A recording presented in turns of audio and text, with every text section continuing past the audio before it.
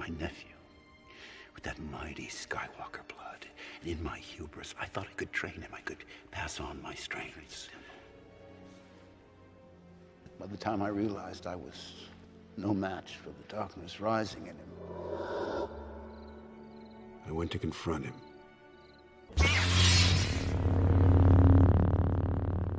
And I was left with shame and with consequence.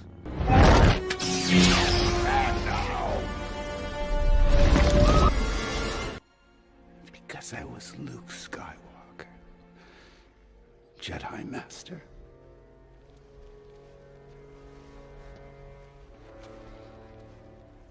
A legend.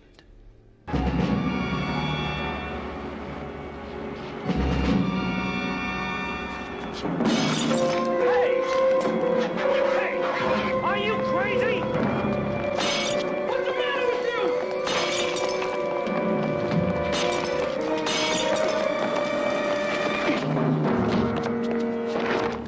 What happened? What do you want?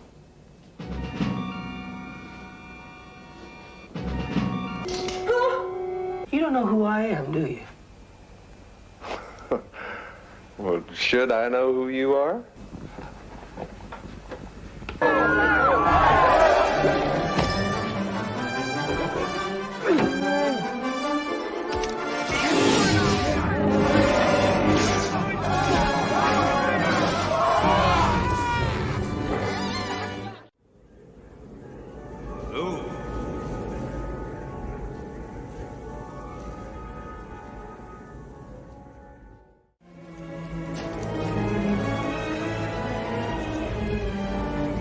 Not much time.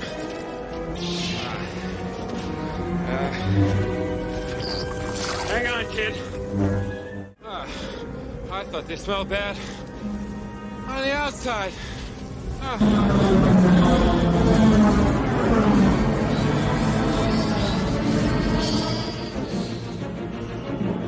This is Rogue 2. Echo Base, this is Rogue 2. I found them. Repeat, I found them.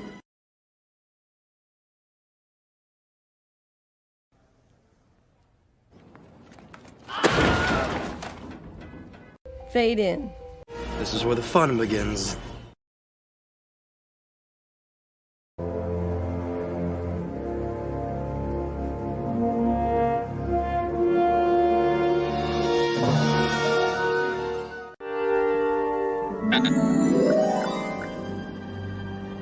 Hello there. Crap. Crap.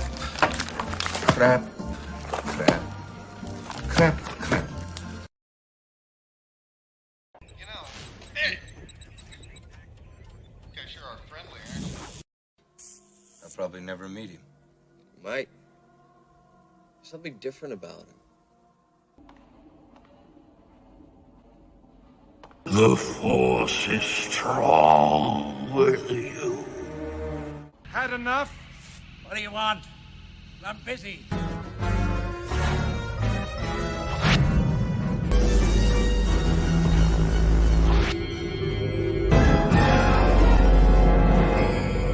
No, we have a race. No. There's nothing special about you. You're Nothing.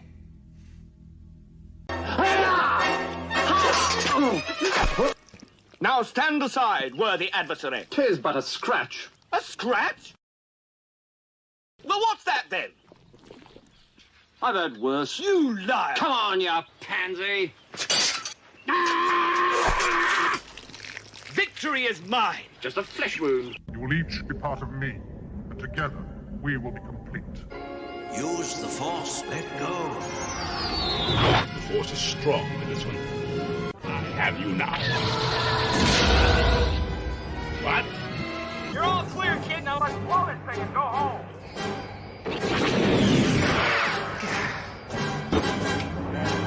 I once got busy in a Burger King bathroom.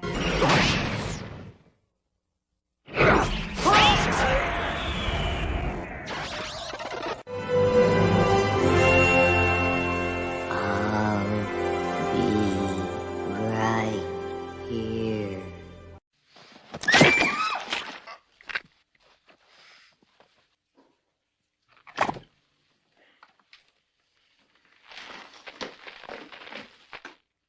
kainom. Like a rock.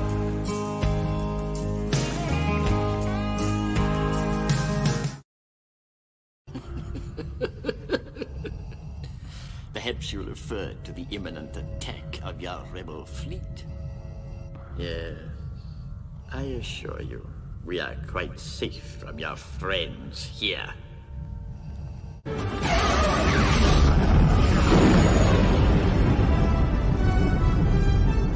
He saved us. He really did it.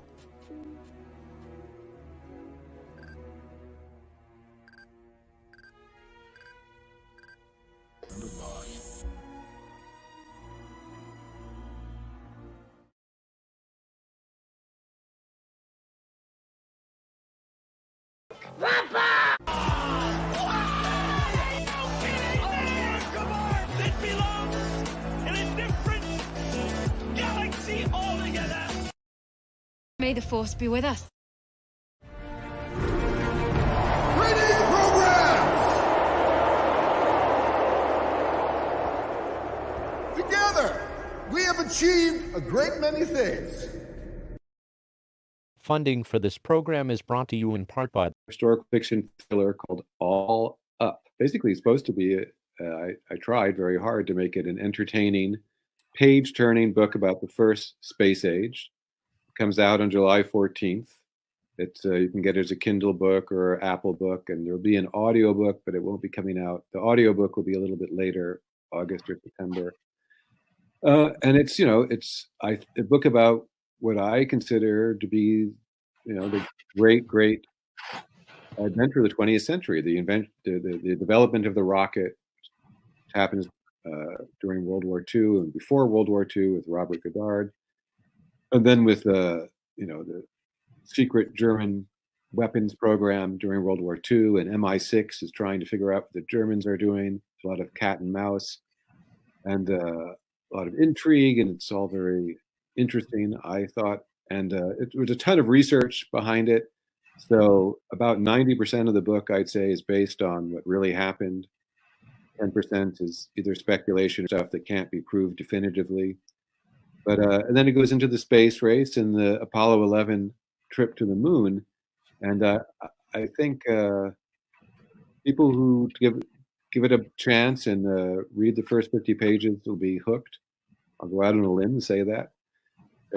Obviously, no book is for everyone, but I hope people who have read my other books will give it a chance, because it's kind of it's a behind-the-scenes book in the same way that's making a Star Wars and Indiana Jones and Alien.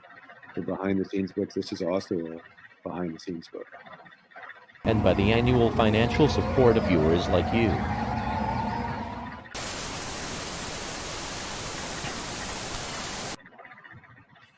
Greetings, programs. Welcome to the Not My Star Wars live stream. Cassian Andor and Obi-Wan Kenobi show. Updates and news. How is everyone? Late one tonight. Man, I've been super busy editing a bunch of projects. So anyways, there's like 20-some videos scheduled. So now whenever I get stuck editing something bigger, there's always going to be videos coming out because they're already scheduled. So anyways, hope everyone's good. Clone Wars 03 wasn't edited. Yeah, I haven't looked, but is it all the little episodes? It's a lot of episodes. Short from the holiday special, was expecting the upside down naked lady to be censored. Ewok stuff I haven't watched yet. Don't like Phasma, and you got a toxic sequel hater. Yep.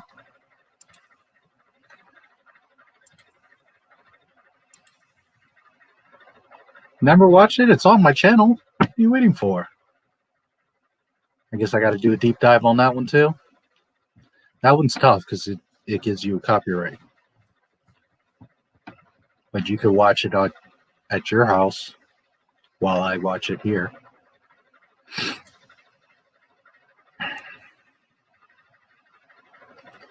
Yeah, just the Boba Fett things there.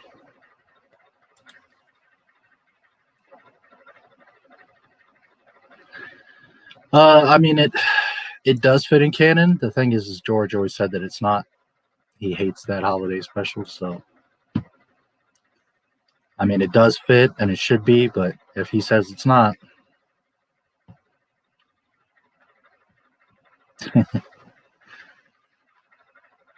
it's her best parts.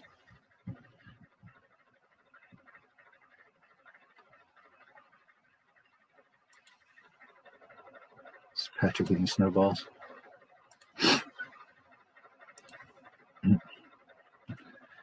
Why is there a female clone? Because Disney Star Wars, that's why. No, they cannot. The whole definition of a clone is something that is a duplicate of a pre-existing organism. That's the point, is that you're replicating the same thing. Because Disney Star Wars. There you go. Female clones. Well, yeah, that's how it's supposed to be.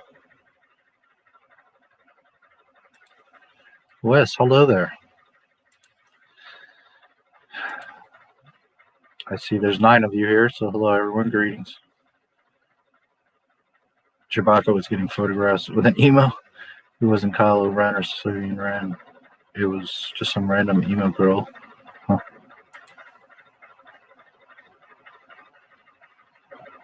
Because they can't come up with stories, so they just make up. There you go. That's the correct answer every time.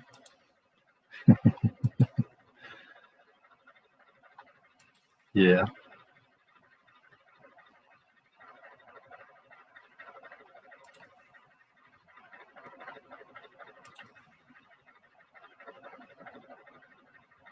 Star Wars is Force Awakens Wars. Yes, me. Batman 89, yes.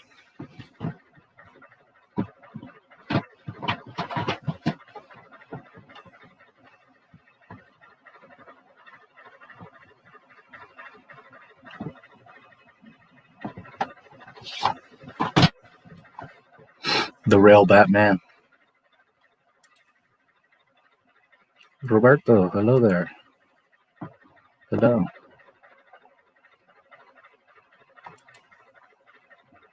How did you find my video earlier? That's funny. Here's a little trick for you guys. Whenever I upload videos, usually one of the first things that I do is add them to a playlist. It's just like an old habit. I don't know. I just always do that. Now, how does that affect you? Most videos, when they upload, they're unlisted, so you don't know about them. If I didn't add it to a playlist, you wouldn't know about it at all. But I tend to add them to a playlist. Why? So that I can, with other test channels, I can check it. But also, if you guys know, you can watch the video before it actually is public. So if you ever go to my channel and just look at the playlist, either on the home page, you'll sometimes see a new video, or if you go in the playlists themselves, in particular the Not My Star Wars videos and short Not My Star Wars videos. If you look in those playlists, you'll sometimes see a video that's there that I haven't published yet, but I put them there. So every now and then some of you catch 1 or 2 of them in there. So that's just a little hint. It doesn't happen every day, but every now and then, if you're wondering, you can go check, and there's a chance there's a video there. Now, as soon as I schedule it, it makes the video private and it goes away. You can't see it at all. But in the meantime, what I do is I upload it, I put it to a playlist, and then I test it. I run the video a few times to make sure for monetization checks. I also watch it to make sure everything's okay with editing. And I also, in between, do like the tags and the description and upload the thumbnail, all that stuff. So while the video is being kind of set up, most times it's in a playlist. So just so you guys know, if you ever feel inclined and you haven't seen a video, you could check the playlist, and you never know. There might be something there that hasn't been published yet. All right.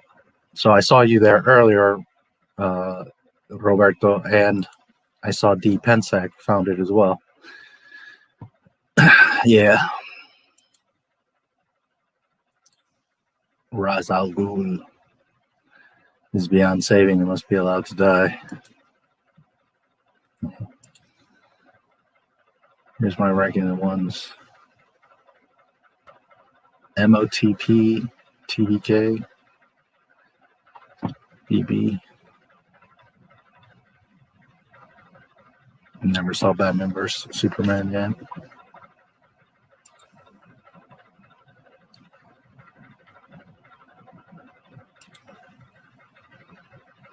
Probably.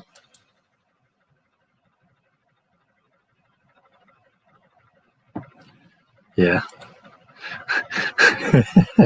Please no.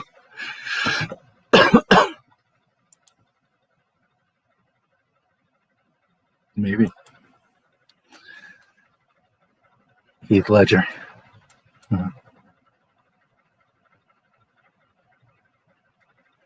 Yes. I love that scene. It's in my intro. Yep.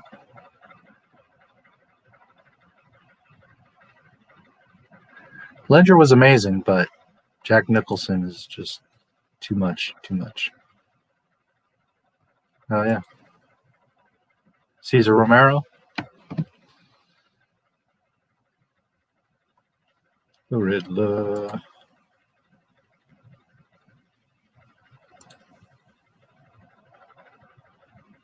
Countdown, then lag.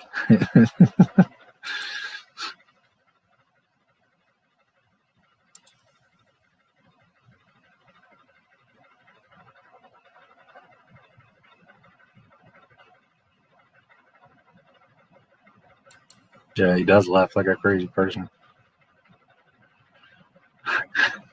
He probably would be a good Lex, though.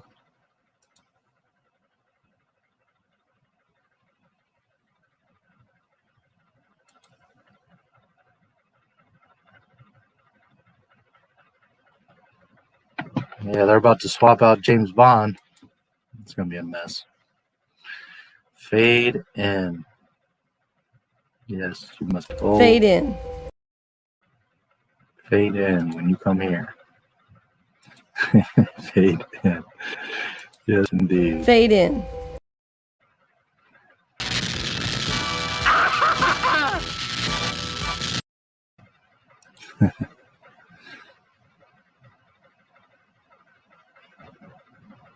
Yeah. Voiced by Mr. Krabs. Where's Dave Chappelle? Dave Chappelle? You're asking for Dave Chappelle? Why? Because fuck them, that's why.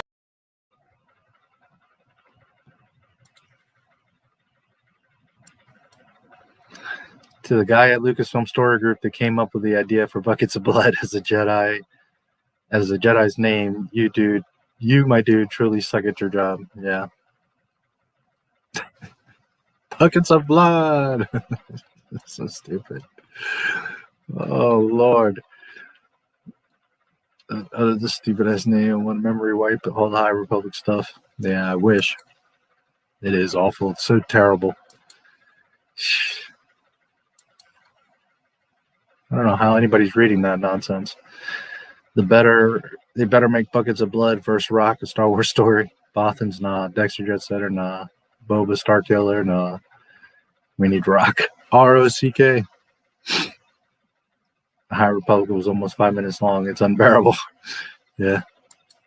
I knew if I made it any longer, your heads would explode. Every other Star Wars book wasn't advertised like this. Why is Lucasfilm going crazy for the High Republic when it's just a book series? Because it's all they got. It's all they got. Until May 4th, they have to try to string it as much as make it look as good as possible.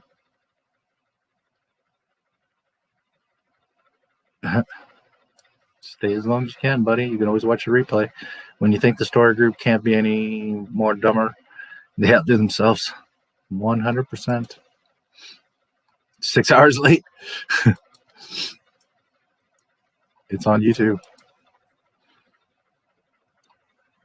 Alaska for 10 years. Eesh. I wanted to report your new High Republic video for repulsive content. Yes, it is repulsive.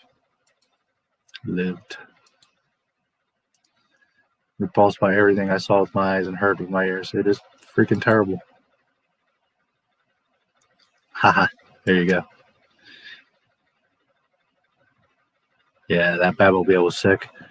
So yeah, I figured every now and then, you know, if you just go to my homepage and scroll down, you'll see the playlist, or you can go to the playlist tab, but just go to the homepage. Every now and then you'll catch something. Usually a video will be up several hours while I get it all straightened out, and then I'll schedule it. So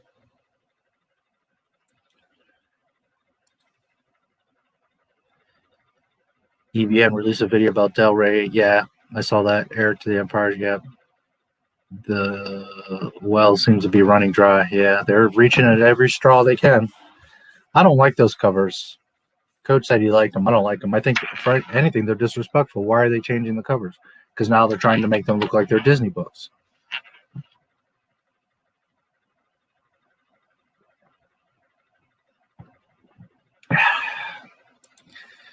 Cassian and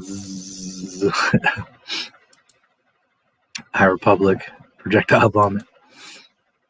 Red 5. Everything Hollywood touches gets destroyed. Yep, it sure does. It's a damn shame. It's a damn shame. Fade in, Raddick. Fade in, buddy.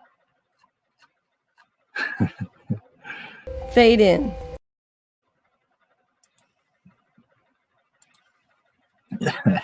I felt very, very sad the day the Bad Batch trailer came out.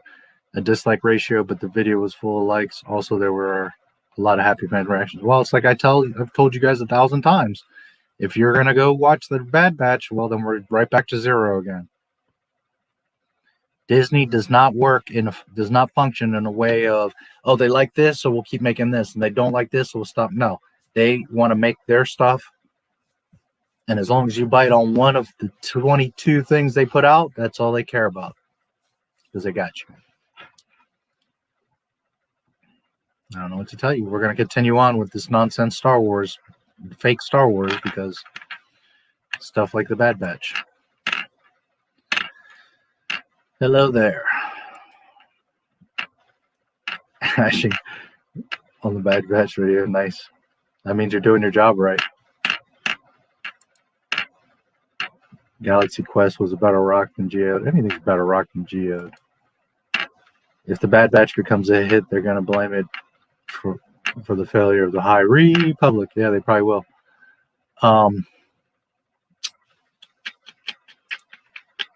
rock, like a rock.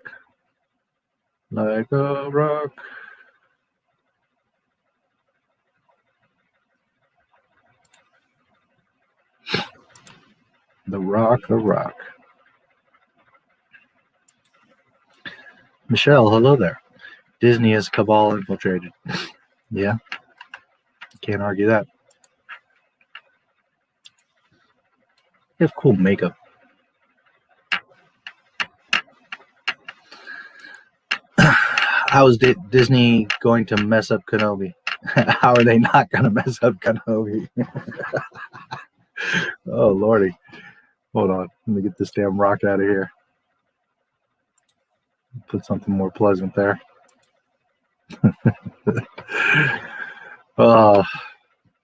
First of all, Vader and Kenobi meeting, that right there breaks the OT. Who knows who he's going to fight, who he's going to interact with. They're going to try to make it, they're going to do exactly what they're not supposed to do. They're going to try to make it connect with as many other characters as possible. He had this conversation with this person and saw that person and communicated with Yoda and this and the other. And it's just going to complicate everything more for the OT. When they should be staying away from all of that. We'll talk some more about it. I started watching Bad Batch trailer and turned it off after about 10 seconds. No thanks. Yeah. I don't care for it. I mean, this is the thing. I personally don't care for it. I think it's silly. But even if you like it, the problem is this, that you can't, again, with Disney, just like certain things. if they see you watching and you're subscribed, that's what they want. They don't care what they get you with. They're putting out. Remember, they're not just putting out Star Wars stuff. They're putting out all kinds of shit. The idea is just to get you on Disney Plus at all costs. So the point is, they're not making Bad Batch for Star Wars or for you. They're making it just so there's some content that says Star Wars on it, and they'll get you to be on Disney Plus. That's why. I also wrote sell Lucasfilm on a trailer, and 3 people got angry at me. You're doing it right.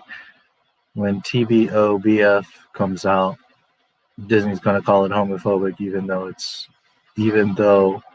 Feg made it. What's TBOBF?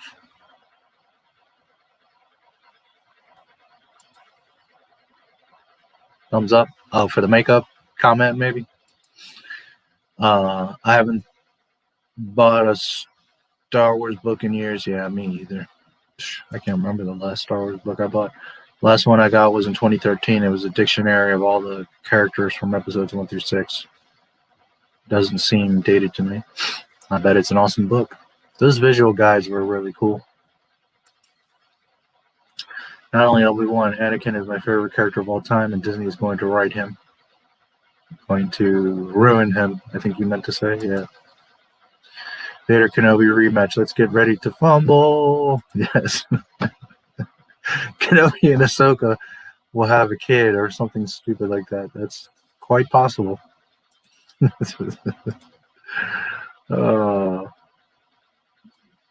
George, sell your shares.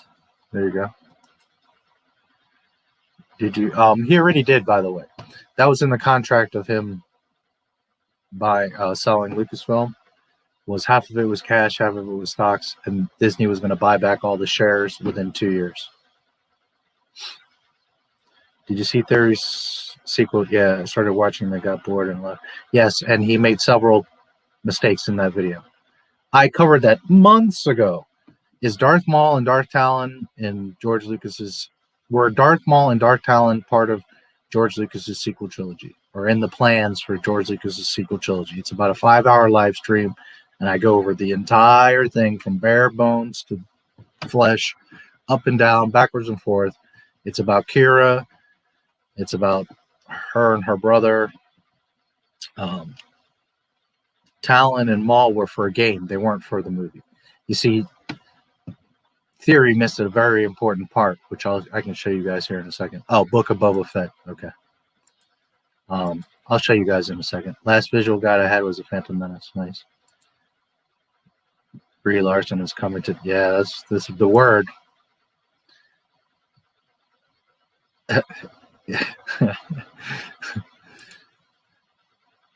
Yeah, that is Brie. Brie. Come on, we love Brie. She's such a doll. Please like the video if you liked it. If you didn't like it, keep your comments to yourself.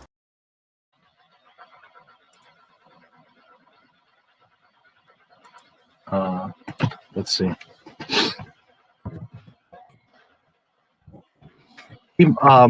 Theory made a few mistakes in that video. Right now, I don't remember them all off the top of my head.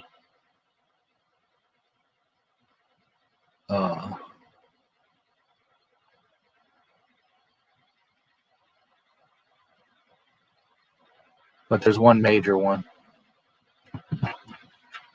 Give me just a moment.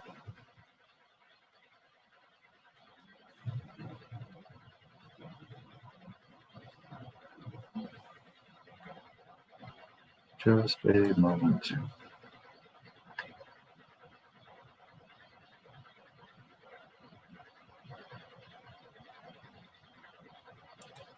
It should be here.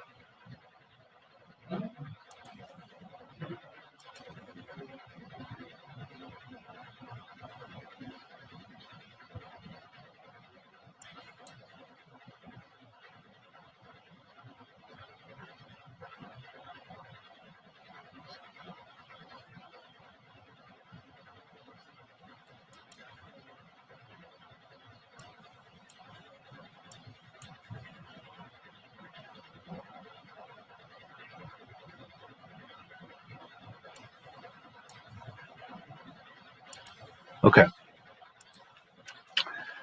Let me catch up and we'll go back to that. Look at Boba Fett, Phantom Menace, Bree. SWTOR, realized it was a reprint because it had Disney logo on the last page. Boo. No, please don't play her clip. Shit. The High Bree public.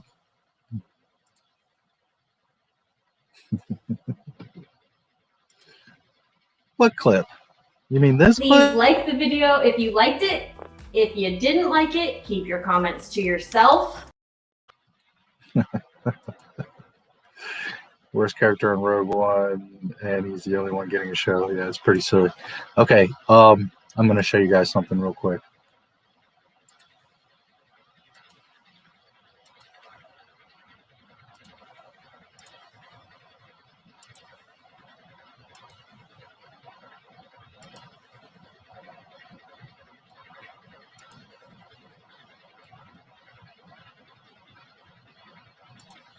All right, baby Jim. All right. Theory made a few mistakes in that video. And again, it's because he doesn't understand the big picture of things that are going on. He doesn't connect dots. He doesn't know other stories. I made this video months ago when this book first came out. Anyways, this book is this giant book here. You might not see it. This giant book here. It's like this thick. It's like this wide. It's probably like this tall from the side, right? It's probably this tallish and like this wide. It's a huge book. It's like $250. It's a massive book. It has tons of behind the scenes art. It has Lucas interviews. I've shown you guys several pages from this, like why the stormtroopers couldn't shoot anything, why George Lucas sold Star Wars, that Anakin is, in fact, created by the wills, by the Force. I've shown you guys pages of this throughout different streams. Okay. So he did make a few mistakes throughout the video, but the key one is this, is that he was claiming that what's here is what George's sequel trilogy was going to be. It is not. This is what a game was going to be. I broke this down in that live stream. What was going to be the sequel trilogy was the wills. It was not Darth Maul and Talon and all that.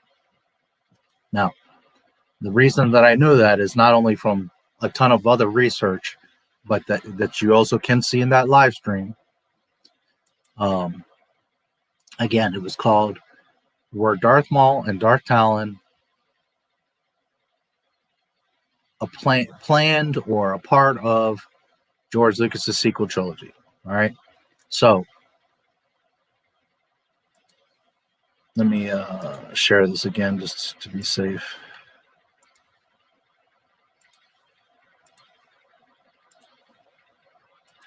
This is Paul Duncan, the guy that put the book together. He did like a review of his book. I'm going to play for you the last minute or so. So listen carefully to what he says. Filmed, but ultimately cut. And we include a lot of that information in the book. I talked to George for 2 more days and also used quite...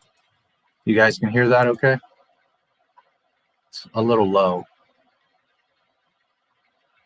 But if you need to, New Star Wars Archives, episodes 1 through 3, 99 to 2005 by Paul Duncan. Unboxing by author. All right, let's continue.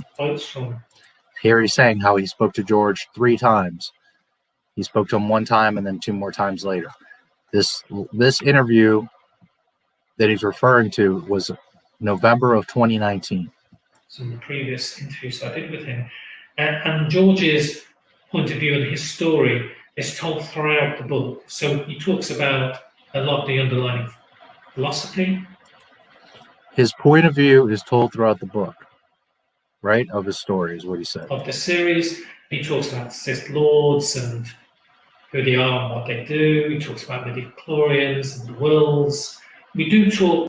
Talks about Sith Lords, midichlorians, the Wills. Beyond these three movies, and George explains why he sold Lucasfilm in 2012 to Disney, and also he talks a little bit about his ideas, a few of his ideas for the third trilogy. And okay, did you hear what he said there? He talks about a few of his ideas for the sequel trilogy. So what most people and Star Wars Theory did, because I already went through this months ago on Twitter when this book first came out, what a lot of people did is they got all excited and they're like, Darth Maul and Darth Talon were the sequel trilogy. That's what it was going to be. No, it was not. It was a video game. Those were just loose ideas, as Paul Duncan just clarified, that throughout the book, he talks about different ideas he had for the sequel trilogy. It does not say in the book, nor does Paul Duncan say, this is exactly what George Lucas was going to do in the sequel trilogy. Now, we know it's about the Wills because in like 5 other interviews, James Cameron and several other interviews, he talks about it's about the Wills. There's quotes in text and there's quotes on video of him talking about several instances of how it's about the Wills. Now, he also make references to the father, the child, and the grandchildren. So that was supposedly going to be a part of it, with Leia running and rebuilding the Republic. But anyways, the key here is you can go watch that live stream. I break it down. I show all the evidence of everything. I tell the story of Kira and everything else there. But the key point here and takeaway from this is the video. The author himself says George Lucas throughout the book discusses different ideas for the sequel trilogy. Not this right here is what George Lucas said is going to be the sequel trilogy. Okay? It's a little bit important. But when you only kind of research stuff and don't take those extra steps to double, triple, cross-check, then you don't find those types of things. But now my Star Wars does. Where are we at?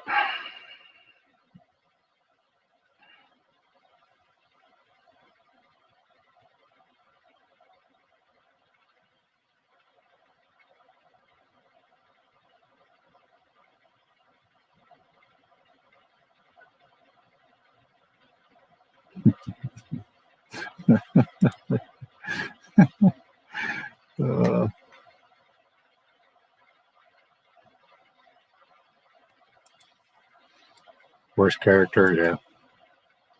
Her giant zucchini. She has it hidden. Thank you very much. Yes. Not again. Yes. As long as he doesn't show Bree's feet. Thank you for subscribing, Jonathan Beck. That name looks familiar. Audio is good. Okay, good. I feel like they may make Boba Fett on the Vulcan hand sign. Do the Vulcan hand sign. It feels weird and shouldn't happen. It's like the cards say, may the force be with you. No, it doesn't fit at all. And some dumb shit they would do too. What are the Wills? The Wills are the force. Here, I'll give you a quick little history lesson. Star Wars originally was the keeper or the Journal of the Wills. The Journal of the Wills is roughly 10 years after Return of the Jedi, where sort of like, not necessarily gods, but some galactic observers find this journal. The journal is Star Wars.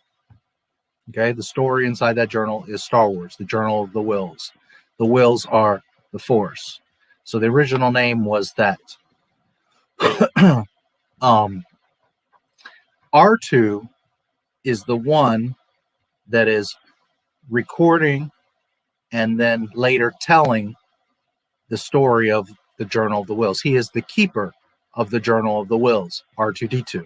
That's why throughout all the Star Wars movies, if you pay close attention, R2's in the most important scenes of Star Wars. He's always saving them, if you notice. R2's the true hero of Star Wars, whether you ever have realized that or not. He's actually the real main hero, the main character.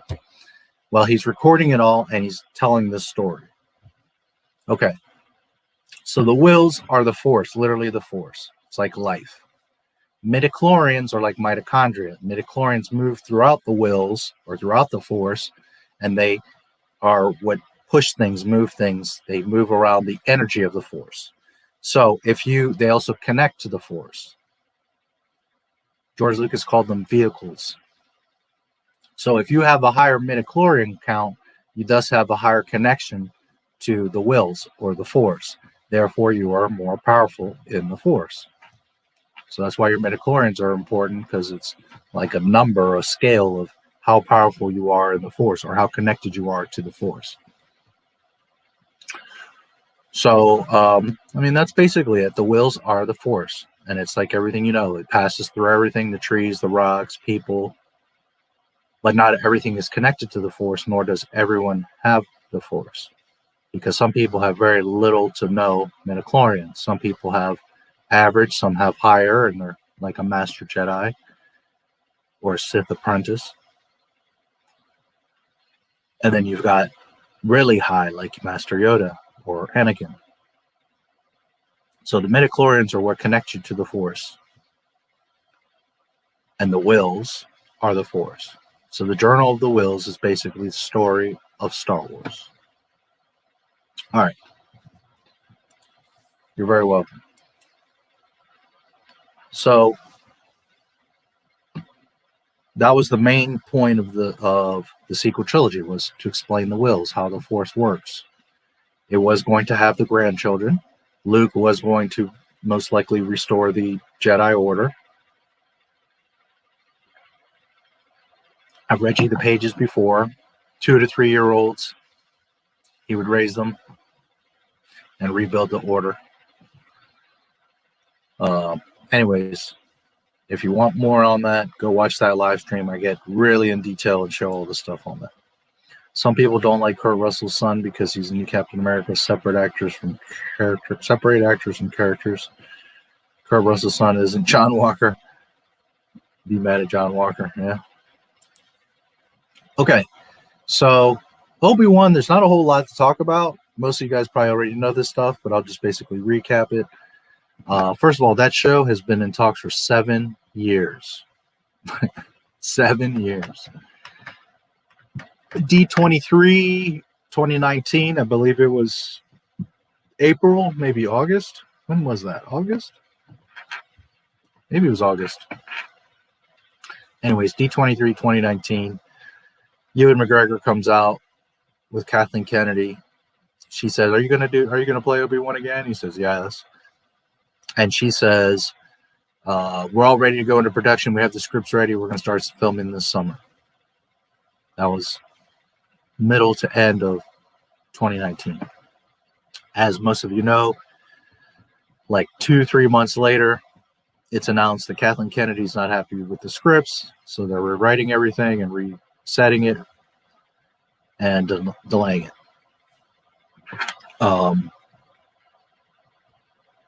There were some rumors of them getting ready to go into production, but there was still no confirmation of the scripts being rewritten. So then the pandemic came, pushed everything back, everything went crazy.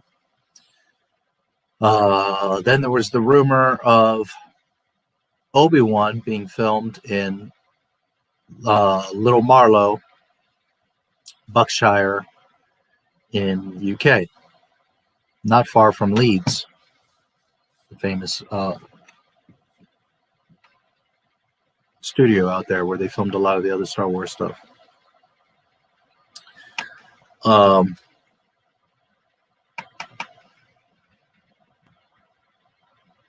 So there was a lot of pictures and articles on that set that was being built in Little Marlow.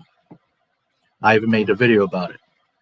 Then we found out not long after, maybe days later, that it was actually the Cassian Andor set, so that Obi-Wan wasn't being filmed over there.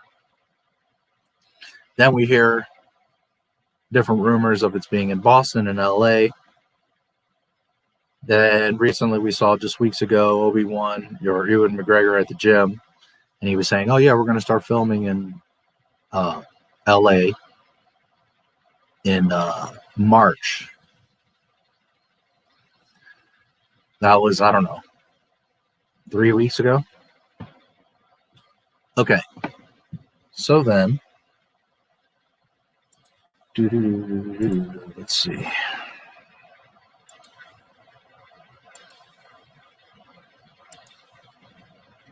There's still no confirmation of anything being actually begun or ready or scripts or any of that. But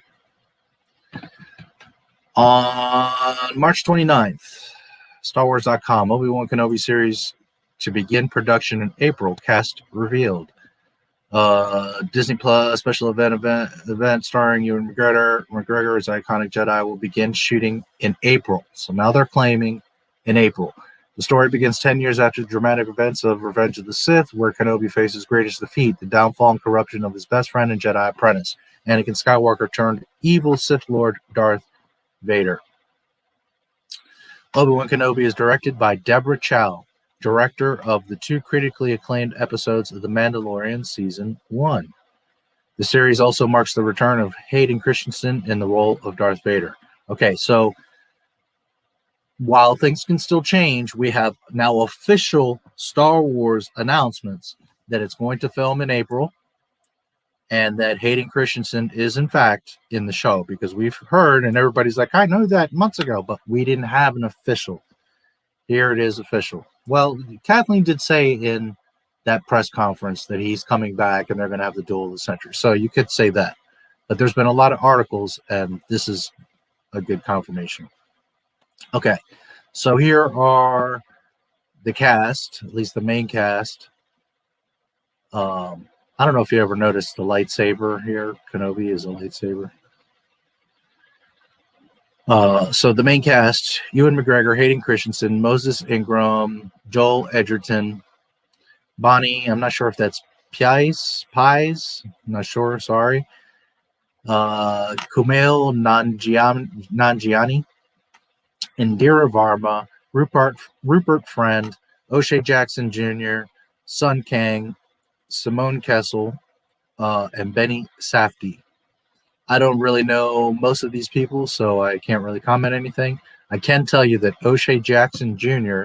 is Ice Cube's son, for those of you that don't know that. Okay, so joining the cast are Moses, blah, blah, blah, blah, blah. All right, Obi-Wan Kenobi is executive produced by Kathleen Kennedy. Let me read that to you again. Obi-Wan Kenobi is executive produced by Kathleen Kennedy.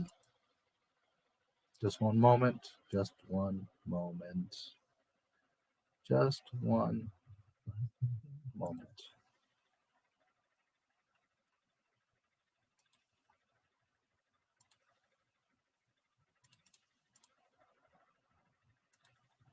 There you go. Obi-Wan Kenobi is executive produced by Kathleen Kennedy. Okay, I'm stressing that because you got all these people. There's a civil war, and Kathleen's not allowed on these sets, and she doesn't have any power, and blah blah blah. Okay, she's right behind the Obi-Wan show, just like she was the Mandalorian and everything else that's going on at Lucasfilm. Michelle Rejwan, Deborah Chow is a producer, and so is Ewan McGregor. And then you've got writer Joby Harold, who's done writing for other Star Wars things and a lot of other projects. Casting director is Carmen Cuba. Obi-Wan will be available exclusively on Disney Plus. Obi-Wan Kenobi is executive produced by Kathleen Kennedy. Now, are there two names here that are missing? Because I've heard so many people say, oh, yeah. Filoni and Favreau, they're totally involved with Obi-Wan. They're overseeing it. They're going to be involved in it. They're going to get it right. It's going to be amazing. No, they're not. They have nothing to do with the Obi-Wan Kenobi show. It is filming in a different location. It is a totally different show. It is under Deborah Chow. It is produced by Kathleen Kennedy, and Dave and John have nothing to do with it. Not that they would get it right anyways, because they screwed up Mandalorian, but they have nothing to do with Obi-Wan. So anyone that keeps saying that, yeah, they're overseeing it and they're gonna be there and they're gonna make sure, no, they're not. They have nothing to do with Obi-Wan. They're way too busy with Boba Fett, and who knows if there's going to be a season 3 of Mandalorian and other stuff. Not to mention they're about to release Bad Batch. Who did Bad Batch? Dave Filoni. So they don't have time to be messing around with Obi-Wan. They're not involved with Obi-Wan. I need to stress that. They are not. Dave Filoni and Jon Favreau have nothing to do with the Obi-Wan Kenobi show. But it sure is. Obi-Wan Kenobi is executive produced by Kathleen Kennedy. So be prepared. Everyone that's all giddy and I can't wait for Kenobi. Just wait to how they cuck Obi-Wan Kenobi.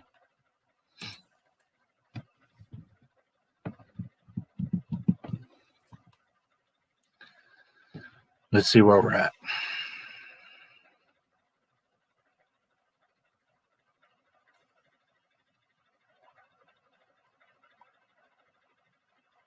Lodge 49. And on Star Trek Picard, people were hyped. Picard ended up being a piece of crap. Obi-Wan is going to be crap too. Oh, yeah, it's going to be a mess. Yeah, Andor. Yep. Red 5. Let's spend tons of money and make a show based around a character no one cares about. Correct. Obi-Wan started off as a movie, then a delayed movie, then a series, and then a delayed series.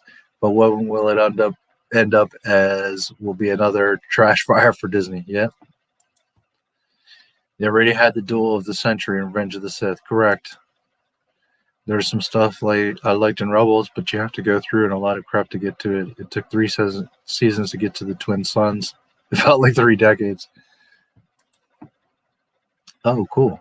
Hello, Falcon Apoda. I don't recognize your name, so welcome. I think blowing the lid off of that right there, Kenobi, I deserve a cookie for that.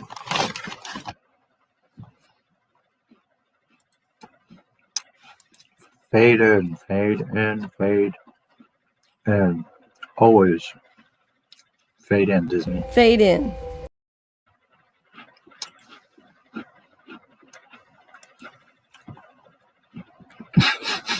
I wish. We all wish. She's not going anywhere. By the way, more proof that she ain't going nowhere. She's got her Blood and Bones movie. She's got Alkalite coming. She's involved with Obi-Wan. She's got Indiana coming. 5 or 10 more years of Kathleen Kennedy. Or you can listen to Not My Star Wars and sell Lucasfilm.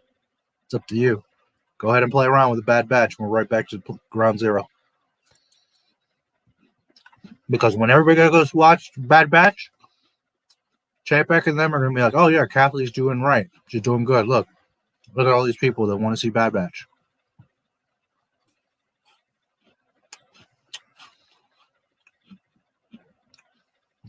Yeah. There's a chance it won't happen.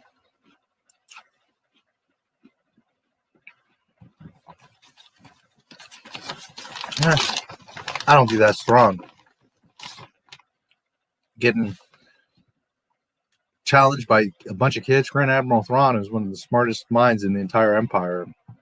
It's just silly playing around with Ezra.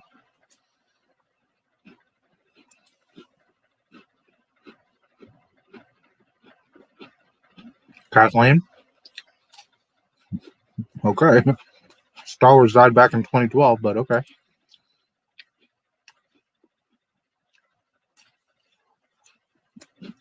Yeah, well.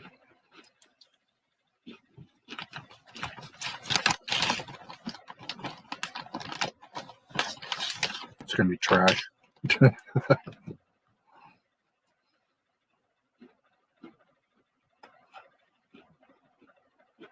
Exactly.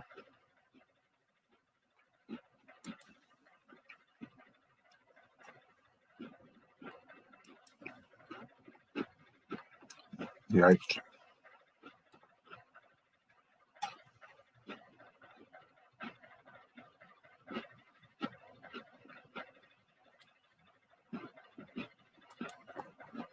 Pandolando.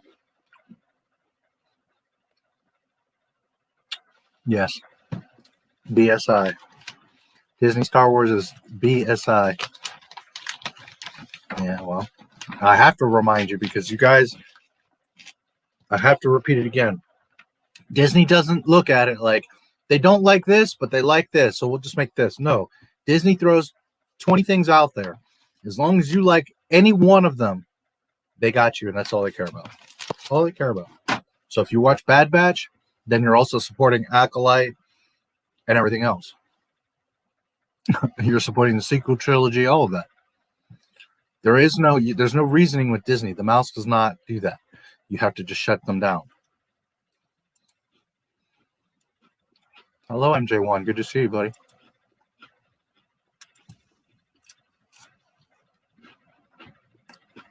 No, but she oversees everything and allows things like Jake Skywalker to happen.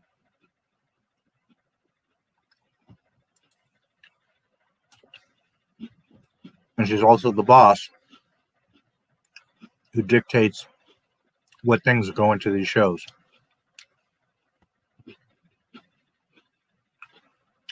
Yes, correct. Sometimes people act like there was only 2 Star Wars books and 3 movies. And like that was it. And people are forgetting there was hundreds of games, hundreds of books, hundreds of comics. You had 6 movies plus all kinds of other little shows and things. Tons of toys. Disney hasn't even scraped like a quarter of what George Lucas Star Wars had.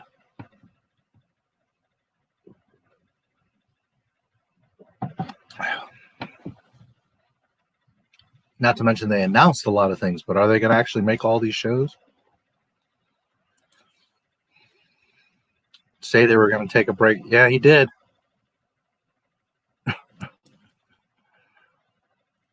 There's brand fatigue.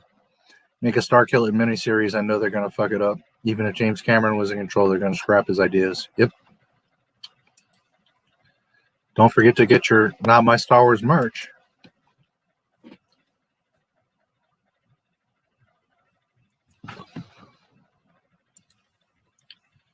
I don't like anything Disney anymore, at least not anything by the time they got their hands on Star Wars. Disney used to be good back when they made Aladdin and Lion King, the originals.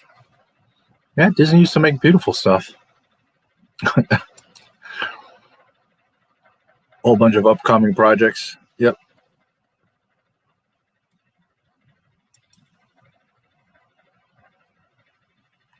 Yeah, for a lot of people it is. And film that. Bring that Green Rabbit character in there. Clone Wars. Yeah, Legends. Oh yeah, there was tons of shit. Disney logo on it. I don't need it. I can agree with that. Jackson, yeah. Make those characters to that. My comic books will be worth more. And there you go.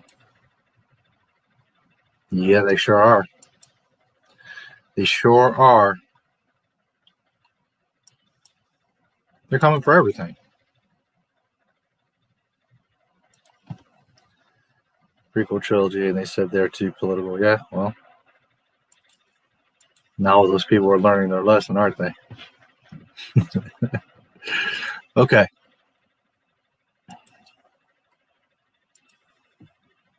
So I have roughly 10 articles to go over. It's not as much as it sounds.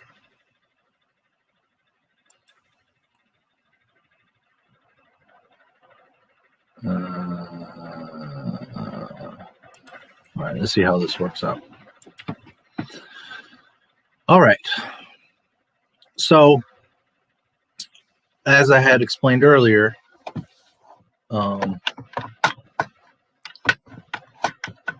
is the chat being done?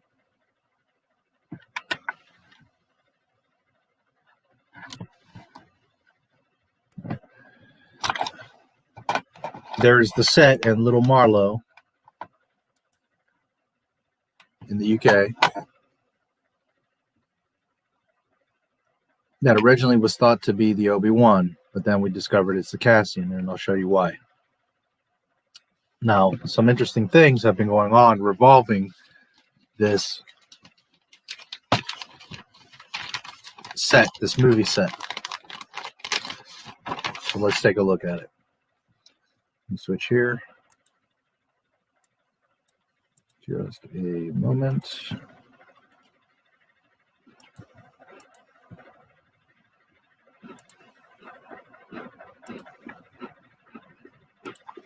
Okay.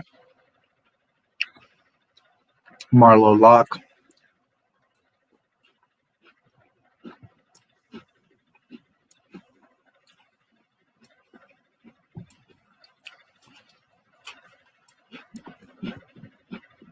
This area is Little Marlow. Small little town. Quiet. Lots of green.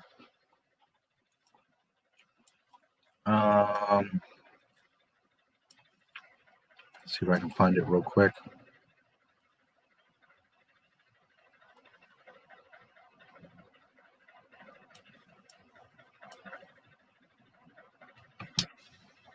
Here, Pinewood Studios.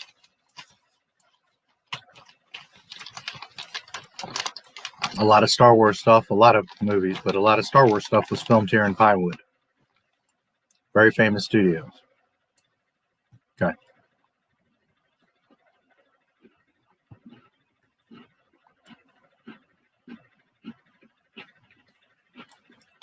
Pinewood is here. Here is Little Marlow. Not terribly far, especially when you take this, the M40, this major interstate. Okay.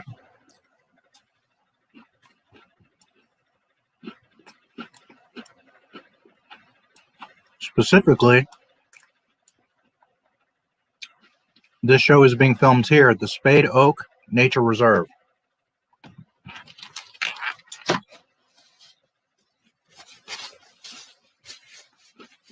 These cookies are melting in my hand.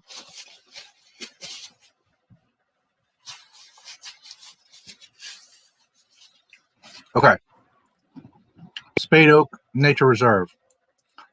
You see this area here, this white area?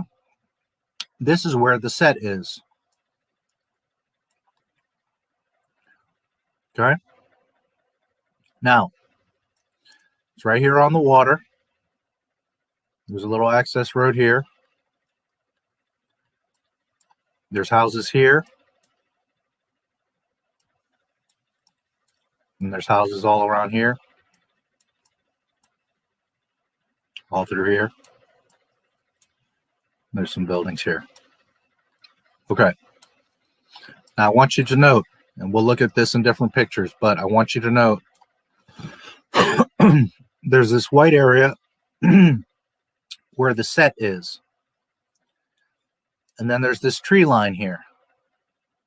Let me zoom out a little bit. You see here how there's this big tree line dividing the houses and the houses here, and then this is a quarry. This is an old quarry, by the way, an abandoned quarry. So you've got behind it is fields. There's houses up here, and then this tree line here is dividing those fields, these houses, and then you got the lakeside, right? Okay. So the key points here is this is where the set is supposed to be. And then you've got this tree line, and there's this road coming through here. Okay. So I'll zoom that in a little bit just so you can. I think there's a truck here. Yeah, this is when they were first starting to excavate. And you can see some cars parked here. All right. So we'll leave this right here so we can reference it. All right, so I started digging around. I wanted to find out what's going on with the set, because first it was Obi-Wan, then it was Cassian, and I was hearing that there was complaints at the set. And I had made a video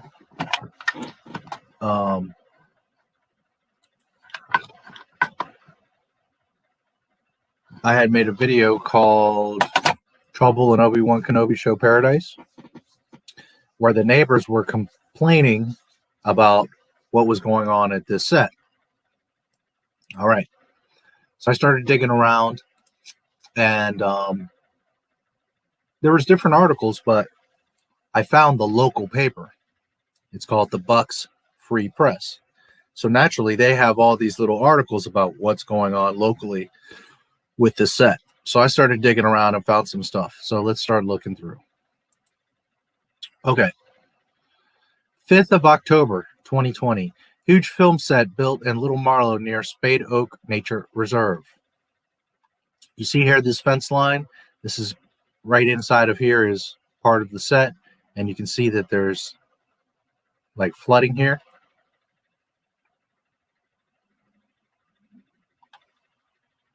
Just a second, I got to do this stupid thing. I don't know, whatever. None of the above.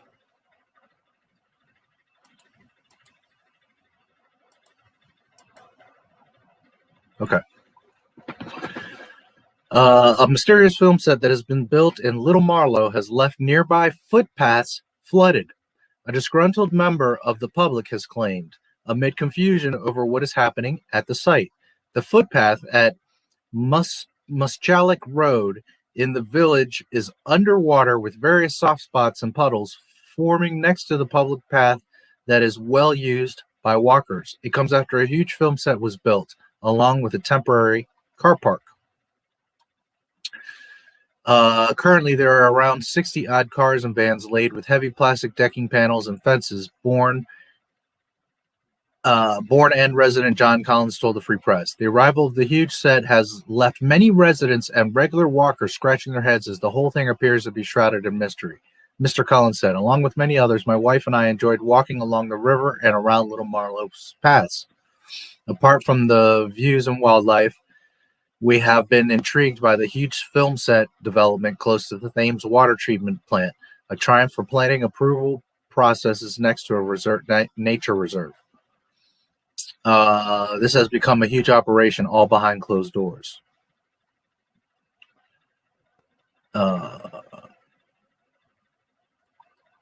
Let's see.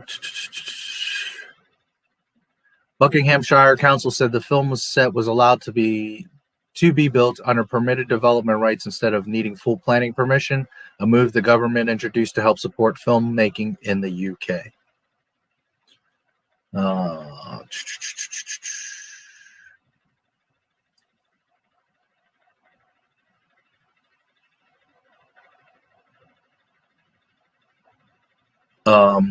The set is well screened from the main area of the nearby Spade Oak Reserve, an important area for wildlife. There's more to come in the field now, used in part for car parking. You will see marquees in due course and ancillary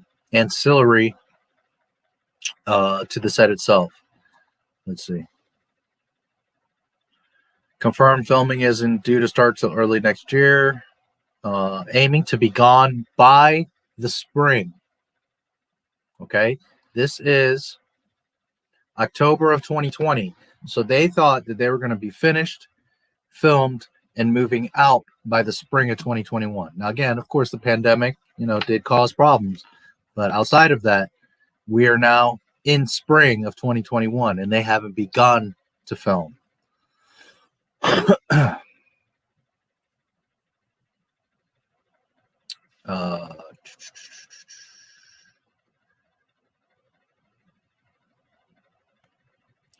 He confirmed the residents have been informed and the film set is not a secret.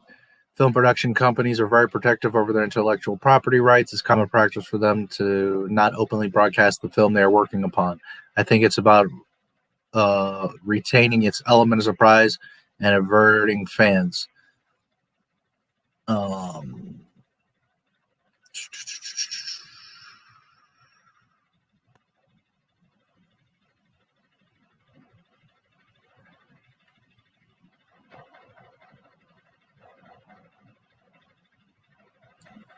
The council has recently repaired a particularly worn and overgrown section of the reservoir's perimeter path as part of the improvements. Okay. So, key things here is they didn't start building this set until around September, October of just last year. They've been talking about this show for how long? Then they're talking about that they would be done and out by spring. They haven't even begun filming, and it's spring. Now, keep in mind that this is the Cassian set. It was believed to be the Obi-Wan set at first. All the links to these are at the bottom of the description of this live stream, by the way, if anybody wants to look at them themselves. For some reason, my other laptop's being screwy.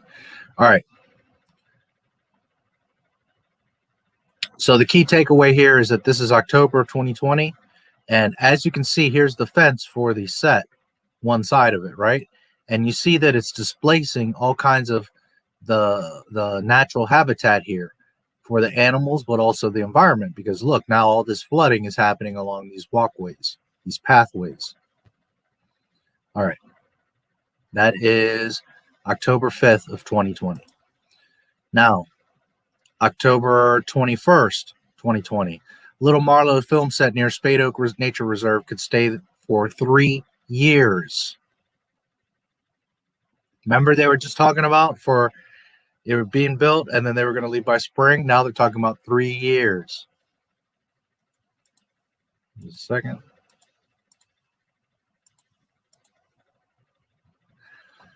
The huge set has been built alongside the picturesque Spade Oak Nature Reserve, and Muschalek Road has already caused controversy, with walkers raising fears about flooding. Property and Assets Chief at Buckinghamshire Council initially suggested that the filmmakers, whose identity is being kept under wraps, could be gone by spring of 2021. Could be gone by spring of 2021. But a new planning application submitted last week suggests they could be there for up to 3 more years. The identity of the filmmakers and the film has not been revealed, with the planning application being submitted on behalf of Buckinghamshire Council's Property and Asset Directorate and not the production team itself. The plan says it is not definitive that a huge operation will be there for the whole 3-year period, but it is expected that it will provide ample time for the operation to reach a conclusion and vacate the site. Large areas of hard-standing temporary film set buildings, marquees, cabins, and car park have already been built on the site as the filmmakers were allowed to set up without needing full planning permission, a move the government introduced to help support filmmaking in the UK. The extra time needed for the filming has been blamed on the coronavirus outbreak because fewer people are allowed on site. Social distancing needs to be enforced, and there could be travel delays. Applying for a 3-year extension, the applicant said the operation will need to be flexible to take into account new guidelines as they are announced. Inevitably, there will be periods where, despite best efforts, key team members will have to self-isolate. There will also be travel delays and isolation periods for actors and staff traveling internationally. Therefore, significant delays are anticipated and have already been encountered since work on the film set began. It was proposed the film set will be used between 7:30 a.m. and 4:30 p.m. on Monday to Fridays and 7:30 a.m. to 1:30 p.m. on the occasional Saturday. Okay, again, 7:30 a.m. to 4:30 p.m. Monday to Friday, 7:30 a.m. to 1:30 p.m. on the occasional Saturday. The plans also mention the potential flooding that could be caused by the film set, an issue already raised by Bourne End resident John Collins, who complained that the public footpaths in the area were left flooded after heavy rain, what I showed you a minute ago. Now, here's a key. I want you to remember this because we're going to be talking a lot about this in a minute. The plans also mentioned the potential flooding. Okay? A flood risk assessment around a flood risk assessment found that the use of the site as a film set was acceptable, and the flood risk was low, but the filmmakers said they are looking to place a number of mitigation measures just in case. With the previous use of the site as a gravel excavation site, the number of HGVs heading in and out of the film set would be considerably less than what it otherwise would be. They added that if nearby residents had concerns over noise from the filming, they would consider making suitable changes, but added that the nearest home is around 250 meters away with plenty of trees in between. Once film is finished, the site would be returned to how it used to look. Okay, let me see something.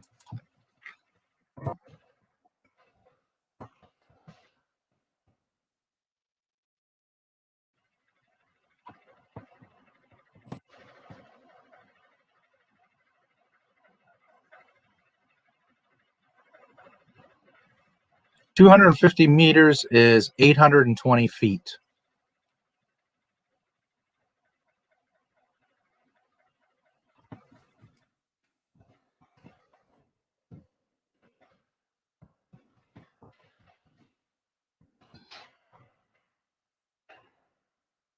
How much did I say? 820 feet. A football field is 360 feet. So 720. So you're looking at two and a half football fields. It's not a whole lot of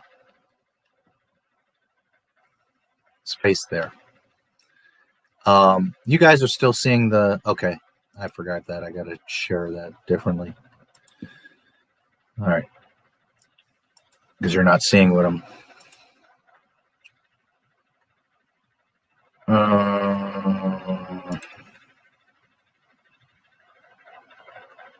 All right, just a second. Spade Oak Reserve.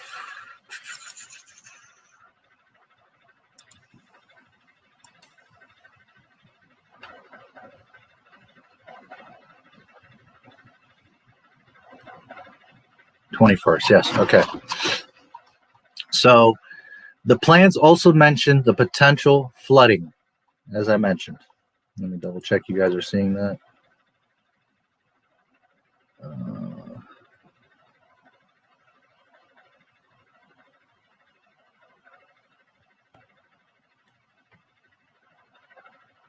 I can't tell if you're seeing the same thing I'm seeing or not. Yes, it looks like you are. Okay, yes. All right.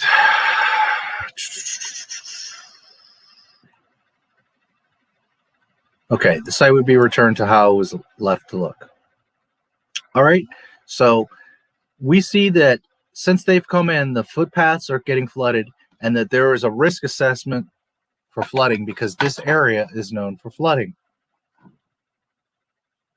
Imagine that. So let's go to the next one. Spade Oak could stay.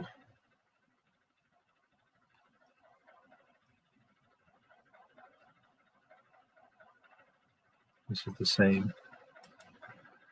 All right. Concerns grow. All right. Let's see. Unfortunately, I have to do it one at a time, so the sharing it.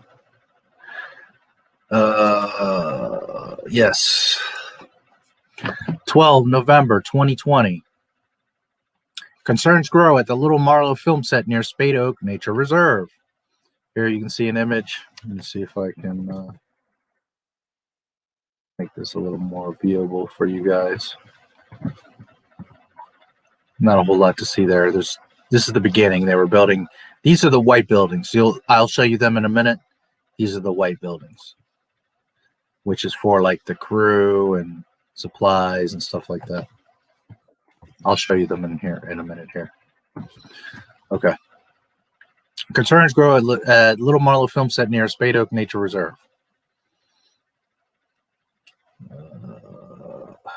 Just a second.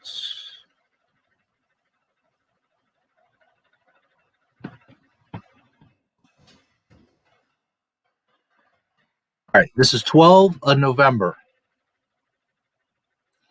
Noise, lights, and huge marquees that can be seen from a tranquil nature reserve as part of a massive film set are some of the concerns raised by a Little Marlow resident.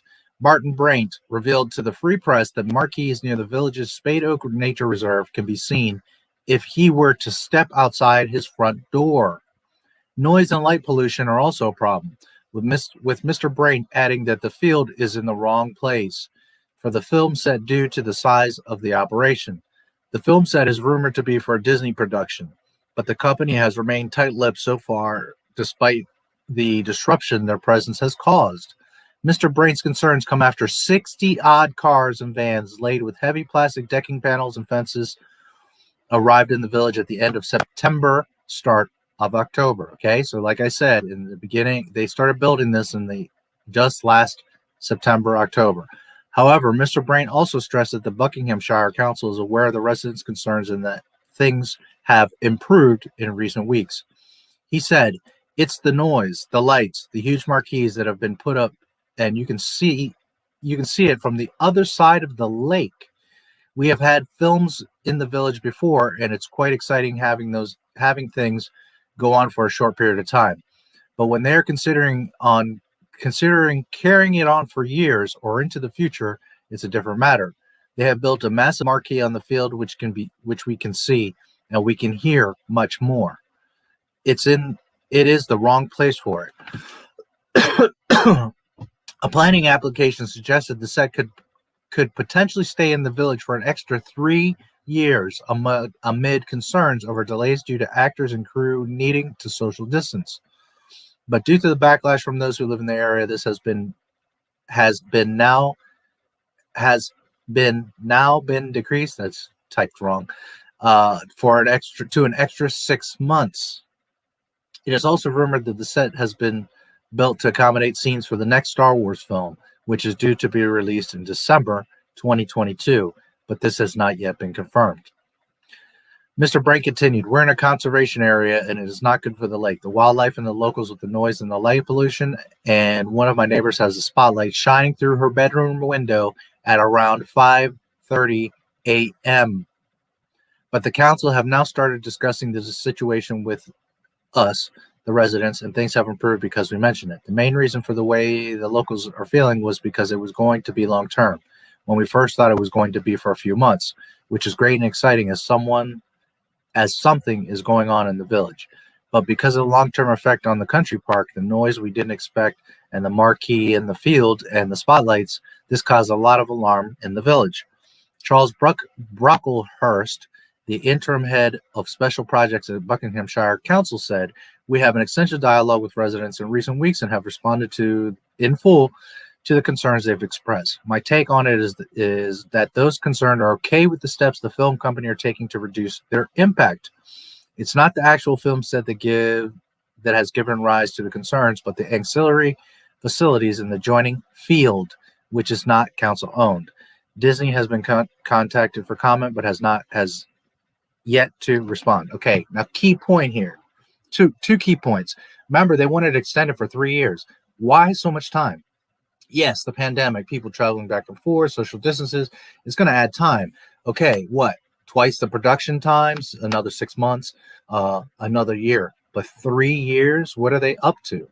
Why are they wanting 3 years? I don't believe that the 3 years was because that show that was going to film in about 6 months is now going to take 3 years. I think that they were planning on doing something in the future with this set, because they tried 3 years.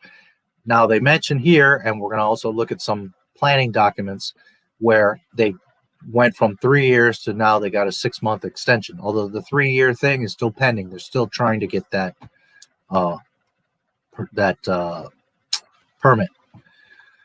Okay, now here's the other key thing.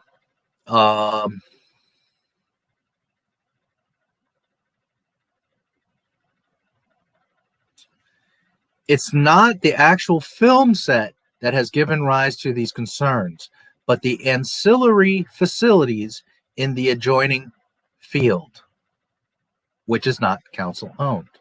Okay, so now let's go back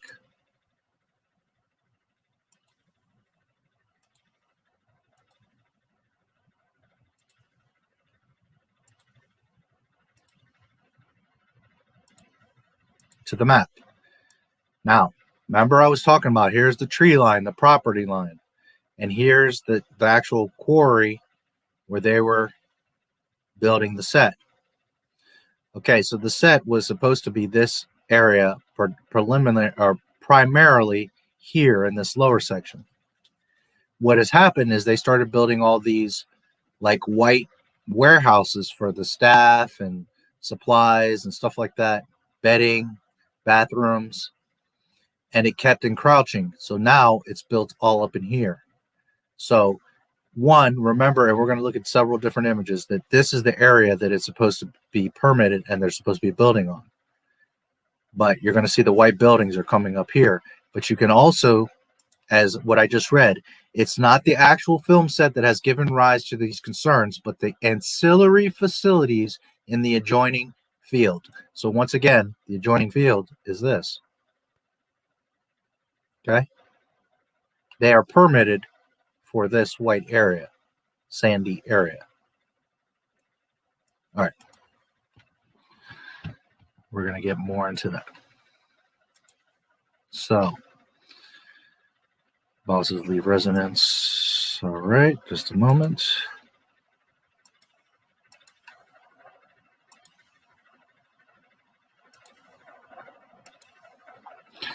This I had cited in a previous video, but we'll touch it real quick. This was when the main news had spilled about the set. Warzone, Star Wars bosses leave residence furious after building huge set in Sleepy Village, January 15th. Okay, I made a video, some other people made a video. This is when this broke, January 15th. But as I just showed you, this started in September of 2020, where remember they were supposed to build in a couple months, start filming, and be out of there by spring of 21. We're now in spring of 21 and they haven't begun filming. All right, January 15th, 2021. Star Wars bosses are in a galactic dogfight with residents of the Sleepy Village after building this giant set. It will be the sci-fi backdrop for the Obi-Wan Kenobi spin-off TV series starring Ewan McGregor and could be in place for 3 years. Okay. It is in fact Cassian, and I will show you the proof. And I just explained to you about the permit, how they are trying to get the 3 years, but right now they got a 6-month extension. All right, there's the set. I will show you better pictures here in a moment. Here's some more views of the set. I will show you better pictures. But it sparked dozens of complaints over disturbing wildlife, light pollution, and traffic in Little Marlow, Bucks, where council chiefs have let Disney use a former quarry site.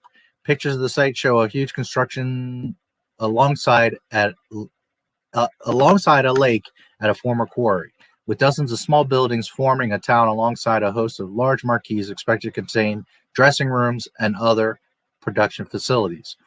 This is a massive production and hugely lucrative franchise, but obviously not everyone locally is pleased to see Disney moving in.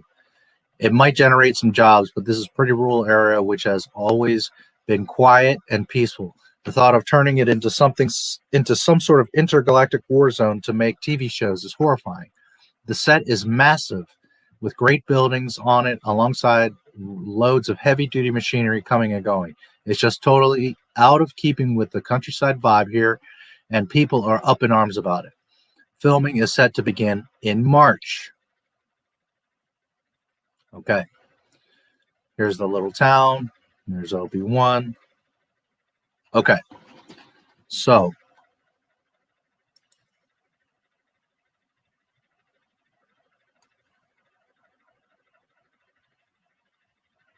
let me, I'm going to go ahead and start showing you some pictures of the set so you can get a better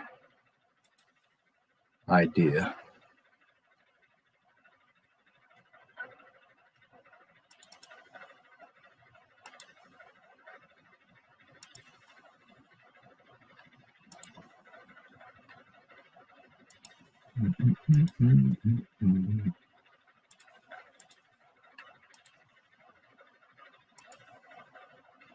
Okie dokie.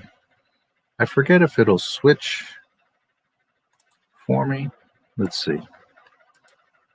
Yes, I think it does switch. Okay, so I'm going to show you some images of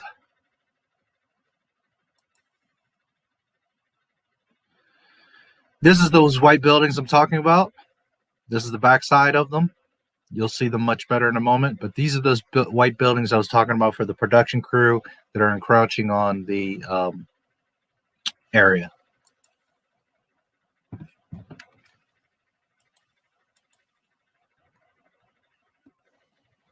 Just a moment. Is it switching? Yeah, it looks like it is. Okay. Yeah, I think it is. All right. This is a building. It looks like it's 2 stories. It's just one of the buildings on the set.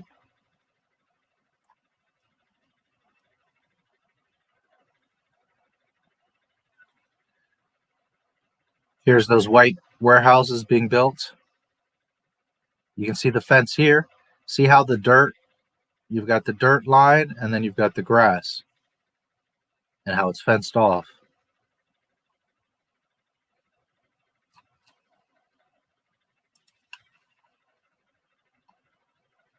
Here's 2 more pictures of the construction. It's not a whole lot to see here, but you can see the white buildings. And then here's some more of the city. We still don't know where exactly Andor is going to be, so I can't tell you what that... At first we thought that was Tatooine, but it's not. As you can see here from across the lake, you can see the set, like they were saying. It's rather large. See all this from across the lake. This is that same building. I guess I got it twice there. And there's Obi-Wan. Here you can see like it's overrunning. This is, I think, the same as the other picture, but bigger. So you can just see different parts of them building there. There's not much to see, right? It's under construction, but just to show you guys. Although I don't know how far they've gotten now, but this is the same basic picture. I think it's literally the same picture, but without Obi-Wan and not as wide. Yeah. Okay.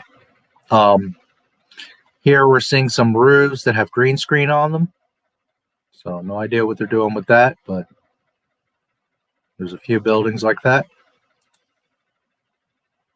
Hopefully these pictures are switching for you guys.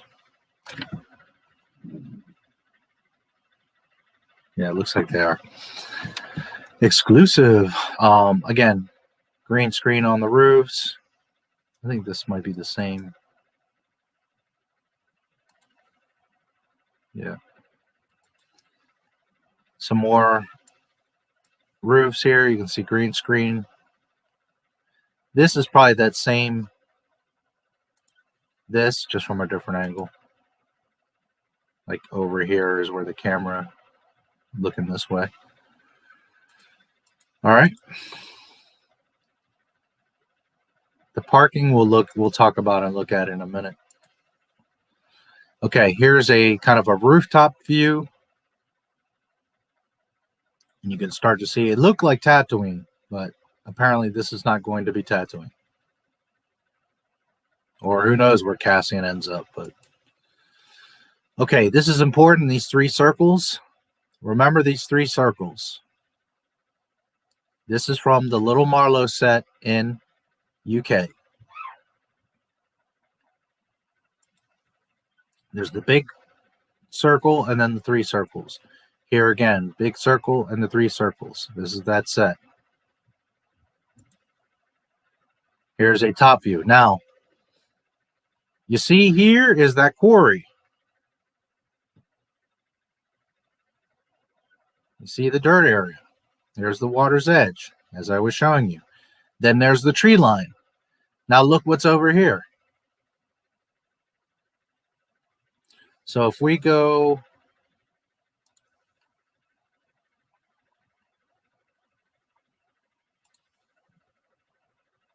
just a moment.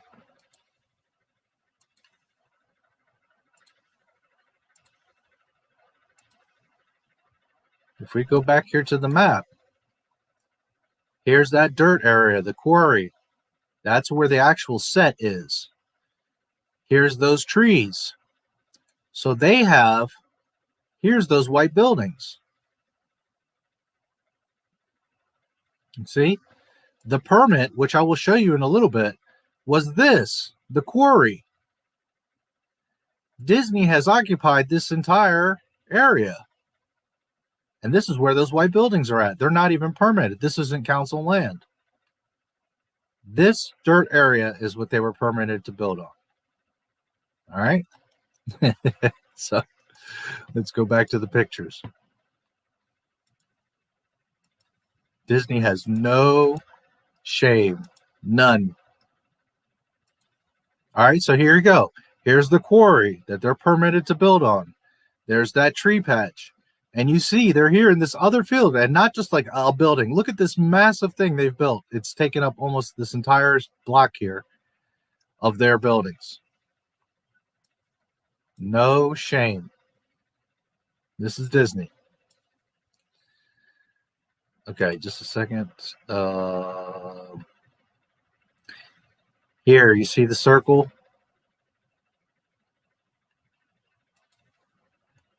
Here, you see the circles, 1, 2, and 3. This is where that big circle that you were looking through, it's not built yet here, but this is the big circle. Here's those 3 circles. There's the water's edge,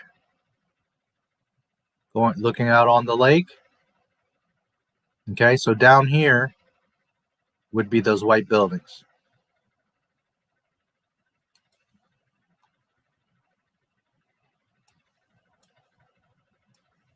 Okay, so again, there's all these white buildings taking up all this. There's that tree line. Here's where they're supposed to be confined to. Around here's the 3 circles.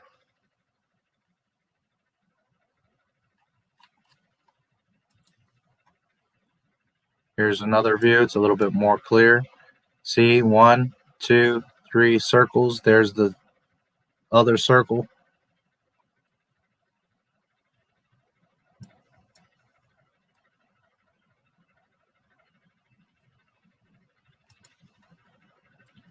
This is basically the same image, just a little different saturation. There's the circles.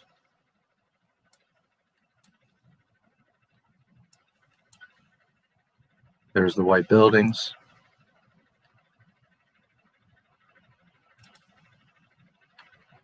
Here's a different view.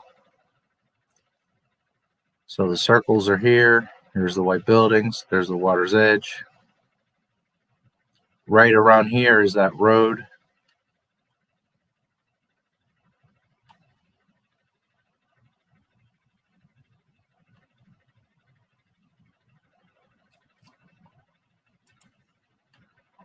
Again, the water's edge.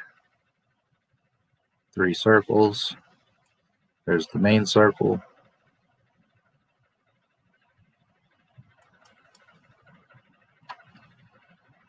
Again, 3 circles, main circle. It's the white buildings.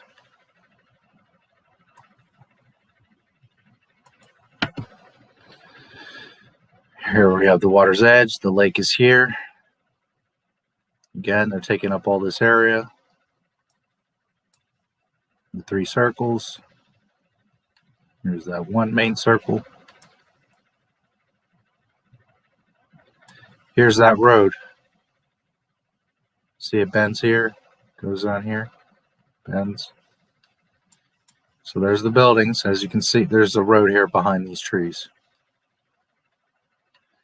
As you can see, this is taking up almost this entire area, which was only supposed to be here.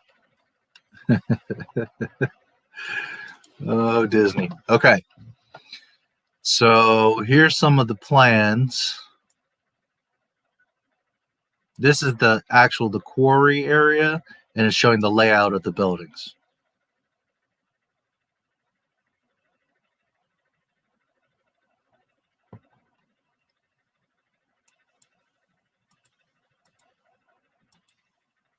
Okay. Let me double check here. So that's basically what the set looks like. I think you should have a pretty good idea at this point. Let me show you.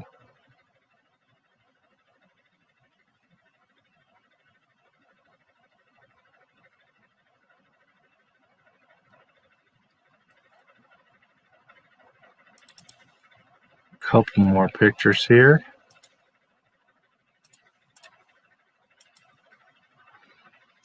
Okay, that's the flooding. Okay, you see here, site location, Spade Oak Lake. This is from the Planning Commission. Former quarry. Okay, so you can see here, that's that dirt quarry area that I showed you. Here's the water's edge. Here's that road. You can see it better now. And here's that grass. Remember that I told you the tree line. This red is where they're permitted to build. There's all this. And they have all their white buildings, remember, here. They've taken over this entire field when they are permitted for this red zone.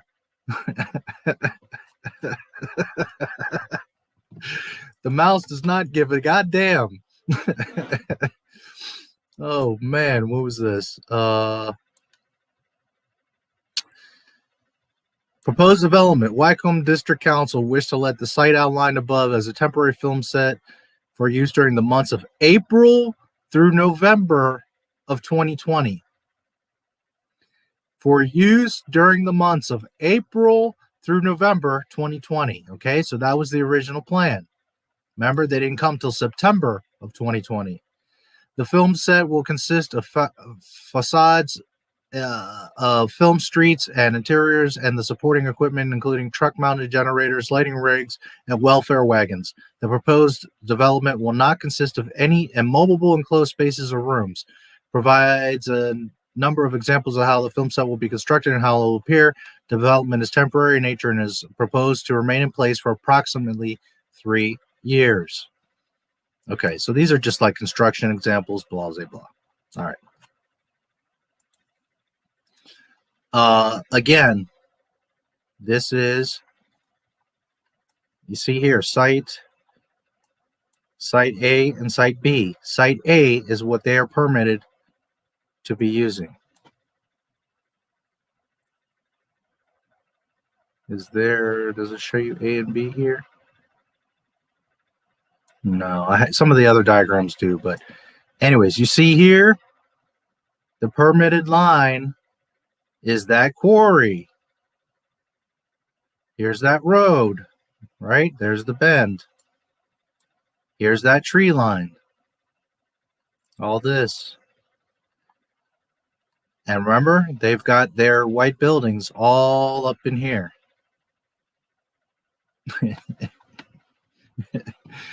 Oh boy.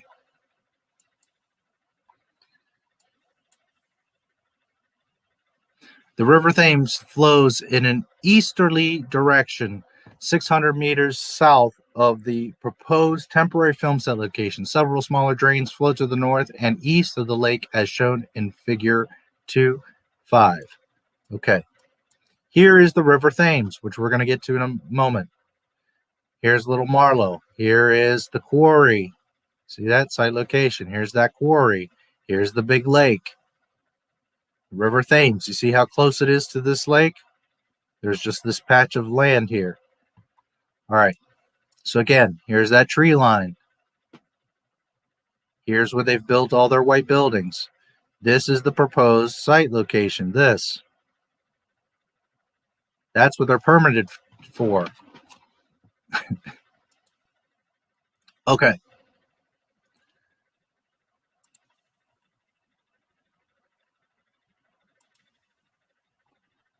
Let's see what else we got here.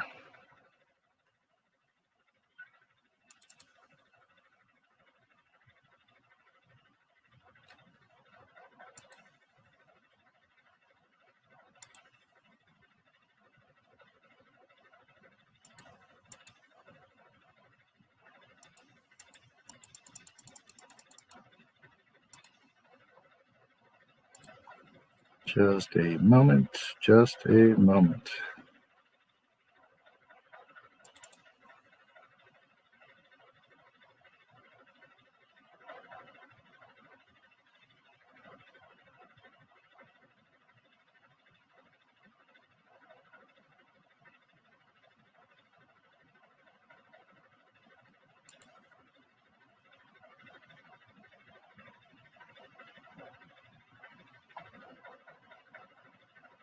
Okay, so let me show you a couple little loose things, get them out of the way, and then we will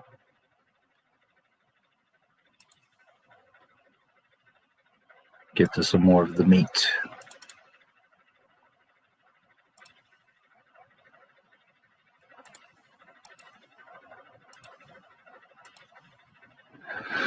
Okay, I don't remember the exact date when this poll was taken. We'll probably see it in one of the articles coming up, but it was around that time, early 2021, let's say. I believe this was on their Facebook group. What do you think? Vote in our poll below. What do you think of the new film set? 58%, I'm excited by it. 6%, it is causing unnecessary damage to nearby wildlife. 1%, I don't like it. 5%, I don't mind it. 30%, as long as it is returned to its original state, it doesn't bother me. 242 votes. Okay, this is early on. Now, one of the key takeaways here is most people are excited about it, but you see the other big number? Most people are under the presumption that it's going to be left as it was in its original state. That's a key part of their permit. All right, just a moment.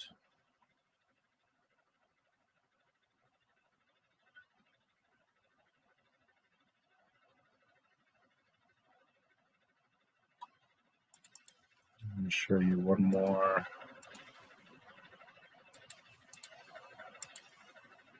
Okay, here you can see again.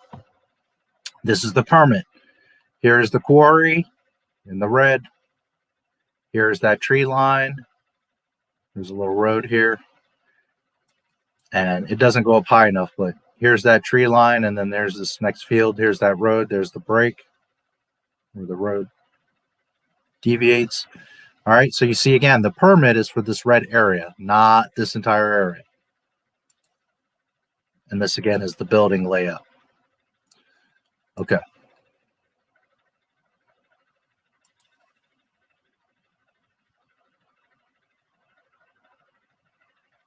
The other stuff is comments. Let's see, what is this?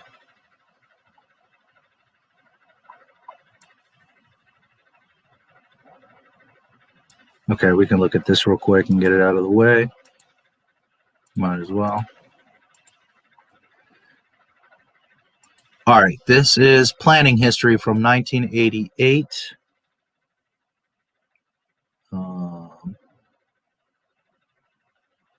Here's 2011, 2012, 2012. Okay, what is important here is 6/3/2020.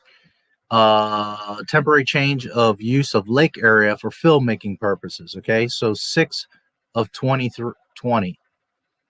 6/3/2020. This is probably backwards because it's Europe. Date received 14. Yeah, so month first or day first here. 14 of January 2020. So this is what, June or 6 of March of 2020. Okay, so that shows you how far back they had put in a request for a permit. Then 10 is what, October 15th of 2020. Temporary permission for continued use of the site for filmmaking purposes for a period of 3 years. These are submitted applications. Okay, so this isn't necessarily guaranteed. This is just saying that on October 15th is where they submitted for 3-year extension. All right.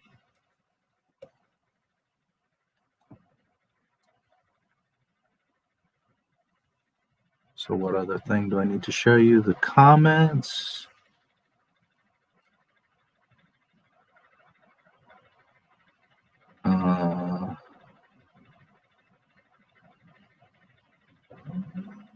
Okay, so we're going to look at 3 little videos real quick.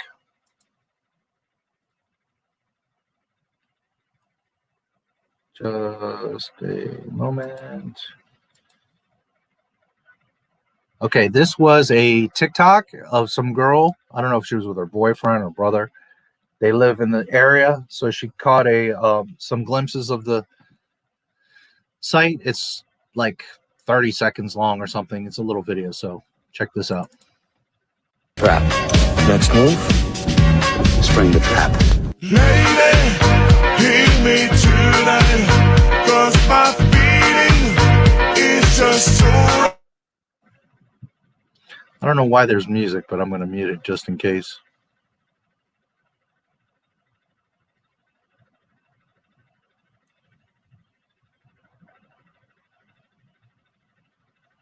Hopefully I don't get a copyright for that dumb shit. Okay, so there's that. Then here's a little drone.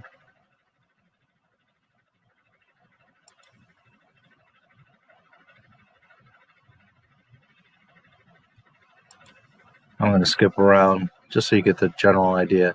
Again, here is the quarry site. You see how built it is now. Here's those tree line. Here's that road that bends here. Look at how they took over this field.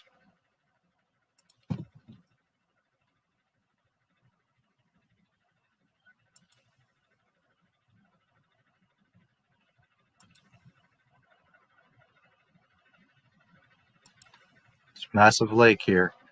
Also, keep in mind, because we're going to talk about this in a minute, you see how it's right on this massive lake? It's not even that it's close to water. It's like right on this massive body of water.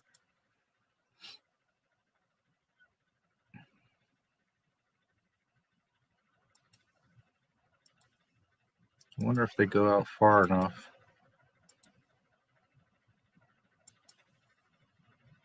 Let's see.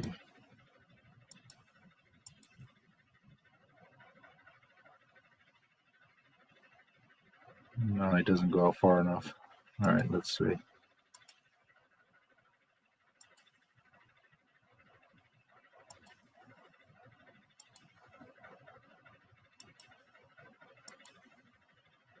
What are we looking at here? Okay. You see this here? This is the River Thames. It's literally right. Oh, sorry. Here's the River Thames. You see what's dividing the River Thames from this lake? That little strip, little tiny strip of land right there. Let's go back.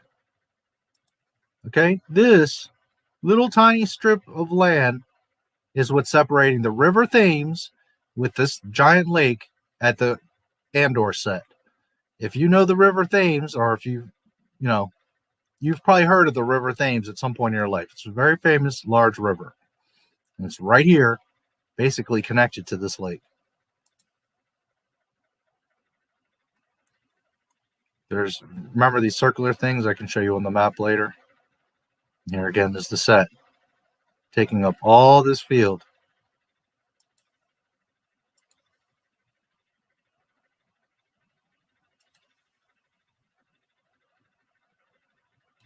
Okay, look at all this massive area. There's houses. Go back here. There's houses all right here. You see that? It's not that far away. There's houses all through here, and there's houses all through here. Okay. Now,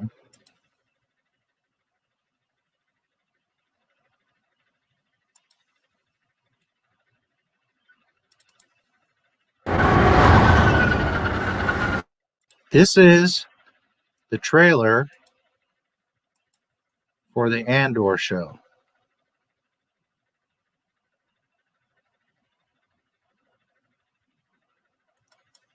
Okay, so here they're showing scenes. He's like, oh, we're getting it all ready, blah, blah, blah. We're getting ready to film, blah, blah, blah. I don't remember exactly when this trailer came out, but 3 months ago or so.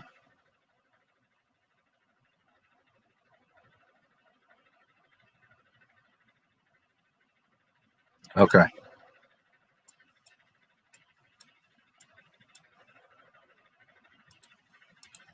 You see here?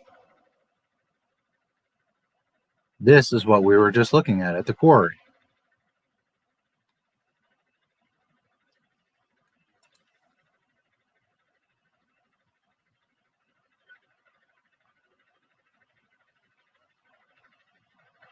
I think that was it right there.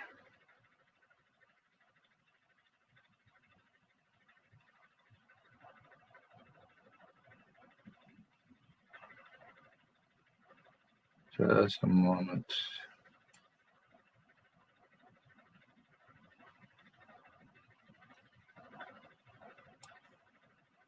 Okay.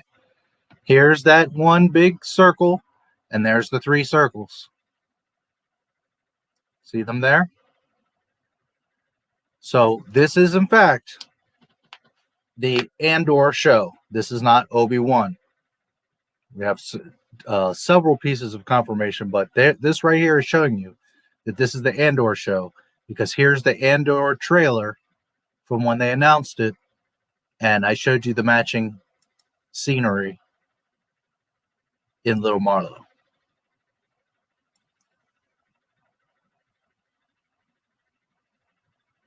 Okay? So now we can get rid of those. Man, I hope I don't get a copyright for that stupid little music. All right. So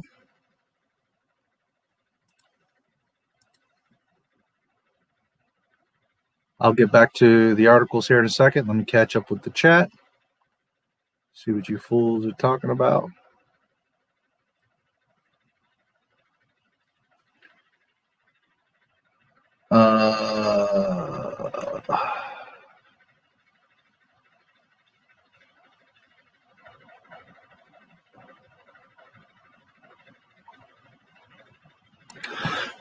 They say Hayden is coming back, but as Vader. I hope there's flashbacks.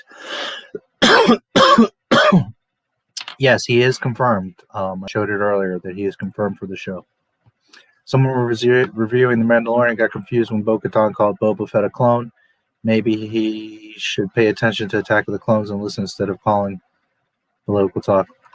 All the clones sound like him. He is a clone anyways, so. Which goes to show Bo-Katan thought she knew, right? Because she's like, oh, you're just a clone. I know that voice. But she doesn't know about Boba Fett.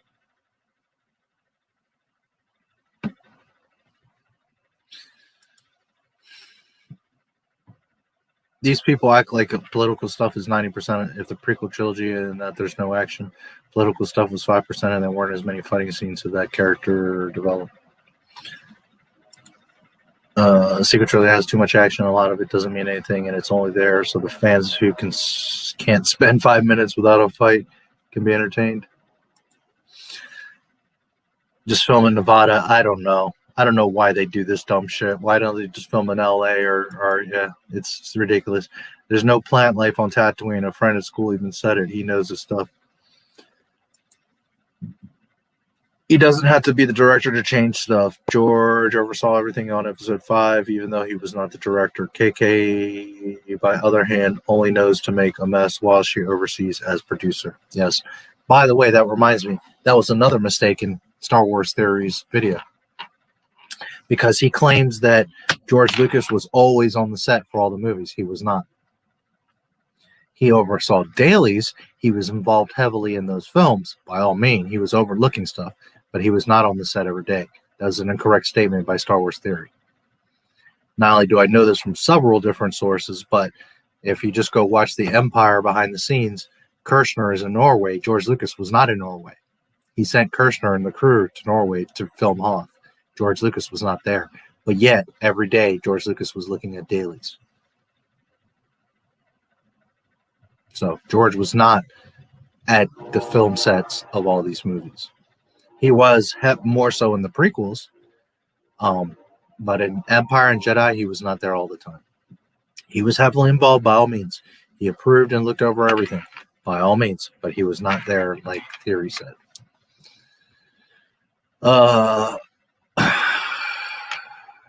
Nobody. I still no idea why they chose this particular character. What's going on with this? There's got to be something to it, some backstory, some reason inside Lucasfilm why they're doing this show. Why not do a Baby Jin show? Why not do a K2SO show? Why not do so many other people? I wanted to tell a story, Kathy. I want to tell a white male to fuck off. Yes. The giant shoehorn, yes. Filming location seems very small and uncomfortable. Yeah, it is kind of crampy. After 3 a.m. Take care, Red 5. Thanks for being here. Catch the replay if you're still around. That's why I think they should just go to Nevada where there's more freedom. Yeah. And it happens to flood there. How about film in Nevada? There you go. Always built Tatooine sets on the huge desert. The set from the picture seems like the size of the park of my town. Yes. It's going to have water. Yes. Melatonin kicking. Good night, Michelle. Thank you for stopping by. Take care. Have a great weekend. 3 years of filming there feels like an attorney. How about 3 months in Nevada? Feels much less claustrophobic. The article is very shocking. Poor villagers. George never disturbed anyone during shooting. Oh, it gets better. Just wait. Again, Nevada, you have options. You don't need to film in Quiet Village. Film in the desert. Yeah, I don't know why they're filming desert in a made-up desert, but Nevada, where George filmed A New Hope? No. California and Tunisia. The sets. This is fun. All the hassle for Cassian Andor, I'd be pissed off too. Book of Boba Fett filming. LA. Ewan's definitely going to have fun filming there for 3 years. Well, Ewan's not going to be there. That's Cassian. Ewan supposedly in LA is filming in April. Disney doesn't even respect some peaceful lands. What a mess. Yep. Tearing down old buildings? They better not. No. Historical landmark in Alaska. I use it to visit all the time. Some dickweed bought it, tore it down for the mall. The mall didn't do so well, so it was torn down too. There's nothing there. It sucks. Andor show? I thought that was Obi-Wan. Yes, but it's Cassian. Still too small of a location and too disturbing to villagers. Or not. That town looks horrible. Doesn't care about permits. Nope. Nevada isn't disturbing. It's so open. It's perfect for a desert planet, and they're ignoring it. What a mess. Oh, it gets better. Hold on, it gets better. I'm laying the foundation right now. I'm just getting you guys the layout, the understanding. It gets better. It's bigger than the place I went to in Illinois, so that's funny. The mouse does what the mouse wants, yes. Can't wait to invade person space for 3 years. 1066 was the last time England was invaded. What next? Are they going to buy my neighborhood for indoor scenes and then cut out all the trees when they're done? Thanks, Disney. I'm going to die of no oxygen because of your new show. Good point. Should have just filmed at Galaxy's Edge. Hardly anybody goes there. There you go. The open set all the time. Remember when some people thought 12/8/12 was going to be the end of the world? Yeah. Well, you were maybe not even born or very young, but 2000, that was like everybody was freaked out. The world was going to end. All the computers were going to freeze because they didn't have internal clocks to go from the 1900s to 2000. It was a big thing. Everybody thought the world was going to end, and then it was 2002, and then it was 2005. 2012 was not nearly as bad as Y2K. There you go.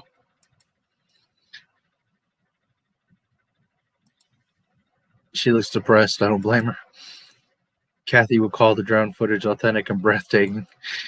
The worst place to film for desert scenes. Go to Nevada. I mean, it's not that hard, Disney. The fucking Jawas can show you how it's done.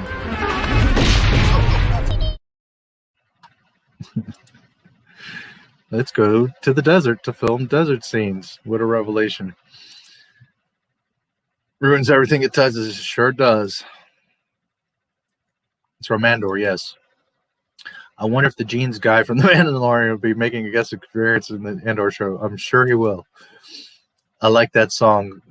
lady hear me tonight? Yeah, I hope I didn't get a freaking copyright for that dumb shit. Rebels never happened. We could have gotten Maul instead of Vader. I heard George got sick filming A New Hope and he had to leave. I can't remember if that's true or not. I never heard that. So, not to say it didn't happen, but I've never heard that. Should have just filmed at Galaxy's Edge. Zing.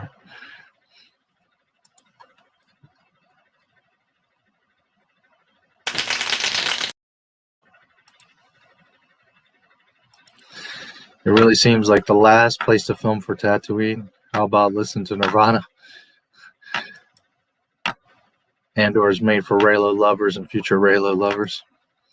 Memory remembers filming in Nevada instead of California. It's been forever. You know what? Part of it might have been in Nevada. Butter Churn or Buttercup Valley. Not to mention it, I think part of it may have been.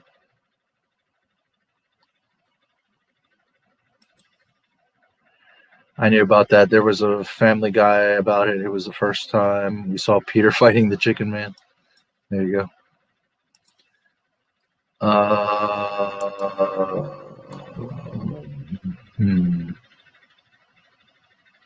I can't see it right now because it's in the back end. I was going to check a video, but not going to waste time with it. There might have been some parts in Nevada, James. Okay. So let's keep going through these articles here. I'm going to take a break here in a little bit, but we'll get through one or two more articles.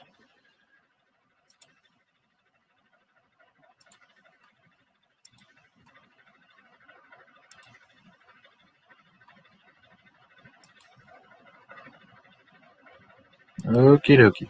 Star Wars set built for spin-off show in Little Marlow. This is 19th of January.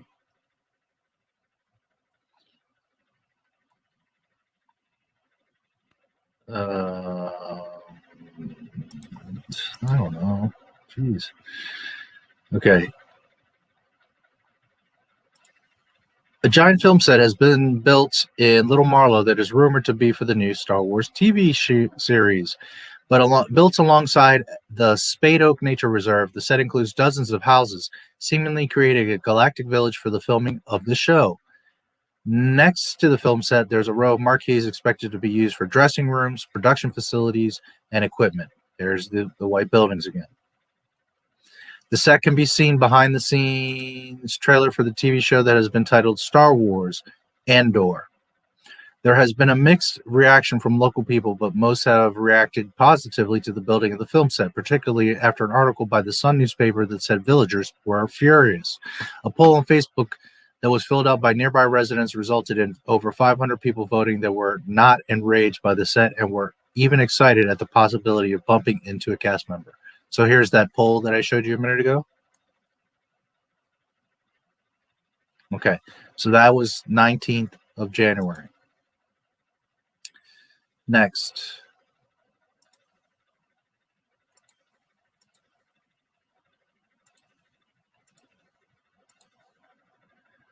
Marlow residents react to new Star Wars set, 22nd of January.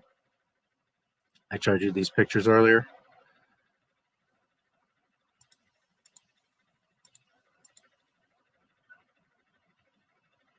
Marlow residents have reacted to the new Star Wars set that has been built for an upcoming spin-off TV show on Disney+. The set built alongside Spade Oak Nature Reserve in Little Marlow, placed in a well-hidden wooded area. After the Sun newspaper said the villagers were furious, the residents have responded positively to the building in the new set. In the Bucks Free Press poll, nearly 60% of voters said they were excited by the film set. Other locals were impartial to the new set, as 30% of voters are concerned as long as the area is returned to its original state. One resident said on Facebook, "It's not really affecting the village itself, and if it brings in some much-needed trade for local businesses in these extremely difficult times, perhaps it's a small price to pay." Residents also questioned if anyone had actually been making complaints. Another added, I wonder how many locals have actually complained. We're going to look at that in a minute. Well, someone else said they have been on the site for months, not heard about any complaints. In fact, I think many of us have kept it quiet and let them get on with it.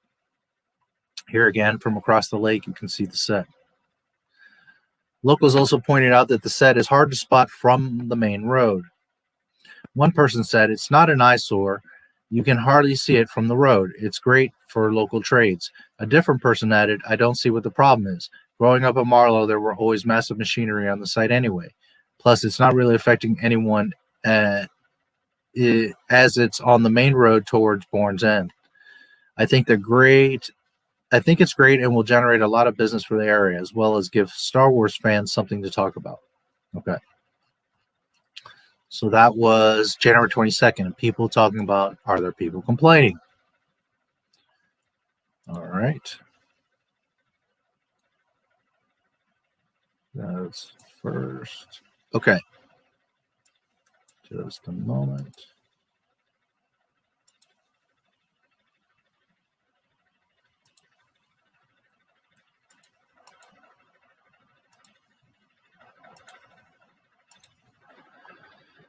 First of February, Little Marlow residents worried about how long Star Wars film set will be around for. Here you can see a bunch of cars. That building you saw earlier under construction. Residents of Little Marlow are worried a huge film set rumored to be for the Star Wars TV show could be there longer than planned as COVID-19 affects the filming schedule. An application for temporary permission to continue use of the Spade Oak Nature Reserve for filmmaking purposes between May 1st, 2021 and November 1st, 2021 have been supported by Little Marlow Parish Council.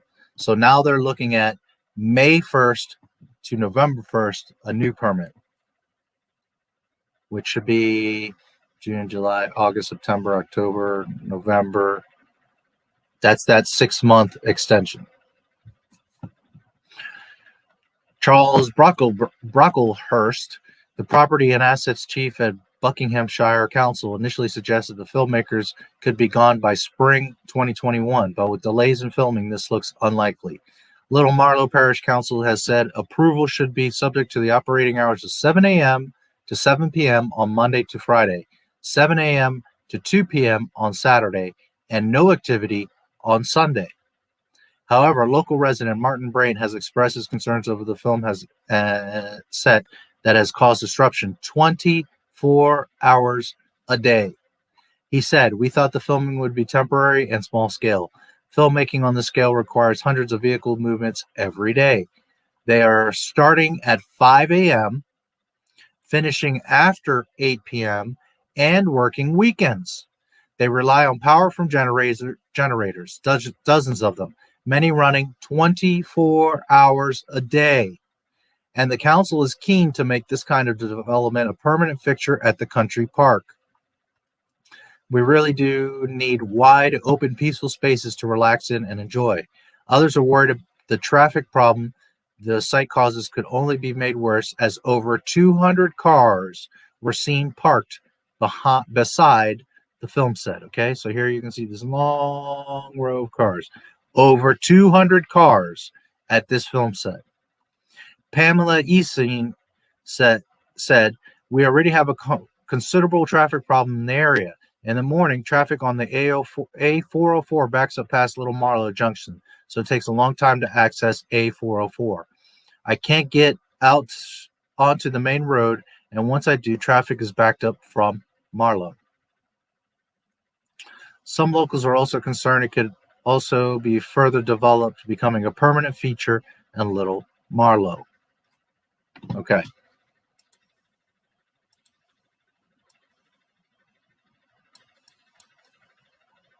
Let me see something real quick here.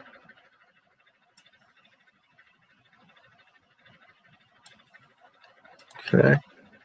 So you guys have some bearings. Okay. Spade Oak Nature Reserve, right here, right, is the set. Here's that road with the kink. Here's the set.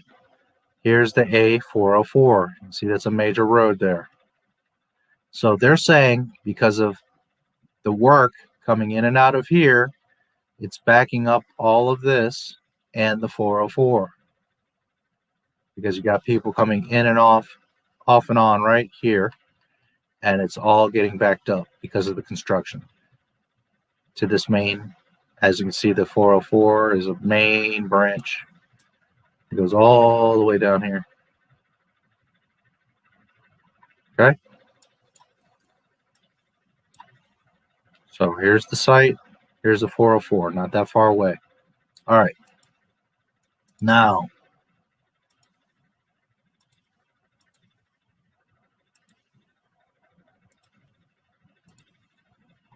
First of February, same day, flooding reported in Marlow.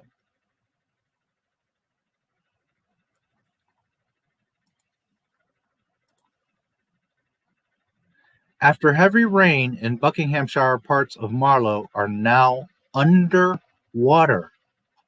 Now remember, this was filed early middle of 2020 with the intention of filming late 2020 and being out by spring. Now, everything got backed up.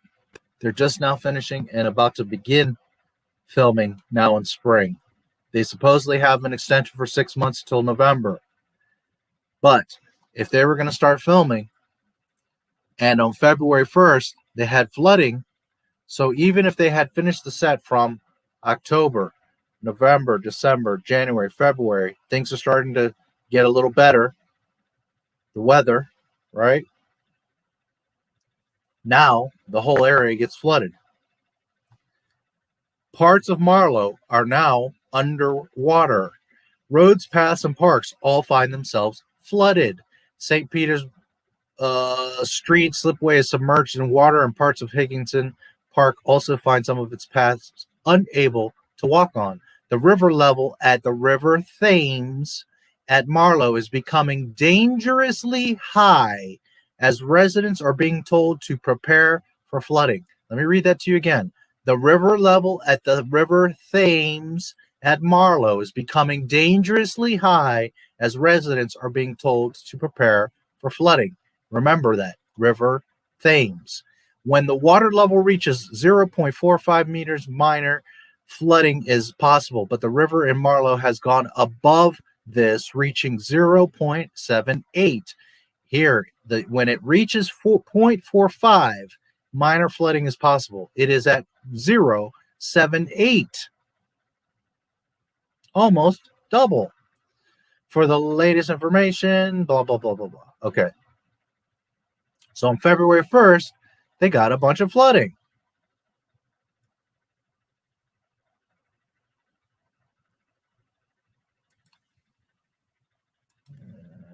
Just a moment, just a moment, just a moment. February 3rd, 2020 or 2021. Marlow floods as River Thames overflows.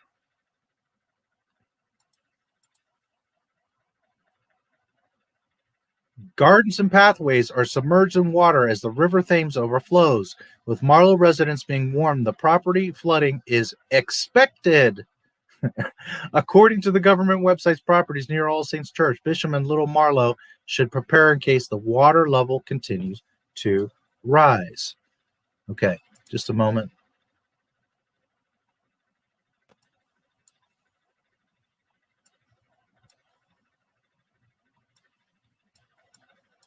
Just a moment.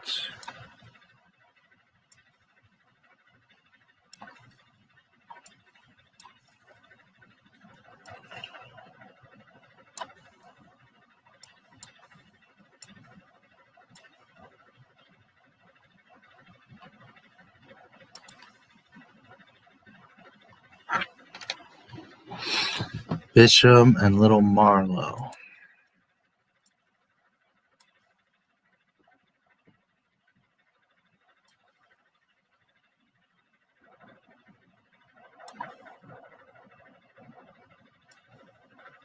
Where are you?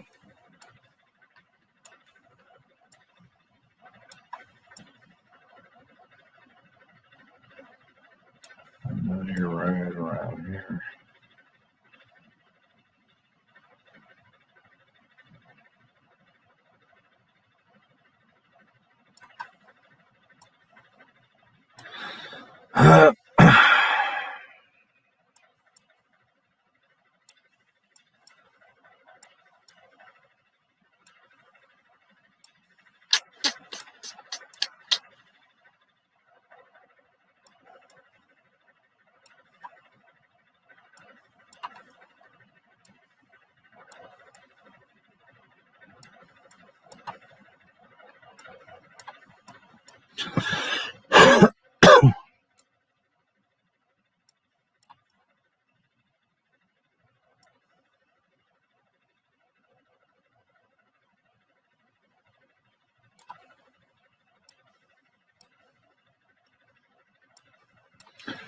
All right, right this second, I'm not finding it on the map, but that's okay. We'll look. We'll find it later.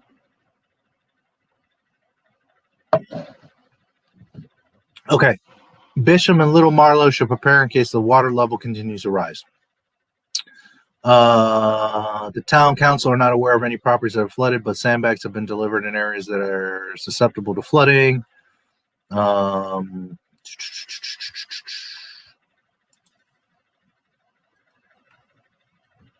There's an image. I'll show you guys a bunch of images here in a second. Sandbags, floods, alert.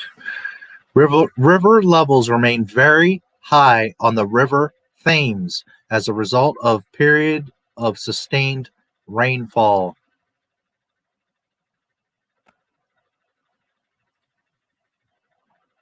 Hopefully it doesn't rise anymore. We've had some really bad flooding in the past. Doesn't seem too bad this year at the moment, but it could get worse if there's more rain. Okay, so key things is they're getting flooding. It's early February, and remember they've mentioned the River Thames several times. All right.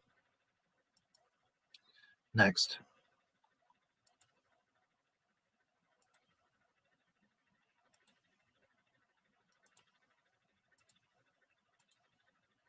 February 4th, 2021. Flooding in Marlow continues as Buck's search and rescue team is deployed. And I'll show you a bunch of images here in a minute.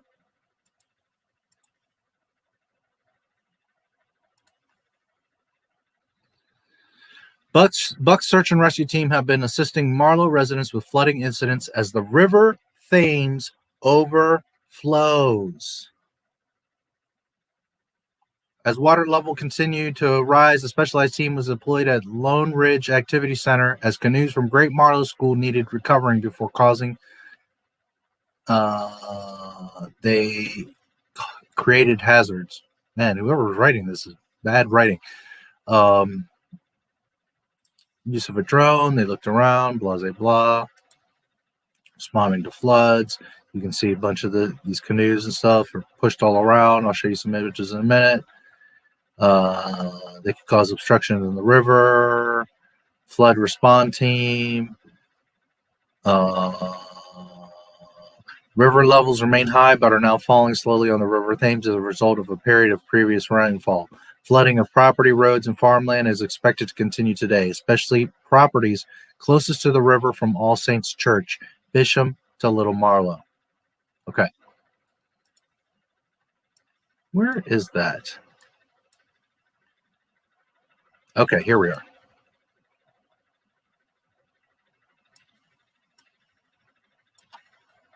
So you guys get an idea here. So as this says, from All Saints Church, Bisham to Little Marlow. Okay, that's where the concentration of flooding is at. Now watch this.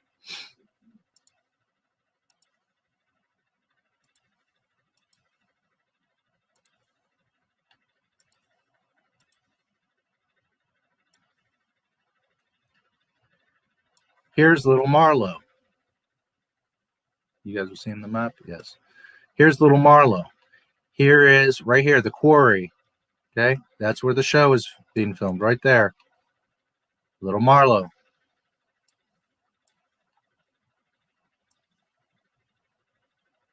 Here, Little Marlow. Here's where, okay, Little Marlow. Here is Bisham. Remember, they keep talking about the river Thames. The river Thames is here. It comes across here, here, all the way across. It's got a little branch here, all the way across, then back down here. Remember, it flows eastward, so the current is going this way. Now, what is between Bisham and Little Marlow that they keep mentioning? The river Thames. And what is between the river Thames and in this general area where most of the flooding, this area where most of the flooding is occurring? The freaking Cassian Andor set, which is not only a hop, skip, and a jump from the river Thames itself, but on a huge freaking lake, that this lake itself is flooding. Never mind the river Thames, it's rushing water, and that's overflowing, flooding this entire area. So even if this was not on a lake, this would be underwater because this entire area is getting flooded from Bisham to Little Marlow. This entire area is flooded. This is where the heaviest flooding is. Right next to the river Thames with that little piece of land. So without the river, this lake alone would be flooding and fucking up the set. Then you compound that by the river Thames, which is overflowing and flooding this whole area. This whole area is underwater, including this.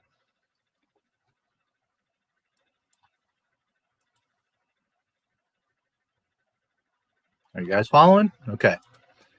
Let's go to the next one.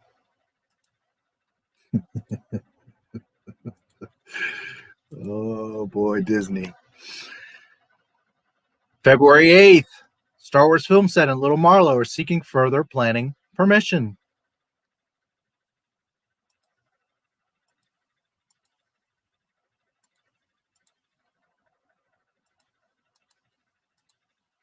Oh man, what are these stupid little surveys?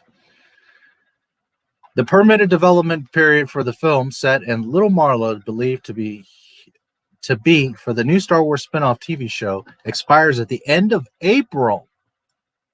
Okay, so not only did they need an extension because they haven't been able to film anything and they need more time, but their permit is literally ending now in April. They're supposed to be done and filming and out by spring. Remember? So that means that their contract was until April, which is now expiring. That is why they needed to ask for an extension. So if they don't get the extension, or I believe they got the 6-month extension, but if they didn't get the extension, or they don't start getting to the boogie, well, their permit ends now in April. Built alongside the Spade Oak Nature Reserve, the set includes dozens of houses, seemingly creating a galactic village for the filming of the show.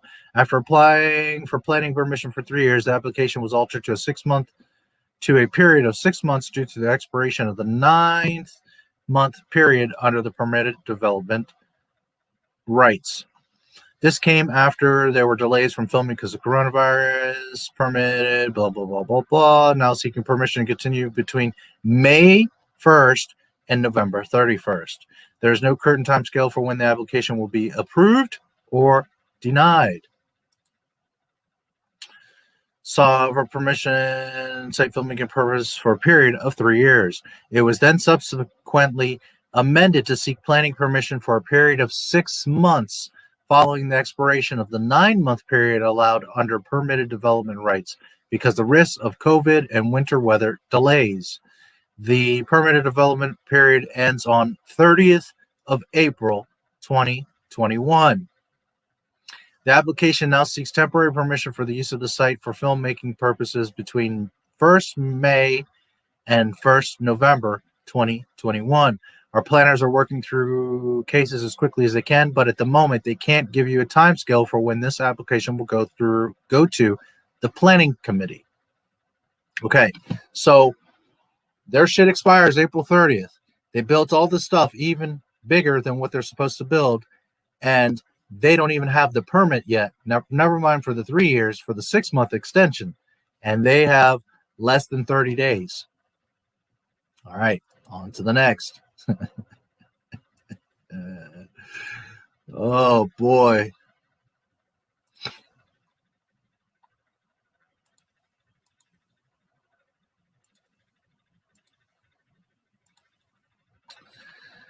Uh, 8th of March, just a little update. Buck's search and rescue team have improved their headquarters. Now, this is important for One Piece here. This is 8th of March, all right? Some time had passed since the floods, remember, in February. Earlier this year, BSAR assisted Marlow residents with flooding incidents as the River Thames overflowed with a specialized team deployed at Lone Ridge Activity Center. That's all that's really important here, is that they would continue to talk about this a month later. All right. So now we're going to look at some permits. We're going to look at some comments. And then we're going to look at an article, the most recent article, and we're done with Cassian. All right. So first,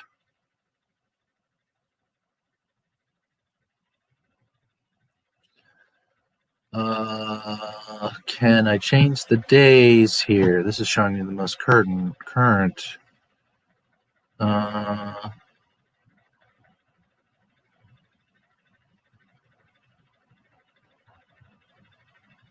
March 30th. Can I look back further? Oh, shoot.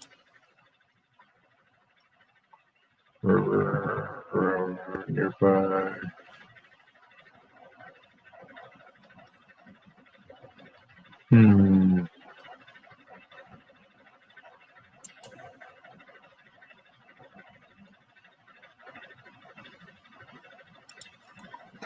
Let me see if I can, because this is showing up to the day, so now it's showing April 3rd. When I captured this, this was back in February. I don't know if it's going to let me.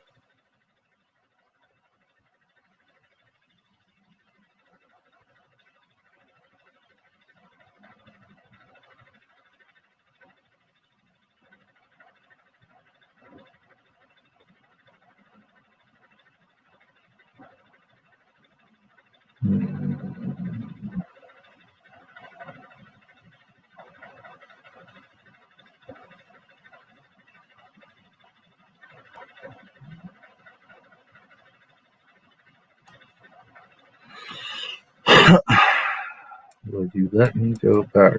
No.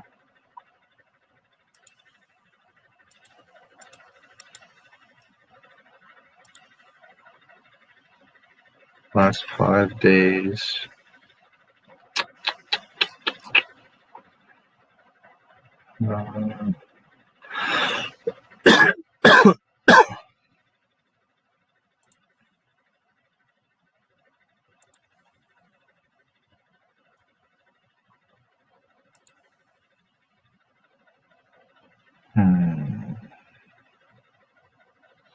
Well, that sucks.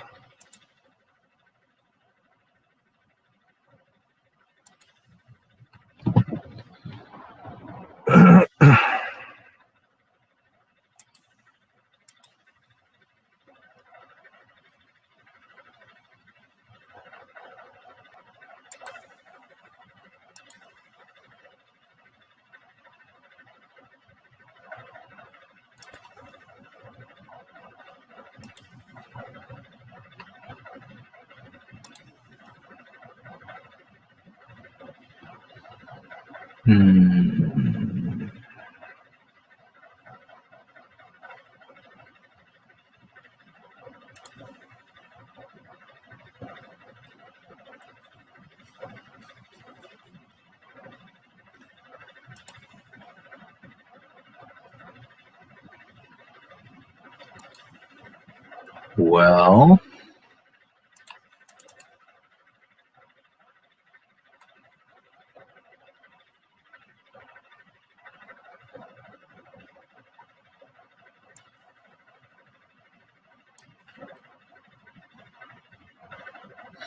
okay, I guess there's no way to go back It's just showing me the flood activity for like the past week. All right. Not the end of the world. I might have an image here, actually. Let me see.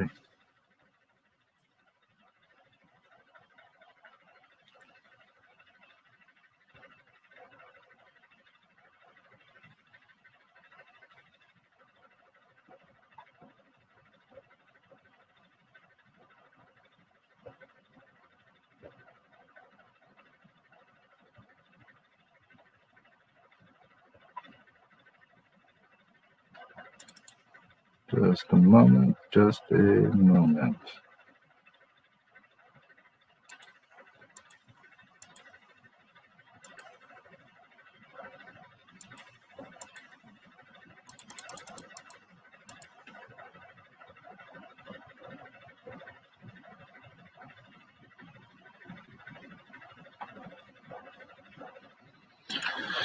All right. Well, this isn't exactly. This will give you some idea. Okay. Here is, you see the red, the zoned out area. Here's that big ass lake. Here's the River Thames.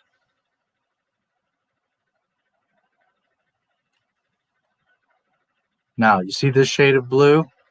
Look here. Flood zone 3. As you can see, there's flood zone 1, 2, and 3. Well, as you can suspect, flood zone 1 is like not dangerous at all. You see all the white here? It's far from water. Then you see flood zone 2 is the light blue. You see here, here. And then look what is surrounding the entire Cassian Andor set and the River Thames. Flood zone 3. Dangerously, it does have flood zone 2 is what it's on, but it's surrounded by flood zone 3. Oh boy, Disney engineering, I tell you. All right. What is this? All right. Man, I really wanted to show you guys the rain level thing, but I guess I can. It's kind of blew me right there. All right, let me see what we got here. I've gone through most of the stuff at this point anyways, but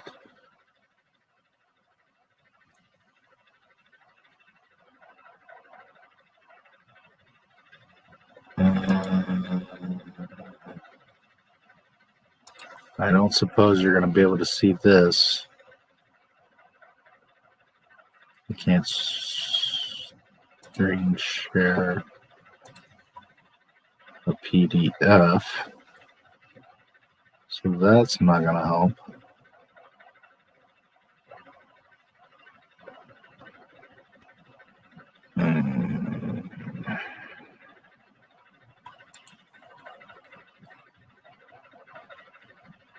What's here? Okay. All right. So I can't show you the flooding. The point here is that around that time, all right, here's the correlation that I made since I can't show you. I was looking at the rain charts, the flooding charts. And at that time, when these floods were happening, right, the river level chart was to that date. So I could see that it was in zone 3 and that it was way over high, correlating with the date and the location. And then, now I'm going to show you roughly 10 images of what the flooding was like in Little Marlow during that time. Okay, so here's one little image. Here's another.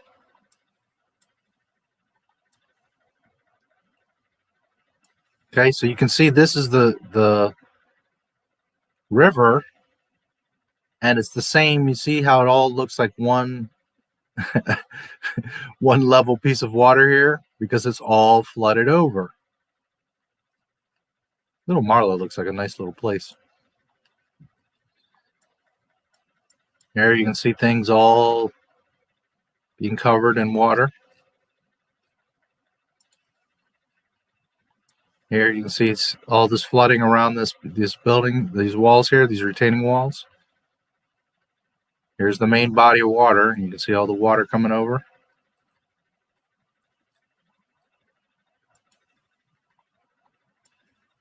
Here's some beautiful houses along the river. You can see the flooding all along here, the walkway. See how all this is underwater? All through here is all under.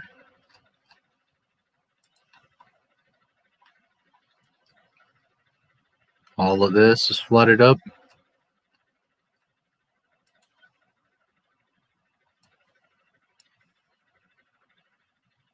Again, you can see how high. Look, the benches are covered. This is all the walkway, you know what I mean? And there's benches here where you can look over the water. This is all underwater. Here you can see.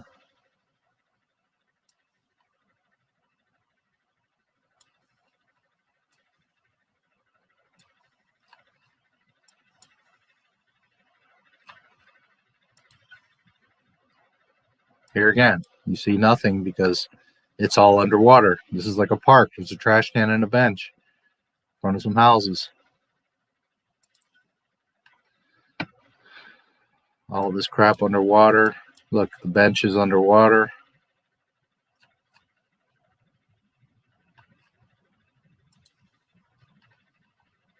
Some swans chilling. See that plaque? Everything underneath is underwater. Look at this tree. This whole area is all flooded.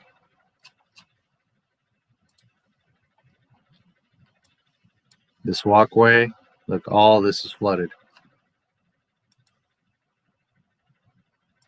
Look at all these houses. You see all this is underwater.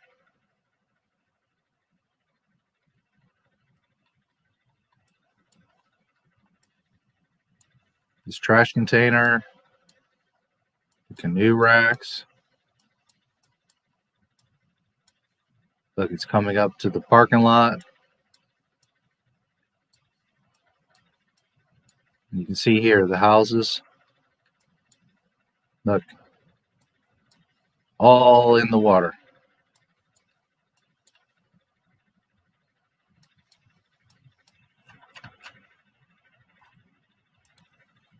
Look at this. Fence underwater, boats underwater. Look, the trailers are under. Look, completely. The trailers are completely underwater. These guys are at least to their knees in water. All this crap.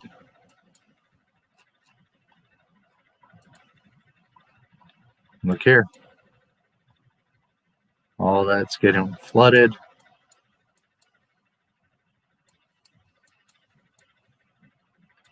All this edge is, look at that. Look at that building here. It's all flooded in. This guy got lucky. He's right on that edge. But you can see the water level is high as shit. Look at all this stuff. Okay.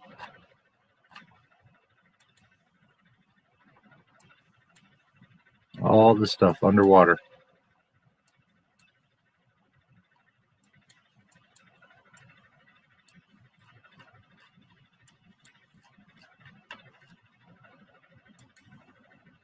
A few more.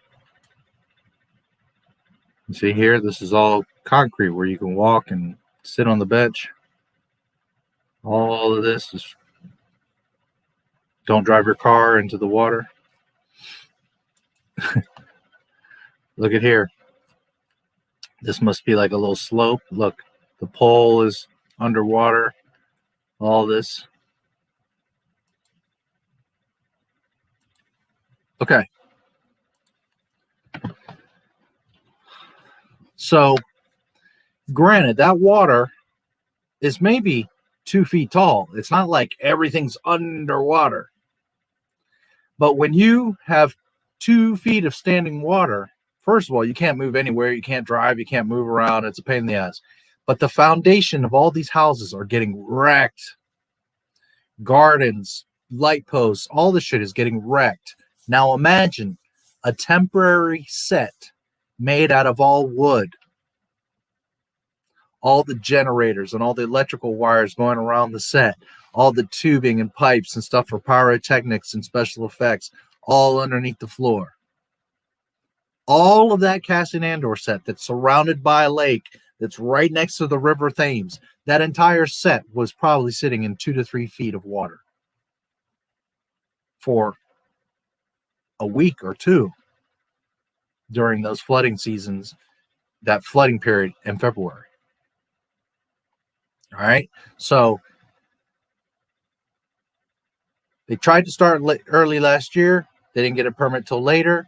Then the pandemic hits, or the pandemic had already hit, but the pandemic compounds things. They're not done. They can't even begin filming. They're supposed to be out by spring of now, 2021, and they're looking now for an extension just to begin production, which was probably pushed back another month after all that flooding because everything is underwater. Tools, wood, the foundations, electrical wires, piping and tubing, lighting, smoke machines, all kinds of crap, tracks, rails, everything, all underwater, 2-3 feet of water for who knows how long.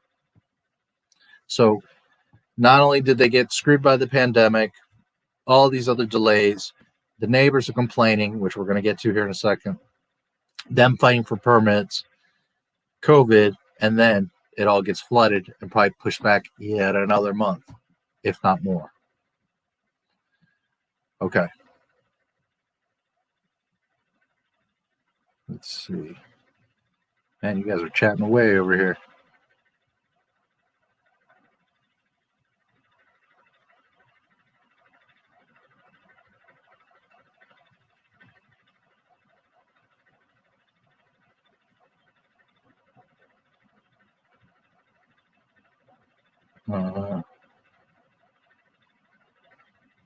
Jeans guy. Mall.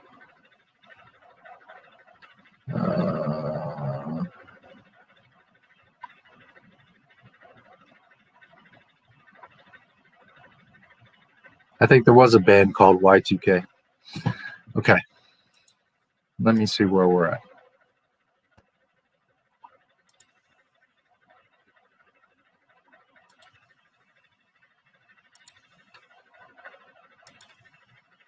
All right, I have a few more documents. Let's just knock them out, get them out the way.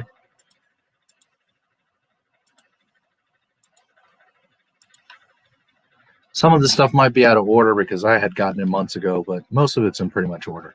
Temporary permission for continued use of the site for filmmaking between 1st of May 2021 and 1st of November 2021. This is for that 6-month extension. This was application received 15th of October, validated 19th of October 2020. Temporary permission for continued use of the site for filmmaking purposes between 1st May and 1st November. Status: awaiting decision. Appeal status: unknown. Appeal decision: not available. There are 70 documents associated with this application, which should be there, but let me just double check. March 8th, that looks like that's something newer. We can take a look. March 4th, neighbor. Oh, look at that, a comment. Just a moment. What is this?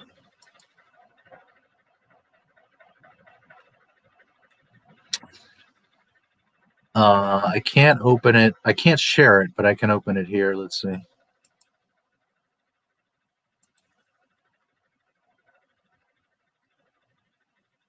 Third of November 2020.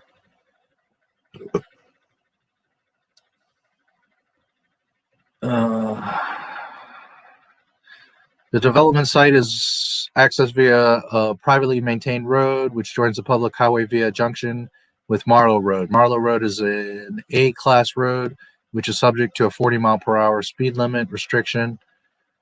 Speed restriction in this location. In consideration of historic lawful use of the site and the size of vehicles associated with it, I am satisfied that the access arrangements serving the site are sufficient to accommodate any vehicular movement associated with the class sought. In addition, the access is blah, blah, blah, blah, blah, blah. Okay, that's nothing important.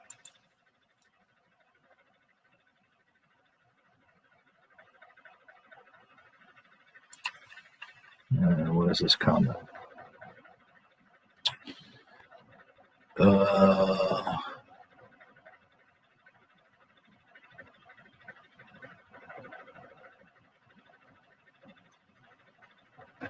Okay, I'm going to read this comment and we'll get to the other comments in a second, but since I have it open and I'm not sure if this is a newer one, so just in case, I'll just go ahead and read it since I have it here right now.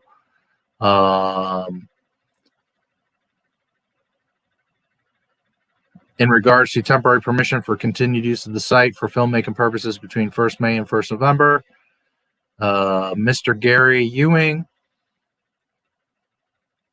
stance. Customer objects to the planning application. Why I am complaining about the filmmaking company and Little Marlow site. I complained to Parish Council about the film, blah, blah, blah. Use of a very loud PA system from 6 a.m. all day. Disruptive to local residents and wildlife. I again complained about the use of extreme lighting through the night until 1 a.m. The night sky was awash with light pollution from the site. Disruptive to local residents and wildlife. I am lodging my objections to the site used by this company. The company has responded to my complaints. However, I was told the nightmare lighting will continue due to split days and will continue for a week at present. Surely when they applied for planning permission, there were rules about light and noise pollution and the times they can work so as not to disrupt the local residents and the wildlife. This is not the right location for this type of business. Thank you. Okay. So, I have all these documents and the comments, so we can close that. We can close that.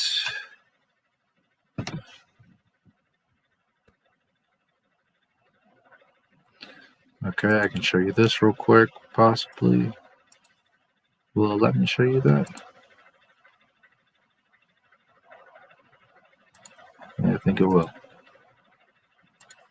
Okay, this was the, just for giggles, 17 December 2020. Temporary permission for continued use of the site for making purposes for a period of 3 years. Thank you for your consultation on the above planning application. I apologize for the delay in our response. The site lies within flood zones 2 and 3 in accordance with our flood zone map, blah, blah, blah, blah. Does not comply with paragraph, blah, blah, blah, blah, blah. Okay, this was saying that they wanted Disney to make provisions for,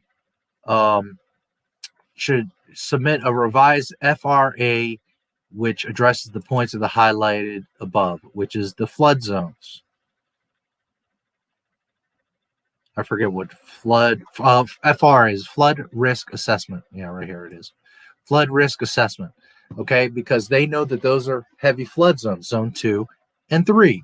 That's where they're permitted to do the thing.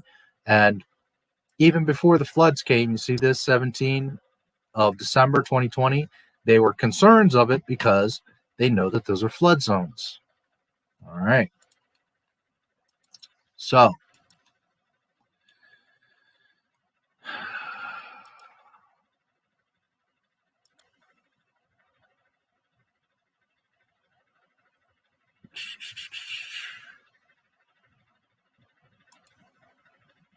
let me see what he's talking about here.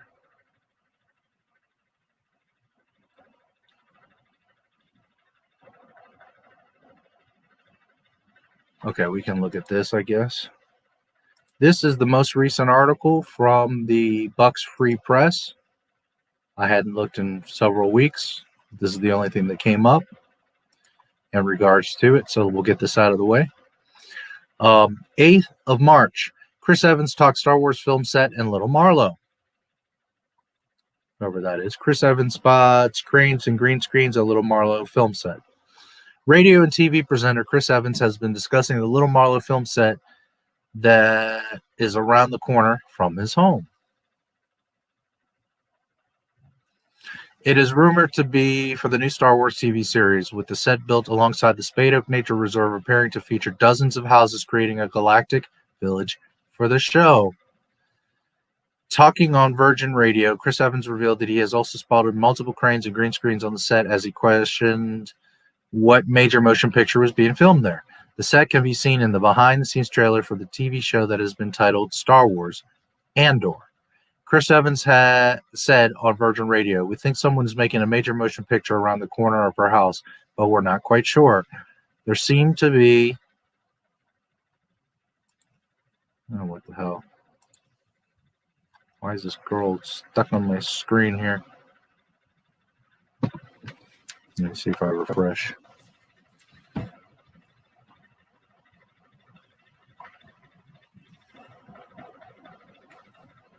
It's like an ad got stuck there.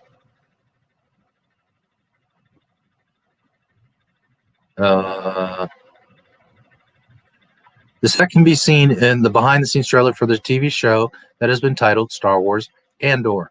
Chris Evans said on Virgin Radio, "We think someone is making a major motion picture around the corner of our house, but we're not quite sure.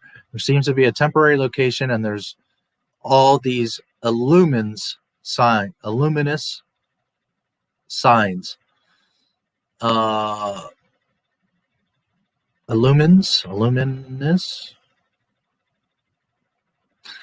They're usually film location crew signs. That is what they usually are.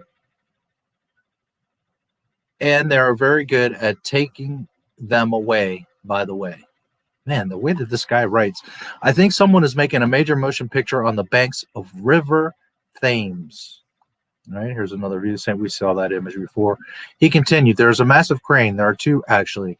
We saw a camera on the top of the crane. It's half a mile back, but looks so much closer because there's so much going on." On Thursday, we saw two cranes, massive cherry pickers, huge things, and they were a good couple 100 meters apart, and they were holding up a massive green screen.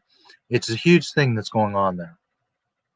Next to the film set, there's a row of marquees expected to be used for dressing rooms, production facilities, and equipment. The presenter wondering if these are used to make the filming more COVID-19 secure. He added, "There are 3 huge temporary marquees. They aren't the only one. They aren't the one you see at like a country fair. I think they must make them move. They must make them for movies, or maybe it's a COVID thing. Maybe they've made massive marquees purely so you can make movies outdoors and be more easily COVID compliant." Later on in the show, Chris Evans revealed that the info was in and showed his excitement that the Star Wars are filming there for their new TV show in Little Marlow. The radio presenter said, "Guess what they're filming where I live? The new Star Wars TV show. They're doing a mega series. It's the Star Wars TV show. It's amazing. It's very cool. It is opposite the garden center that we go to. I'm really excited. It has been announced that the Star Wars TV show Andor will be released on Disney Plus and consist of 12 episodes." That's interesting. 12 episodes, huh? Okay. So that's the last of the articles. I'm going to now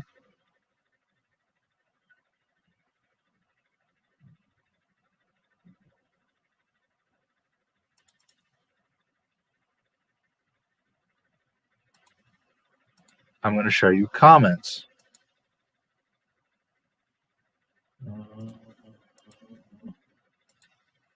Here. Okay, first, I showed you a page earlier that was showing that there was like 70 documents, right? And there's like different events where they like submitted a permit or asked for the extension, stuff like that. There's like 5 or 10 of those like planning. There's like one that shows you the plan with the red outline. Okay. There's like 5 or 10 documents there, official documents. And then the rest are people commenting on their opinion of the set. Okay. So before I took a count,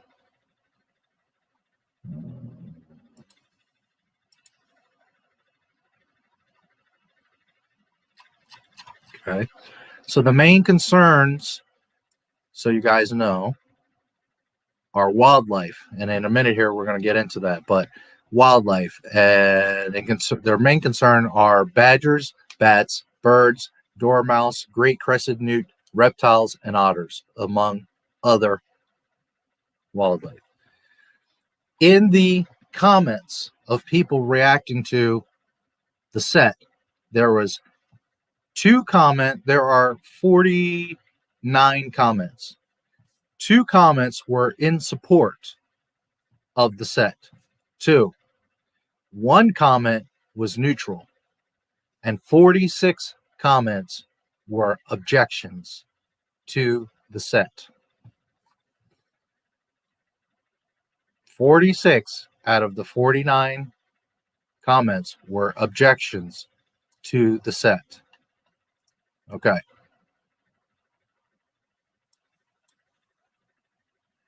I picked like 5. They all say a lot of the same things, but I picked 5 that were like the most interesting, let's say. So, comments for planning application, temporary permission for continued on the site.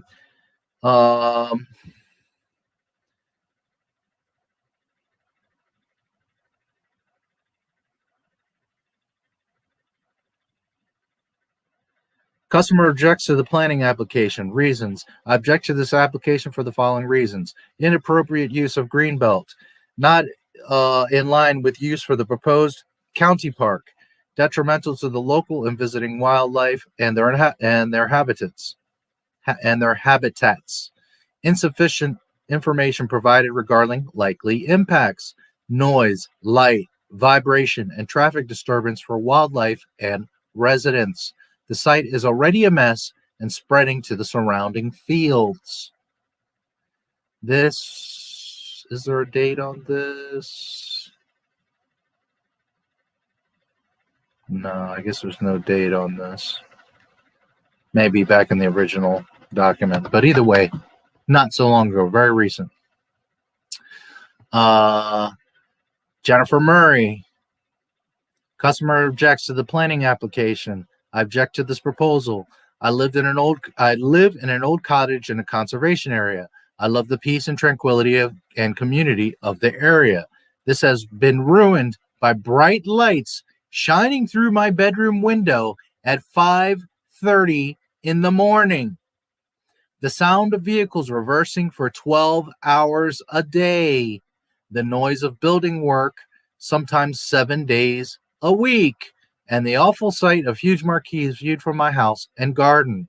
I fail to understand how this can be allowed in Greenbelt, a country park, and close to AONB. Mrs. Sophie Doherty objects to the planning application. I strongly object to the site being used for the film set and for permission for an extension from May to November 2021. The light and noise pollution is incredibly disruptive for local residents and for wildlife. Working hours are long, which means the lights and generators are on with many cars driving on the site, often starting at 600 hours, at 0600 hours, and can go late into the evening. Often the sound of beeping from trucks can be heard all day long. Work has been taking place on Sundays. The 2 times large marquees are very visible and are lit up by floodlights.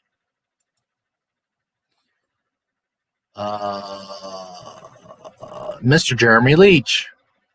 I strongly object to the planning permission. For many years, we have thoroughly enjoyed walking in the area and especially around the lake and through the fields to the north. We are taken aback by the sight of the extensive building site seen from the lakeside, and then the substantial marquees and the large parking area in the field. I find it strange that this kind of project is allowed to take place in Greenbelt, especially in a country park and near to a conservation area and the AONB. It must have a huge impact on the local wildlife. Mrs. Emily Papa Giorgio objects to the planning application. It is not unless you see that firsthand the sheer size and scale of this development that you appreciate how inappropriately it is located. When it first appeared, despite no real notice or interaction with the local community, it seemed quite exciting. As it has grown and grown, the noise, disruption, and nighttime illuminations have made it very clear that developing a huge film studio in a small village is entirely misplaced. It is negatively impacting the lives of the people who live here on a daily basis and continues to bulldoze its way across local wildlife with no seeming awareness, concession, or conversation. Meters from people's homes. Meters from people's homes. Mrs. Sally Wilkie. Reasons for objection. Light pollution from floodlights on the site and adjacent field, which are on an all-night and intrusive to homes on Church Road, Fern Lane, and Coldmoorholm Lane. My concerns for wildlife conservation and the preservation of future plans for the country park on the site. Noise from the site, additional traffic in the village, inappropriate use of an area of the sheer size and scale seem out of place. It seems strange that this kind of project is allowed to take place in Greenbelt, especially in a country park and near the conservation area of A, O, and B. Many thanks regarding my objections. Kind regards. Okay, we're going to come back to Sarah because of these streets here. There's only a few left. I strongly object to the intrusion of the Greenbelt. Mr. Martin Barlow.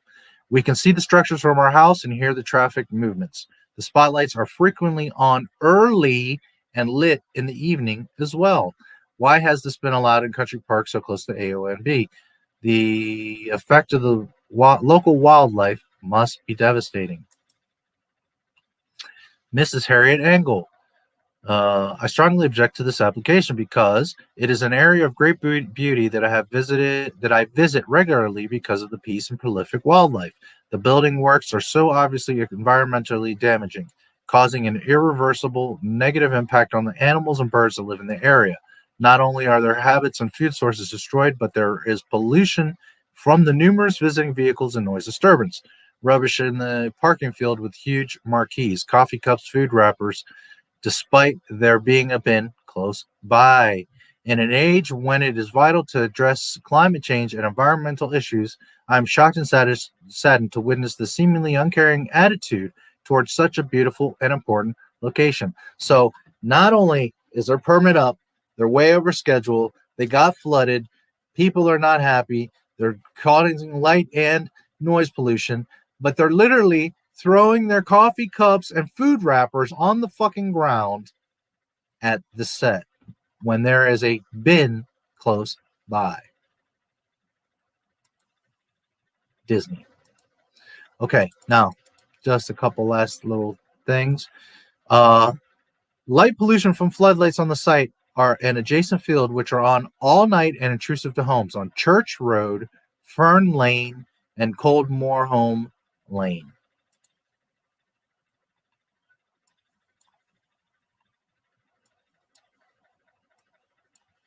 Just a moment.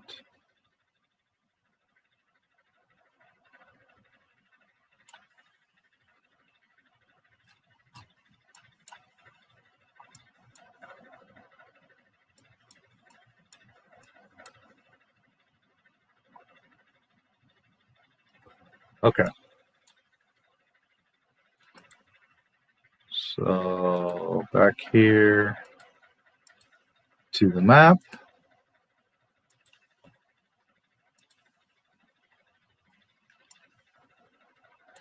Here again is where the set is. right? Here's the giant lake. Here's where the set is. Here's that tree line. Here's where they've built their white marquee buildings. All right? Okay. Church Road was one of the roads she mentioned. So from the set and the marquees all the way over here on Church Road, they've got spotlights from over here and over here hitting houses over here. Now, that isn't a huge different distance. That's a pretty good distance. Here's the houses, right, that are closest. There's this house here. So from here and here, they got spotlights going all the way to Church Road. They also have them on, remember, Fern Lane. Here's Fern Lane. So look at the distance from here and here all the way across to here, Fern Lane. So you've got light and sound coming here, light and sound coming here. And then the other one was right here, Coldmore Home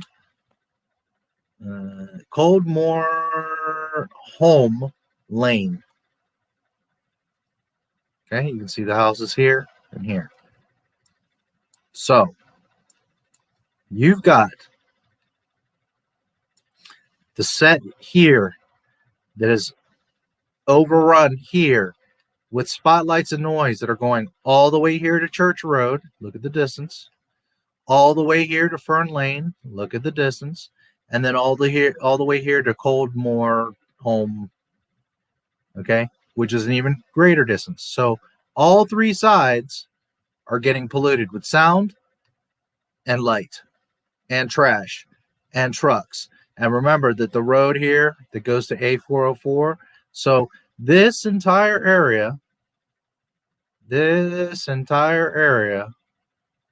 is being affected by this fucking little set right here. All of this shit is being disrupted. Plus, you've got the flooding from the river and the lake. So all of this is underwater, and these guys are shining light, noise, and trash all over this fucking area. Because Disney.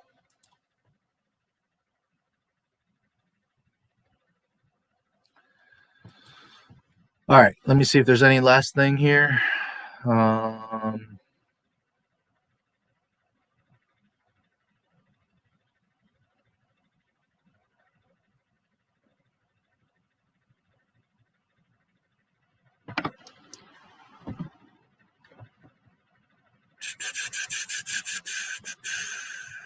Did want to show you this.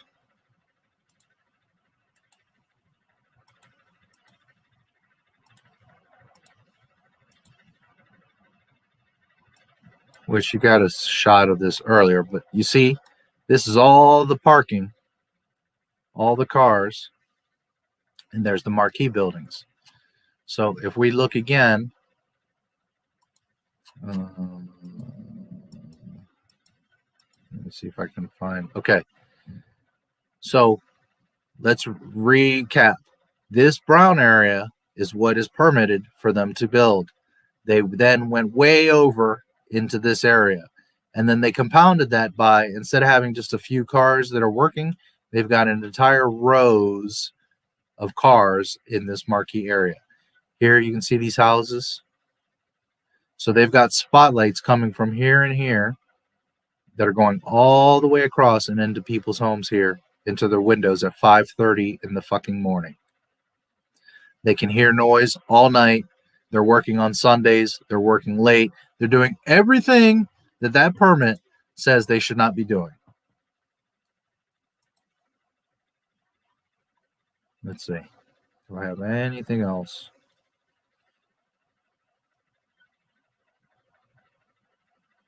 Okay, I have like 5 PDFs here. Let me just open them in case there was something. I can't share them, but I can tell you.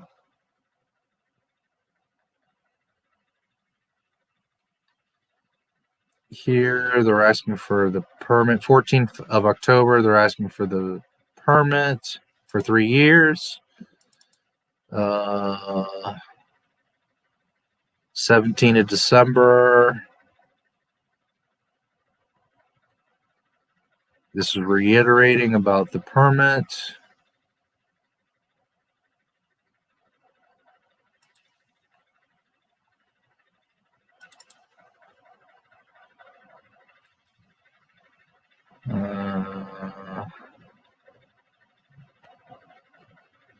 I don't see a date here.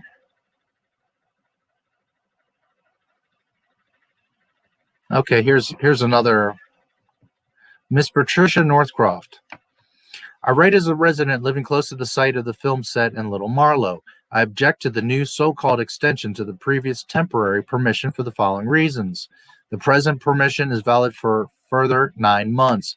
The new application cannot be considered a simple extension to this temporary permission for another 3 years. As the site plan appears to be enlarged and it is unreasonable to explain the extra years purely on grounds of the COVID pandemic.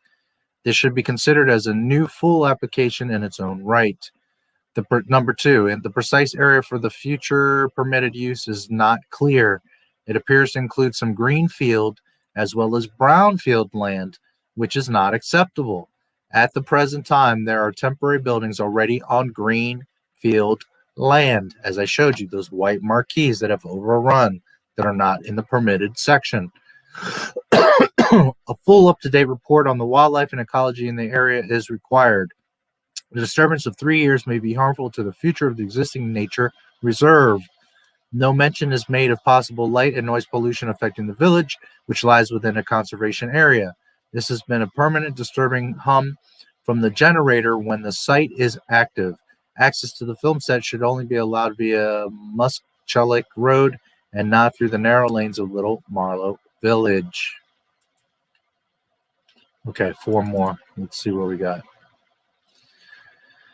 Mr. John Braint. I strongly object to the proposal for the following reasons. 1, the site should not have been accepted as permitted development as it is clearly larger than 1.5 hectares. I have a suspicion that some of the buildings are higher than 15 meters as well. 2, the original notification should have included a plan. The address is incorrect and misleading. This proposal will have far-reaching effects on residents, walkers, bird watchers, and wildlife. It should not be linked to the previous notification. 3, the restrictions stated on the notification have not been adhered to. Frequently, work has been carried out for 12 hours per day, 7 days per week. Many residents in the village can hear the numerous generators running 24/7. Powerful spotlights have been left on all night and now turn on at 5:30, at 05:30, shining in through residents' windows. Noise from vehicles reversing can be heard at all times, along with the general sound of construction in progress. Number 4, the application goes against local planning policy. 5, in 2012, Lafarge were refused planning for an extension of 3 years, stating the application would lead to a delay in the final restoration of the quarry and would be detrimental to the potential development of the land as a country park. 6, country parks. More than 400 country parks exist. There are public green spaces, often at the edge of urban areas, which provide places to enjoy the outdoors and experience nature in an informal, semi-rural park setting. Country parks normally have some facilities such as a car park, toilets, perhaps a cafe or kiosk, paths and trails, and visitor information. 7, local plan. Country park vision and master plan. Fundamental to the vision and master plan for the country park set out in 2002 SPG were the following concepts: to harness the potential that exists in the area rather than introducing major new development, that the area will remain predominantly open in character with clustering of activities and any new buildings being located in areas where development already exists. The recognition that there may be special circumstances where in some limited small-scale related enabling development may be justified, provided they also can be justified as part of a comprehensive approach. No mention of vast film sets. Number 8, the site can be clearly seen clearly from the AONB to the north. Number 9, this is inappropriate development. Well, he told them. Planning department. I was contacted.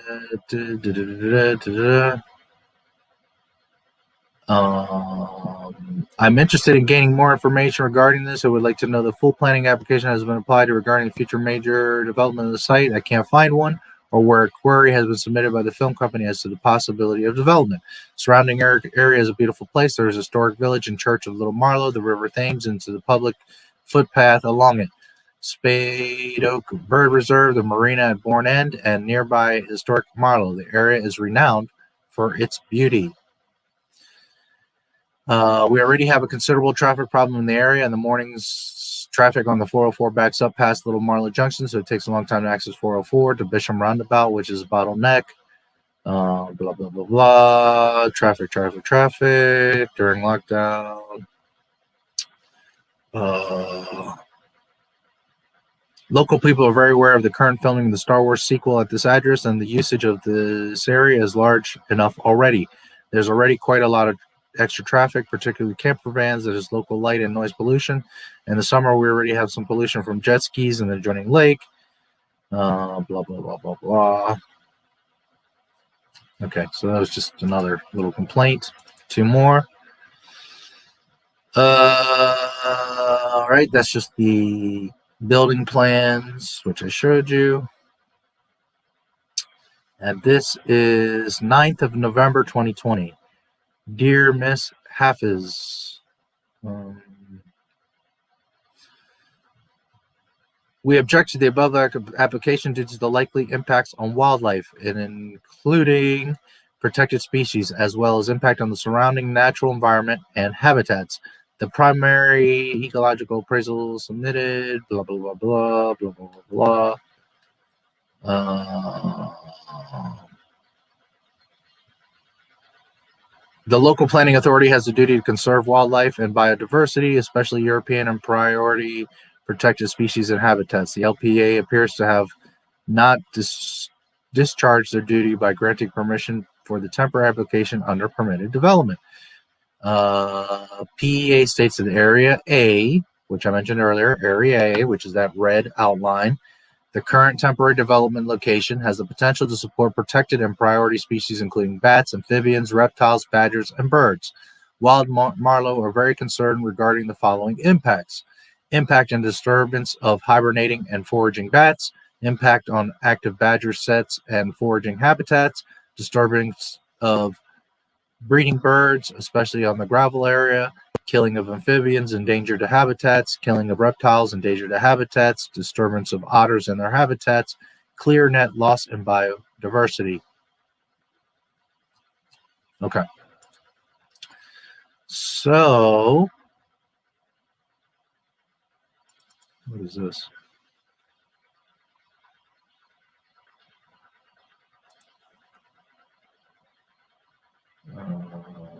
3rd November 2020.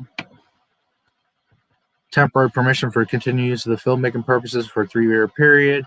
Thank you for your letter dated 21 October 2020 with regard to the above planning application. Development site is accessed via privately maintained road, blah, blah, blah, blah, 40 miles per hour. Speed limit, not the distance, public highway, and therefore do not have concern, blah, blah, blah, blah. Okay. That's Highways Development Management said that the site isn't a problem.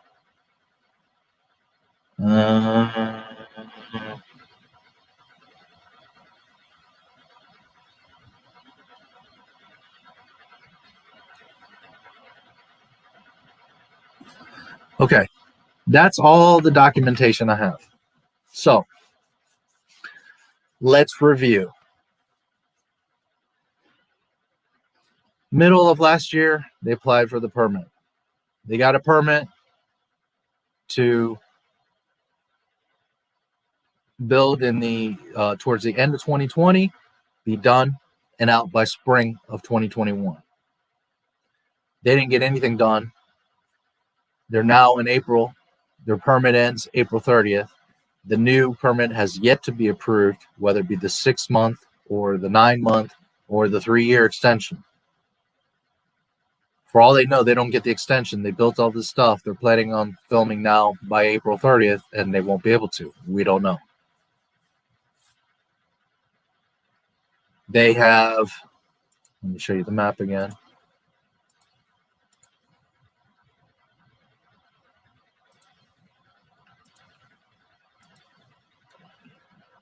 So here again is the area. Here's the River Thames, which, by the way, in some of the other documents, I'll just show you real quick. You see here Marlow Lock.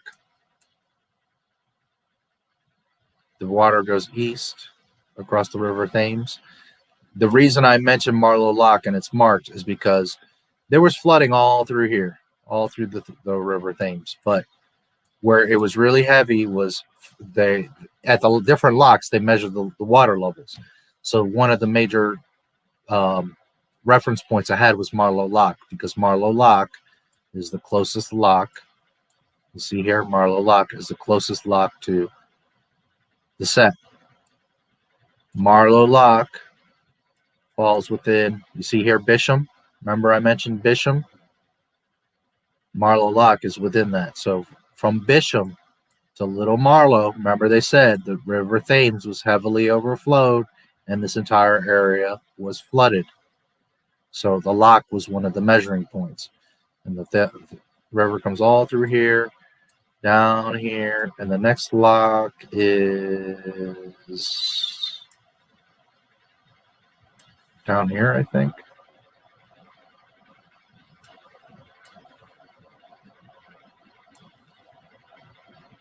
The river splits. Where's that other lock? Well, it doesn't matter.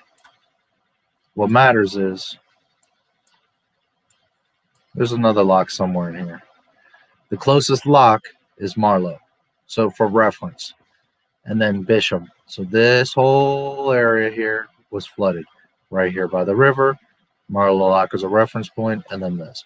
So you've got permit problems. They're behind schedule.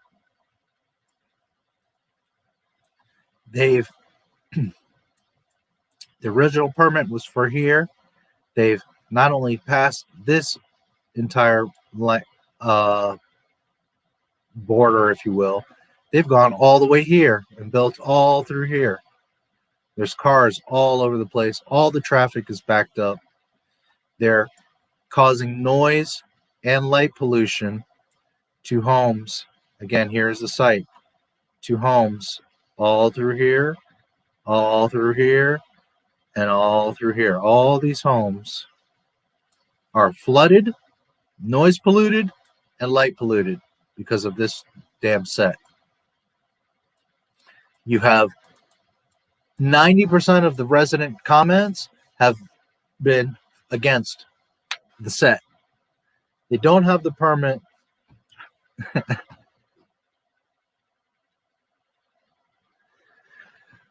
The entire set was probably flooded, so this whole thing was probably under 2 to 3 feet of water, which means they had to rebuild shit. Shit got moved around, lost, short-circuited, all kinds of mess.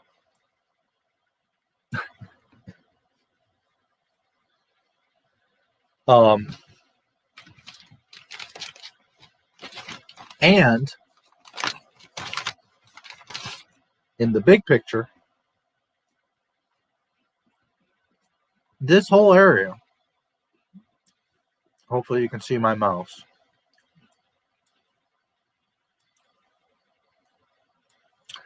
This whole area is a country park. This is meant to be untouched, undeveloped. There's all kinds of wildlife creating habitats here. This is a protected area that in the past has refused other organizations from building stuff because they want this to be a protected area.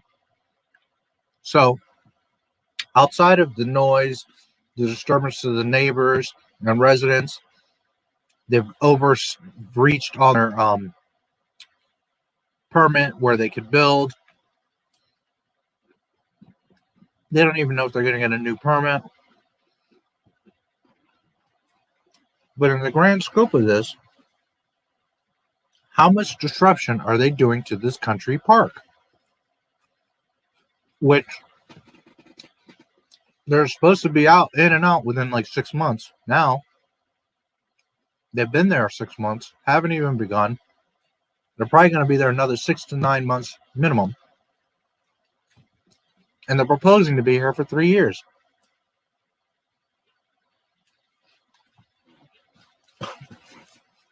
What a mess. What a mess. And you compound that by most of the residents, the vast majority, over 90%, are pissed off. You see, because it could be hurting the environment and doing all these things, but if in general the neighbors are like, oh, this is really good for the town, blah, blah, blah. Instead, you got half these people getting lights that shine through their windows at 5:30 in the morning. Oh, Disney. Okay. Let's catch up with your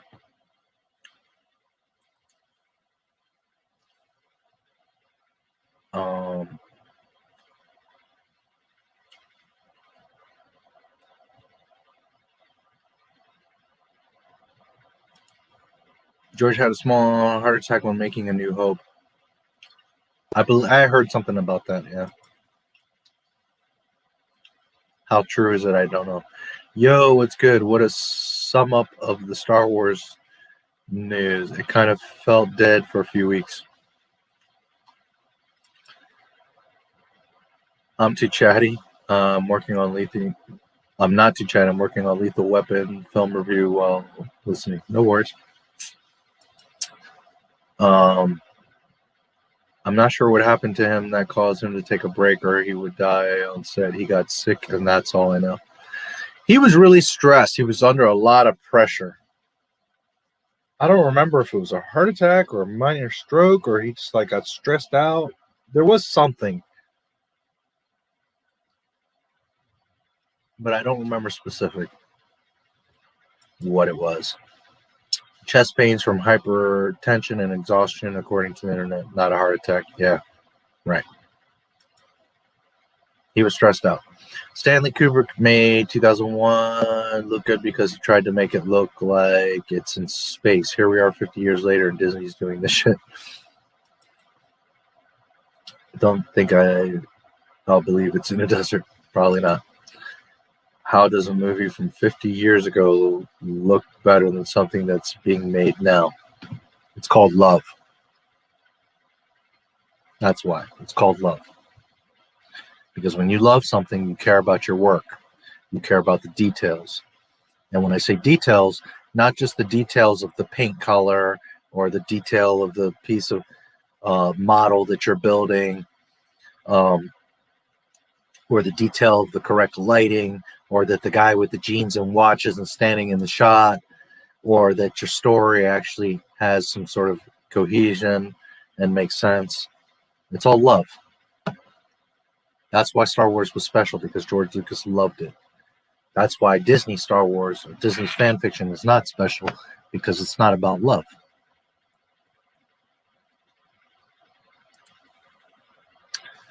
I saw the post of Disney trolling theory. How pathetic of them. Yeah. The community post. Yeah. And I forgot to leave off the list his nose, too. Yeah, I totally think they're trolling Star Wars theory. I love Star Wars. Star Wars worker. You like Star Wars? What a loser. Yes. You want to talk about movies from years ago looking better than today's stuff? Lethal Weapon had Riggs and Murtaugh with unique guns. With the TV show, LW had generic, identical guns. I think the Predator still looks pretty damn good. It's too bad the crew can't live underground on set like a bunch of stormtroopers and a bunch of Star Destroyers I can trust. That's funny. When I was reading it, I was literally thinking the same thing. Like, well, but they did that in TROS.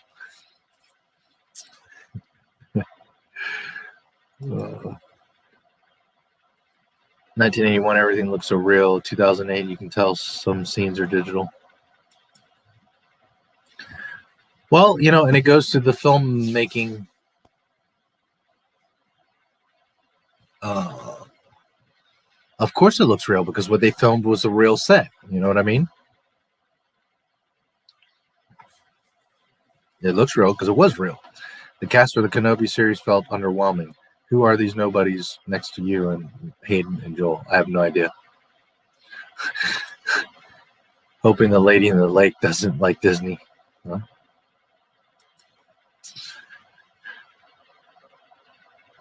You might be getting your wish.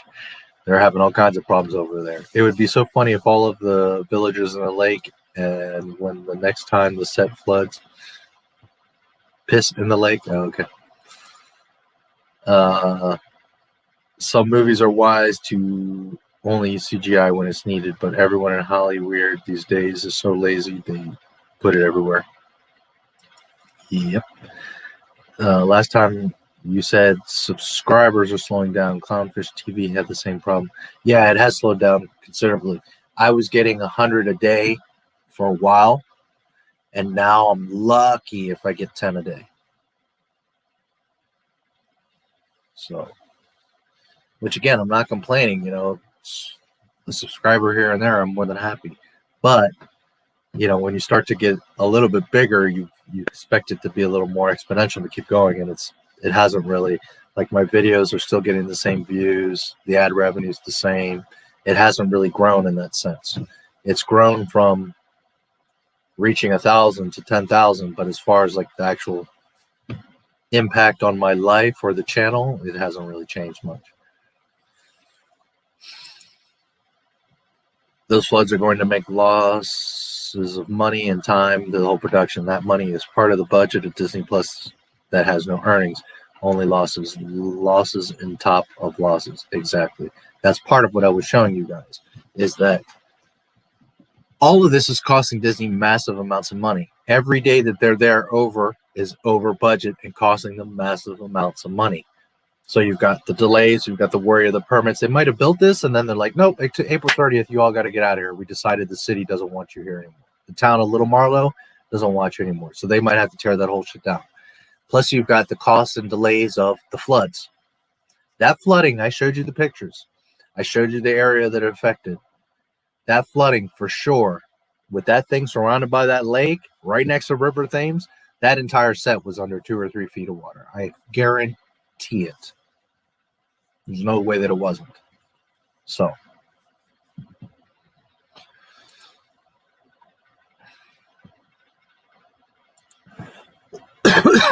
more loss. It's so overused that some of the stuff that is real starting to look like CGI.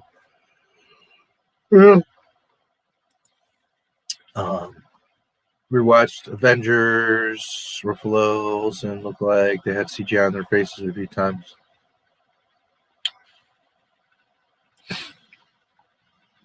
Black Panther was Killmonger was ridiculously CGI'd when they could have just did take on the waterfog ghoul back in the suits and all over. But no, that's too much. Wow, they're having their sets destroyed by water. How much money is being lost? Lots. Few million. Marvel has also lost its way. Why can't a guy who helped save the world get a loan? We need some spy pictures to see the set underwater. Yeah, I would have loved to see that. An underwater series, yes. Jar Jar will be there. Hey, now, my Star Wars, I was worried I missed you tonight. Didn't get much sleep last night and fell asleep real early. I'll have to watch the stream from the beginning tomorrow. Hey, Adaptive, good to see you. And I'm here. And yes, you can watch the replay. Glad to see you, buddy. And nice to see you too, Shanks. I don't know if I said hello earlier, but I did see you. A lot of thanks to Kathy, but it's okay. Kathy's an inspiration to all women. Yes. I remember saying I loved The Last Jedi when it came out and hate it now. And someone said, I'll like it again when I'm out of my edgy emo phase. The Last Jedi was made for emos, and I, an emo, hate it. I would be surprised if someone got killed on that set. I wouldn't be surprised. Yeah, who knows? I'm thinking God isn't a huge fan of Disney Star Wars and is taking out in the Andor series. Yeah. Well, I showed you the pictures, guys. It was definitely flooded. Some of you may die, but it's a sacrifice I'm willing to make. Thank you, James. LMAO. I can believe that.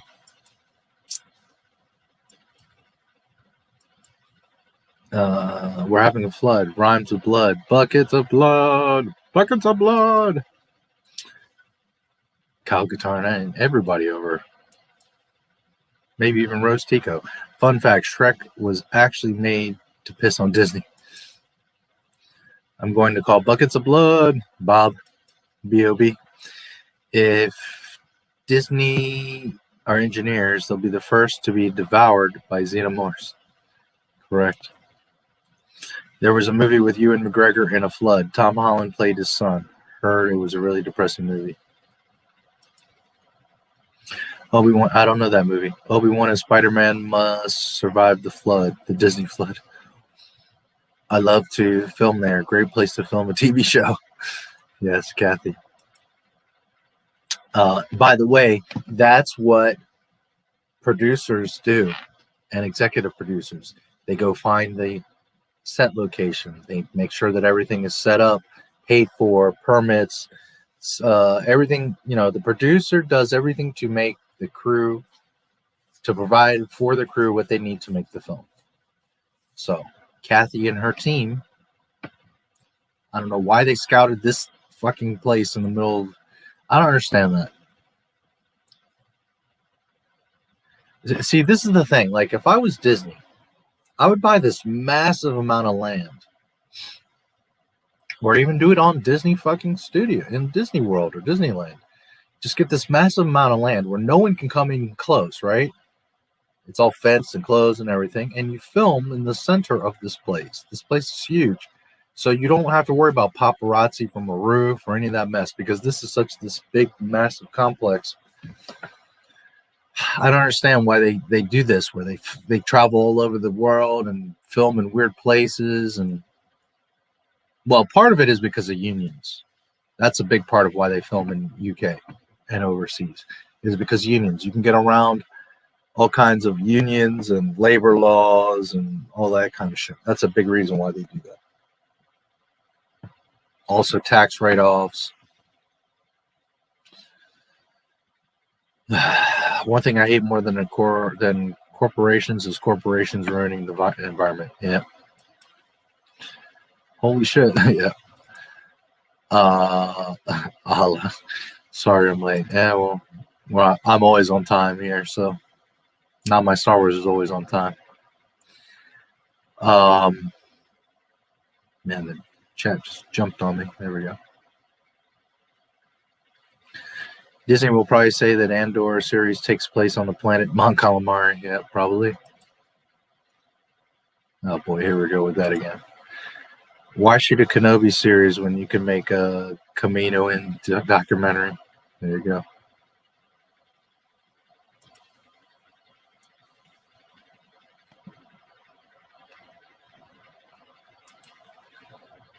He was her last stream. Yeah. No streams do that, except for Muslim streams. Says at a restaurant, Monmouth asks, I'll have the calamari. Admiral responds, okay, well, I'll have the insensitive bitch with a side of fuck you. They should just go to the desert. Yeah. I've been through the desert on a horse with no name. It felt good to be out of the rain.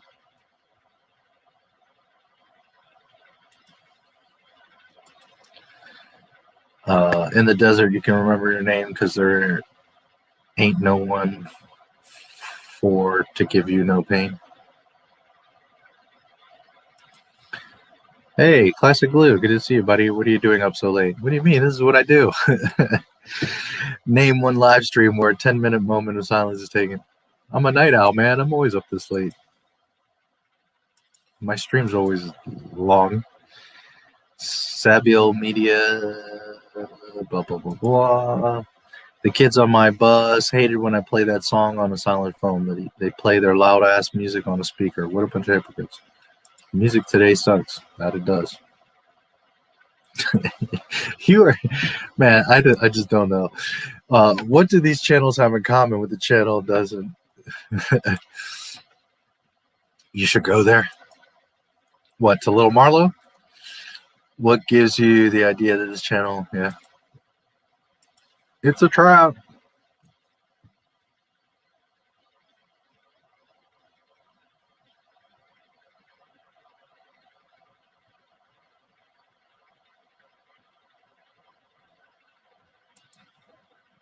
Yeah. Just ignore them.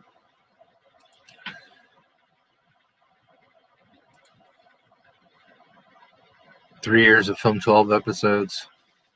Yeah. They're making movies in 1 year, but they need 3 years to film a TV show, 12 episodes. Did you get that out of your system? Yeah. One City Street sounds awesome.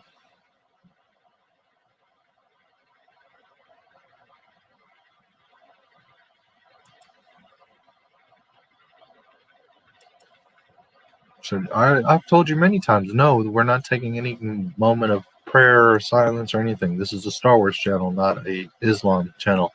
Those poor villagers can't even sleep. Nope. It is a no from me. No.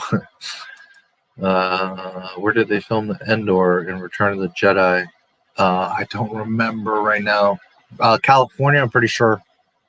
Pretty positive that was I don't remember the park, but it was California.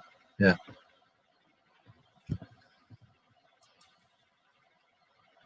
He has said no before, and while I'm done to say no again. Don't ask him anymore. Speak about the entertainment popular. Yeah. Nevada. Nice to see you, COD Fish Killer.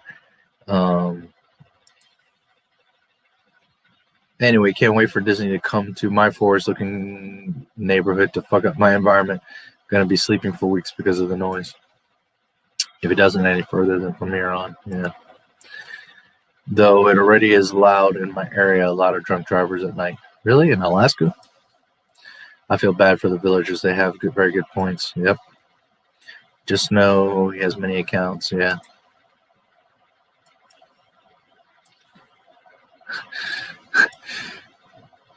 I think my town has light pollution. When there's clouds in the sky, it looks like Gotham.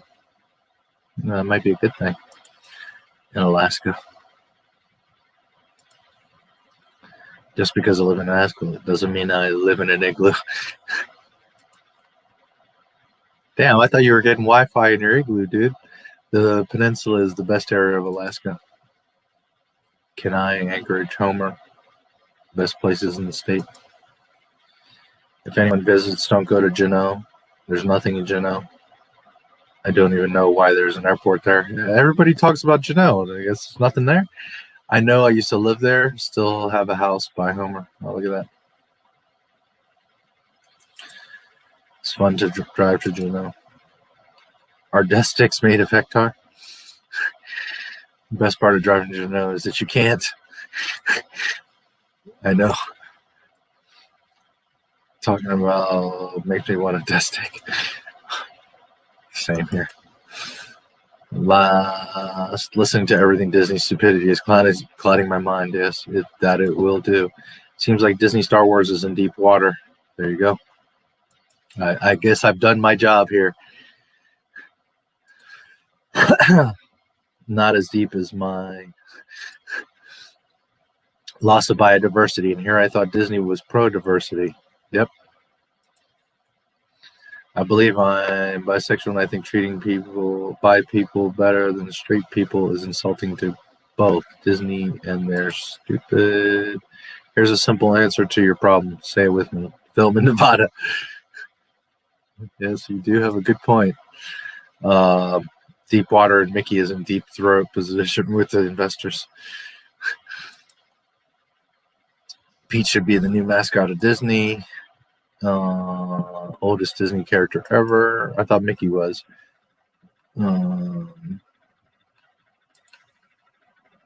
Stupid mess just for a set that is the size of 2 streets. They could have built the set on a studio. Yeah, exactly. I don't know why they don't have their own land, build their own fucking set, and not deal with any of this. Well, again, the unions, taxes, all kinds of reasons why they do that. Remember when damage was done on the set of The Phantom Menace? The damage done on the Andor series, let alone Star Wars as a whole, is multiple times worse than that. Yes. Thank you very much. The movie of YouNow is about he and his family trying to survive a tsunami. It is very, very dramatic, and it shows how good of an actor he is. That is a sad moment where he cries. Yeah, I don't know. I haven't seen that. Best Islamic chat on YouTube.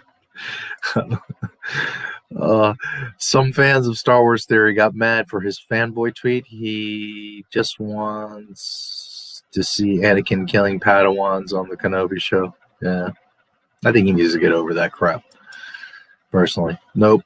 Pete's older than Mickey and even Oswald. You know who's older? Walt Disney. Recruit my Islamic friends to join this chat. It's cool with you. Could fast become the leading YouTube Islamic chat room. Oh boy.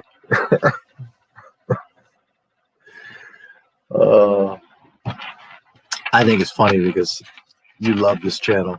Man, today I got some comments like, I'm surprised he hasn't posted about this. He must be worried about getting canceled. Or it's not. First of all, who the fuck's going to cancel me? I own my own channel.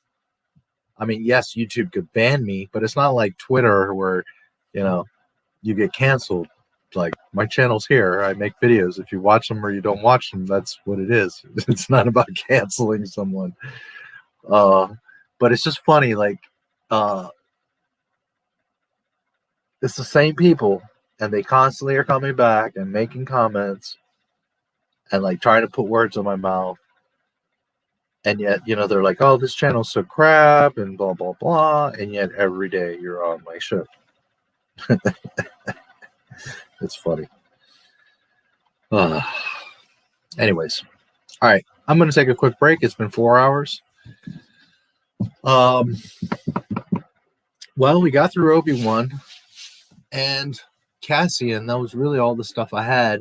Nobody had been talking about the stuff that I just showed you guys. First of all, the amount of complaints, yeah, there were some complaints, but I read through all of the 60-some. I read, there's like 70 documents there, right, that pertain to that set. I read through all of it. About 60 of them are, the opinion on the application. And like I said, there was 2 positives, 1 neutral, and what was it, 48 or 40, however, 42, I forget what it was, negatives that do not want the set there. So the key points, again, we'll talk about them real quick again. The permits are messed up. They got them late, and we're supposed to be out by spring. Now they're just starting. The permit is about to end April 30th, and they don't even have the new permit yet. They have disturbed wildlife. There's light and noise pollution. There's massive traffic problems. They're hurting the natural environment. That's like a reserve. And the whole shit got flooded.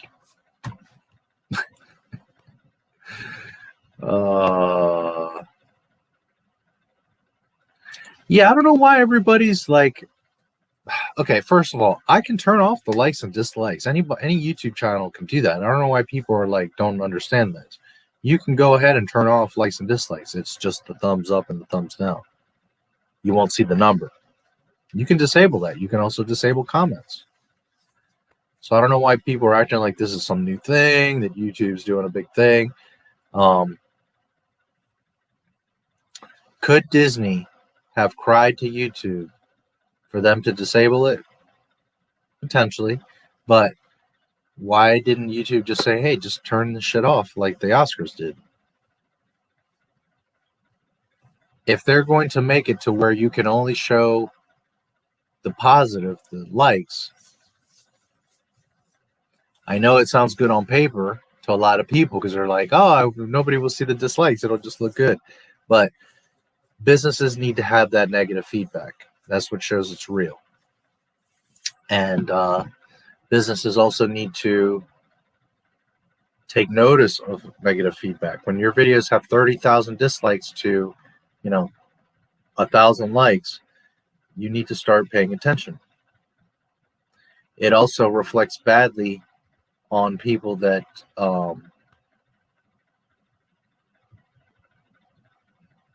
that come and then they see that the comments are turned off or the likes and dislikes are off. That just shows you're hiding something.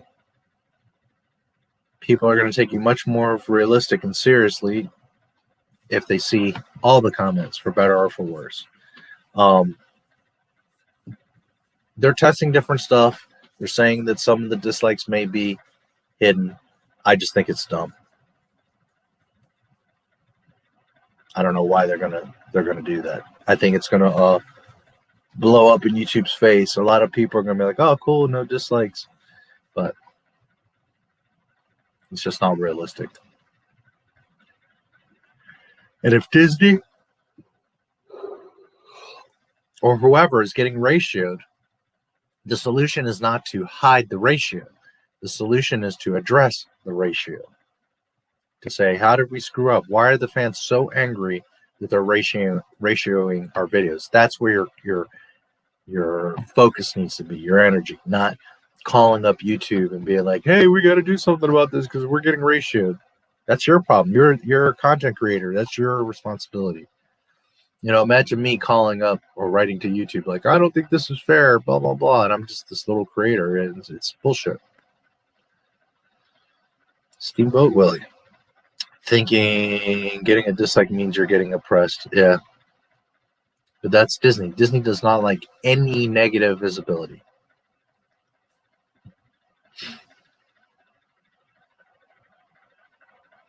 See, now that I can agree with. This channel is great. May Allah strike down the naysayers. Absolutely. This is a great channel. That's why I love this channel. We get real info that nobody else is talking about. Yeah, that's true.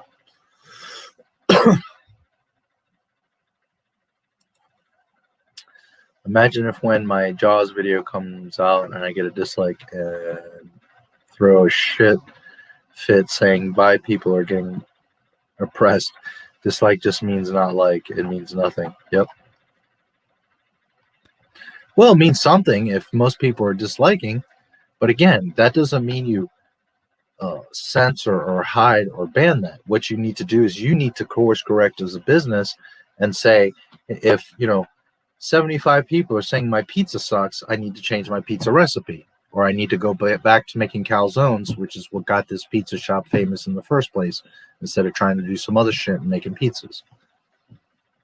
So it is, it is important.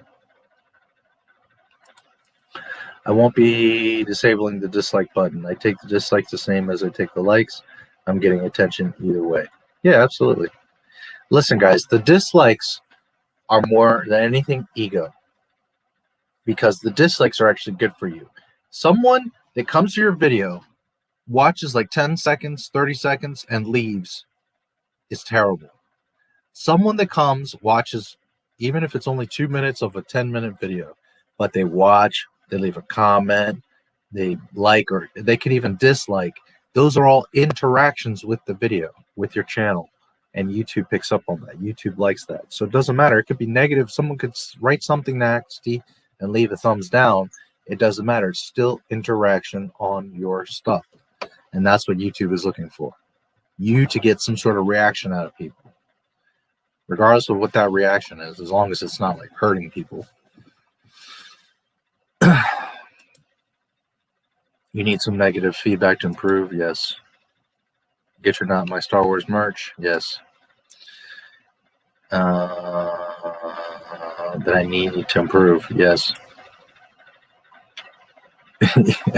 Yes. While other YouTubers talk about how bad Batch is real Star Wars, you did a complete coverage of the flood problem, which was very fascinating and informative to hear. The truth is always better. Yep. What does ratio mean? It means when the ratio of something negative is higher than the positive. In other words, all the Star Wars videos that come out on their YouTube channel have much more dislikes to likes. We're talking like 1,000 likes to 30,000 dislikes. Therefore, the ratio they are getting ratioed because the amount of negative is way greater than the positive. Woke pizza.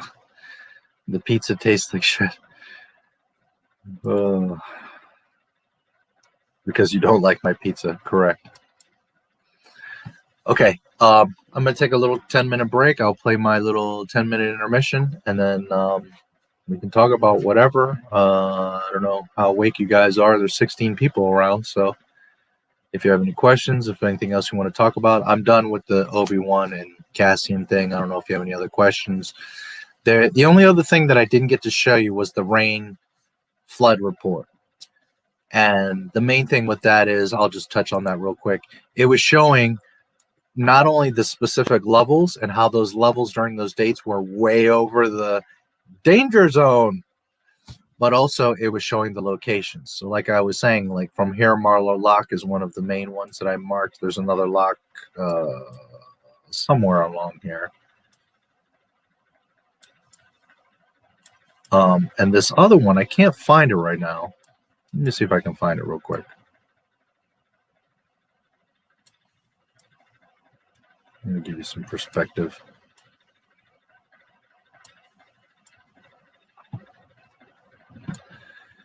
Some perspective. Where are you hiding at? Here's a lock. Bavani. Is that the next one?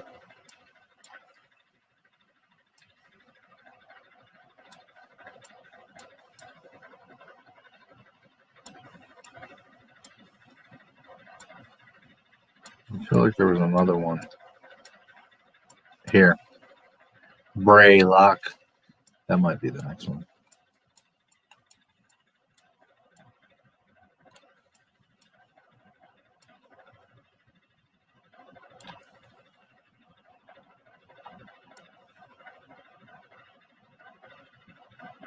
Here we go.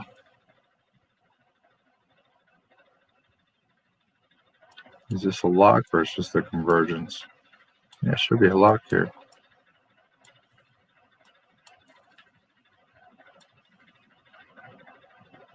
Or is it just the island? I guess just the island.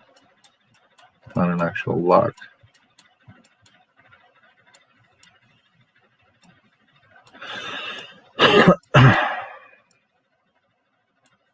Cookham Lock.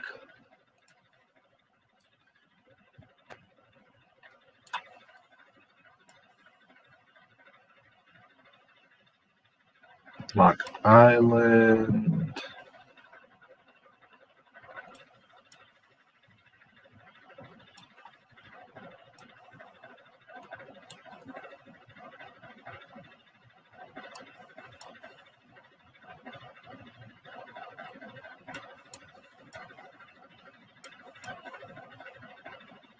One end.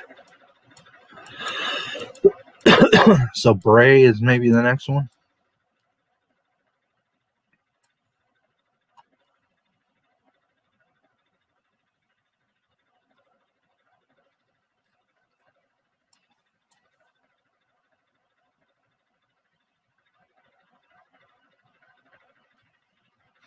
Okay, anyways, the main point of what I was trying to show you is the locks are not only major points in the river, right, because they're locked, but it's also a measuring point.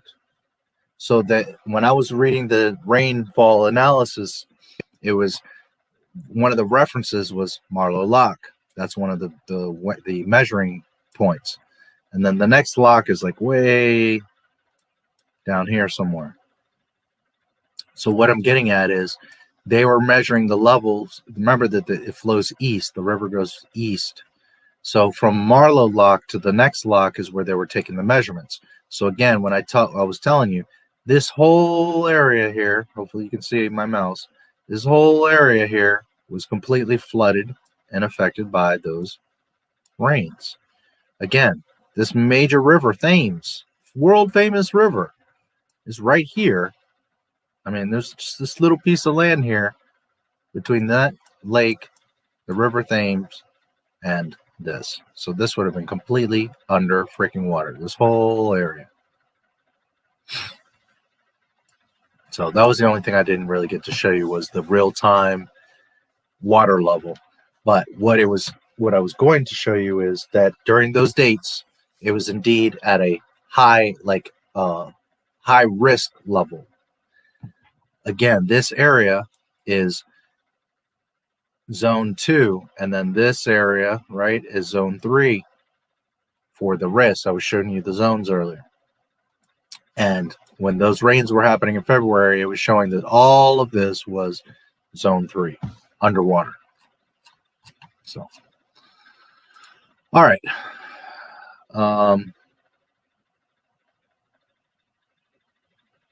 Let's see where you guys are at.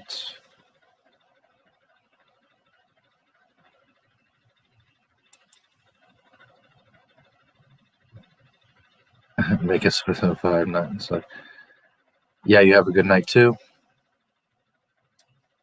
See you next time, next Friday. One night I fell asleep at 4 a.m. I woke up at 6 a.m. and wasn't tired. I felt like it was the least tired I had been in years. Yeah, sometimes just like, you'd be surprised. Like, I'll take a 15-minute nap. What's up, man? What's on the agenda? Hey, what's up? Well, we just got through talking about Obi-Wan and Cassian, so I'm wearing eyeliner. Are you wearing eyeliner? Andor is going to be a disaster because they chose to film in a very tight area. Yeah, that's one of the reasons. Howdy, OJ Simpson. OJ. That's cool. That's a funny avatar. OJ. Welcome to the stream. Yes, indeed. Oh, man. Star Wars. My ex-wife was a big fan of that. Sadly, she is no longer with us. I'm sorry to hear that, man. Truly am. That sucks. Well, this channel is all about Star Wars, so if that helps you at all. Okay, I'm going to take a quick break, about 10 minutes, and I will be back. I'll leave you with a video intermission, which is exactly 10 minutes long. So I will be back within, or roughly around 10 minutes, give or take a minute or two. And we can talk about whatever. At this point, I'm done with Obi-Wan and Cassian, so whatever's on your minds, whatever you guys want to talk about, maybe stretch, get a drink. I'm going to do that myself, and I will be back in about 10 minutes, and we can continue on with whatever shenanigans you guys would like to continue on with. All right. Appreciate you guys, and I will see you in just a few.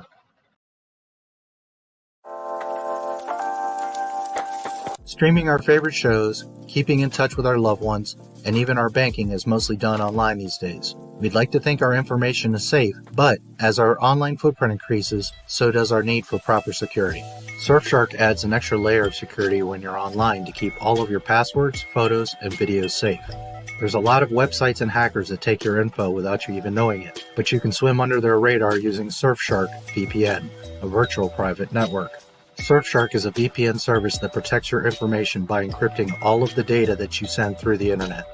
You can stop websites from tracking your info and selling targeted ads to you. With the click of a button, you can forget about data mining and intrusive advertisements.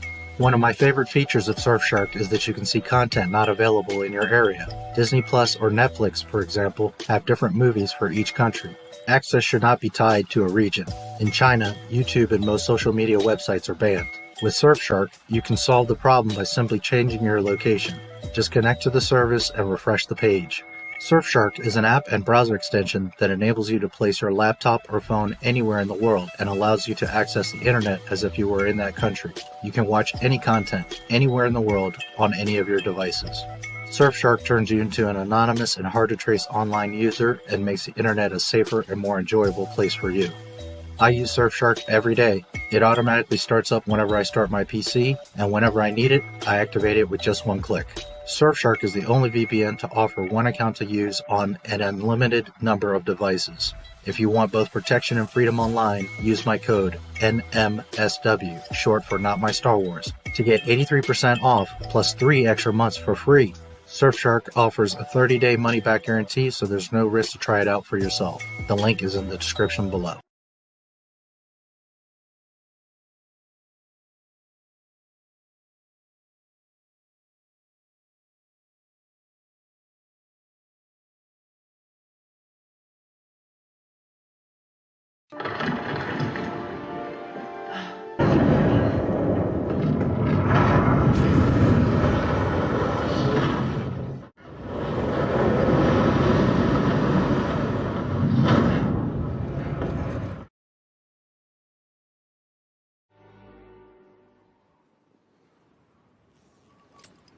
My nephew, with that mighty Skywalker blood, and in my hubris, I thought I could train him. I could pass on my strengths.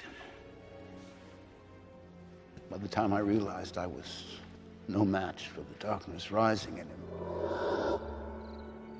I went to confront him.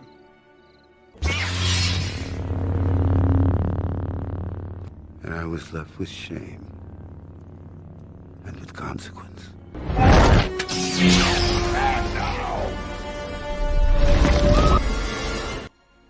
Because I was Luke Skywalker, Jedi Master.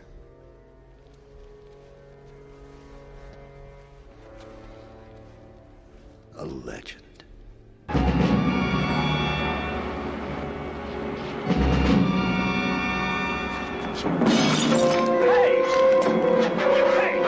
Are you crazy? What's the matter with you?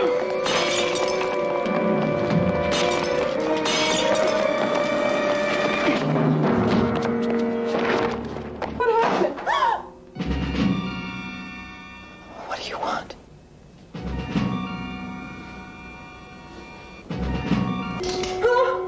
You don't know who I am, do you? Well, should I know who you are?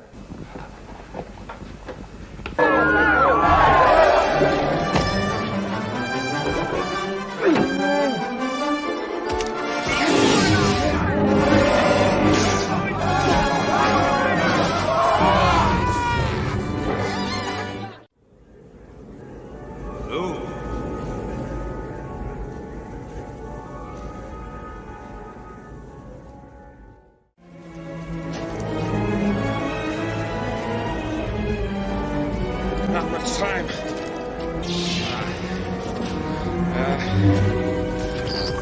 Hang on, kid. I thought they smelled bad on the outside.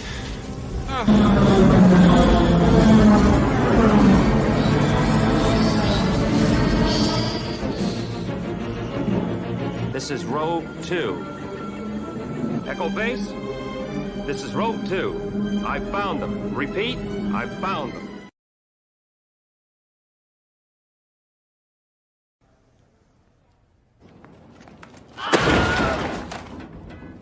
Fade in. This is where the fun begins.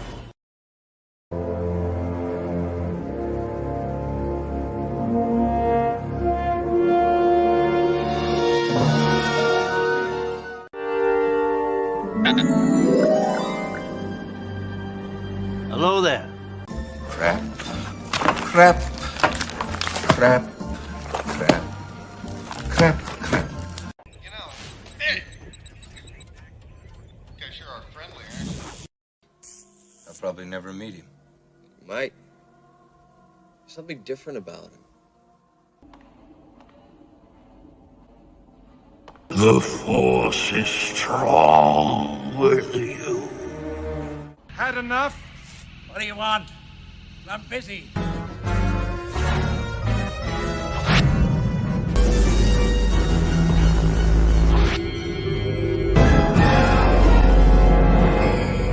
No, we have a race. No. There's nothing special about you. You're Nothing.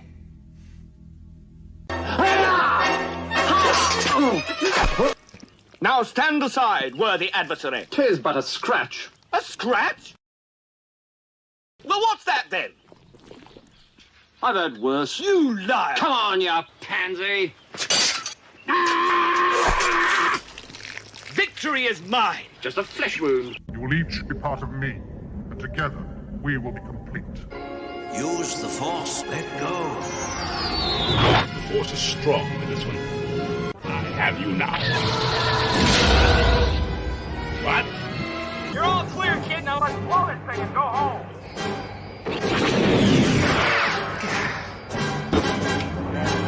I once got busy in a Burger King bathroom.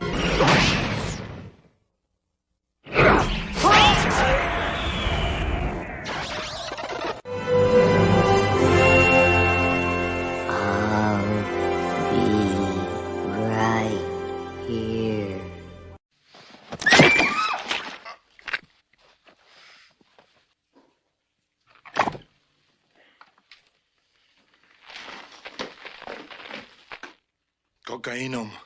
Like a rock.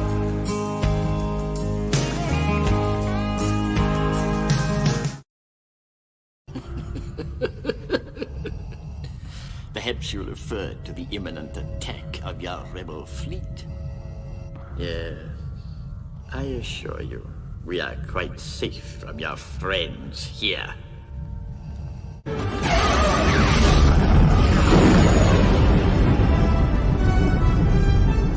He saved us. He really did it.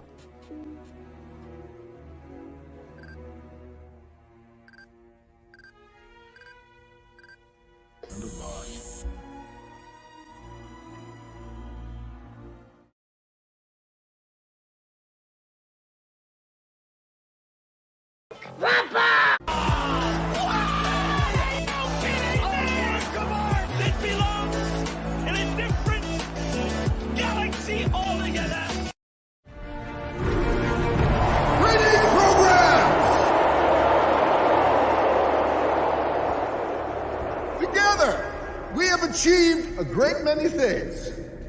Funding for this program is brought to you in part by... Are you tired of scratched, lost, or broken glasses? Bulky, hard-to-use sun and eyeglass holders? Then you need the Clippy. It's as easy as pinch, clip, hang.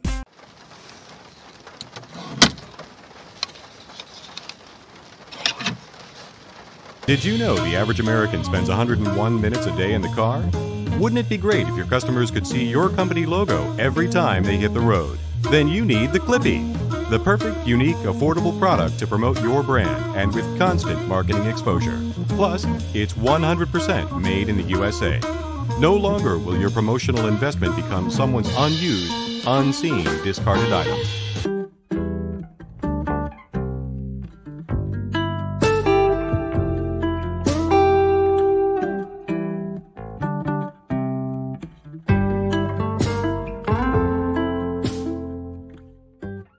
And by the annual financial support of viewers like you.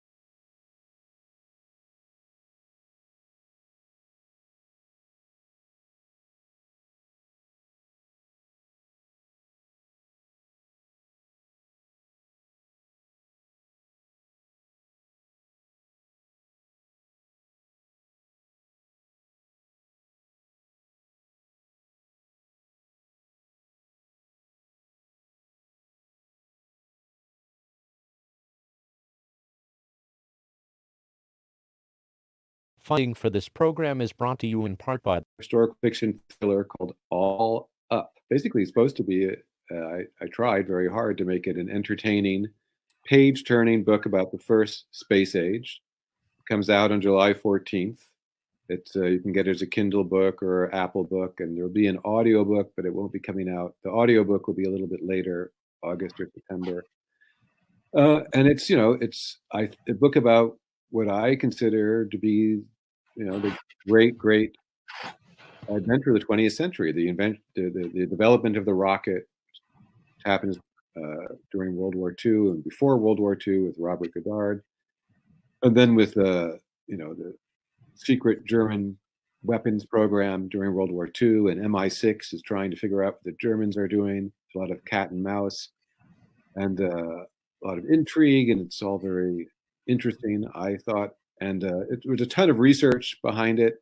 So about 90% of the book, I'd say, is based on what really happened. 10% is either speculation or stuff that can't be proved definitively. But and then it goes into the space race and the Apollo 11 trip to the moon. And I think people who give it a chance and read the first 50 pages will be hooked. I'll go out on a limb and say that.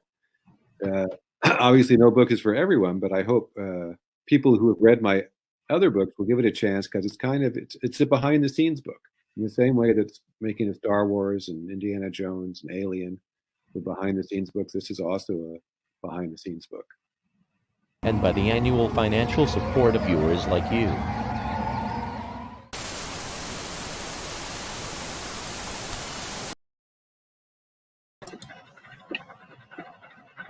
Alrighty then.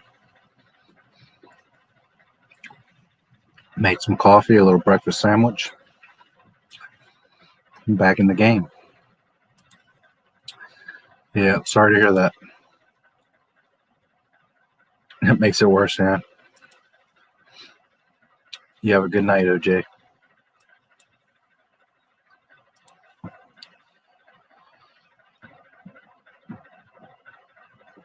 So you are still around. You've been quiet for a while.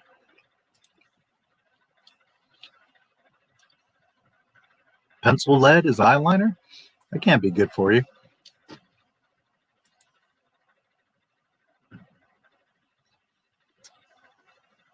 Yes.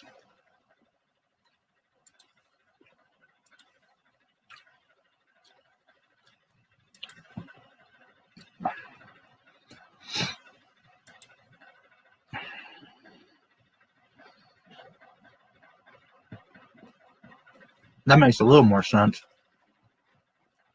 I thought you were talking about using the actual pencil. But still, lead poisoning, dude, in your eyes. What do you think?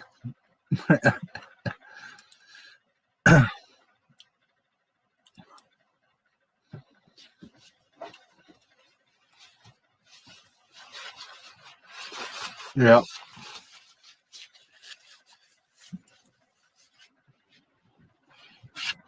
I love that part. I always loved that scene from Batman. It's one of my favorite scenes in that movie. So over the years, I've always had that in my head. And I knew when I was doing the Not My Star Wars, I was thinking of famous scenes of stuff I like. And that was obviously, that had to be one of them.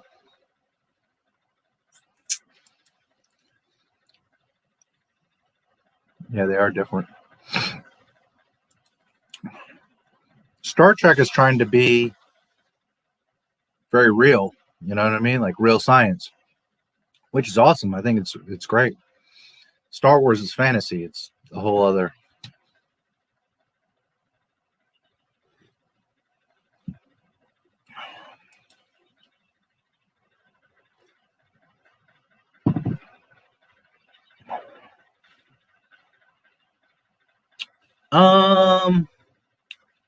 Star Wars isn't intergalactic. Star Wars is all within the Star Wars galaxy. Star Trek, I believe, does across galaxies. It's been a long time since I watched Star Trek.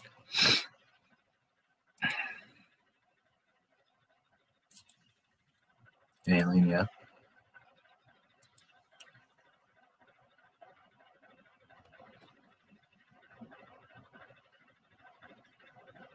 Did your sister watch Rhea? Clippy. Yeah, with a K. Klippy.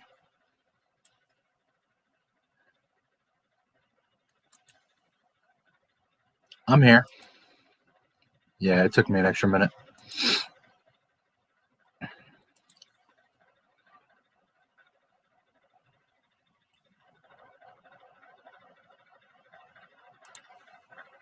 He fell asleep. No.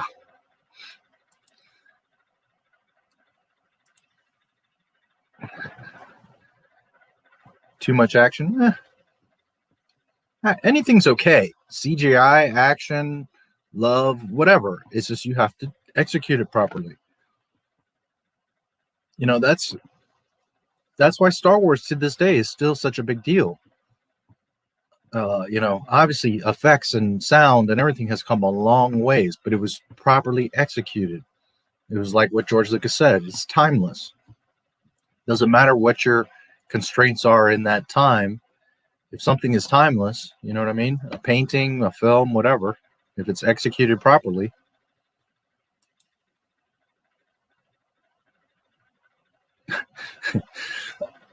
Yeah, it can be. I'll go to the lobby. Let's all go to the lobby. Let's all go to the lobby and grab ourselves a drink. I grabbed a coffee.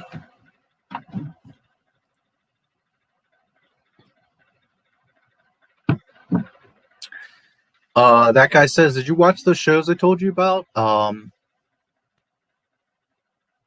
Alice in Borderland.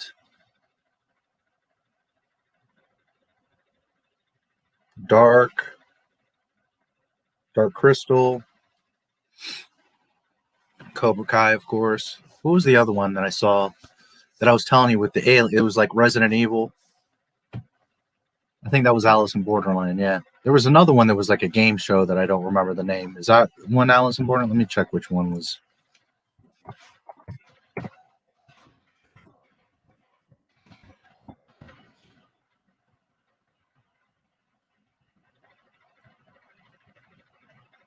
Yeah, Alice in Borderland is the weird zombie. Or is that the game one?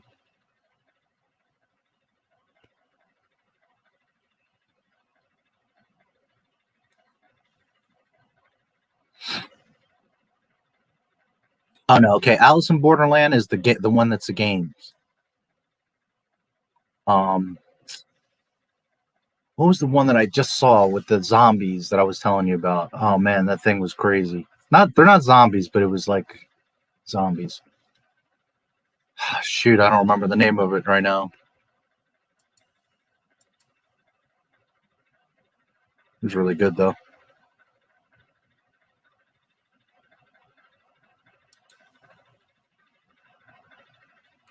I've never seen Prometheus or Covenant.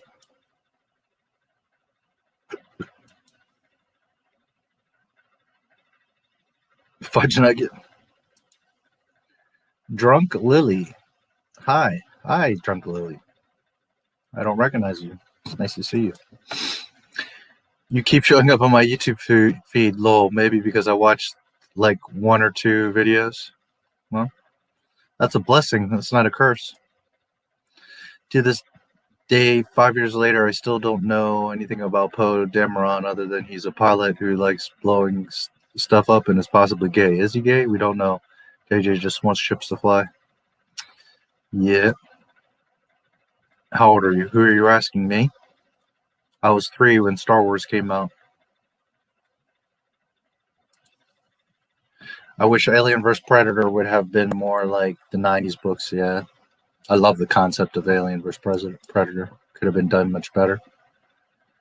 Yeah, they weren't great. But the concept is cool. Because it is. Alien and Star Wars crossover. I'm not big on crossovers personally.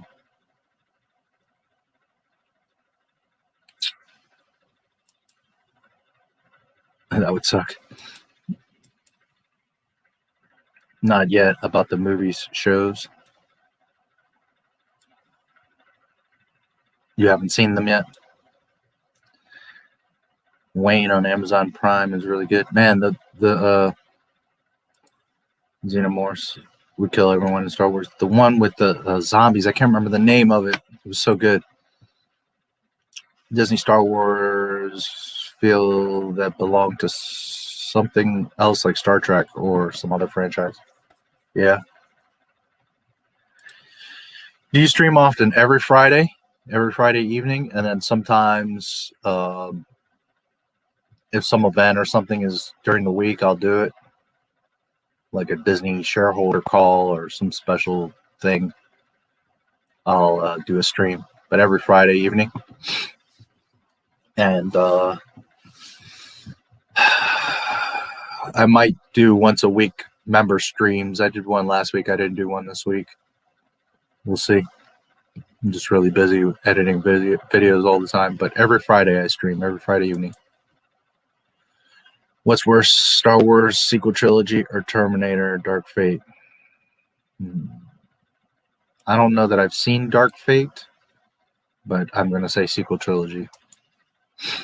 I only like crossovers that are set in the same universe, Alien versus Star Wars. Yeah.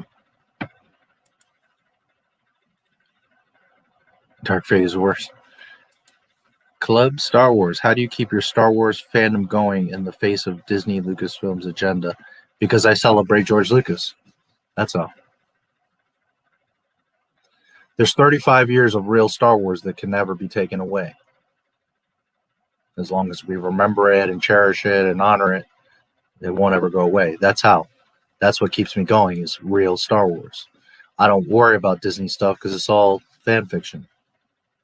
It doesn't matter. It's not canon. It doesn't fit. It doesn't make sense. It doesn't fit within itself, never mind within Star Wars. So to me, I don't let the Disney stuff get me down. It makes me sad because of the disrespect to what has come before, like Jake Skywalker, and it makes me sad because I, like millions of other fans, want real Star Wars. I want to see some awesome shit. But it doesn't make me sad in the even like this is why I can make this and not be sad. Because at the end of the day, from 77 to 2012, we have all that beautiful stuff.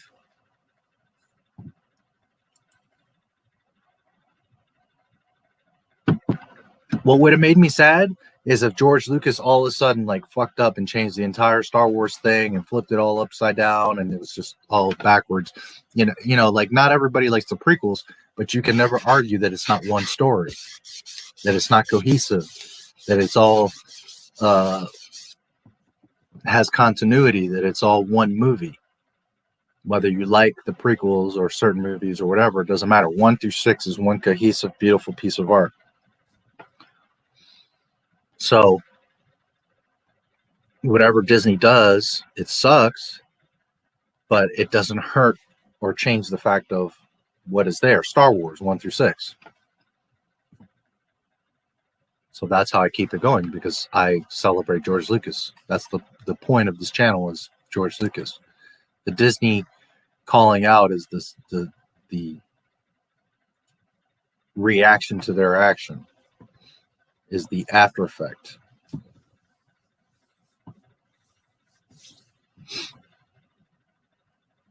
Just remember what real Star Wars is, and there's no reason to ever lose your fandom. George's favorite episode? No, I'm so busy. I totally forgot. I do need to watch it. Shoot. I do need to watch it. I just, every time I turn around, I get an email of this, a notification, the other. It's always something. I'm editing a bunch of shit all at once. I don't think you were around earlier, but the past few days I've been real busy because I edited like 22 videos and they're all scheduled. So now there will always be 2 videos every week, regardless of how busy I am. for like the next 2 months. But I will get to it. I have a feeling I'm going to make a video about that. Iron Mandalorian sounds universe shattering. Your info on publishing my comic book once I'm finished was pretty great. Clownfish coincidentally uploaded a video about writers owning their shit, so I just see the idea of other publishers. Yeah, at the end of the day, a publisher is just going to try to control you. They're going to take part of your money. They're going to tell you what you need to do, blah, blah, blah, blah, blah. When in 2021, you can do it yourself. You just make something and you can put it on Amazon or eBay or anywhere, YouTube, or all those places. You can build a little site to sell it as an ebook. I mean, there's so many. How long have I been doing YouTube for? Since 2012. Not My Star Wars, November of 2019. But YouTube, 2012. Disney Star Wars feels plastic and corporate. I don't know how some people can't see it, feel it. I don't know either. Yeah. And women, too. It's so obvious that there's no plan and people still defend them and call haters toxic bigots. Speaking of women, where is Dead Girls at? This is the 3rd week in a row I haven't seen her. I just hope she's okay. It's so obvious that there's no plan and people still defend them and call haters toxic bigots. You like the Marvel Cinematic Universe? It's okay. I'm not blown away by it. They have this soullessness that emits from a mile away from a movie theater. Yep. Club Star Wars. Good answer. I do struggle sometimes. What Disney Lucasfilm have done is depressing for me. I get down when I think about it. Good advice to concentrate on GL. Yeah. I mean, you know, Disney chose to make some other bullshit, some other fan fiction nonsense. So rather than pulling your hair out about it, just remember what real Star Wars is and cherish that. See, this is the thing. Not My Star Wars is for a few reasons. 1, I'm an outspoken type of person. 2, I know a lot of shit about Star Wars. I know Star Wars very, very well. I like to talk. I like to talk with people. I like making videos. So it just made sense to, 1, celebrate George Lucas, which I should have been doing a long time ago, and I just never, like, life just was in the way, and it didn't even occur to me, like, back in 2012. But even in the beginning of YouTube, I should have started a Star Wars channel. I just didn't even think about it at the time. But, you know, that's the point of Not My Star Wars, is to celebrate George Lucas's stuff. And then with that is the residual of, if you love George Lucas's stuff, then you see right through Disney's mess. So therefore, I make fun of Disney stuff all the time. But I don't focus on what Disney's doing, because at the end of the day, it doesn't matter. I just do it because it's entertaining, it's funny. I get to show people how dumb they are. I get to make my channel grow. I enjoy it. I wouldn't do this if Disney was constantly breaking my heart. That's the thing. I'm separated from, like, you know what I mean? Like, George Lucas stuff is my love and my life. That will never go away. But from 2012, October 31st forward, I don't care, because it's not Star Wars anyway. So it's just like, whatever. It doesn't hurt my feelings.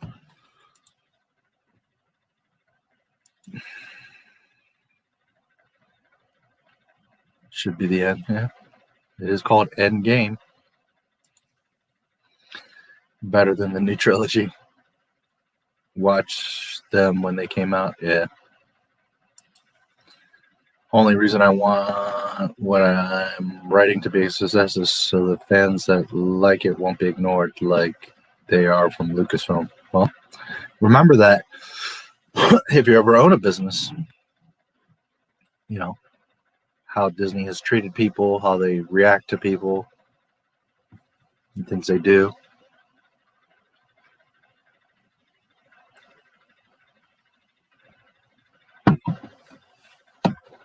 Remember not to treat people that way. 11 in that time, Yeah, I'm getting close to 12. And like I said, I started this channel in November 2019, so just over a year, like a year and 3-4 months. I'm almost at 12,000. It's very good. Way ahead of the curve. Most channels will be just hitting 1,000 at a year, never mind 12,000. Now that's nothing. I'm a tiny channel, but I'm just saying, for what it is, it's doing pretty good. Spider-Man, Far From Home, and WandaVision are pretty good, but for me, Avengers Endgame is a real conclusion. Late 40s, you look like in your 60s? No, I don't. Not even you believe that. I was also 3 when A New Hope came out.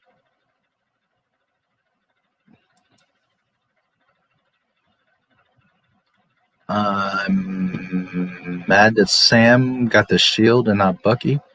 What's even worse is the Falcon and the Winter Soldier. Sam puts the shield on display and John Walker uses it. Bucky wouldn't have done that. Yeah, I don't know enough about that stuff I don't even know who Bucky is. Yes, I have. Sorry, it was okay. I wasn't blown away. It wasn't a masterpiece like some people said, but it was cool. It was fun. Tom Holland, Spider-Man. He is Tony Stark Jr. I heard some people called people who wanted Bucky to take the shield racist. Race means nothing in this situation. Bucky is Steve's oldest friend, so he should be next to Captain America. Apparently Gwyneth Paltrow couldn't remember that she was in what was it? Was Iron Man with Spider-Man Homecoming or one of those movies? She was in a movie with Spider-Man and she couldn't remember. Which one do you say is better, Sam Raimi, Spider-Man, or MCU?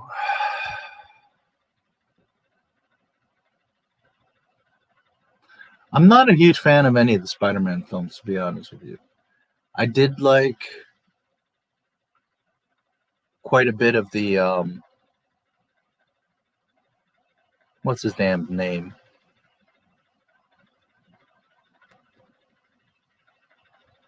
Tobey Maguire. I like some of his stuff. There was just little things in those movies like you're messing with Spider-Man, you're messing with New York. I liked Tobey as Spidey, not so much as Peter.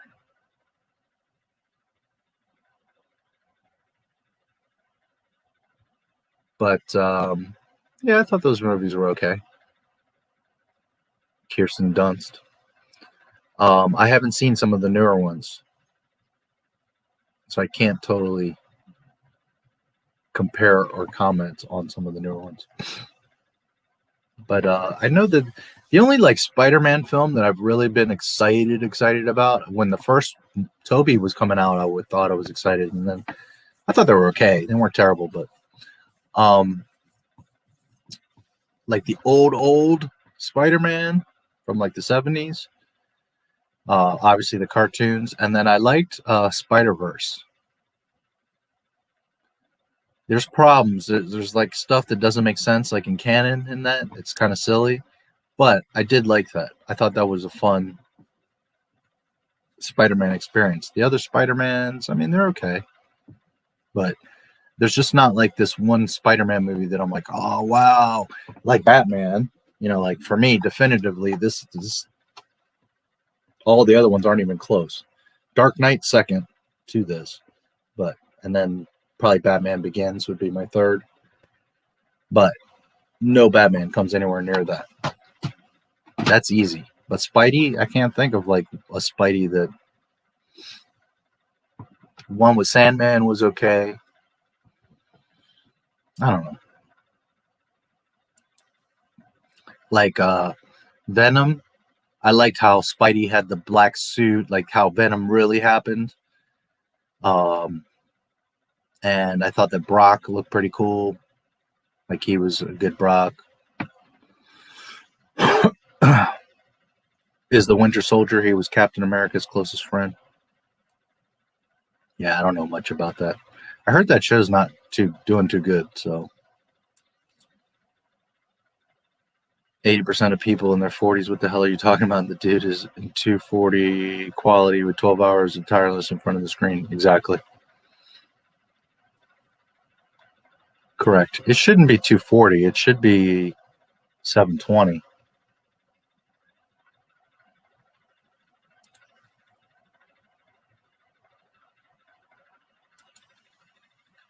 Actually, it's in 480. There's 720. Maybe that'll help a little bit.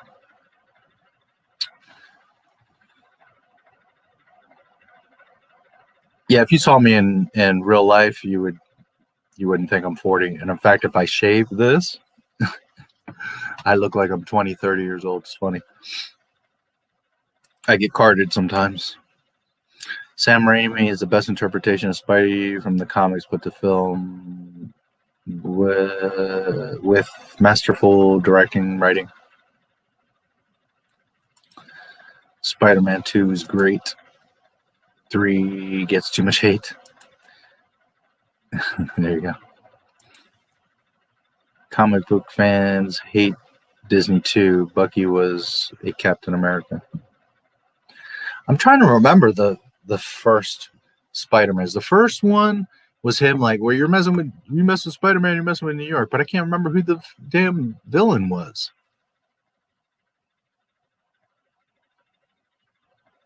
Goblin? His dad, right? The original Goblin? William Dafoe? And then he gets killed, and what's his name? Osborn Jr. What is it, Harry? Harry Jr. gets pissed off. And then the second one is, I think the third one is Sandman and Venom, right? So what's the second one? It's been a while.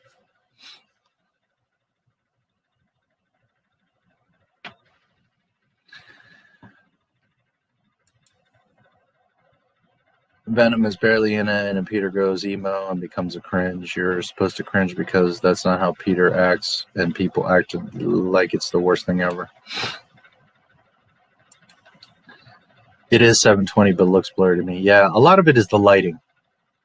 I mean, it's just my laptop camera, so it's not like it's super great, but most of that is the lighting. There's probably more light in here because it's starting to be light outside. If the sun comes out, you'll see me much better. It's the lighting.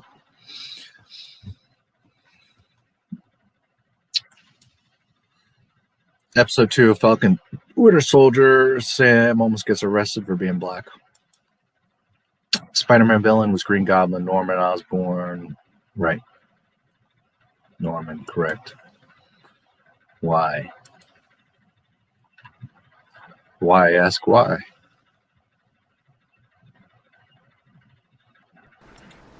Why?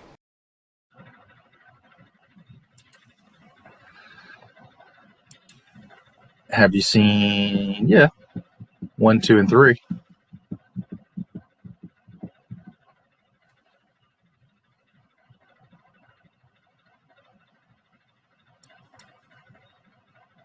Defoe, yes. Right, Goblin. It's been a while since I've seen those. Little Goblin Jr. Yes. Little Goblin Jr. Doc Ock, okay. Harry is the son, right?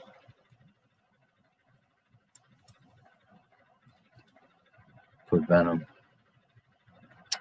His name isn't Harry, dude. His name is Little Goblin Jr.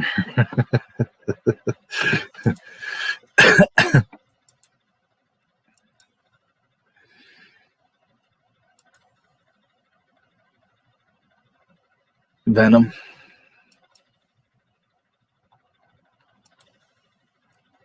Yeah, Venom I think is pretty cool. I remember him from way back in the comics.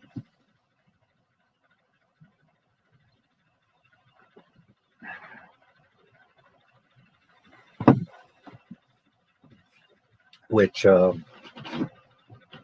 when did Venom come around? 80s, I guess? Mid-late 80s or early 90s? I want to say late 80s. Spider-Man and Sam Raimi. Yeah.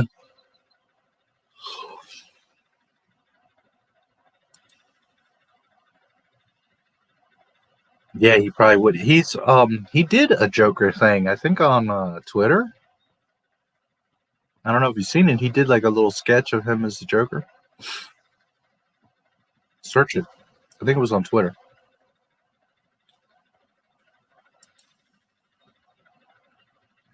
Legends, essential novels. If people want to make their voices best heard by Disney, how would one go about doing so? Buy Legends over Essentials, or just buy the books via eBay resale?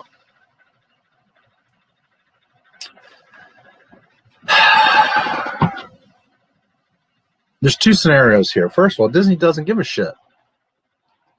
This is the thing that people confuse. People think that Disney is going to look and pay attention to and care that you're buying Legends over High Republic. Disney doesn't give a shit.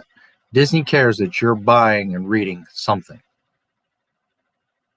Even if it's a mix of the two. Like you buy 2 issues of that and 3 issues of this, and they don't give a damn. Disney's not like a normal company that takes feedback. Like, you know, I've made the metaphor before. You make pizzas and you make calzone, and 30 people come in and they each try, 15 try the pizza, or let's say all 30 of them try both. And 27 of them are like, you know what, your pizza's not that great, but the calzones are excellent. So a normal business owner would be like, oh, well, the calzones everybody loved, they're excellent. I need to double down on the calzones and stop making pizzas, or really reduce my pizzas. Disney doesn't work that way. Disney doesn't give a shit. Disney has 50 different things on the menu. They don't care what you buy. They don't care if you like the pizza or the salad, or you hate the calzones. What they care about is that you came in and out of those 50 items, you bought something. That's all that Disney cares about. So there's no sending a message to Disney. By buying Legends books, you're not telling them, well, we prefer Legends. Or by buying the new Essential book over the Legend book, it's not going to make a difference. Although, I don't know, if all of a sudden they had the massive sale of the Essential books, I would tell them something. But Disney doesn't care. What Disney's doing is just rebranding everything to see what sticks, to see what you're going to buy. They're not a normal business. They don't give two shits if they're not looking at a message of, well, Mandalorian is a perfect example. If they saw the impact of Luke Skywalker, then that's what they would do. Instead, they're not doing anything with Luke Skywalker. You probably won't see him again. Disney doesn't give a damn. Disney doesn't work that way. Disney only cares that they got you some way, somehow, regardless of what it is. And they just saw, like 2 days ago, they're getting ratioed for months, and then they put out a lame-ass little Bad Batch cartoon trailer, and everybody's like, oh my God, remember what I've been saying for many streams now. You have to say no. And what did I say? Everybody's going to get excited over Bad Batch, then they're going to go all watch Bad Batch, and now we're back to ground zero, because everything, all those ratios, all those negative comments, all Disney sees is, oh, well, we can't make this stuff. Bad Batch works, so we need to make more Bad Batch. That's not how Disney looks. Disney looks at it as, oh, it doesn't matter all that shit that we went through and all the shit that they said, because here they are right back again. We got them with Bad Batch. That's all that Disney cares about. So it's not a typical situation where you go to the pizza shop owner and say, hey, listen, your pepperoni pizza is really struggling. You need to change it or do better or something. They're not going to listen like that. So there's not an easy answer. I would always suggest buying the oldest thing you can. What I would do is go to eBay and buy the originals. 1, so you're not supporting Disney in any fashion. And 2, so you get the actual real OG. Why would you even want the book that says Legend? I don't like the ones that say Legends. And I know a lot of people say buy Legends so that you're telling Disney that that's what you want is Legends.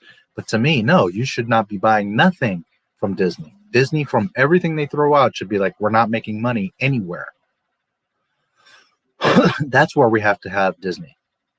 No matter what they do, they get nothing. So to me, I would go to yard sales. I would look through bookstores. Goodwill often has them, and eBay. Crutchfield. Is it Crutchfield? No, Craigslist. Crutchfield. Craigslist, Nextdoor.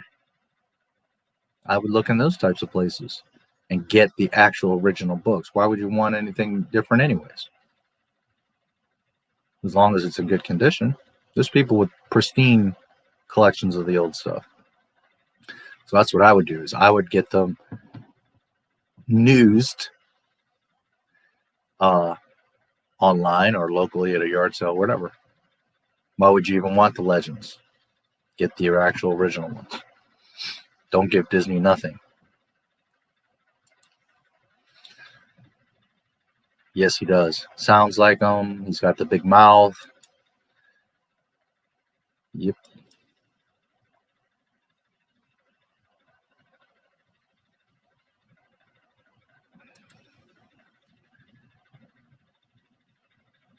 He's already ugly.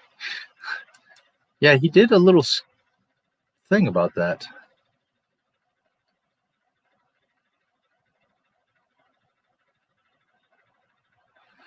You know, I really liked the first Wreck-It Ralph, and then the second one was like really underwhelming. Same thing with the Lego movie.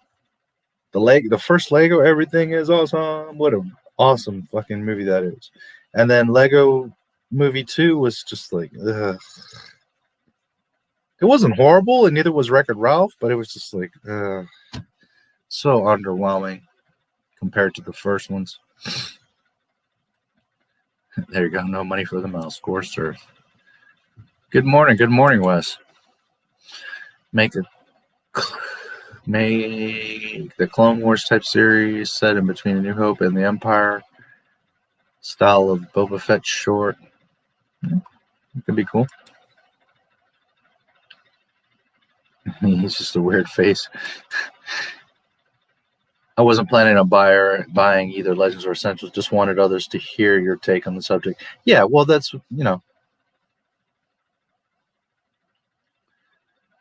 that's what I would do. I would just buy them. 1, you help that person locally. 2, you give no money to Disney. Fuck Disney. And 3, why wouldn't you want the originals? If you're going to go searching out the EU, get the original good ones. They're the same thing, I guess. But I wouldn't, it would piss me off to buy now the books and it says Legends on it. It would just bother the shit out of me. Now, let's say one of you sent me a gift and it was a Legends book. I would appreciate it. I would love it. I would read it. I would keep it in my collection. I would cherish it. But I'm just saying, as far as me going to buy them, I'd be agitated having to buy them with a Legends banner on them. I would want the originals.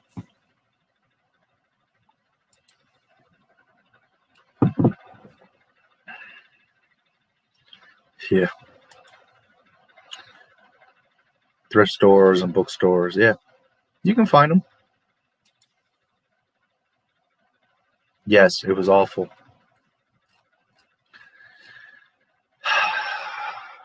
That movie had potential to be good. It's just, man, it wasn't good. It was just a weird movie. It was slow and clunky. And then you get to the end part, and it's like we go from this whole adventure to aliens. It was just a very strange film. I don't know anybody that likes that damn movie.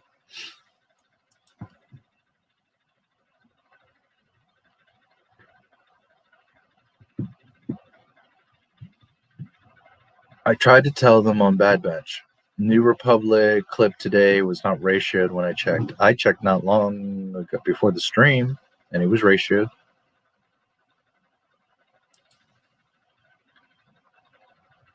Yeah, they're talking about it, which is silly because I can already do that now. I can turn off comments and I can turn off likes and dislikes. So I don't know what the point of that. I don't think they're going to dislike. They're not going to remove the button. They're going to make it so you don't see the count. But that's just cheesy. You should see the likes and dislikes. You should see the comments. I mean, it just, and I hate deleting comments. Now, some people just drop like a link to a porn thing, so I obviously delete it. And then some people just say the dumbest, rudest shit, and I'll delete it. I'm also not going to leave like just plain stupidity and hate on my comments. But 98% of stuff, I try to leave it as untouched and completely uncensored. You guys, I always leave an open, for you guys to say what you want to say. As long as you're not being like, really crazy or harmful. The other day, someone wrote on my comments, I bet if not my Star Wars committed suicide, nobody would even notice. I'm pretty sure 12,000 people would notice. Did you see? Yeah, so it's not the dislike button, it's the count. But yeah, stuff like that I'll delete because it's just plain crazy. Oh, boo-hoo-hoo, I have 4 dislikes on my video with 23 likes. I'm being oppressed. Yeah.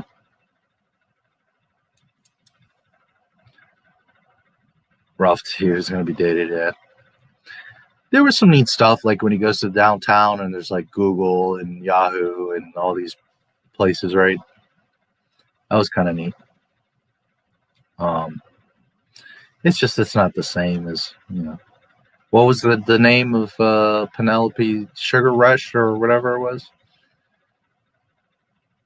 I really like Wreck-It Ralph 1.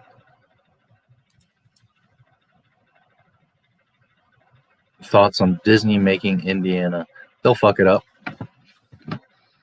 No Lucas, no Spielberg. There's nothing even to discuss there. That's where I'm going to leave it. No Lucas and no Spielberg.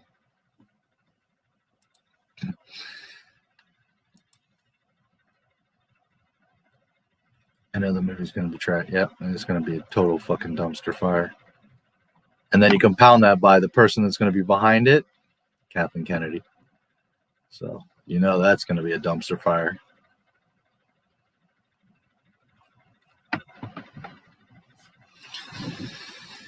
That is definitely going to be a mess.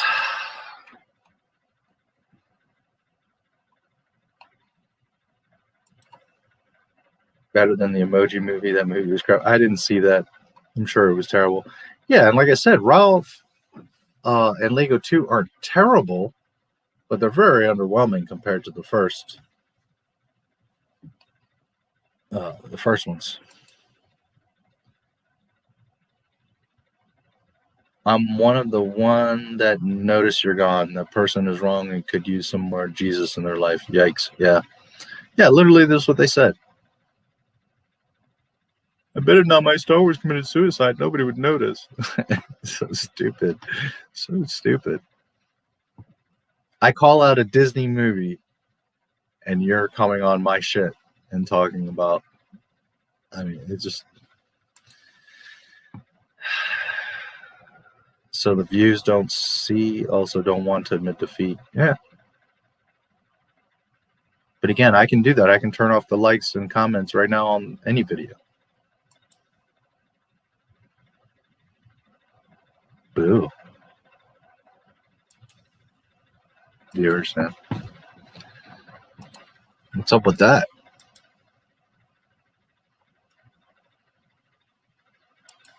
Let me check something. I'm really curious. Man, I'm losing subscribers. I had 11,611 and now I'm 11,606. What the hell's going on? Okay, good. I didn't get a copyright. Awesome. I thought for sure that stupid little song was going to give me a freaking copyright.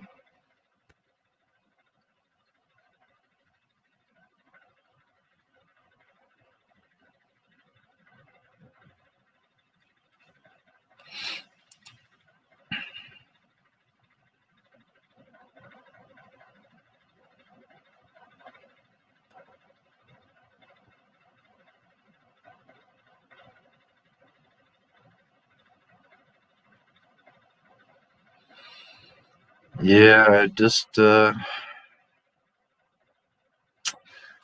know what to do, man. No matter what videos I make, they all get, not that many views. It's pretty frustrating. I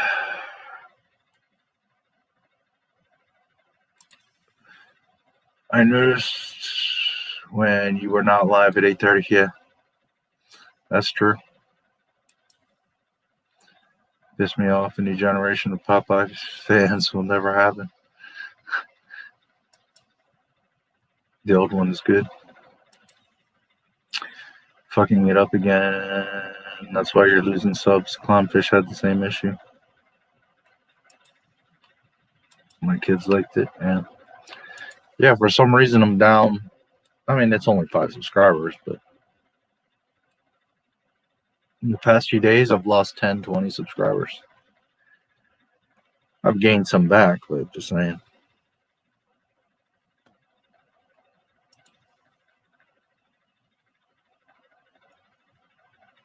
Let's see what we got in the comments.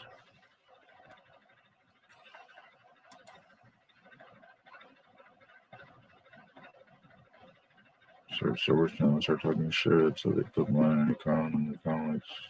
Then get to Nintendo. Huh?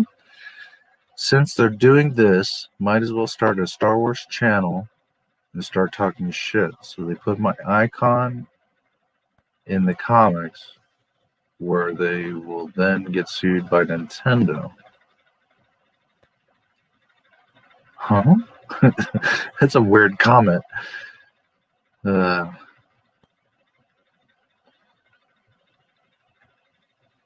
Not part of the fandom medicine who looks at the new Star Wars with optimism and tries to see good in it all is needlessly and ruthlessly ridiculed and attacked by the very franchise he's trying to promote amid this huge fan backlash. Yeah?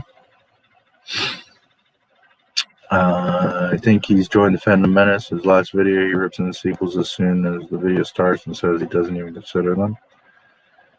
At least he's done that and not sit on the fence. Yeah, he usually sits on the fence. That's why his channel's so big. All those people in the video thumbnail look like they take pills to stay normal. Stay woke, I guess. Yes.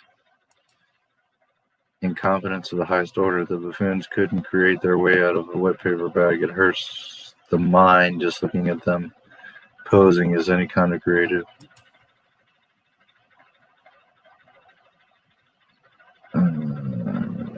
Warhammer, try the Dark Elves Fantasy and Space Rovers.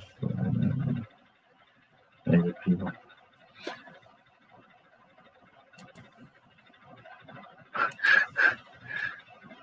Showing their appreciation for his shilling. Jedi heretic.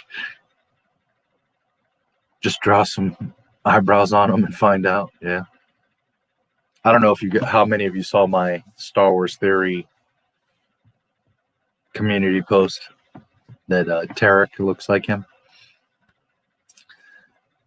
Bold and naive to believe their Boom series was a good idea. I suppose they would go out of their way to mock a YouTuber that gained more success on his own as a young than them in their entire lives.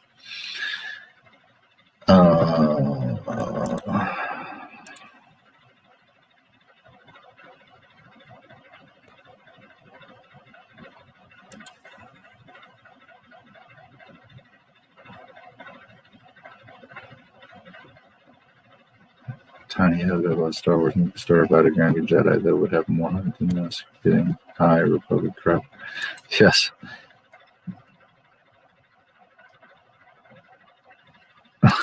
Someone make it stop.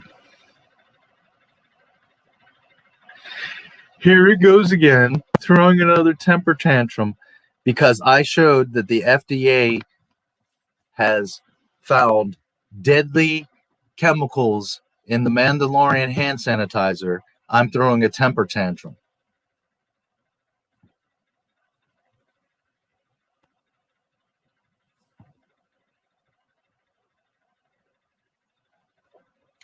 Some people are so fucking dumb. So fucking dumb.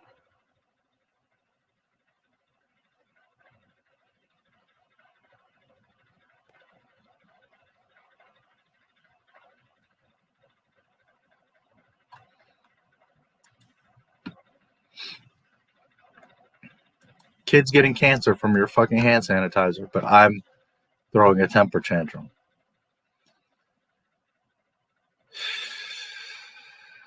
What is wrong with people?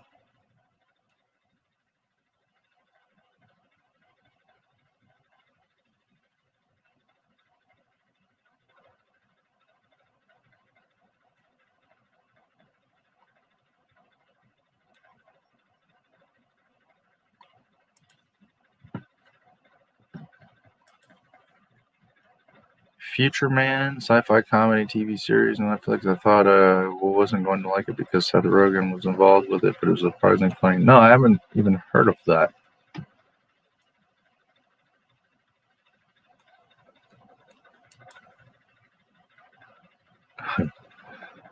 Yeah, you can't really top Video Man.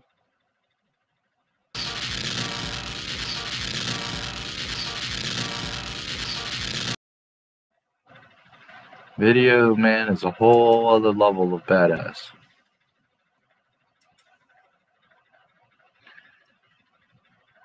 Trying to stop people from getting sick, yeah. Or saying hand sanitizer makes you blind. Yeah, if you rub it in your eyes. Yeah. Well, and the thing is here's one of my favorite arguments is there was people saying, here, let me look at it.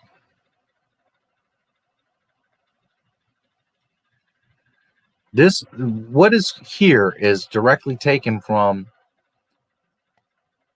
ValueSure that sent a petition to the FDA. I didn't write this. This is what they put in their petition. FDA should clarify for the protection of children that such stipulations on formulation apply to all hand sanitizer products during the declared COVID-19 public health emergency, not only for liquid hand sanitizers. Petitioner has identified and tested hand sanitizer products that would be contrary to the FDA's guidance and the utilized products labels that are clearly intended to appeal to children. Okay. So I think here it says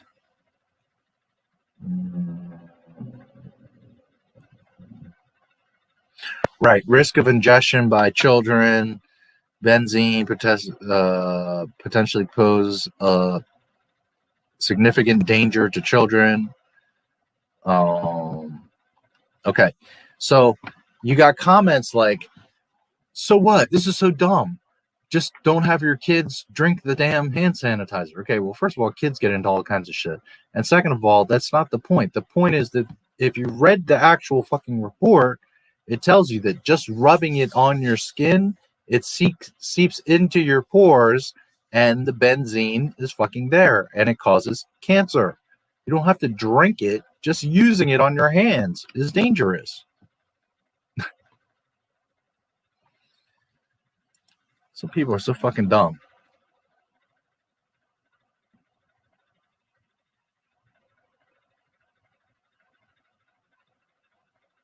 Where is that? Okay, so in all honesty, just don't drink it. Like, seriously, guys, the concept of if you drink soap, you're bound to get hurt is simple.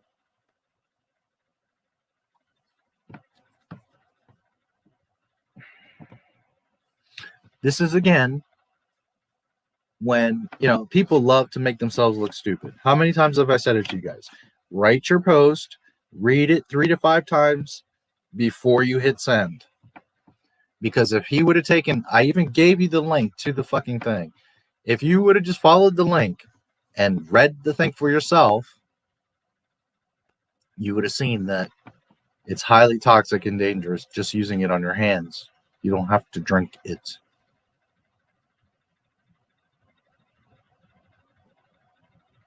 And then you got this guy, Ryan.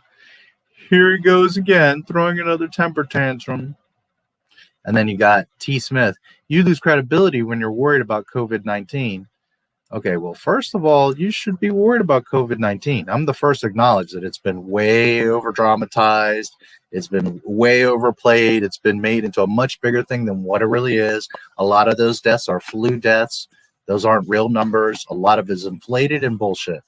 But does coronavirus exist? Have people died? Are people getting sick? Absolutely, and you should be concerned about it. And every time I go outside, I have a mask on. I'm not worried about me. I'm worried about all the other idiots around me. And nowhere do I say, well, because of COVID-19, this is the fucking thing that the testing company, Value Shore, is sending a petition to the FDA.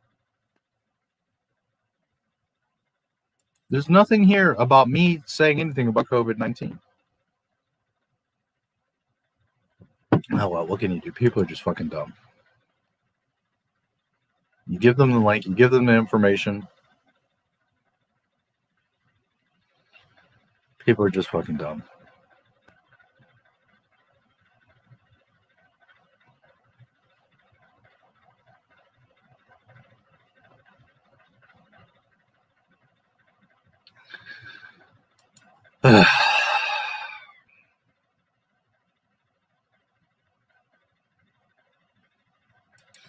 I watched some reaction videos for season 2, episode 8. You could tell who the true fans were easily.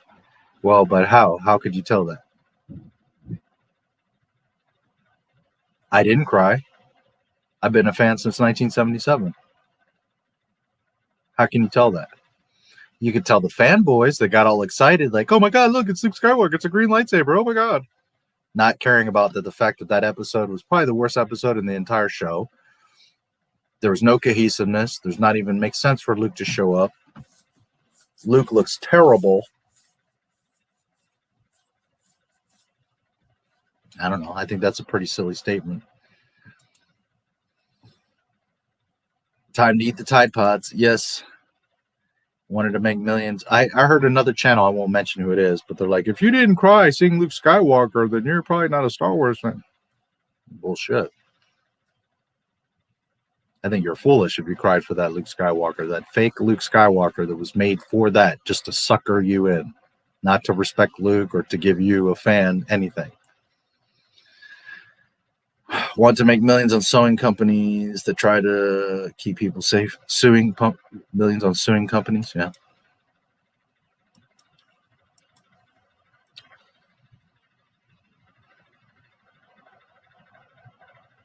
If you're scared, then fine. Well, I'm not scared, but it's a reality. Guy at work tested positive. Yeah, I know quite a few people. Yeah. Green. X-Wing. I was cheering when Luke showed up. Then when he took off his hood and showed his face, my smile disappeared. Yeah. Don't get me wrong. It was cool to see Luke Skywalker chop up some droids. But the episode was awful. The way and why he showed up was dumb. It looked horrible. The whole thing was just dumb. But too many people are blinded by, oh, but Luke Skywalker was there. Yeah, I remember everybody saying, Star Wars is saved. Oh, really? Is it saved? It's in worse shape now than it was before he came out. Chinese virus is the best prank ever pulled by human beings. I don't deny it's existent, but it's been blown so much out of proportion. It's only home for the elders, obese people, and immunosuppressed. Yeah, no, it has been way overblown. I'm not arguing that at all. But what I'm saying is you also have to understand the reality that any one of us could get it and die. Are your chances much lower than what they say? Yes. Are you under like 40 or 60 or whatever and you're probably going to be fine anyways? Yes, most likely. I'm not trying to scare anybody or make it more than what it is. But the reality is that any one of us could get it and die. So that's something you do have to be respectful and cautious about.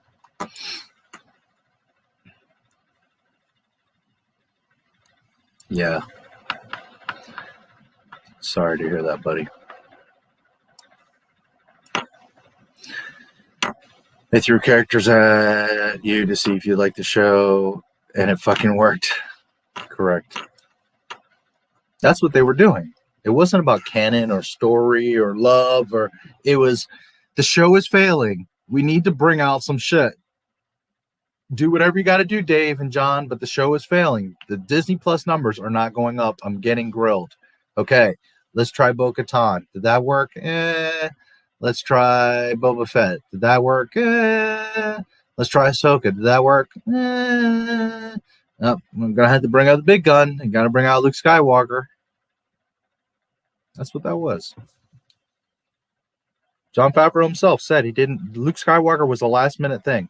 It wasn't planned. It wasn't written. None of that. It just happened. It was a last minute thing. So don't think that he was for a year or however long planning it and like, oh, I'm going to do this for the fans and blah, blah, blah. And Favreau himself said it just came. It was just a last minute thing.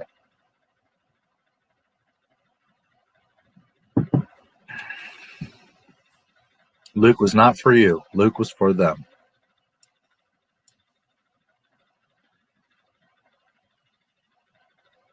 Yeah. And again, I'm not trying to make anybody scared. I think it's way over publicized and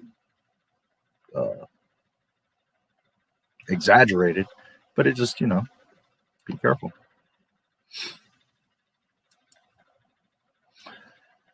Ken are more important than Luke on Mando. Yeah, that's true. It's Cobb Vanth. Yes, thank you. That's true. Yes, of course. There was another one, Cobb Vanth. Yep.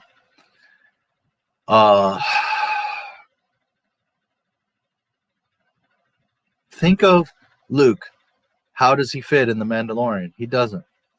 You got to really think of the show. Mandalorian, nobody knows what the Force is, who Jedi are. Bo-Katan was right there with Ahsoka Tano. She doesn't know who Jedi are. She never heard of Luke Skywalker. She should be 50 years old, and she's like 30 years old. Luke picking up Grogu. It's the same thing. He's going to go off and become a hermit, and obviously Kylo is going to kill Grogu. So now you've compounded the problem by now Grogu's going to get murdered by Kylo, and it's still Jake Skywalker. Nothing was solved. Nothing was changed. Nothing. You all just got all excited because you're so thirsty for Star Wars. You saw Luke Skywalker for 2 minutes and were like, oh my God, Star Wars. Not even realizing like that shit isn't even about Star Wars.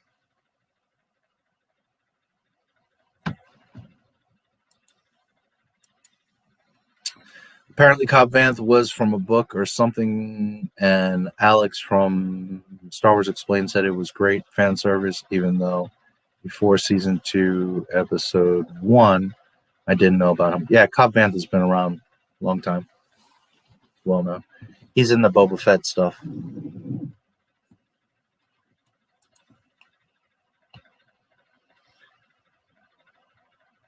Yeah. Yeah, she did. She looked damn good for her 50, 60 years old.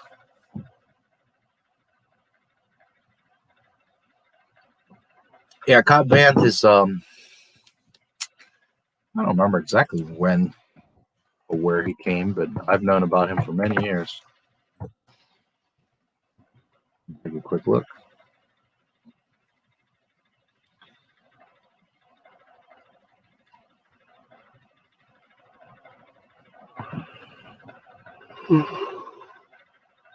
Moss Pelgo.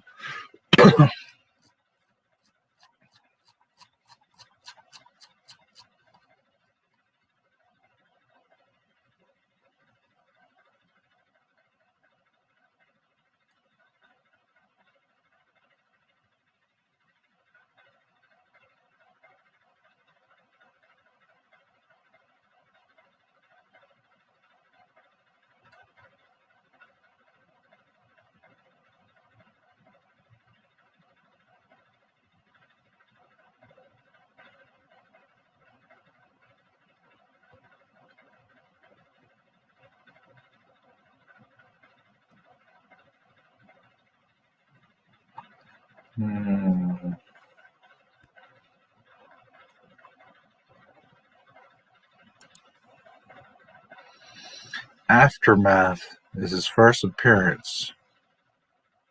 Chuck Wendig. He's newer than I remember. Because Aftermath was September 4th, 2015. Why do I remember him being older than that? Maybe not.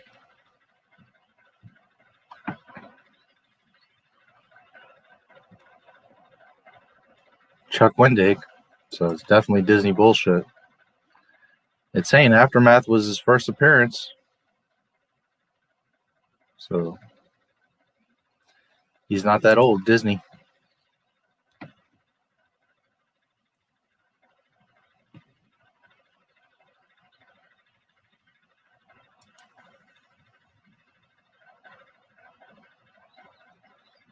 Yeah, who knows what he's going to be like. He's in a new comic, apparently.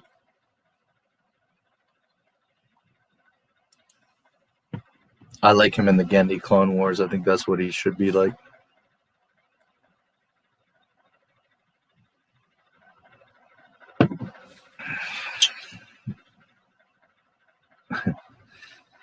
Obi-Wan gets... what happens? It gets swallowed by him, and then he explodes him from the inside out, and he blows up everywhere like bubblegum. I love those Clone Wars.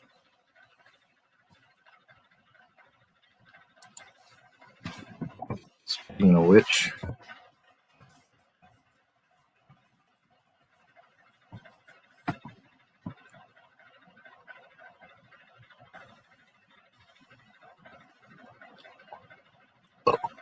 Star Wars Vintage Collection. Caravan of Courage.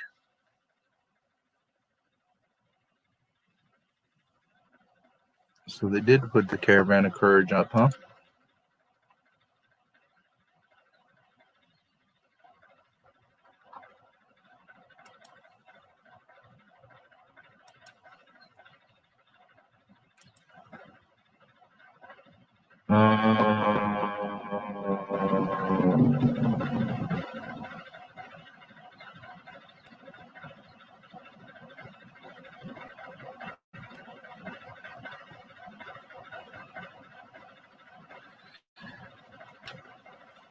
They have Clone Wars under just season 1. Wasn't it 2 seasons?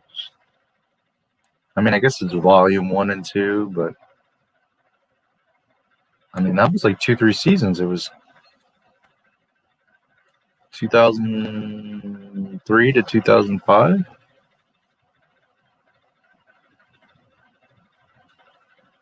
That's weird.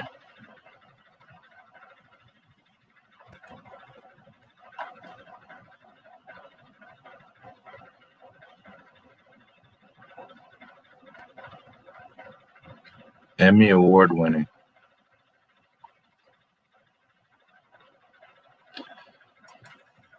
Emmy Award winning. Let's see.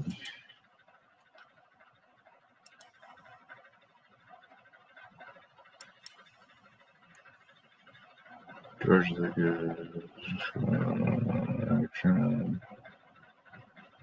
I don't know that the new Clone Wars won any awards. The Genndy did.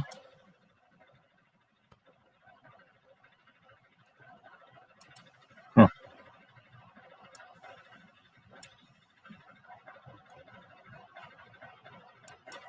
Ooh.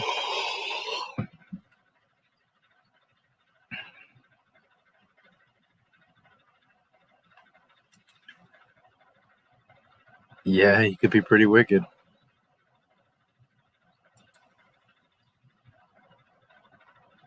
Yeah, he's pretty awesome. I wish he would have been like that in Revenge of the Sith. I feel old watching it now. It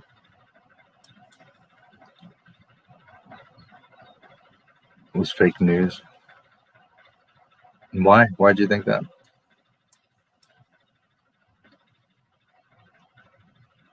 And didn't know too well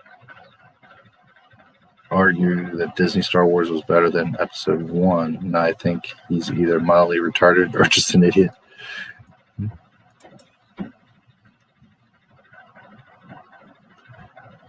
Holiday Special trying to argue that somehow it discredited 1 through 6 and had no rebuttal for the loads of inconsistencies, retcon BS, and garbage like Geode.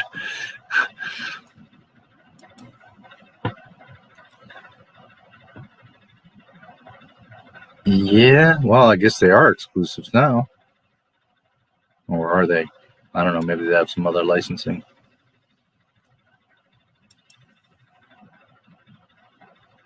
People are so upset over fictional characters. Can't we just enjoy that it's Star Wars? We can't enjoy that it's Star Wars when it's not Star Wars. That's the problem. That's the entire inherent problem, is that it's not Star Wars anymore. If it was Star Wars, of course we could enjoy it. But that's the entire problem, is that it's no longer Star Wars. Rocky, Creed. Rocky, yes. Creed, no, I haven't seen the newer ones. If you like this Disney stuff, nobody's telling you not to. Nobody's saying that you can or shouldn't. That's fine. It's just not Star Wars.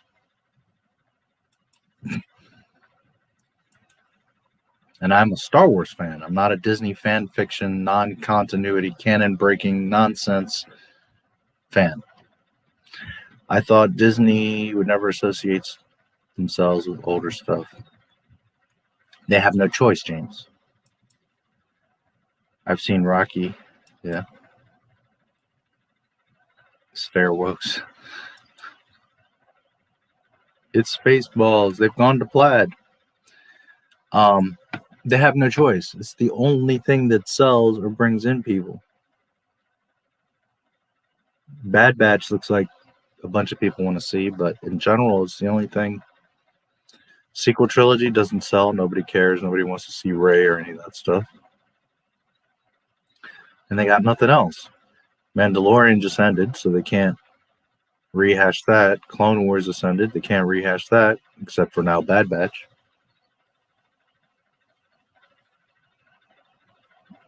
It's because they got no choice, man. They got no content.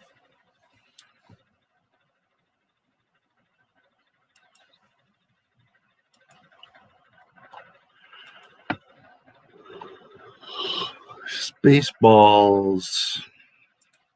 I love me some Spaceballs.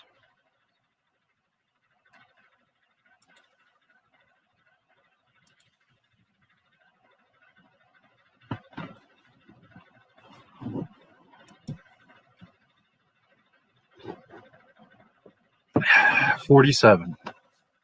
I have no idea how old you are, but you obviously aren't an original Star Wars fan, because if you were, you wouldn't say that why people get upset over fictional characters. We get upset over them because they're our lives. We grew up with them. They were our inspiration. They were our heroes. Because since we were little kids, we wanted to be them.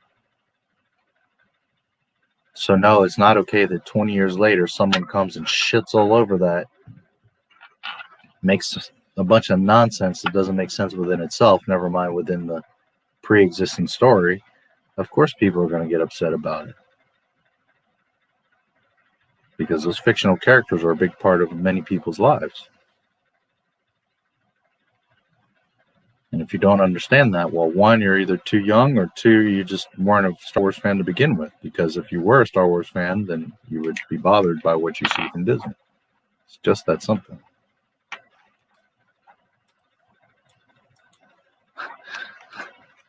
Correct. Bad Batch and the Book of Boba Fett is all that's coming. Exactly. That's what I'm saying. They have no choice. They have nothing else. So what do they got to do? They got to bring out the old toys. They got to bring out the old shows because they're desperate. They got no content. And what they're hoping is that from here forward, right, they'll have so many shows that there'll always be some sort of content. But half those shows won't get made. The other half of the ones that do get made, no one's going to care about anyways.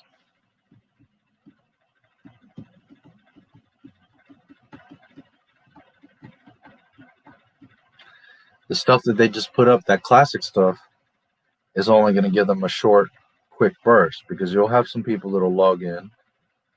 They're like, oh yeah, I want to see that old shit. But then they're going to watch it and then not watch it again for 10 years.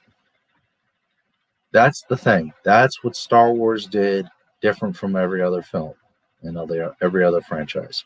Some films do well their opening weekend, right? Because they get a bunch of good reviews, people are excited, they go make a bunch of money. But the reason Star Wars was so big is because people kept going back 2, 5, 30 times to the theater. I've seen the original OT, I don't know, 1,000 times each. I don't know if 1,000, but several hundred times for sure. I've watched A New Hope, Empire, and Jedi. And that's why those movies made money, because people kept going back to the theater. Never mind buying constantly the toys and buying the books and the comics and the mug and the hat and this and that and the other, the lunchbox. So that's the problem with the Caravan of Courage and the Faithful Wookiee and that stuff that they're putting on. People will watch it one time because they're like, I've never seen it, or it's been a long time. They'll watch it one time and then that's that. It's not like people are going back to watch it 30 times, 100 times. So that stuff is a very temporary bump, a temporary fix. It gives them some content for what? The next couple weeks, and then that's it. Oh, I saw the old cartoon. Okay, great. I don't need to see that for another 5 years.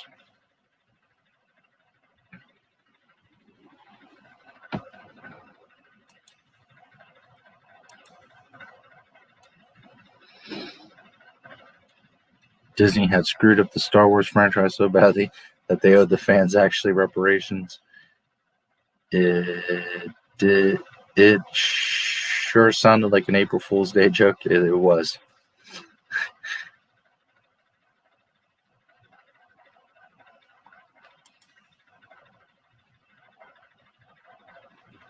Maybe. Anything's possible in the High Republic. The High Republic. I remember waiting 2 to 3 years for something. That's a very distant memory. Yeah. That it is.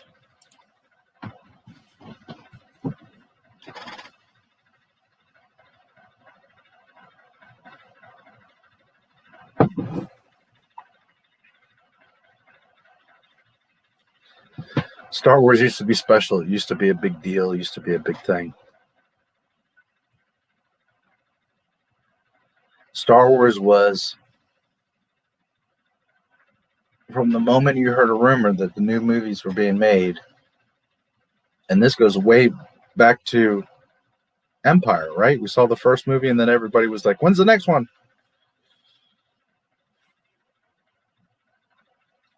Months before the movie would come out, people were talking about them, buying toys, doing all kinds of stuff.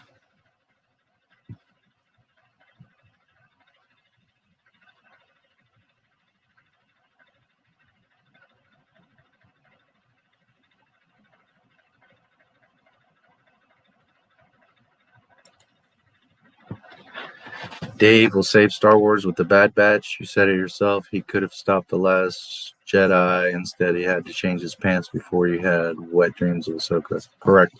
There's many things Dave could have prevented, and he literally sat there and let happen. So he's not saving anything. He's the reason we're in this mess. Bad Batch isn't going to save anything. With girl clones. By the way, in the trailer, they retcon themselves. Tarkin says, oh, they're a specialized group that are better than all the other clones, blah, blah, blah, blah, blah. No, that's not what they are. They were originally defective clones. Clone 99. They're a mistake. They're fuck-ups. Now they're trying to change the narrative, Dave Filoni, where, no, they were specially engineered clones. They weren't the bad batch, the fuck-up batch. No, they're the bad batch, as instead of bad being bad, now bad being good. He's trying to pull the Run DMC. And we ain't having that. You're not going to Run DMC us. You're not going to Disney Plus John Boyega, and you're not going to Run DMC Not My Star Wars. Because we know the story. Those were defective clones. And now you're trying to make them out as specifically custom engineered clones to be superior to the others. Nope. Sorry, Dave, you're not doing that bullshit.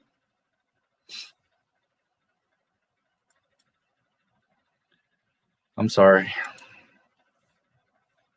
Are you going to continue to watch even though you don't like it? or do you watch to see what they do? Well, yeah, I watch to see what they do. I watch it because I have a channel, so it's stuff that I review and talk about, but also to remind everybody of how they're fucking up, where they break canon, where they further get away from Star Wars. So I don't watch it all religiously, but I do watch at least most of it, so I know what I'm talking about and can break it down. I'd like to see their screw-ups and what they're doing. I'm patient for the next thing coming out. You're going to have to be pretty damn patient. She can be. Nobody said she can't be. I've never said that. Nobody's ever said that. At least I don't think anybody said that. She can be your favorite character. I don't think she's much of a character, but if that's your favorite character, have at it, dude.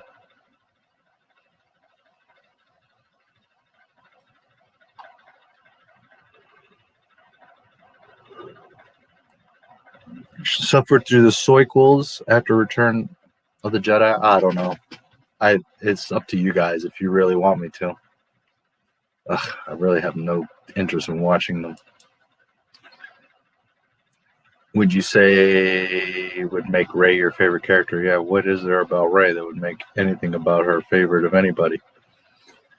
Yeah, I don't know, the sequels. I literally have no interest in watching them. Hey, Deck Tunics. What's up, buddy? Bad Batch are supposed to have flaws. It feels like they were done like that on purpose. They don't look flawed. They look like the best clones made. Correct. And that's the thing. Dave's trying to switch it now from them being defects to now they were specially engineered. I just pirate their shit all the time. Same with Godzilla with Verse Monkey tonight.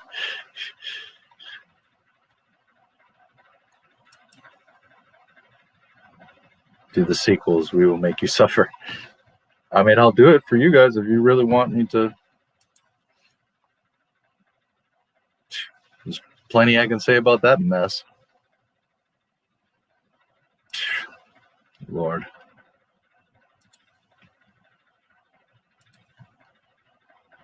Plenty to say about that mess. But either way, we still got Empire and Jedi to get through.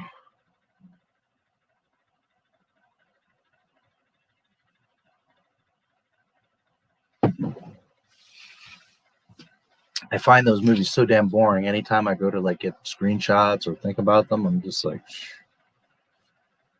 what terrible movies they are.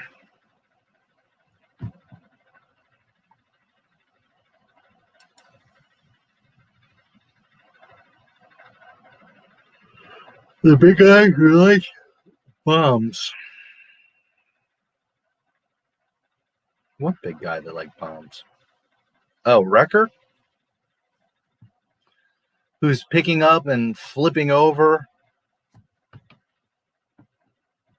fucking clone light gunships? I mean, really?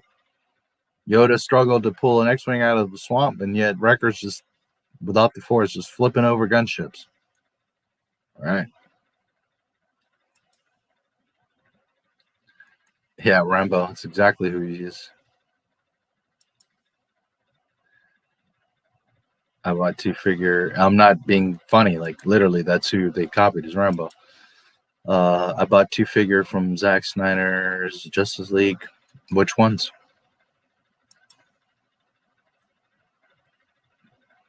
Snyderverse. Every day I see a new thing. No, they're abandoning Snyderverse is out. They're not going to continue it. And then the next day I'll see, oh, but maybe they're going to do it. I don't know what's going on with that mess.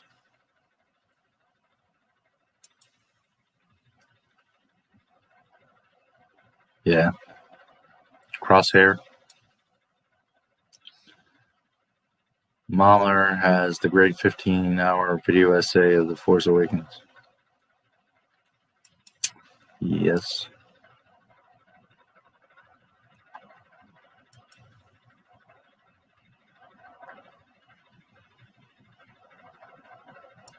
Yes. I forget his name, the tech guy. It's the most basic stereotypical team that has been reused a million times. So original. Wrecker flipped gunships. Yeah. It's in the Bad Batch arc, well, obviously. There was 4 episodes. I believe it was the second episode. They're with Cody. Their gunship gets shot down. Cody's trapped inside the gunship. They're all like, we got to do something. Cody's trapped. And then they send Wrecker in. And I forget who it was. Echo or somebody was like, we should help him. And he's like, no, I got this. And he walks over to the gunship. Okay, the gunship is like,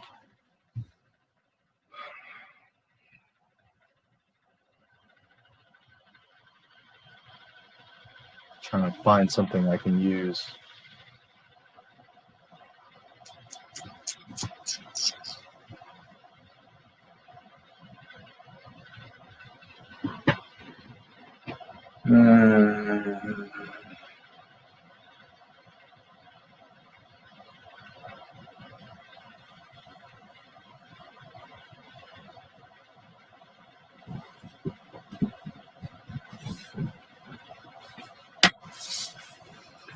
Here's the gunship. Here's the front of the gunship. Here on the side is where Cody was trapped. All the crew is here. The scene, well, here, let me do it this way. You're watching the scene. Here's the nose of the ship. It's crashed. Cody is here. Right? If you're looking at the scene, you're seeing the nose of the ship. Cody's here trapped. Wrecker and the crew are here. The gunship, if this is, you see the label? This is right side up. It's on its side like this. And Cody's trapped in it. Wrecker comes over, picks up the gunship, and doesn't just like make it stand upright. He flips it so hard that it goes up and over to the other side. Now remember that the base of the ship is wider. It's got like a fat belly, so it's very stable. So not only did he have to have the force to exert to flip it over, but he had to also have the force so that when it came on its flat surface and it had a lot more resistance, he had to push it even harder so that it would come out of that kind of locked flat position, right? If it was just a round thing, it would just tumble over. You understand what I'm saying? Like if you just tumbled it, it would just tumble. No, this has a heavy flat surface. So it's not just that it's here and he got it to go over this way. It's that he got it to go like this on this flat, hard surface, and then to go further over to the other end. The amount of energy you would have to exert to just flip over a gunship by yourself, never mind that the dynamic of it hitting flat and then having to go like this. Okay? If you go back and watch the episode, you will see that Wrecker literally flips over a fucking gunship by himself. I don't see Mace Windu, Yoda, none of them doing that. And he's some airheaded, defective clone. Yeah, he did that. They weren't because they didn't exist. Dave Filoni is trying to inject things into what is pre-existing, and that's going to be another problem. I can't wait to point out all the canon problems in the Bad Batch. And of course, no one's going to see it. Everybody's going to be like, oh my God, this show's amazing. It's Clone Wars. Oh my God, look, the Bad Batch. Your boy Star Wars Theory is so excited to see the Bad Batch. Boy. Steppenwolf and Black Suit Superman. Nice. Yeah, they weren't in Coruscant because they didn't exist, dude. And it's going to be the same Ahsoka problem. Now you're trying to inject those characters into what was going on in Order 66. And in the Bad Batch, we're going to see that. Where were they during Order 66? That's what they're going to show us. And they're going to make a whole mess of Order 66 and everything that happened. Watch. Filoni's going to fuck up the whole freaking prequels. And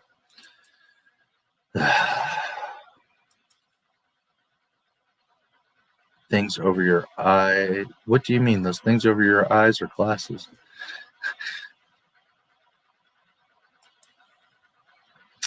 I think they will restore the Snyderverse on HBO Max, but they let this go on because the fans take care of marketing here. Yeah, we'll see. A record could lift only so much. A whole ship? Really? Yeah. He doesn't just pick it up. He flips it over to the other side.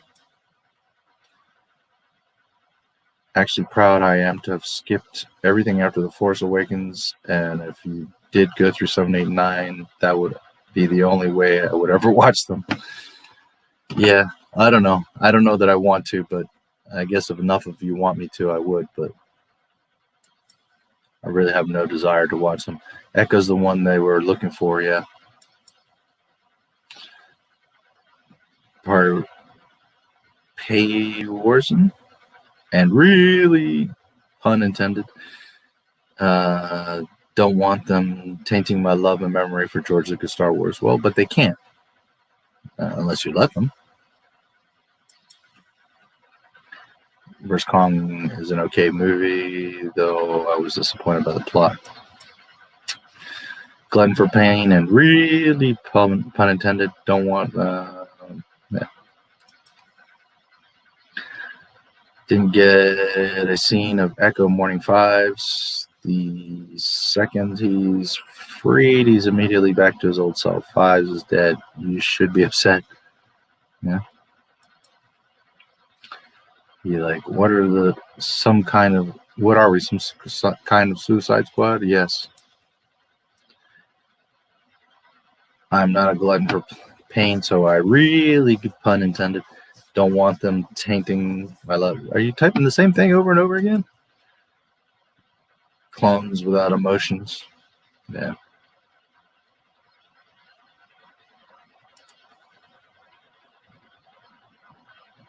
Penguins from Madagascar. Rambo's Skipper. Cross-Eyes Kowalski. Wreckers Rico. Sure One's Private.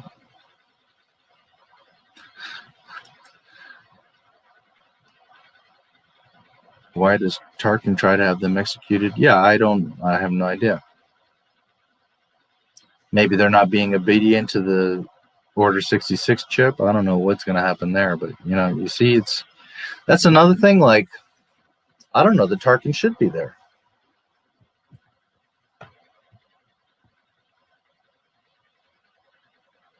Tarkin, age-wise, okay, could have been in the Empire forever. But I don't feel like that's how it went down. I don't believe that Palpatine finds Tarkin until later. You know, the Empire's ruling. It's starting to spread throughout the galaxy. He's got well control of the Senate. And then later, he finds Tarkin. I'm not saying that it's impossible. I don't know what George would say. But I never was under the impression that Tarkin was around in the prequels behind the scenes talking to Palpatine. I mean, we do see Tarkin, to be fair, in... Where do we see him? Is it Rogue? We see him at Sith, right? At the end of Sith. Vader gets in the suit, and then we see them, right? He's looking at the Death Star, the skeleton of the Death Star. So...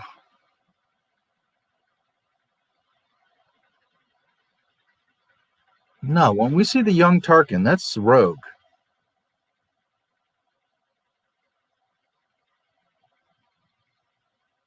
I'm trying to remember. Do we see Tarkin then?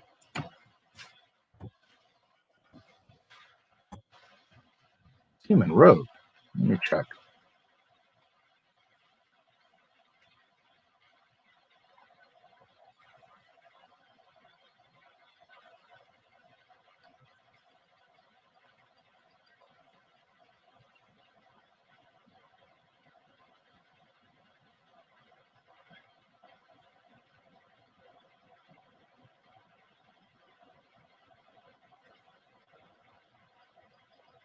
Now we do see Tarkin there in Sith.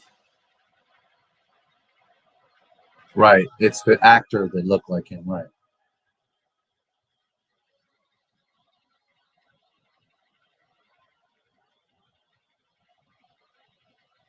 Okay, well, there's another fuck up.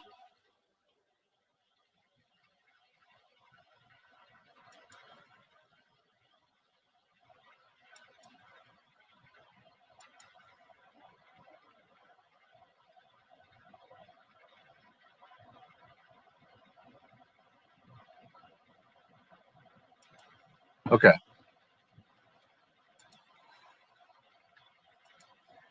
This is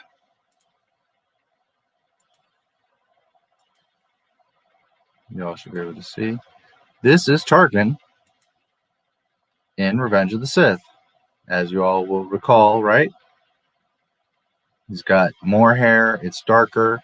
This guy looks like he's in his 40s, 50s at most, but probably in his 30s, 40s. This guy's like 43, 45, maybe. Okay.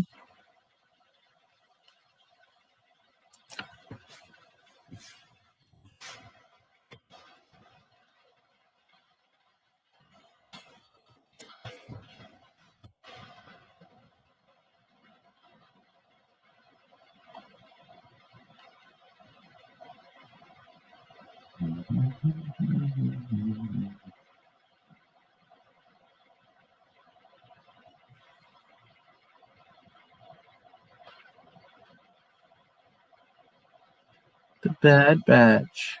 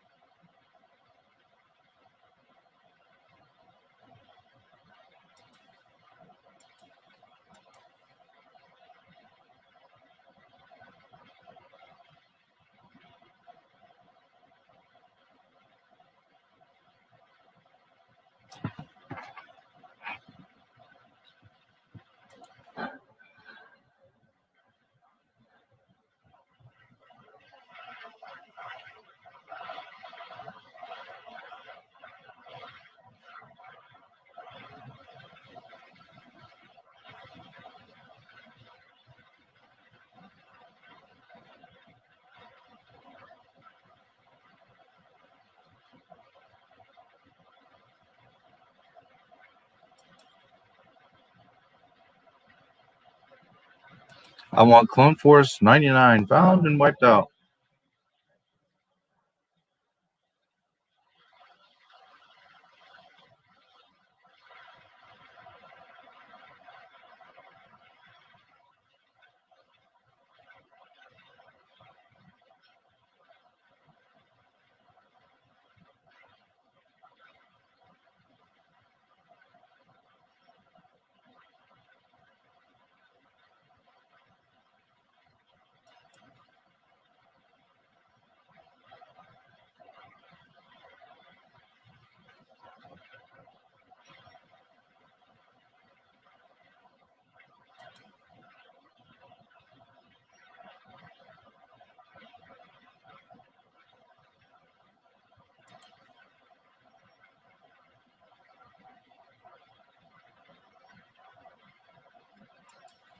Five enhanced clones more capable than an entire army.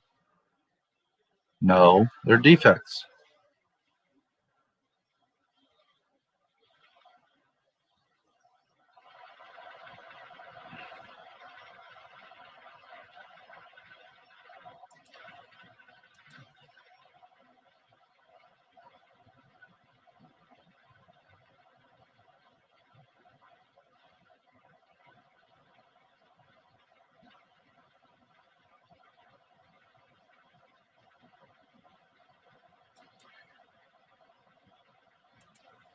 Okay.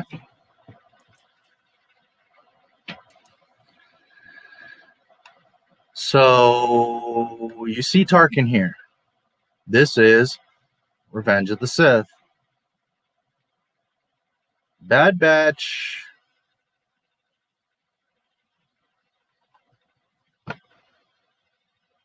I guess would be right after Sith. Because Order 66 is at the end of Sith. So Bad Batch would be right after Sith. But right after, not a bunch of time after. So then,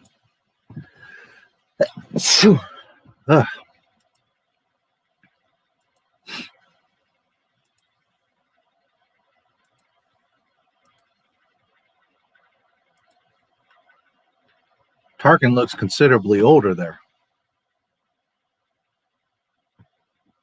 We're talking about Bad Batch's minutes, hours, within days of Order 66.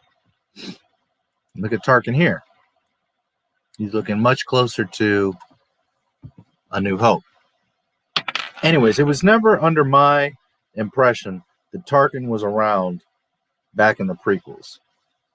That Palpatine would have established the Empire, and then later Tarkin would have came along. I'd have to look in some old guides and stuff to see if there's any backstory there. But let's see something.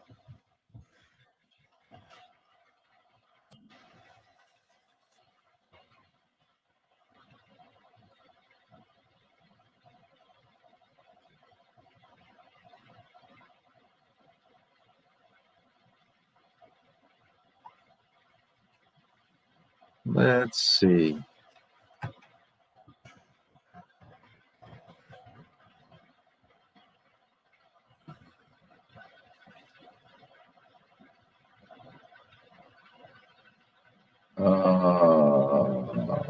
Months after the Empire was declared, Tarkin met with Palpatine and Ferrus Olin, a former Jedi Padawan and anti-Imperial resistance fighter to whom Palpatine had offered amnesty if he would meet with the Emperor.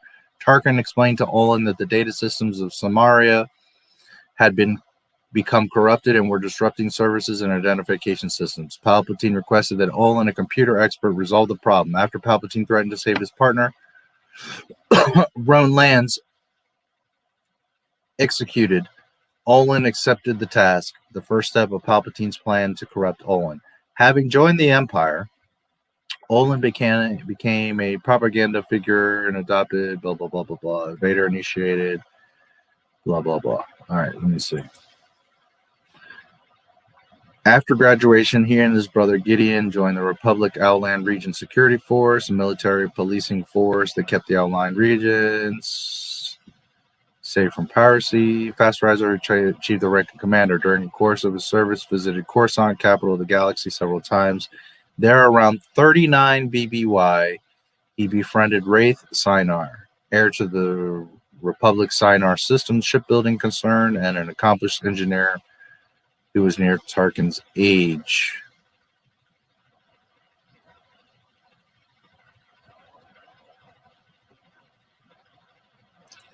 BBY, Tarkin was elected to lieutenant governor of Uriadu. Politician acquainted. Okay, a rising politician, so roughly 33 BBY.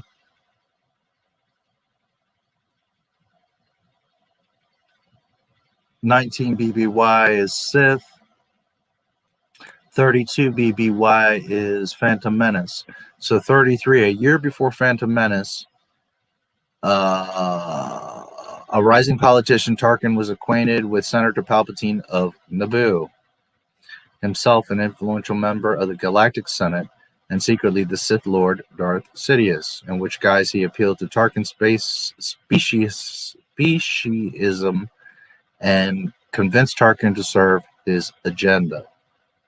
Okay, so according to this,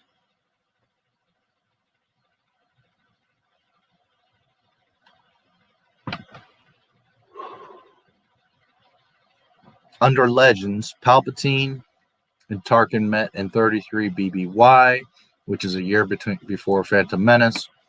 So technically in lore, he was maybe around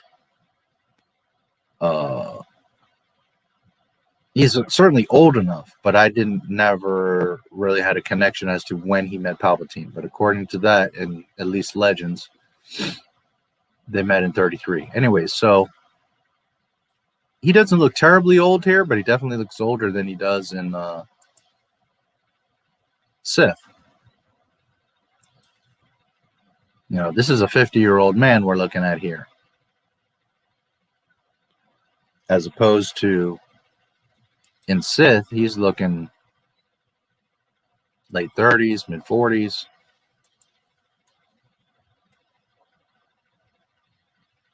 You know, he's looking 5-10 years older when this is moments after Order 66.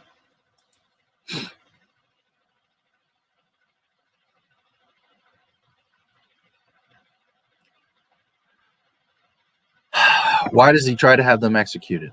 Well, my first impression is because they're disobedient. They're not responding to the Order 66.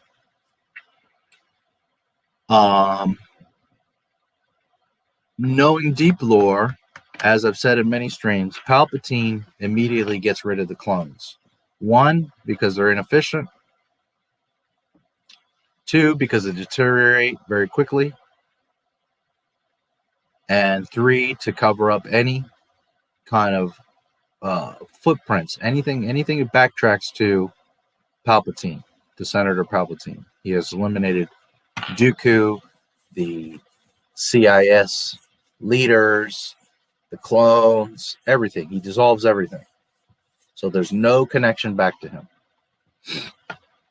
That's why they're stormtroopers, because Palpatine got rid of the clones.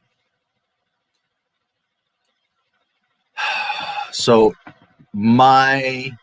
if we're talking real Star Wars, well, Palpatine would have given order to Tarkin to get rid of the clones. As we're talking Dave Phony Baloney Star Wars, who knows why? Probably because they're not obeying the chip.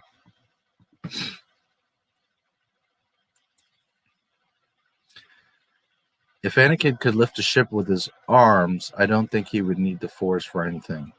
Probably. Speaking of which.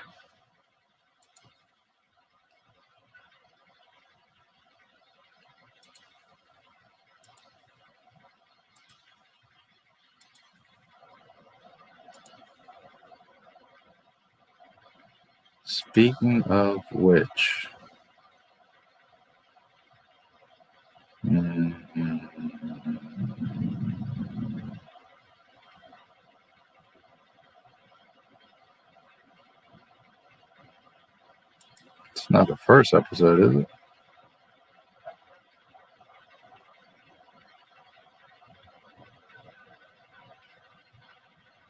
It might be. Yeah, I think so.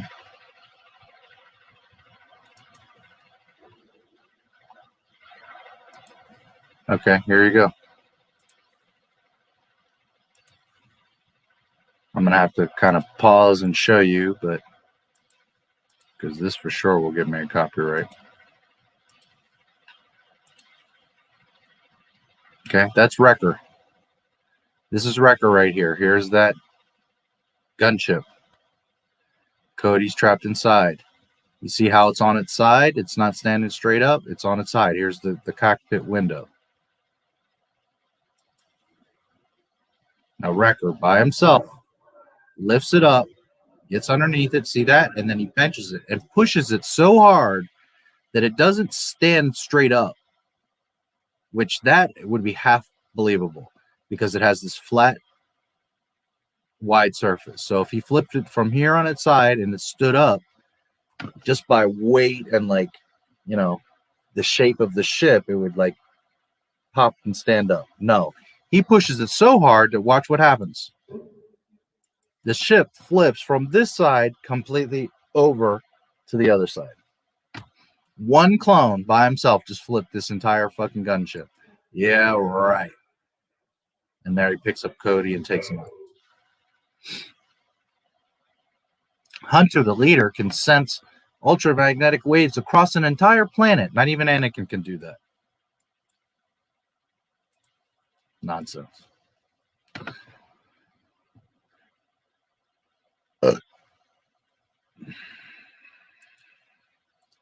Sorry, I tried removing the messages I sent more than once because they had spelling errors. Oh, no worries. I just kept seeing the same thing. I'm like, what's going on?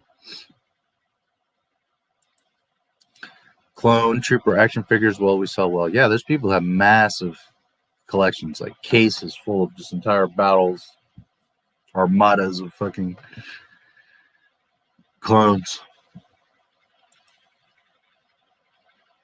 They seem useful to me.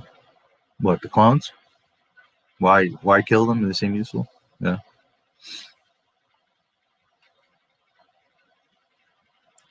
Remember, become a channel member and get exclusive perks. We saw Tarkin at the end of Rots, yes.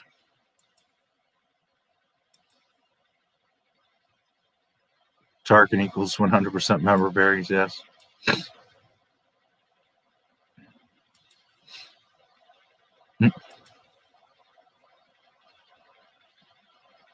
May know Vader was Anakin. Yeah, that's possible.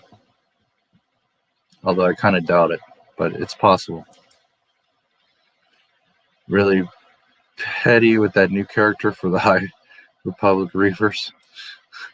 Reefers.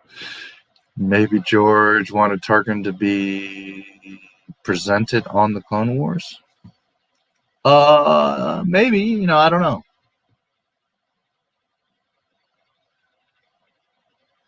I just feel like he's a little out of place. It's too early. Tarkin looks badass right there. The Clone Wars were where most of what would become the Empire spawned from. Yeah.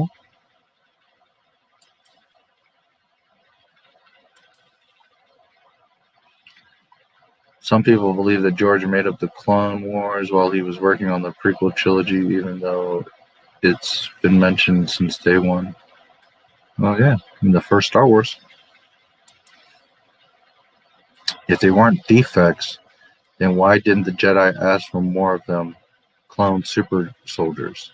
I know Palpatine didn't want to win the war fast, but the Jedi had no reason not to ask for more of them. Correct. Which they're not, because they clearly say how they're defective. You know what I mean? They're part of Clone 99 mess. And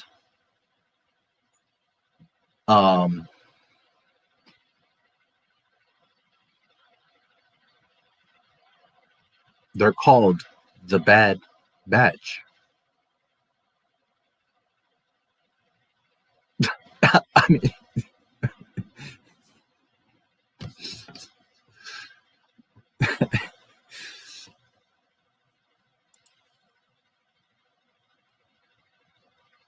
yes.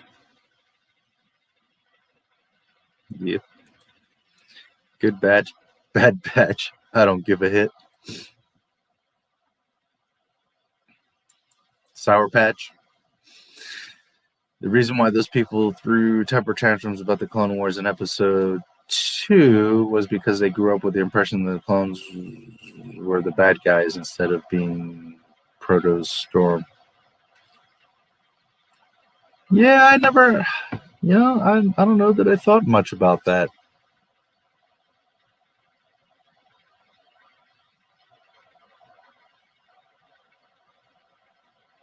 I don't think I ever really thought much about, like, what is the Clone Wars? What does it look like? I always just knew it existed. But I never so much as thought of, like, who would be the clone? What were the clones like? Were they the good guys or bad guys? I just never really thought about all that, I guess. I just knew there was the Clone Wars. There wasn't enough information to speculate for me, you know? I'm just not like that, and it's okay if other people, like a lot of people, they'll get a piece of something and they want to go off and speculate on it. Some people are just because they're irresponsible, but some people just because they enjoy that, you know, like theorizing or going off on a tangent. But I'm just not like that. Me, like, I like to take the time, gather like 20 pieces of evidence, look at them, how they connect, how they cross, how they do or don't talk to each other, and then from there formulate an opinion, formulate what's going on, formulate what I think. So to me, to speculate on what the Clone Wars was with just a line of, oh, you fought on the Clone Wars, it just never crossed my mind. My mind doesn't work that way. for better or worse. They didn't like that George had his own ideas for his own story. Yeah, they still don't. Take care, James. I'm sure it's pretty late over there. It would be fair use if they try to copyright you. It depends how much you use.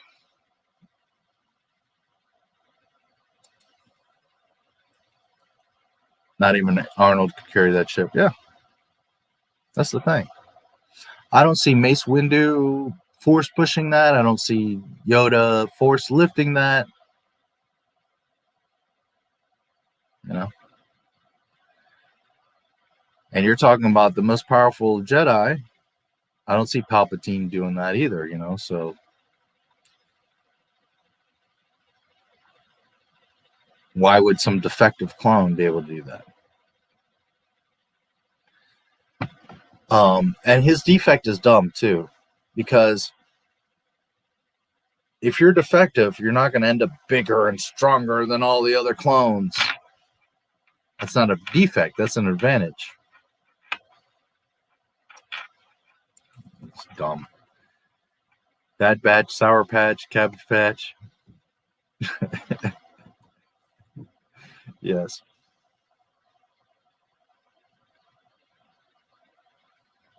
Pumpkin Patch. Sour Patch Kids. What about Garbage Pail? No, they're not Patch. See, you should come by again sometime. See ya should come by again sometime. You have a great night, and every Friday I'm here, and I always put out videos, so make sure you subscribe and make sure you check back. If you want to learn Star Wars, if you care about real George Lucas Star Wars, that's what this is about.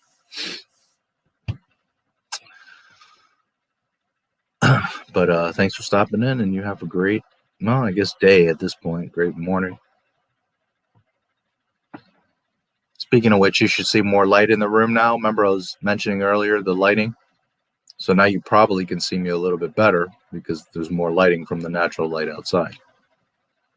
Have you noticed how like it's whiter, whereas before it was more yellow because the light makes it yellow in here. But the natural light is making it whiter in here. You probably can see me better.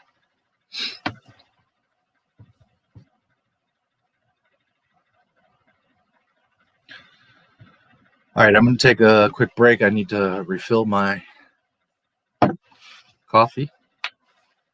And I'll stretch out real quick. So I'll be back in 5-10 minutes. I am getting tired. It's 6.5 hours. Some people don't like mixing the prequels and originals. It's like crossing the streams to them.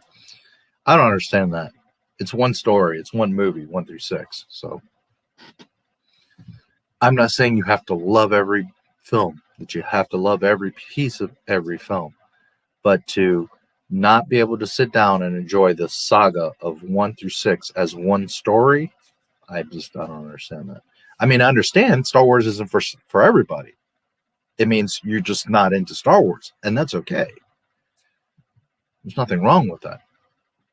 I'm just saying, if you for real love Star Wars, then 1 through 6 you should be fine with. That thing of not mixing them is just silly.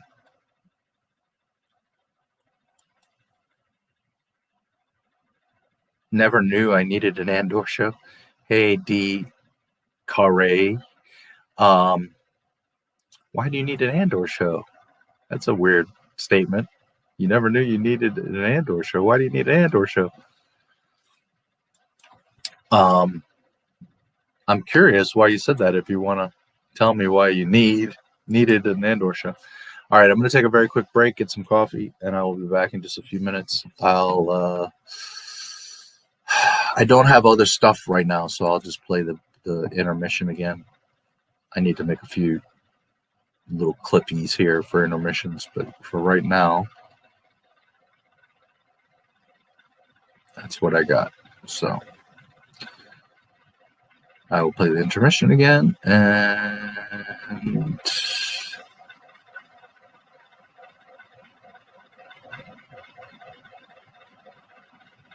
hate deck tunics.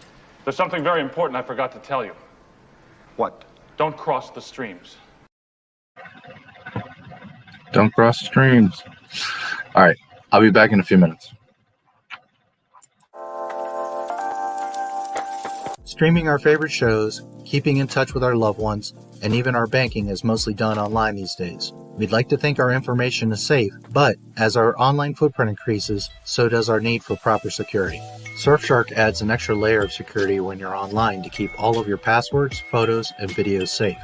There's a lot of websites and hackers that take your info without you even knowing it, but you can swim under their radar using Surfshark VPN, a virtual private network. Surfshark is a VPN service that protects your information by encrypting all of the data that you send through the internet. You can stop websites from tracking your info and selling targeted ads to you. With the click of a button, you can forget about data mining and intrusive advertisements. One of my favorite features of Surfshark is that you can see content not available in your area. Disney Plus or Netflix, for example, have different movies for each country. Access should not be tied to a region. In China, YouTube and most social media websites are banned. With Surfshark, you can solve the problem by simply changing your location. Just connect to the service and refresh the page. Surfshark is an app and browser extension that enables you to place your laptop or phone anywhere in the world and allows you to access the internet as if you were in that country. You can watch any content anywhere in the world on any of your devices. Surfshark turns you into an anonymous and hard-to-trace online user and makes the internet a safer and more enjoyable place for you. I use Surfshark every day. It automatically starts up whenever I start my PC, and whenever I need it, I activate it with just one click. Surfshark is the only VPN to offer one account to use on an unlimited number of devices. If you want both protection and freedom online, use my code NMSW, short for Not My Star Wars, to get 83% off plus 3 extra months for free. Surfshark offers a 30-day money-back guarantee, so there's no risk to try it out for yourself. The link is in the description below.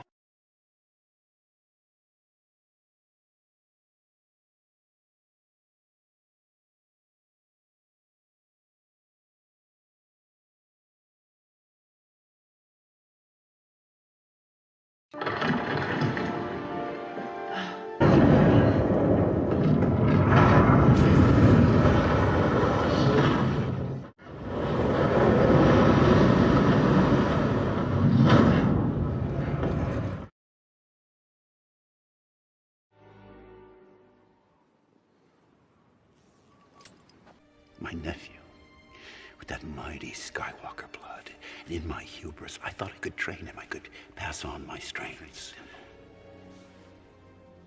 By the time I realized I was no match for the darkness rising in him, I went to confront him.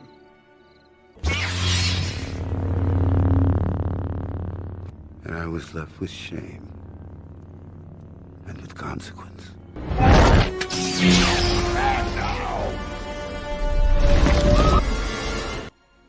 Because I was Luke Skywalker, Jedi Master.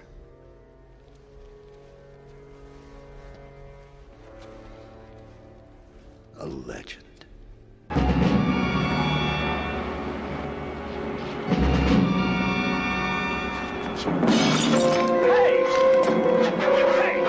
Are you crazy? What's the matter with you?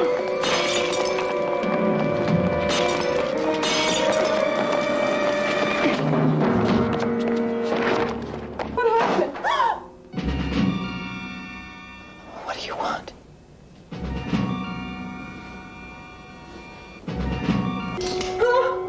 You don't know who I am, do you? Well, should I know who you are?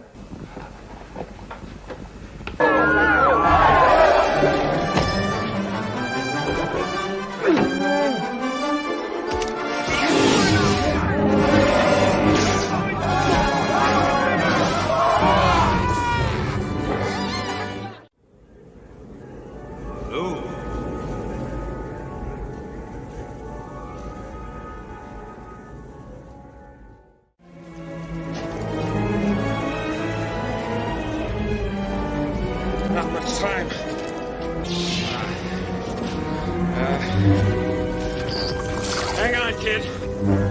I thought they smelled bad on the outside.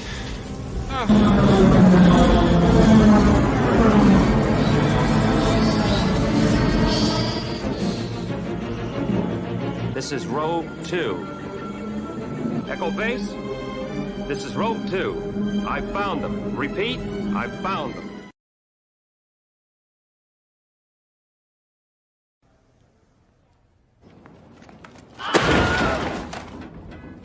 Fade in. This is where the fun begins.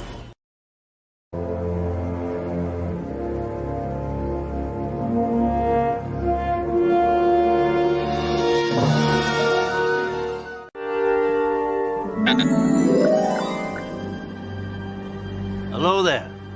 Crap. Crap. Crap. Crap. Crap. Crap. You know, you guys sure are friendly, aren't you? I'll probably never meet him. You might. There's something different about him.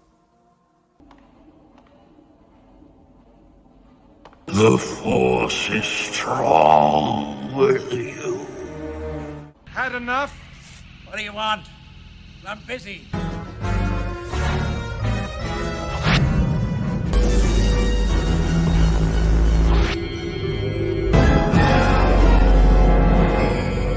No, we have a race. No. There's nothing special about you. You're Nothing.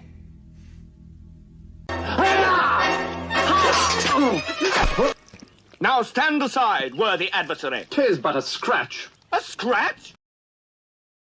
Well, what's that then? I've heard worse. You liar! Come on, you pansy! Victory is mine. Just a flesh wound. You will each be part of me, and together we will be complete. Use the Force. Let go. The Force is strong in this one. I have you now. What? You're all clear, kid. Now let's blow this thing and go home.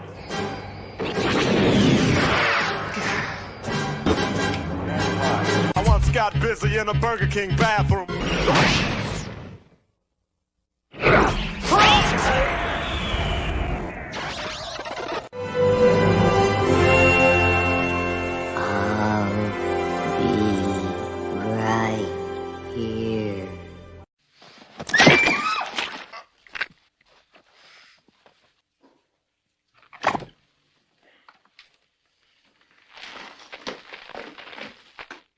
Cocainum.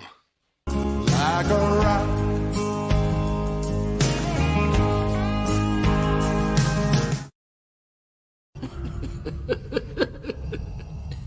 Perhaps you referred to the imminent attack of your rebel fleet. Yes, I assure you, we are quite safe from your friends here.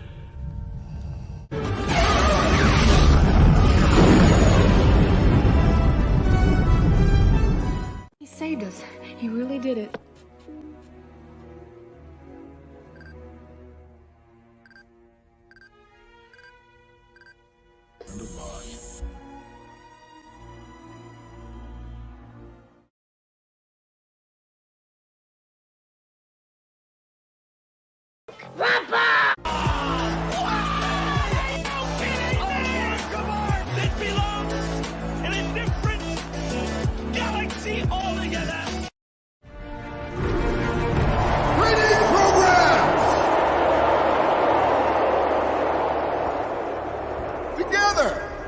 Achieved a great many things. Funding for this program is brought to you in part by... Are you tired of scratched, lost, or broken glasses? Bulky, hard-to-use sun and eyeglass holders? Then you need the Clippy. It's as easy as pinch, clip, hang.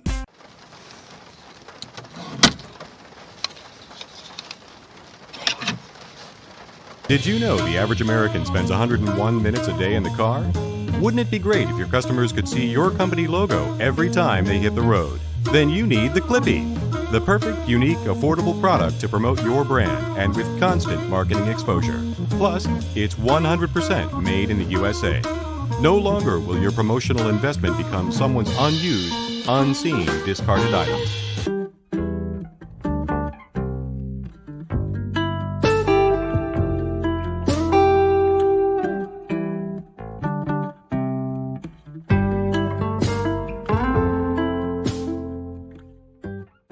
by the annual financial support of viewers like you.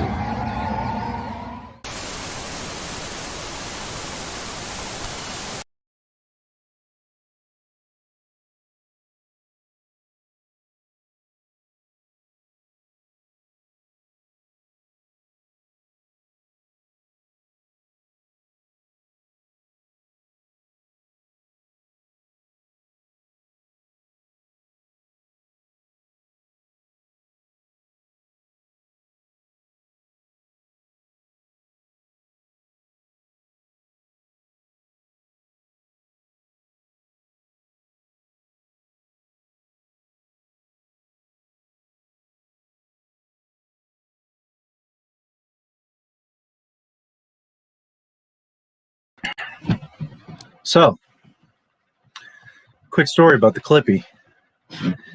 I think it was Mojo that had said the Clippies, and I think you wrote CLIPPIE, and I mentioned that it's KLIPPY. The reason being is because a good friend of mine, Chris, invented the Clippy years ago, and I met him in Florida, and I've been a distributor and promoter of the Clippy ever since. Anyways, long story short, his name is Chris with a K. It's spelled with K.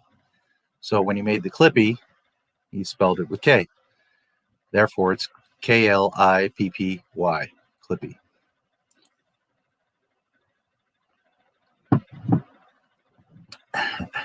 I just saw something funny. Good bad batch. I don't give a hit.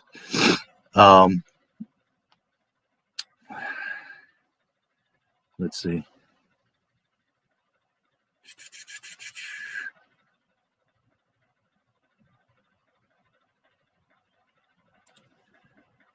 Disney just assumed that we would watch it. Yeah. VPN shill. Yes, I am a VPN shill now. Have a great day, night all, till the next stream. You taking off that guy? Have a great day. I've got maybe an hour left in me. So there's 9 of you here. If there's anything you want to talk about. If you guys are out of thoughts, it's okay. I am a little tired, although I have maybe an hour left in me. So if there's anything you guys want to talk about or ask or whatever.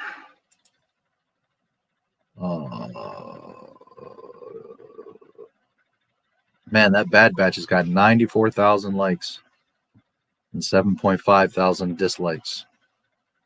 That's the problem. That's why we're going to be in the same Disney bullshit. Because the second something like that comes out, Bad Batch, everybody retracts and goes back to their old ways, and we're going to be stuck with stuff like Bad Batch. You're telling Disney that works. And that's what we're going to get.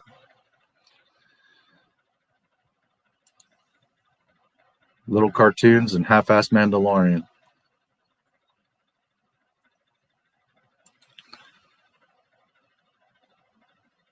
Which is weird because every other video has been ratioed, but Bad Batch got all these likes.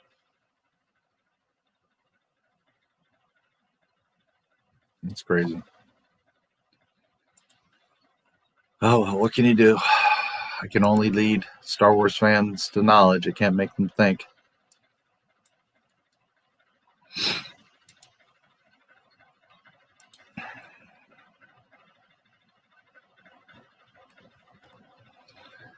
I'm surprised my R2 video isn't getting a bunch of views. That one I thought for sure. Everybody's going to be like, R2. 167 views. I mean, really? I lost another subscriber? Really? Oh, YouTube.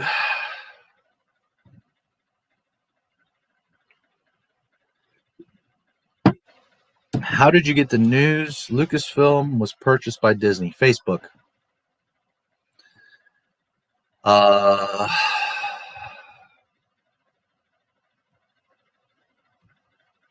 think it was that day that I saw it.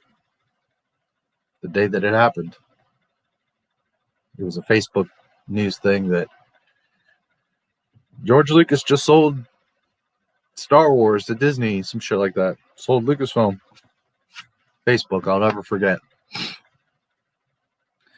And I remember thinking to myself, oh man, why the hell did he sell it? Why would you sell it to anybody? Why? And then I thought, okay, it's Disney. If anybody can pull it off, anybody has the studios, the resources, the money, the experience, they have their own vaults, maybe they'll be respectful. Disney could pull it off. I was worried as shit, but I figured, well, if anybody, Disney could pull it off. So we saw what they did. They pulled it off all right.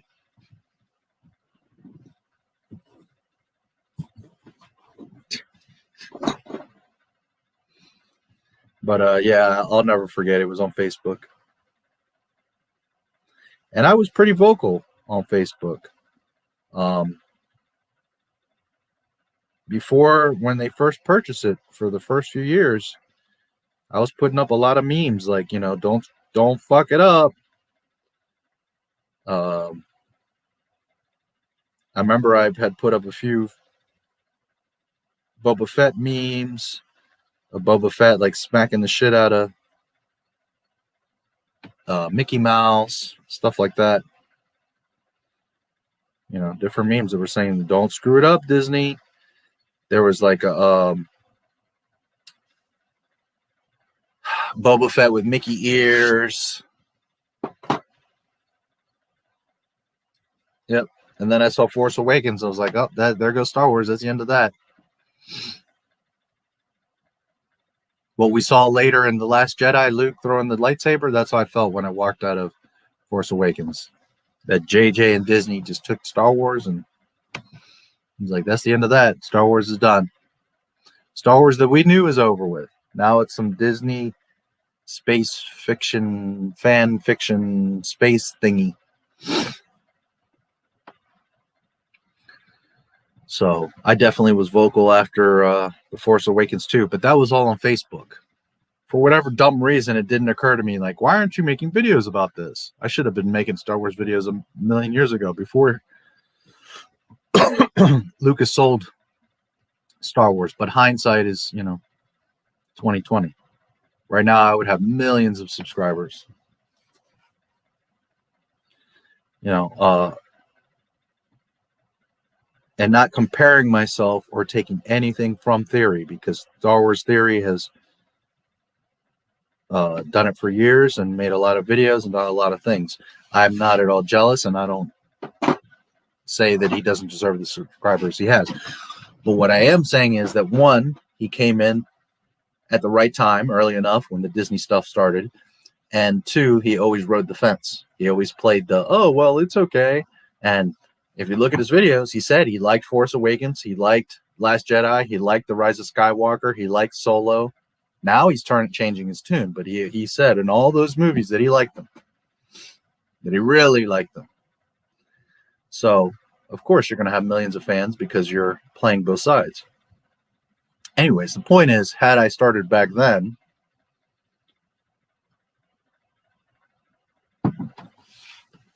although I would have lost a lot of subscribers because I would have been chewing Disney up the same way. Tarek and Sarah. Yes, Tomax and Zaymont.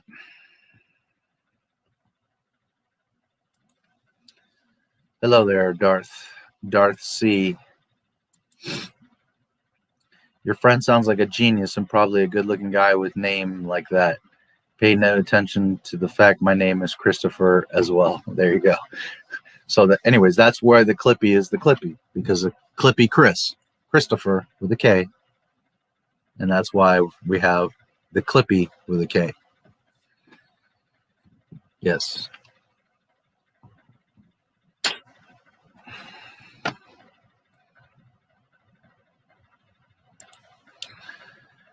$10,000 likes in the first 10 minutes for Bad Batch. Kind of unreal. Lots of stuff happened for Disney last week. I don't think it was 10,000 likes in the first 10 minutes. No, that's not true. It got a lot, but 10,000 in the first 10 minutes, I don't remember that.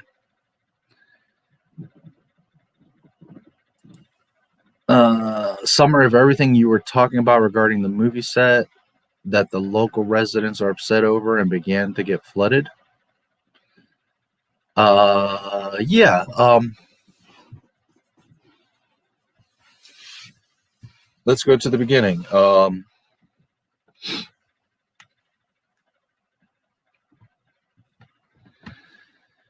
First, they tried to get, in the middle of 2020, a permit for that site. It's a quarry, right? That has a very distinct boundary line. And then there's a tree line above it, and then there's open fields above that. Disney had gotten the rights to build on this quarry. They started building quickly, and they went out of that border, past the tree line, and into the open field and built a bunch of production tents, bathrooms, sleeping quarters, etc. The set itself is on the quarry. So they already went out of the permit and took over more land. So people were complaining, not partly because of them taking over more land, but mostly because floodlights, spotlights were shining into people's houses at 5:30 in the morning across long fields. They're disrupting the wildlife and the ecosystem there. They've built a bigger area than what they were permitted to. They're leaving trash on the ground. They're making noise 24/7, generators and building and construction. So a lot of people are pissed off. Then they couldn't film anything or get anything done because of the pandemic, or at least that's their excuse. So they went for another permit for 3 more years. People say that's too long, and then they went for another permit for 6 months. That permit has still not been approved. Their original permit ends April 30th. So they've built a bigger area. They're disrupting the ecosystem and the neighbors. Their permit's about to run out, and they haven't even begun production. On top of that, in the beginning of February, there was heavy rains, and that quarry is right near the River Thames, the famous River Thames. It's a small piece of land in between the river. There's the quarry, and that's surrounded by a big lake. Then there's a strip of land, and then there's the River Thames. So in early February, there was heavy rains. That entire area, Little Marlow and surrounding area, was getting flooded. The River Thames itself was overflowing. And then you've got this quarry that's surrounded by a lake. So that lake is getting flooded, plus the spillover from the River Thames. The entire Andor set would have been under 2 or 3 feet of water, which means temporary wooden structures with loose wires laying around and all kinds of under the floor stuff, mechanisms for like pyrotechnics, smoke, whatever, green screens, all that stuff. All that shit would have gotten wet and under 2 to 3 feet of water. So they don't have the proper permits. They've overbuilt. They're disrupting the area, and then the whole thing got flooded. I don't have any like recent pictures from like the last week. The pictures that I have are like a month-ish old, so I don't know where they're at right now today. But Cassian set is in total disarray, and they don't even have the new permit, and everybody in the area is pissed off. So hopefully that covers most of it. If you go back, I've read a lot of the actual comments and complaints, went into detail about all that stuff. There's also links in the description that you can look at a lot of the stuff. So that's in a nutshell. I really think YouTube is messing with your views, subs, and probably not recommending your videos to other non-subs. I would bet Disney possibly is behind all of that, to be honest. I wouldn't argue that. Here's the thing. When people see my videos, most people love them. There's always the, negative, like, oh, you're called Not My Star Wars. That must be a piece of shit. Or I saw one video and you're just a hater. You're just throwing a temper tantrum, which I never do. I never cry or none of that. I just point out the facts. Most people, when they see my stuff, like it. So yes, YouTube is not showing my videos, because if YouTube was showing my videos to people like they do a bigger channel, then I would be getting many more views. But they're not. It is what it is. Fat Steven Seagal. Hail, sir, and good morning. Hail to you, and very good morning to you, sir. Nice to see you. Wow, your comment on your feelings after seeing TFA was just like Luke tossing his lightsaber. I immediately realized I had the same feeling when leaving the theater. Yep, that's how I felt. I left the theater, and I said it out loud, and I felt it inside, that Star Wars is over. Star Wars that we knew is done. And what I felt was hollow. I've said this many times. That's how I felt. When I came out of Star Wars, it was the most amazing thing in my life. I was just a little kid, but I knew it was going to change my whole life. When I came out of Force Awakens, I felt hollow. It's the only way I can describe it, hollow. I knew that Star Wars was done. That now we're watching a Disney fan space thingy. That's why The Last Jedi didn't piss me off so much. Not in the very first few days, because I went into it already saying, well, this isn't Star Wars that I'm going to watch. I'm going to watch Disney space fan thingy. So it didn't bother me so much because I didn't give a shit anymore. I wasn't watching Star Wars. I was watching Disney's Mickey Mouse version of whatever they're doing.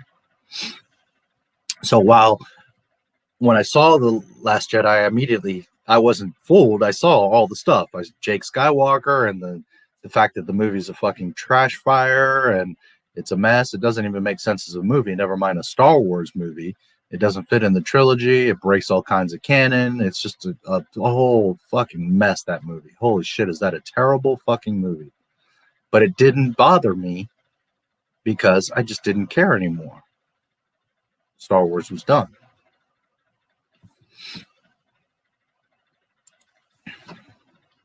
Wonder who said, I know what the fans want. A series about Cassian Andor. KK. KK. It has to be her. She's the one that makes the decisions. Who else is going to say, we want a Cassian show? It was KK. She thought it was a good idea. For whatever reason, she probably one day when Diego was talking, he rubbed her the right way. She thought, oh, this is a good story to make.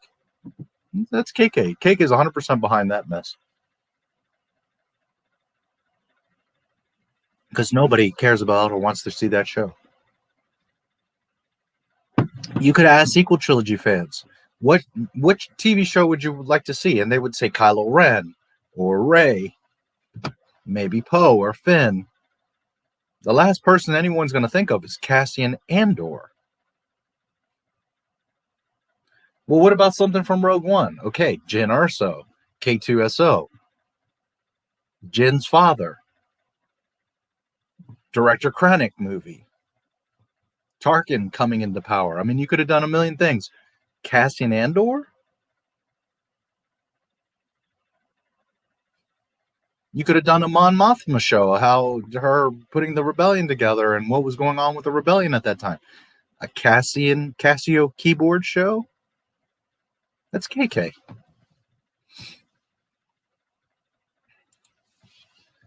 Dave Filoni saw a video and asked Disney something. Yes. Yep.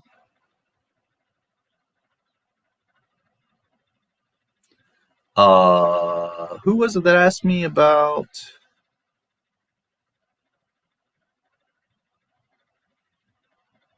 the summary, adaptive? Okay, since you're asking for a summary, a quick summary on the Obi-Wan is not much news, that they've been talking about it for 7 years, that it was supposed to start in March. The latest we heard was and we first thought that the Cassian set in Marlow, UK was Obi-Wan, but it's not. It's the Cassian set. Obi-Wan supposedly is going to be filmed now in April in LA. That's the last we've heard. We'll see. They made an official announcement that it's filming in April and that they announced this cast, which is on StarWars.com, and I showed it earlier in the stream. The key thing is the executive producer, Kathleen Kennedy. Also, Michelle Rejwan, Deborah Chow, Ewan McGregor are the producers of that show. So, number one, KK is all over that. That's a KK show. And number two, there is no mention of Dave Filoni or Jon Favreau. Because a lot of people are like, oh, yeah, they're involved. They're going to make sure it's right. They're going to get it right. They're going to be involved. No, they're not. They have nothing to do with Obi-Wan Kenobi. So that show was already going to be a mess regardless. But Filoni and Favreau aren't involved. Not that they would do anything different or any better. I have no faith in those guys. But just saying that because a lot of people are claiming, oh, well, they're part of Obi-Wan. It's going to be great. No, they're not. They have no parts of Obi-Wan. So I'm back. He's back. Just woke up. No, he wasn't. Or Raylo, yeah. There's a lot of things that people would have preferred to have seen than a Cassian show. Who the hell wanted a Casio keyboard show? Nobody.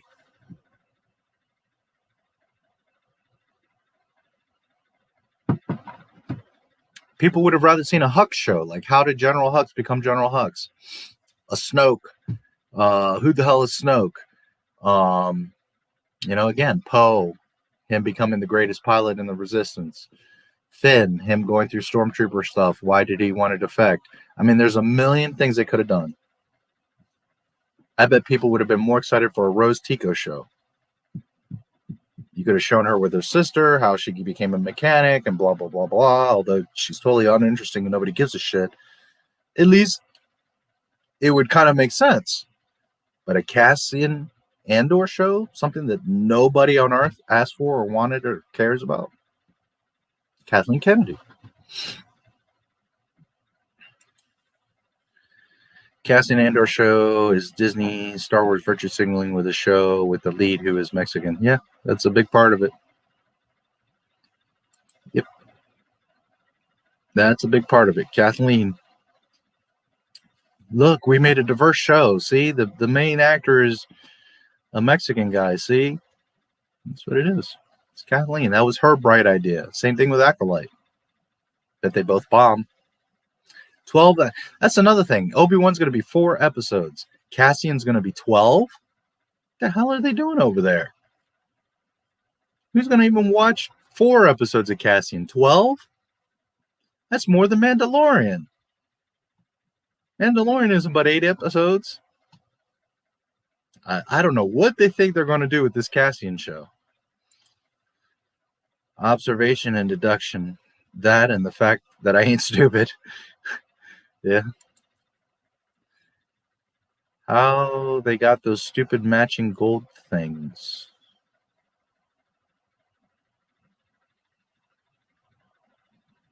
What are you talking about? Gold, stupid matching gold things?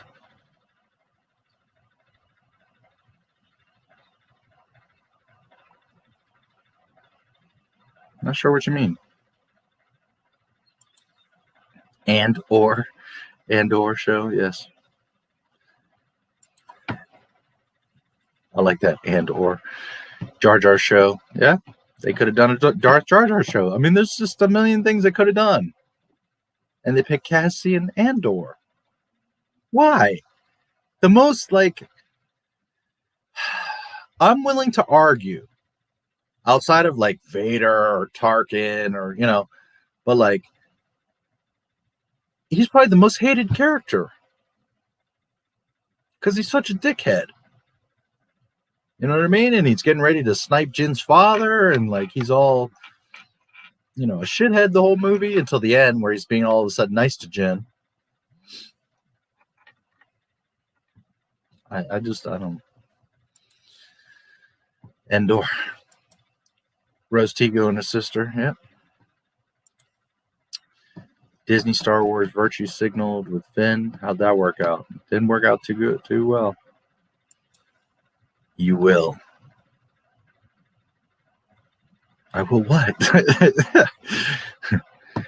Oh yes, and Rose Tico. Yes. I mean, there's so many. They could have done a Maz Kanata show, and she could fucking explain where she got the damn lightsaber from. She could explain. They could have had a show called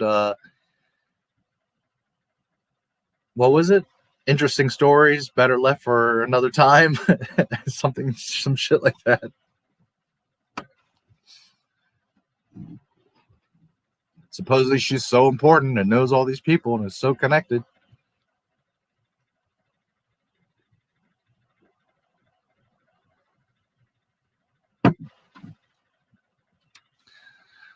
Trying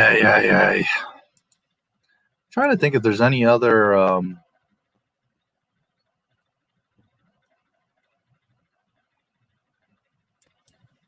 is there anything else interesting with Star Wars this week?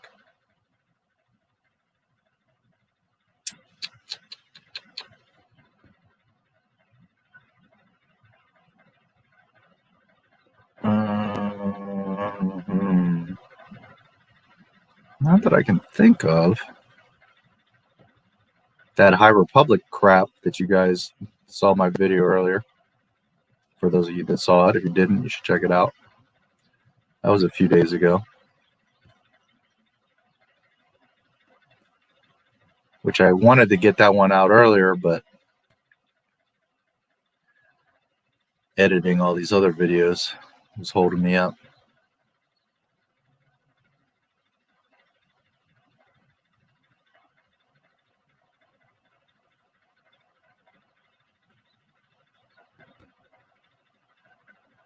Tarek and Sarat.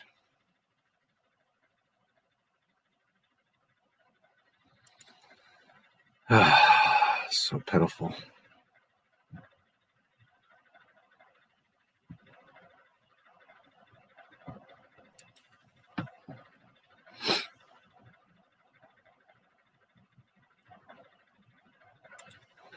Walrus Man Show. Yeah. I mean, I wasn't even talking about the old. You could have done a whole R2 show. You could have done a BB-8 show. Where does BB-8 come from? How does he get mixed up with Poe? What adventures does he go through? Why does he know what he knows? You could have built up a whole thing with BB-8. I promise you, more people would have wanted to see a BB-8 show of a dumb soccer ball that just bleeps and bloops than a Casio keyboard show. I'd be down for a Walrus Man show or a Hammerhead show. You will know what I was talking about. Rose Tico and her stupid sister and their matching. Oh, the gold pendant. Okay. They could show how they got those things and why they were so meaningful for them. Well, not that I know much about it, but it's yin and yang. They fit together. Yin and yang.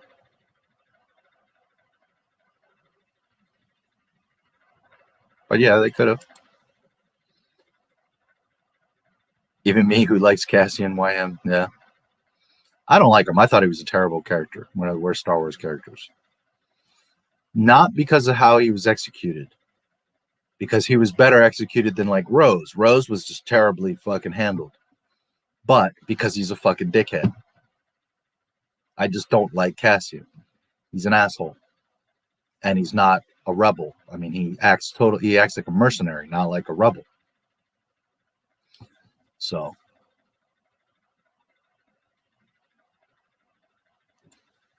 but yeah, why him? I saw something on YouTube saying Grogu was going to be Luke's Jedi Academy and Mark Hamill was going to return. Yeah, there's a lot of people that are speculating there's going to be a Luke Skywalker show and all, and no, he's not. You're not going to see Luke again.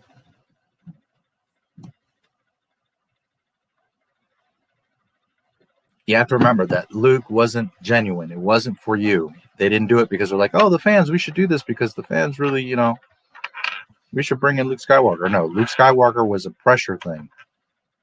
That's why they had to bring in all these other characters, because Mandalorian was failing. Nobody cares about the Mandalorian. You watch the show for Grogu, and then you were watching it for all the guest appearances. Cobb, Boba, Bo. That's why Luke came. You're probably never going to see Luke again.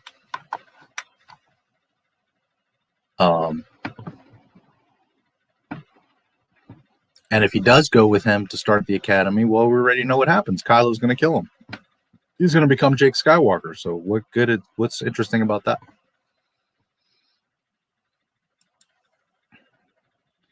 Don't care about the Tika, neither do I, but Rose's sister show would be cool. The only person who mattered in Disney Star Wars.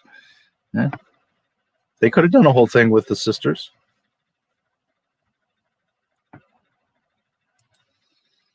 Good morning. Nice of you guys to drop by. Nice of you to drop by. World Press. KK didn't want lightsabers in The Mandalorian. She didn't want the Darksaber either. When The Mandalorian first came out, Favreau said two things. One, leading into the sequel trilogy. And two, that it's not about Jedi and lightsabers. It's about bounty hunter. You're not going to see Jedi and lightsabers in the Force here. It's about the other outskirts, the alternate lifestyle, a bounty hunter, a Mandalorian. And then what did it turn to? Darksaber and lightsabers and Luke Skywalker and Ahsoka. And why? Because they thought they were going to do some other shit. They thought they were going to rip off the Boba Fett movie, which was then the Boba Fett show, which was then the Boba Fett game and the Boba Fett underworld. And they thought they were going to rip that off, make it a Mandalorian, make it their own, claim it as their own, and make a show about a character that nobody knows about or cares about and is terribly developed, who looks like an asshole and a dumbass in every episode. So that didn't work. And then they realized, well, what does work? Oh, lightsabers, Jedi. So we got to start bringing them in. Because the intention was never to have any Jedi or lightsabers. They said that in the beginning, that this show is not about that. And here we are. Echo Base. This is Rogue 2. I found them. Repeat. I found them. There you go. Save us, Brie Larson. You're our only hope. Yeah. Breathe a fresh breath of air. Please like the video if you liked it. If you didn't like it, keep your comments to yourself.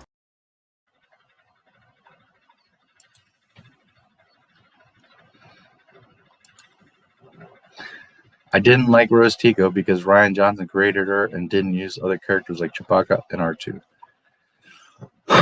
Yeah. Rose could have been a fine character. You know? They chose to do that dumb shit. They chose to make her nobody. They chose to put her in a potato sack and have her act ridiculous and shock Finn and all the, you know, all the stupid. 1 minute she's all like starstruck. Oh my God, you're Finn. You're from the rebellion. You're, and then the next second she's shocking him, stunning him. Why? Why would you do that? And if you're part of the rebellion's a free choice. You come and go, you stay, you fight, or you don't. You're not like imprisoned. And she freaking shocks the shit out of him because he's trying to leave.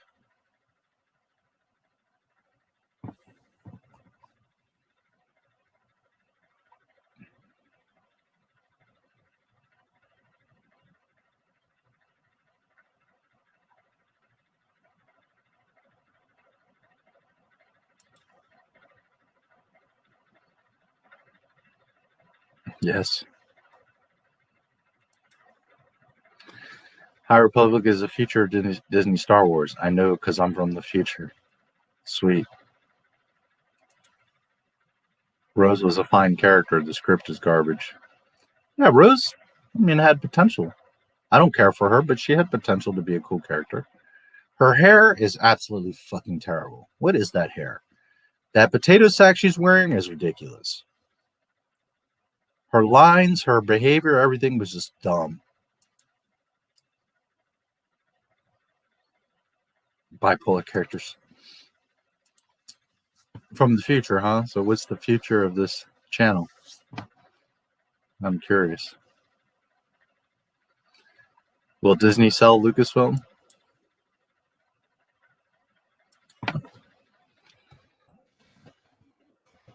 I think they should.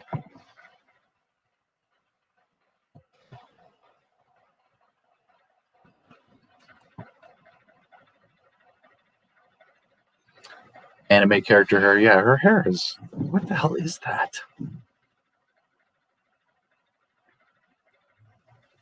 Well, as many of you know, the reason why she looks like that and all the women look wackadoodle is because they're all supposed to be underplayed by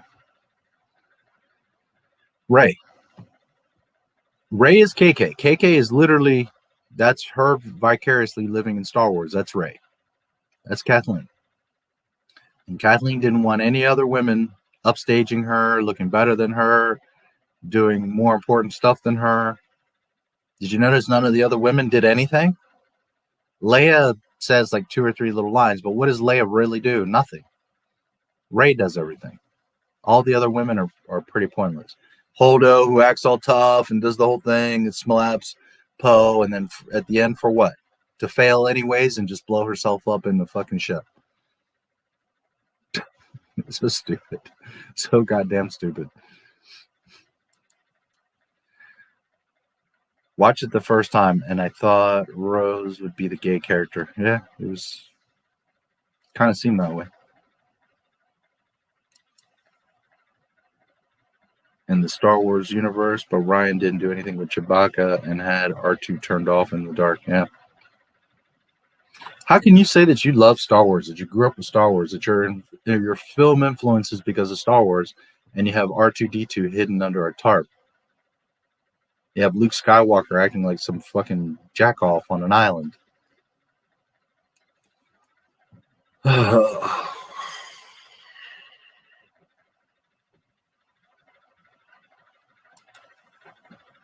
That explains KK's writing staff. Mm-hmm. Yeah, Rey is literally KK. So everyone had to downplay all the other characters to not outshine Rey. No other female characters. That's why we didn't get Talon. Not that Darth Talon was necessarily going to be in the sequel trilogy. She was an idea for it. As I explained earlier, she's really from the game. And I have a whole live stream on that, explaining all that thoroughly. Were Darth Maul and Darth Talon a part of George Lucas's sequel trilogy? But that's part of why we couldn't have Talon. Because if you had Jaina Solo or Darth Talon, they're going to outshine the shit out of fucking Rey. Do you want to look at cardboard cutout, ironing board Rey? Or do you want to look at voluptuous Darth Talon? I mean, it's pretty simple what everybody would have wanted. And that would have totally upstaged Rey. Everybody would have wanted Talon to win. Everybody would have been into Talon. Talon would have sold 1 million action figures. Talon would have been a huge success. People would have gone crazy to see Talon in live action. But KK can't have that because 1, it upstages Rey. And 2, because that's a George Lucas creation. And KK can't have that. Not only because they would have to pay George royalties, but because KK's ego, her pride, would not allow her to bring in a character that she knew that everyone was going to love, and it was George's. Because nothing would have been worse than Rey getting upstaged than her getting upstaged by one of George's characters, Darth Talon.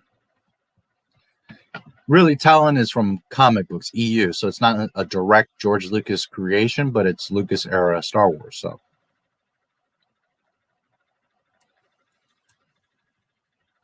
they didn't have Leia do anything. Stupid Rian Johnson could have had her with Rey lifting all the boulders together. Yeah, or have Leia do it herself, or not do the boulder thing at all. I mean, there's a million things they could have done.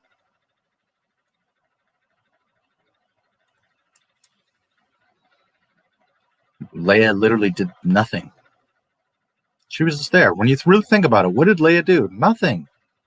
She didn't find a map, read a map, give orders. She didn't do nothing. She was just there. She slaps Poe. It's about the extent of her, and she did the Mary Poppins, of course. The tarp was plot armor, keeping R2 away from the shit movie. There you go. Maybe R2 was lucky he didn't have to see any of this mess. I mean, when you think about it, that's an interesting point, bro. Because remember how I always say, R2 is the keeper of the Journal of the Wills. He's the one that records and tells us the Star Wars story.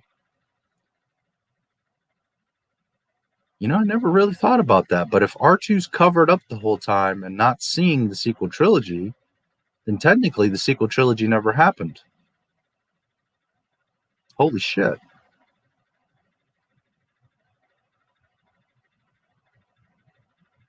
Now, I doubt that JJ was that clever and that conscious and that smart to have done that. To say, well, if I have R2 under a tarp, then technically this isn't official because R2 never saw it. JJ is not that clever because that's something I would do. But I know that JJ didn't think of that. But maybe on accident, because the whole point of Star Wars is that R2's telling the story. And if R2 was covered under a tarp, turned off, not seeing or recording any of this, then it never happened. That's interesting. That's very interesting. Luke Skywalker walking around drinking milk, catching a fish. Yeah. The hero that saved the galaxy. Darth Talon.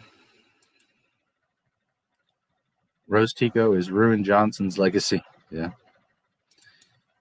KK is just trying to prove herself as something on her own and using Star Wars to do it. Yep. She is desperately turned off in the corner in TFA and turned off in the dark in the Falcon and TLJ. He was on during Trust but didn't do anything. Yeah, and he didn't even come on until later when BB came up to him until he sensed that he was needed for the map. So for at least 2.5 movies, R2 was off, not doing anything. So that makes you, that's an interesting, the sequel trilogy never happened because R2 never saw it. He never recorded it, thus he's not telling the story to the Wills, to the keeper of the Wills.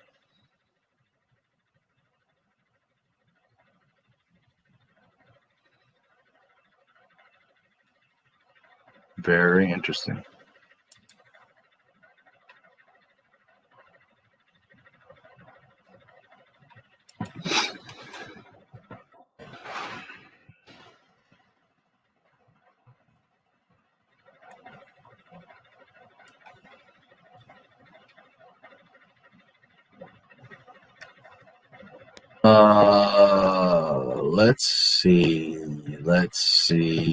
Let's see.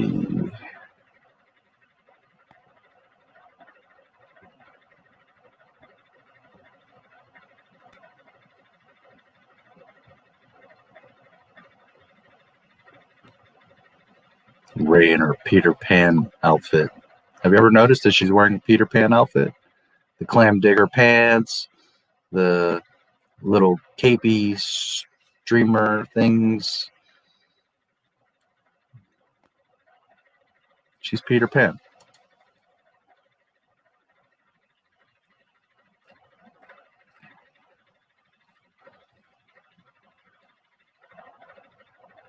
Where is this damn image at?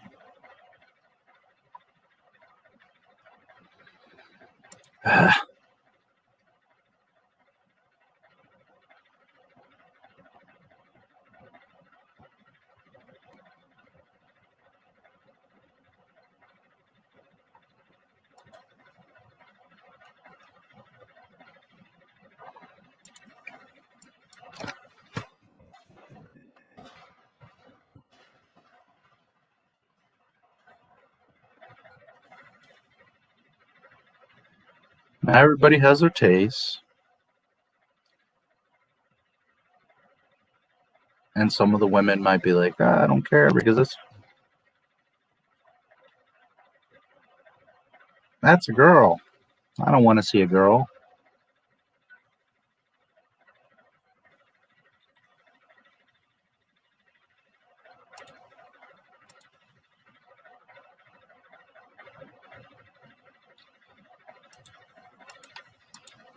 But it should be pretty obvious. What does everyone want to see? Do you want to see this?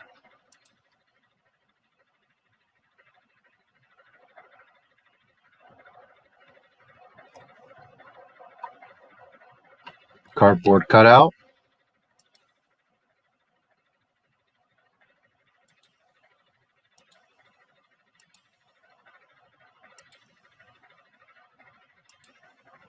Or do you want to see this?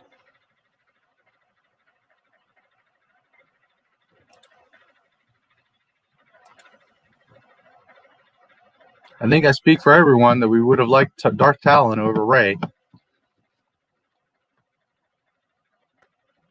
For whatever motive, whatever motivation. We all would have rather seen Darth Talon than Rey. Oh boy.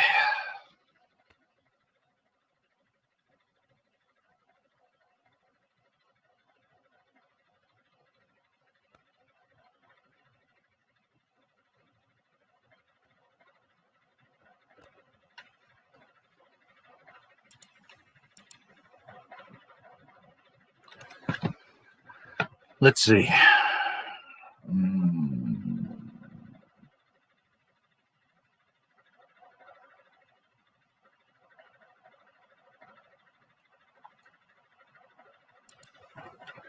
Write that down and explore more. What? R2 being turned off? Yeah, I was thinking of making a video about it.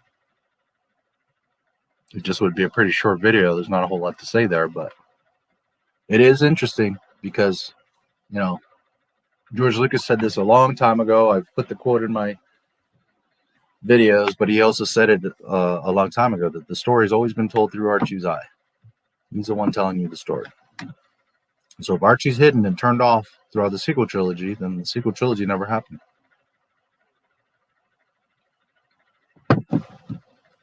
I assume that's what you're referring to.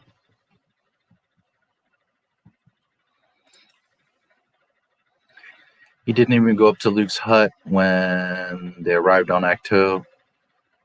Luke didn't know he was there until he went on the Falcon. Yep. Luke also didn't know about Han, which he definitely should have felt a disturbance.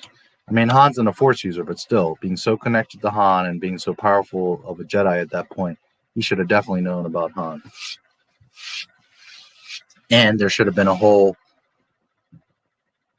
scene, montage, flashback, something of Luke grieving Han. It was like, where's Han? Oh, okay, he's dead. All right, well, no, I don't want to train you. Go away.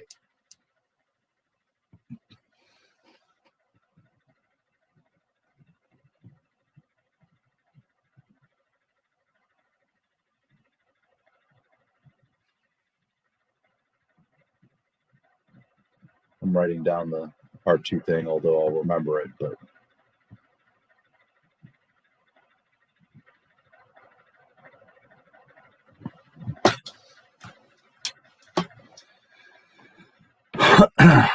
yeah. James Rayner. They put R2 in coma. He might wake up in a world without Disney Star Wars. Yeah, well, that's true. So hashtag sell Lucasfilm. And you know, when you think about it, when you put R2 in a coma like that, you put the entire franchise in a coma. Because again, R2 is the keeper of the wills.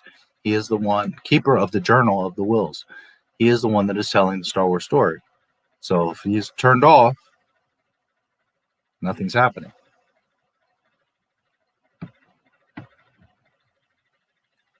I mean, things are happening, right? But it's like in our world, if a tree falls in the woods and no one's around, nobody knows, right?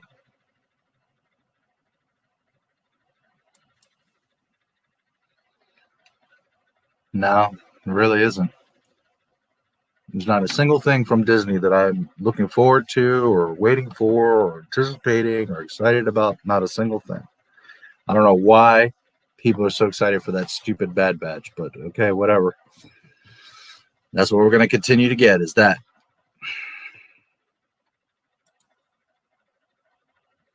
I think we just proved Disney Star Wars is not canon with R2 under the tarp. Yeah. Them knowing it or not, I don't think that they were that clever. I don't think they did that on purpose. But their mistake literally just solidified that the sequel trilogy never happened. Because I will reiterate, from a million years ago, Lucas said that R2 is the one telling the story. He is the keeper of the Journal of the Wills. So if R2's not seeing it, it didn't happen. Because there's nothing for him to record, thus play back.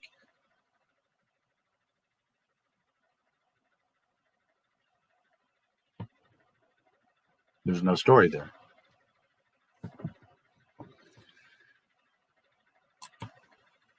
Talon. Yes, Talon.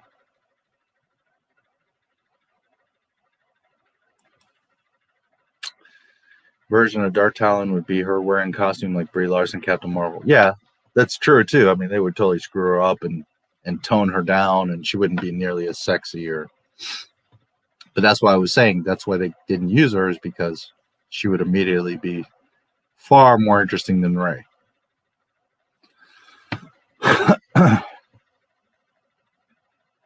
Use the Force.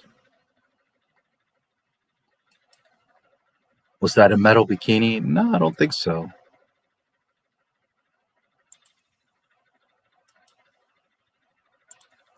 Pull her back up. No, maybe it is. Different pictures, she has different stuff. She has kind of like a Wonder Woman bra going on. It's not even a bra, it's like a nipple cover. Man, is she sexy. Good grief. Whew.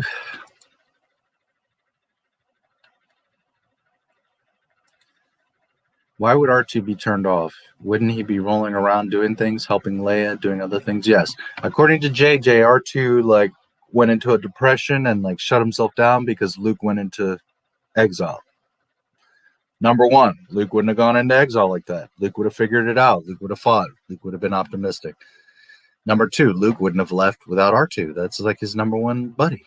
He's been through everything together. Would you like a new droid, sir? No.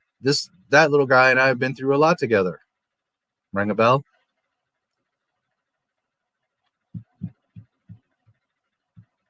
Luke would have never left R2, and R2 wouldn't have let him leave him because he would have just followed him around and been like beep boop blop. So that in itself is wrong. He would be on the island with Luke, if anything. Luke wouldn't have been on the island to begin with.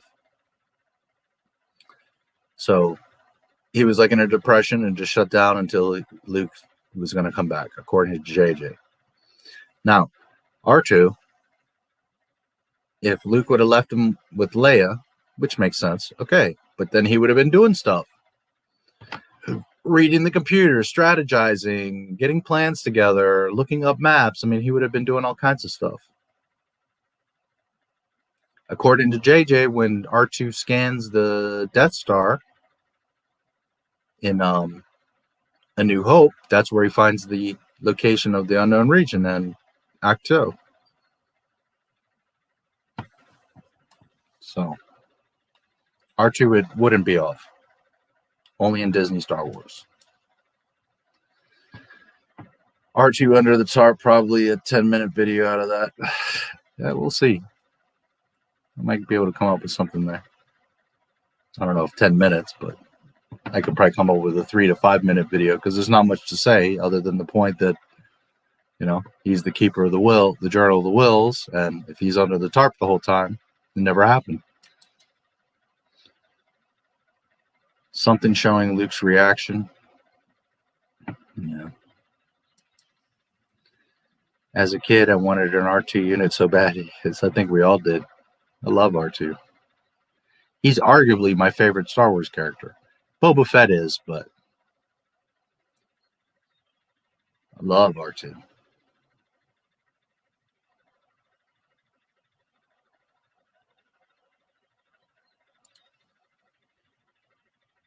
Casting would be someone built like Video Man. Yes.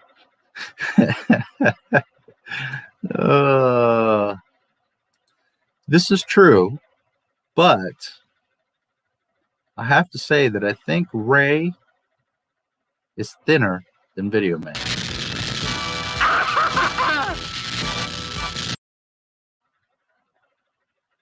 She's more of an ironing board, cardboard cutout than Video Man is.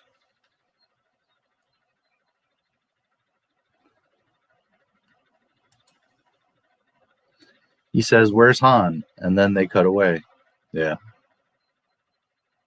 It's so dumb. Like, you know, this girl shows up, Chewie's there, and all he says is, "Oh, Han's not there. Okay, well, let's move along."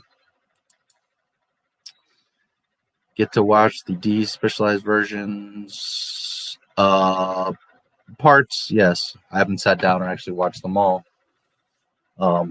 It's freaking busy, and I've seen them, you know, many times before. For some reason, the Blu-ray seemed to be okay, but I have DVDs, and it's like a small box on the screen. It doesn't fill. It's not normal like widescreen. It's just this rectangle. I don't know why it's doing that, but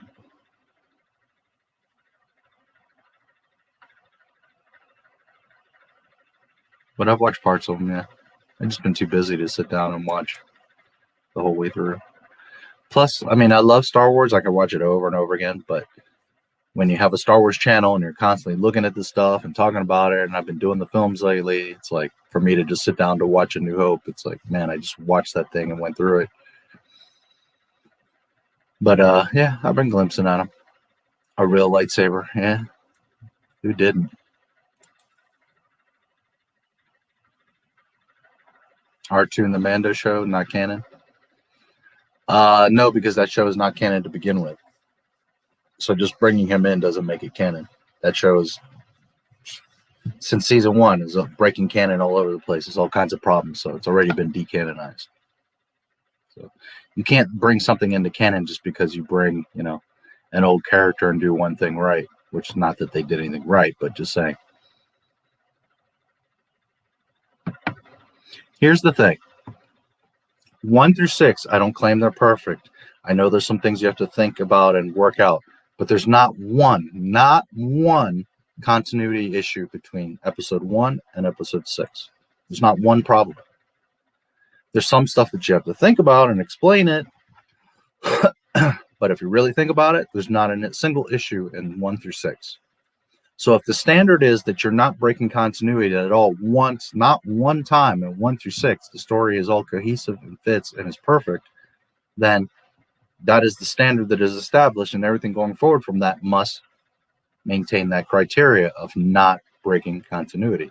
So the second you break one little, it doesn't matter how tiny infraction, once you break canon, you decanonize yourself. You've created, your whole universe is now not canon, because you can't break something previously established and continue forward.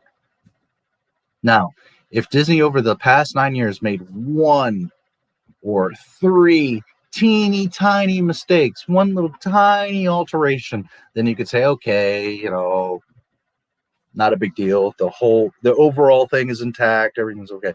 But that's not the case. Disney is breaking their own shit every day. They're constantly breaking their own shit. So you can't, you know, it can never be canon. So bringing in R2 or doing whatever is irrelevant because it's already all broken.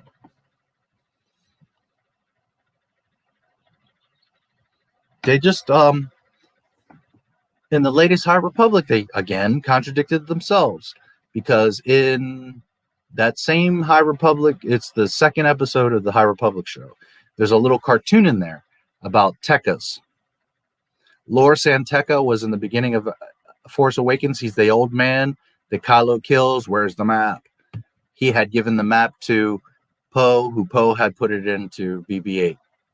Okay, so apparently, according to the High Republic, Tekkas are a long generations of Tekkas, and there's all kinds of Tekkas, and they're master explorers and guides, and if you need to find somewhere, find a Tekka, and blah blah blah blah blah, giving this whole story of Tekkas, like this legendary status of Tekkas throughout the galaxy and in history, to hype up Lor San Tekka. Okay, so they made this whole thing, and in that thing they say how Tekka, something, I'm paraphrasing, but it's basically the Tekkas are helping the Republic by giving them hyperspace links, they call them, so that they can travel all over the galaxy. Okay? These Tekkas are generations old. And they're giving links so that people can move more freely, quickly, and safely throughout the galaxy. All right. So you've got guys that are generations old establishing hyperspace lanes and spreading that knowledge so that people can move around the galaxy. Then much later, we get to the High Republic, which is before the prequels, and there's no hyperspace lanes. There's the Great Disaster. They're still figuring out how to get to the Outer Rim. So you're contradicting yourself in your own video, because one section is about the High Republic, which is about the Great Disaster. Then you show the Tekkas, and the Tekkas have been traveling around the galaxy for...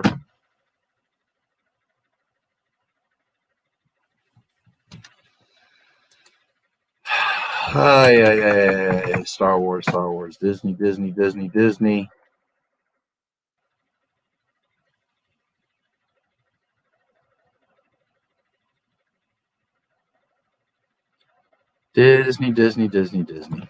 Let me see.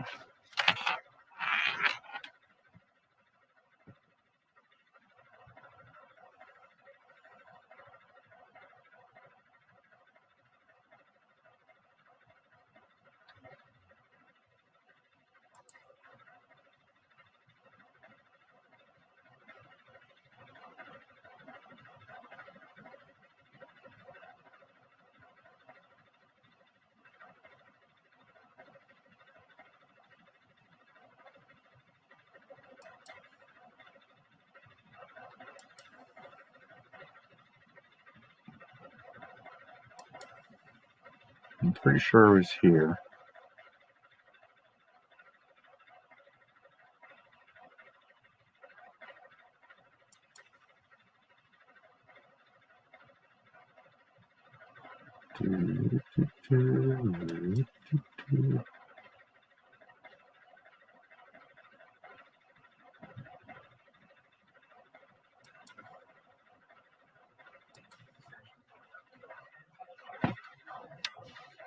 Okay.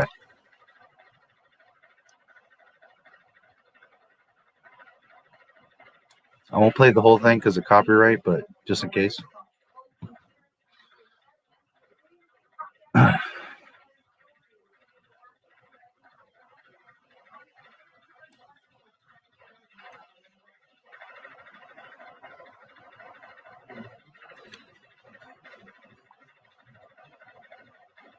In The Force Awakens, Lor San Tekka gives Poe the map.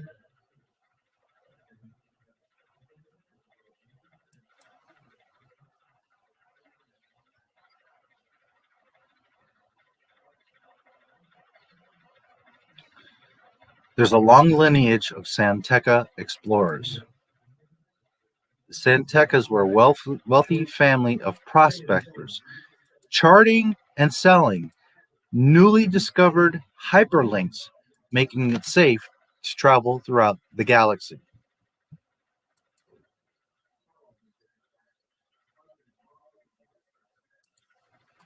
Husbands, Marlo and what is it? So are they a gay couple? Is that what they're saying?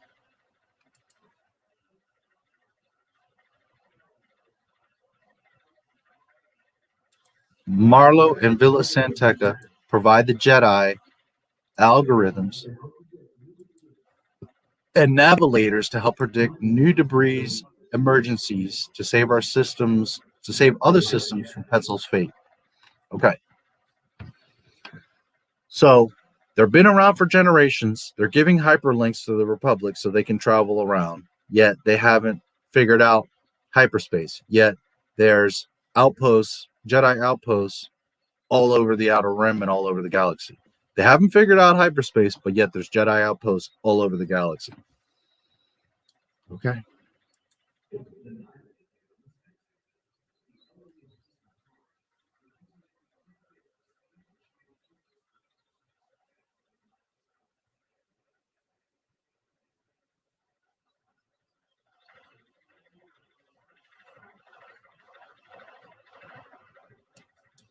If you need to find someone, something, or somewhere in the galaxy, you better find a Santeca.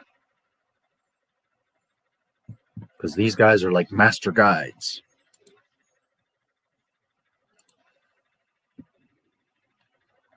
According to Disney.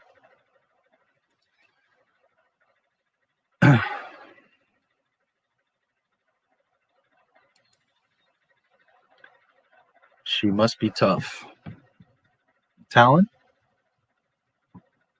Talon murders several Jedi. She's no joke. She's Darth Crate's hand, one of his two hands. Talon is no joke. And she seduces people. She seduces them and then murders them.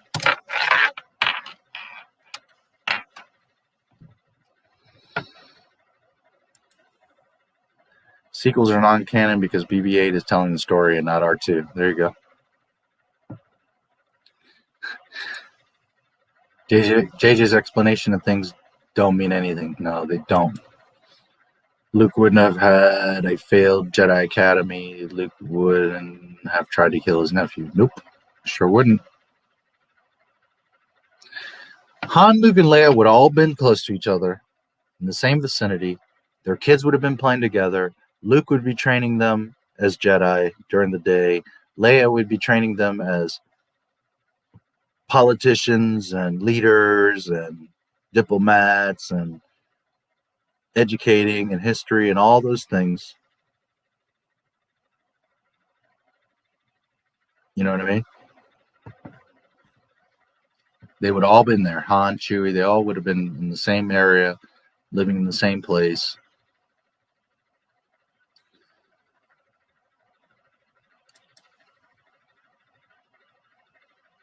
I mean, granted, Han and Leia could live somewhere else because Luke would be off in a temple and they maybe wouldn't be hanging around a temple. But I would think that they would all be on the same planet, personally. I don't know. It's hard to say. Maybe Luke would prefer the children in isolation away from... I don't know. It's hard to say. That could go many ways. But I just feel that they would be in the same vicinity. They would be communicating. They would be in the same area. They wouldn't be all separate and unknowing of each other and all that mess.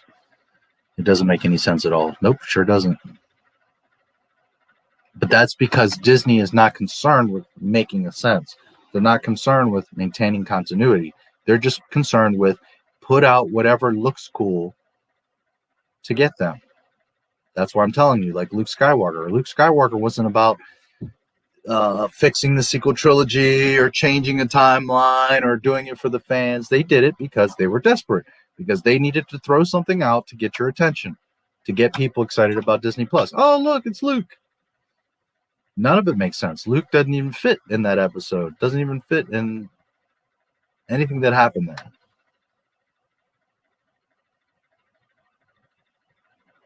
Neither does Ahsoka. But it's just there because, look, member berries, it looks cool, get them in. It's not about making sense. It's not about continuity or a story. It's about what cool, flashy fan service stuff can we do just to get them to subscribe and watch our shit. That's it.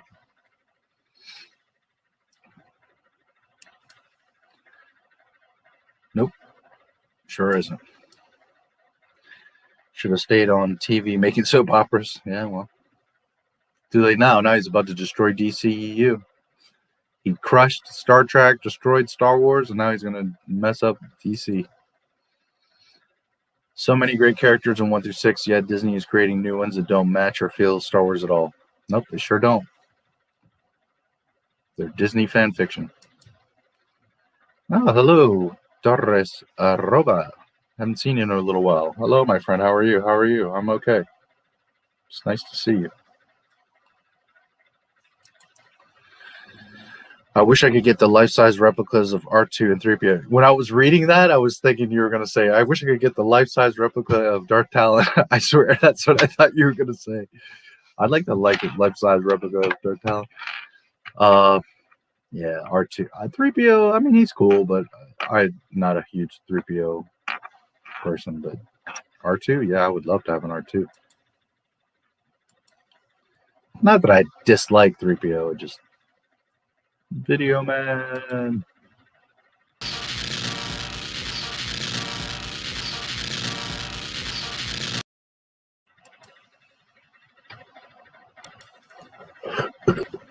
I would also build my own if I could. And I know there's a group that makes them. The droids. Yeah, a lot of people made R2s over the years. Carrie Fisher said that the bathing suit was metal in an interview or DVD bonus features. Carrie's bikini, yes.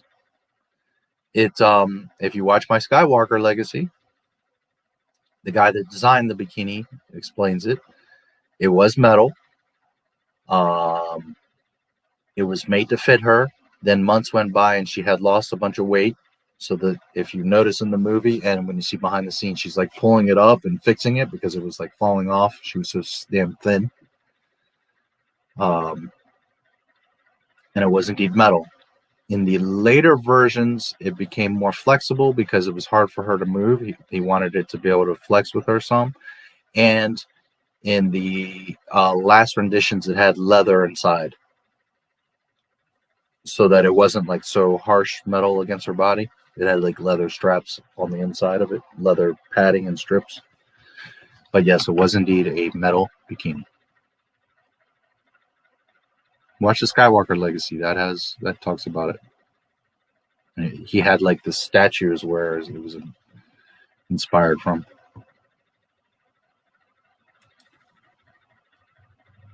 I thought you were talking about Talon. So yeah. Looks like the old squad of the OT forgot they were friends and their character arcs relationships as soon as Jar Jar Abrams took over. Yeah. That's the thing. Luke and Leia alone would have stayed in the vicinity of each other. Not only because of brother and sister, but because of the Force.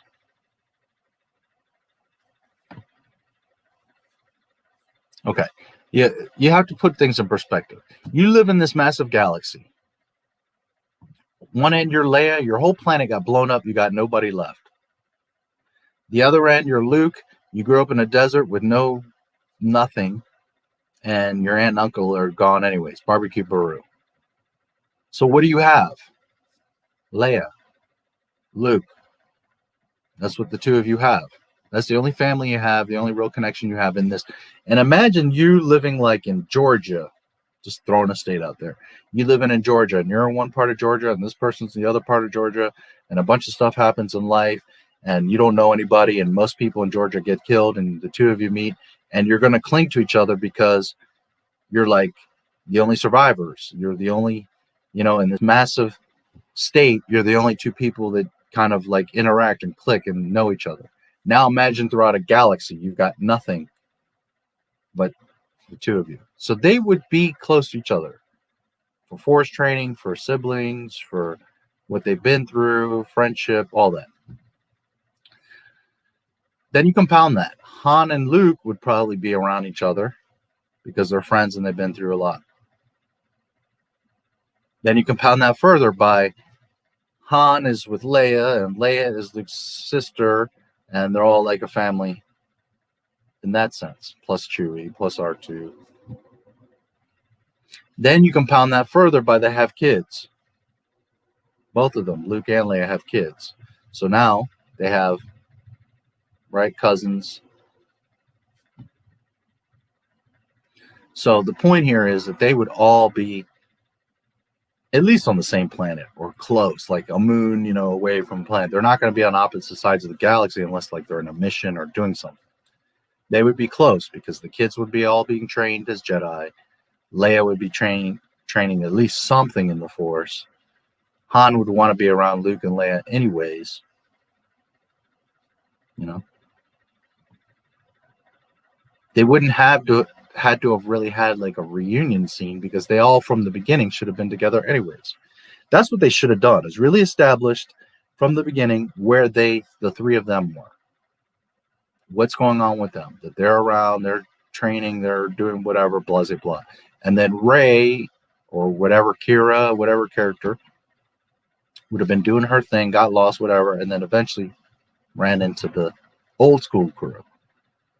And like I've said in other streams, the old school crew then collectively could have trained Rey to make her super great, because now she would have gotten all these skills from Leia and from Han and from Chewie and from Luke.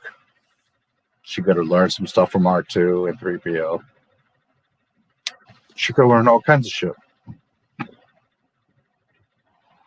So there wouldn't have to really be a reunion because they all would have been around each other anyways.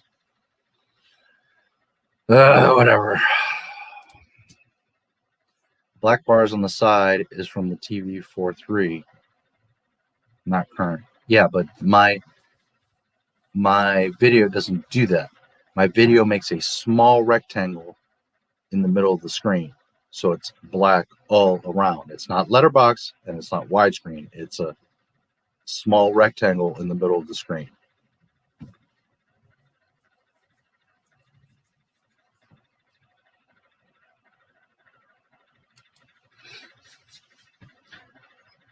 Thoughts on Kathleen Kennedy? Personally, I love her, and she has done so many good things. She's trash. Can't stand her, and she has destroyed Star Wars. I don't know how you can love her and what she hasn't done one good single thing for Star Wars. If it's 4:3 ratio, then it's cutting off some of the picture.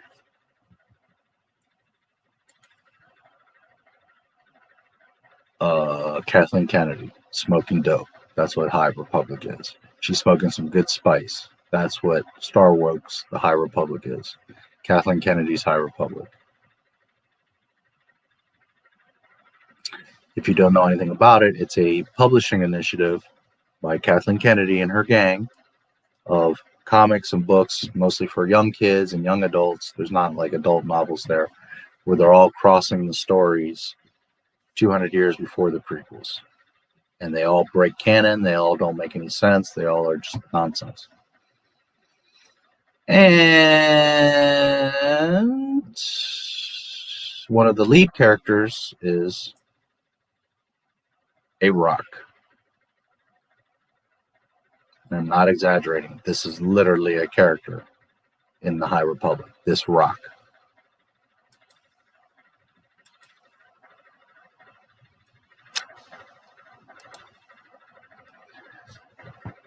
Are you trolling? She has created a bad sequel trilogy and 2 mediocre soulless,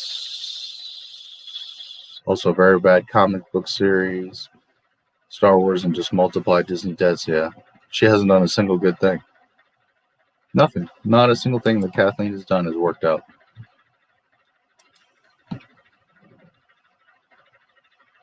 So much love for Jar Jar. Is the High Republic the equivalent of the Great Disaster? The Great Disaster is an event that happens in the High Republic. And the Great Disaster occurs because, according to them, hyperspace lanes aren't worked out. And there's a giant accident that explodes in hyperspace, and fragments going in all directions all over the galaxy are blowing shit up. Meanwhile, throughout Star Wars lore, thousands of years, like 32,000 years before all of this stuff, there's the Sith War, the Sith Night Sister War, there's the Mandalorian War. There's all kinds of wars that go on. In order for you to have wars and battles, you have to travel around the galaxy to confront each other, and not just like one soldier traveling to fight another soldier. You're talking about entire armies, entire Sith consortiums, entire planets of Night Sisters, entire Mandalorian warriors traveling to fight. In order, the galaxy's big, and in order for you to fight this people here to fight these people over here, guess what you have to do? You have to be able to travel across the galaxy.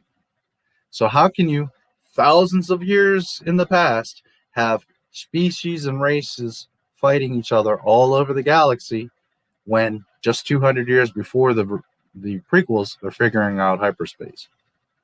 How can you have Jedi outposts all over the galaxy if you're just figuring out hyperspace? How would there be all these Jedi and peace throughout the entire galaxy if you're just figuring out hyperspace? Disney Star Wars.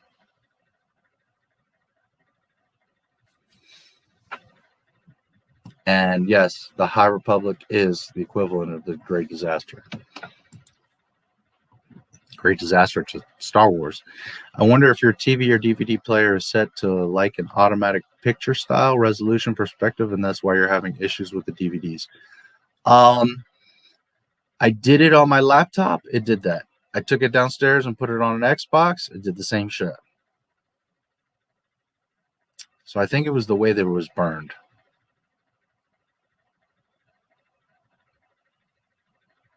I don't have like a standalone DVD player, so I can't test it that way.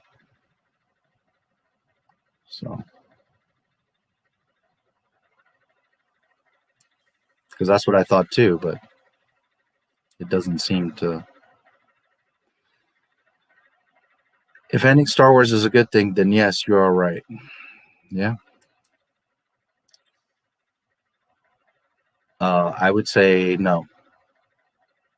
The movie or the show?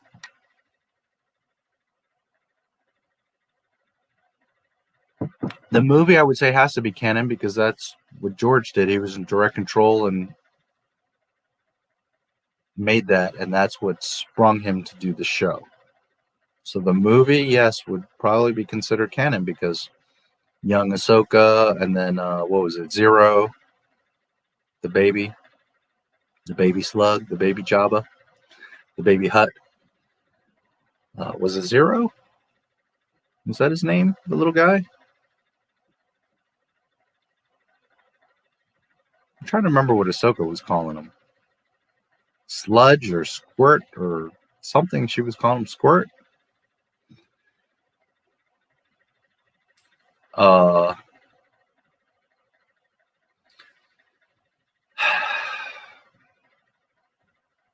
Technically, the only thing that is canon is 1 through 6, the movies. The reason I say that the movie Clone Wars is probably canon because, again, George Lucas was directly involved in that one.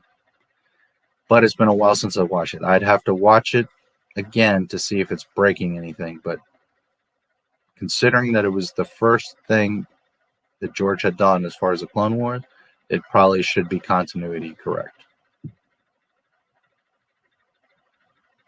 To be fair, I'd have to go back and watch it. I haven't watched that movie in a long time. As far as the Clone Wars show, no, totally not canon. Because that's all Dave Filoni making that stuff, and it all breaks pre-established lore. Or pre-established canon, which is more important than lore.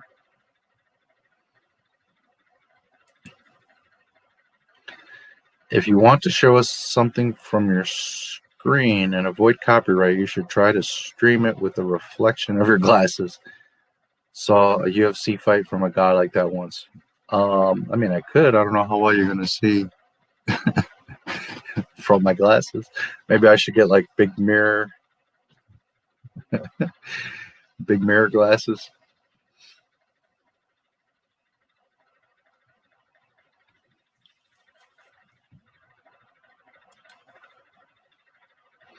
DVDs are recorded in the 4:3 aspect. The TV wouldn't stretch it to fill the picture. Yes, but again, I'm getting a small rectangle in the center of the screen. I'm not getting just side or just top and bottom. I'm getting a full rectangle. You understand? It's not coming up as letterbox. It's got equal around the four sides. That's the problem.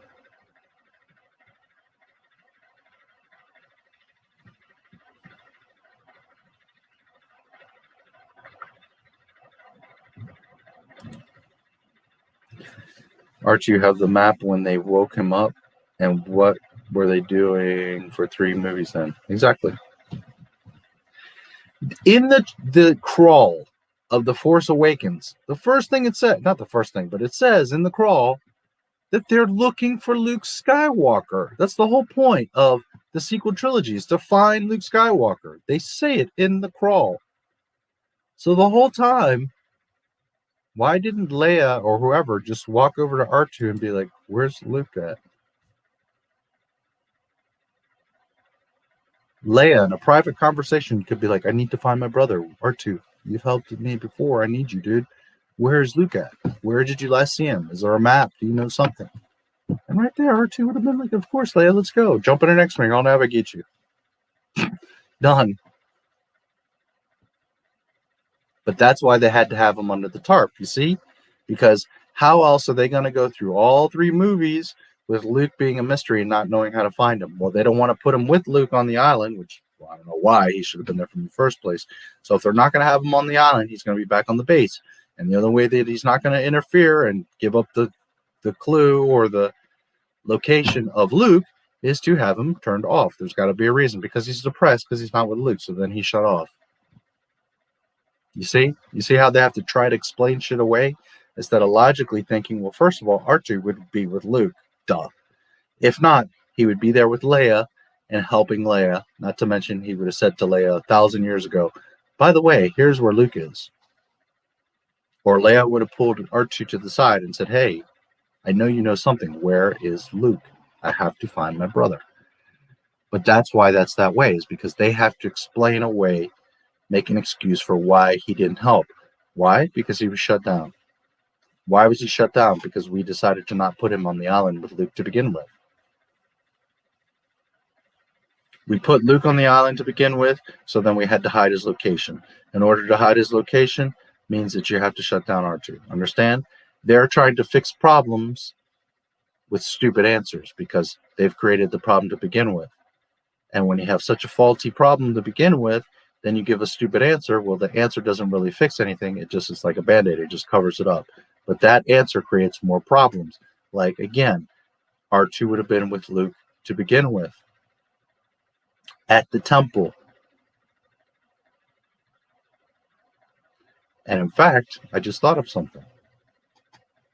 I would have to go back and watch the movies and look at the exact timeline. But Force Awakens, R2 is not with Luke. Right? R2 is somewhere, I guess, with Leia.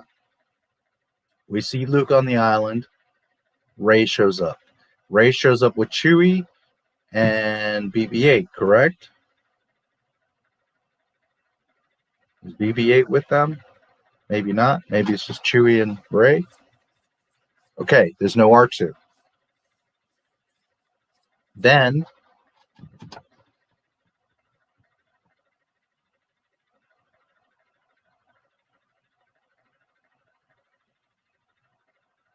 you see R2 when Luke goes aboard the Falcon, right? And even then,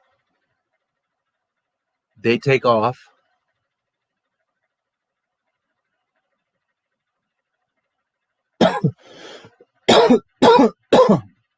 And R2 ends up under a tarp again, because in The Rise of Skywalker is when he comes out under the tarp.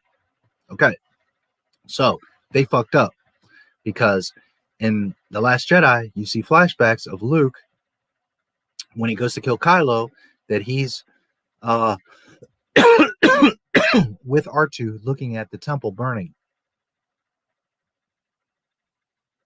So that means that R2 would have been with Luke at the island and then left. How would he leave? Either Luke would have had to leave the island, which he didn't, or Leia or someone from the rebellion would have had, or Resistance would have had to come, pick up R2, take him from the island, and then he would be with the Resistance / Leia later, right? So they fucked up because Luke never left the island. His X-Wing's underwater, remember? And he's a grumpy old bastard that never left the island because he's ashamed and in exile. Luke never left that island. And if a Resistance member had come and picked up R2, well, they would have known where Luke was the whole time. They fucked up. Rian Johnson fucked up because you cannot show R2 on the island and the temple on fire and that he's there with Luke, and then later he's not there with Luke. You see? Luke did not leave that island. And if anybody was on that island, they would have known where Luke was the whole time. But this is what happens when you don't write shit down and you don't think it through and you don't look at the big picture. You just make it up as you go along. And then you hope, oh, they're not going to notice. They're not going to see. Oh, that's a little detail. They won't remember that R2 was here, that was on the island way before, and now he's not. Not my Star Wars does. They fucked up. Rian Johnson fucked up.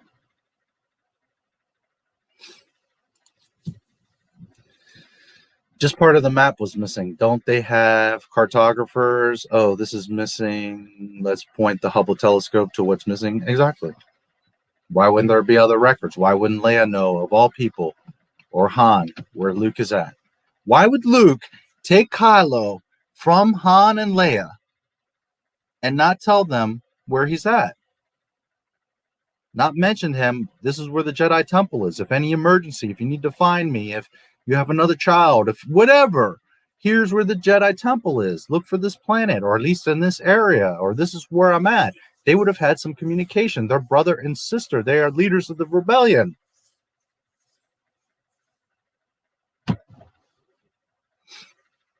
Leia would know where Luke is. If Leia can fly in fucking space, Leia can find through the Force Luke where he's at.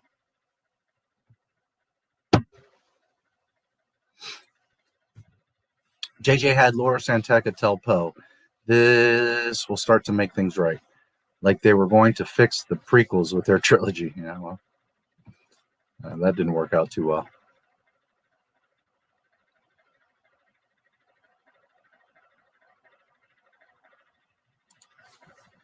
The map idea was stupid. They had a map of all the rest of space. They somehow didn't have a map of that little area in the center.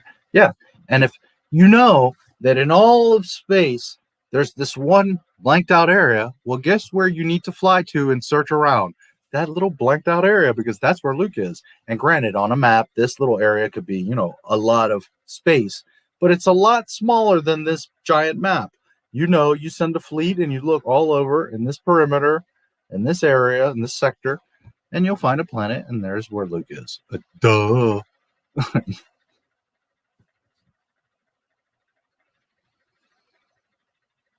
Disney. Dark Talon, yes. How much actual control does Disney have over Star Wars? KK and Dave and John seem to be ruining it all by themselves. Disney is just the money bucket for Lucasfilm. Well, I mean, technically they own it, so they could go in there and be like, no, you can't do this. But they don't. They trust in Kathleen and let her do what she's doing.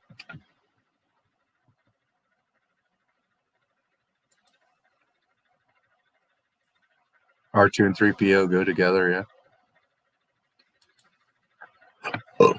How long did Leia and Han stay together after having been? Or they saying Han is a bad father by leaving?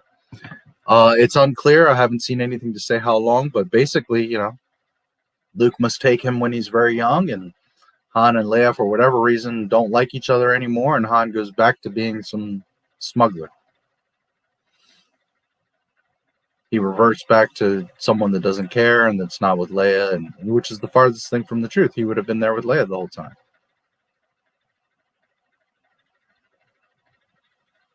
Han has no reason to be smuggling and getting into messes anymore. He's got a beautiful princess wife.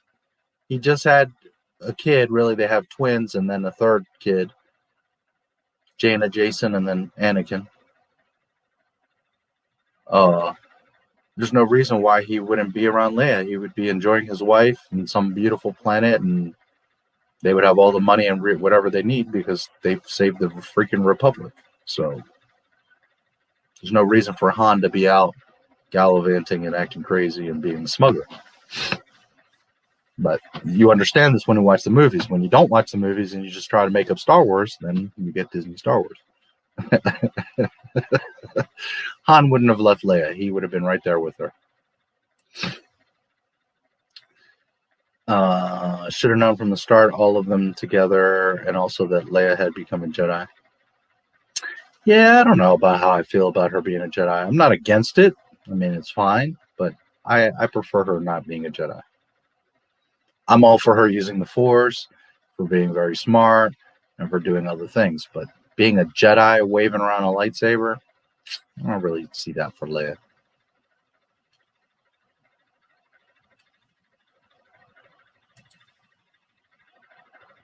Could be when they ripped it from VHS to DVD. Yeah, there's something going on there with the format. I don't know what's going on.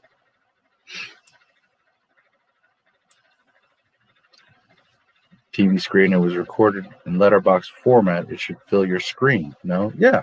It should top to bottom fill and then have the bars. And I would be fine with that. But again, what I have is a small rectangle is the image, and it's black all around it. So not only is it a lot smaller and harder to look at, but it's also annoying as hell that it's like in space. I wouldn't mind if it was in 4:3. It's just, it's not.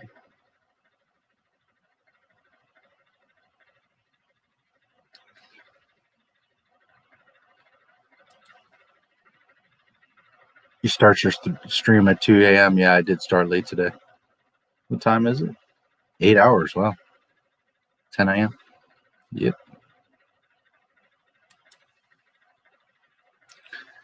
Rocks finally feel represented. There you go. Despecialized would be the regular Star Wars. Despecialized is the original Star Wars before they started making digital corrections and extra scenes and all that. The original copy of Star Wars. Sky Guy. Yeah, that's what she calls Anakin. Sky Guy and Snips, but the Stinky? Yeah, I think it was Stinky. Yeah, I think it was maybe Stinky. But what was his name? Was it Zero? Or Zero was one of the other Hutt? I think Zero is the other Hutt that was the one that had set up the kidnapping or whatever. I think so. So I'm trying to remember the baby's name. But yeah, Stinky. Streaming stamina. Yeah, I usually do 12-hour streams.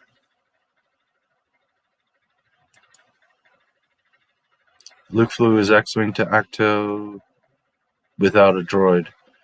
I mean, not that he couldn't. He's still an expert pilot, but yeah. Octo is in the unknown region, so way out in the outer rim. It would have been some travel time. So for him to manually fly the X-Wing, that's a good point.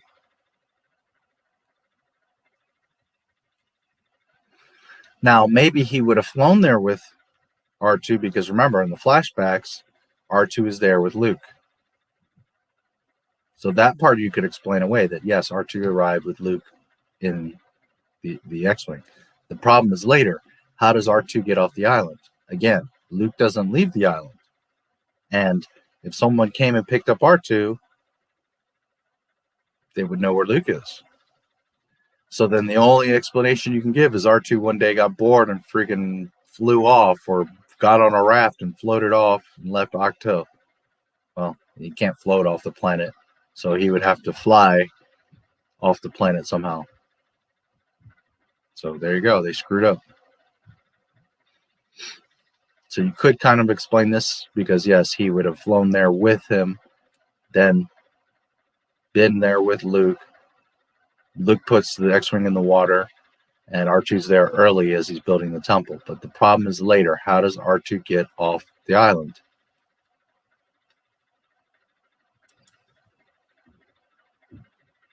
Yes. R2 went with Chewbacca and Rey. He stayed on the ship. Yeah, and then Luke sees him. Yeah.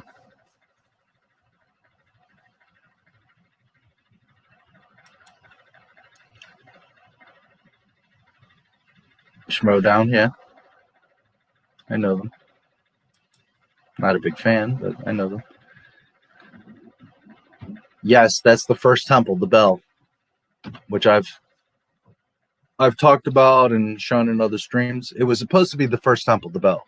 Then they changed it to that tree and changed it all around. But that's what it was supposed to be. Kira was Rey, and Octo is the first temple, which is the bell. And the bell is official because early when they were going to make Force Awakens, ILM guys were making concept art, and the bell was one that George Lucas had approved. So that was going to be the first Jedi temple, the bell, on Ecto.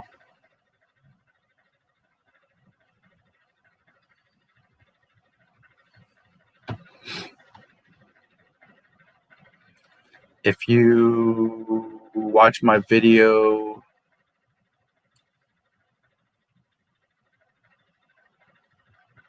J.J. Abrams' Episode 8 treatment, I'm pretty sure the bell's in there. But they talk about the bell, and I have the picture in there.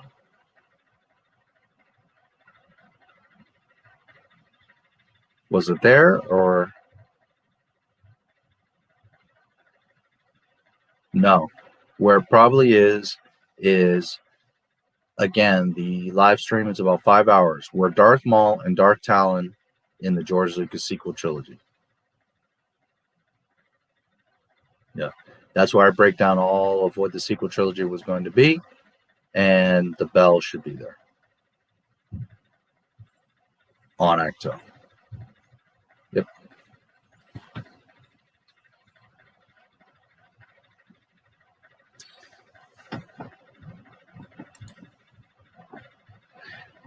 If it was, then Kylo would know where Luke is too. So you're saying that the temple that we see burned when he attacks Kylo was maybe not Acto? That's possible, although I doubt it. And Kylo knowing,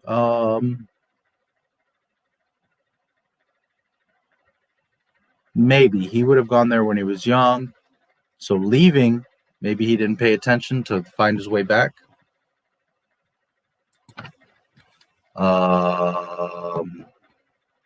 Jedi Temple.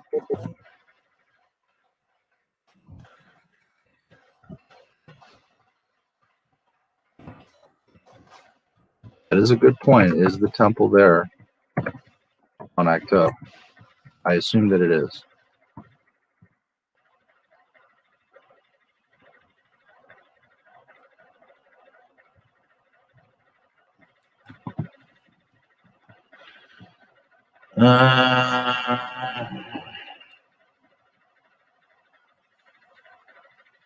The destruction of the Jedi Temple occurred in 28 ABY during the reign of the New Republic. 28 Force Awakens is 32 or 34, I guess 32 years after the first Death Star.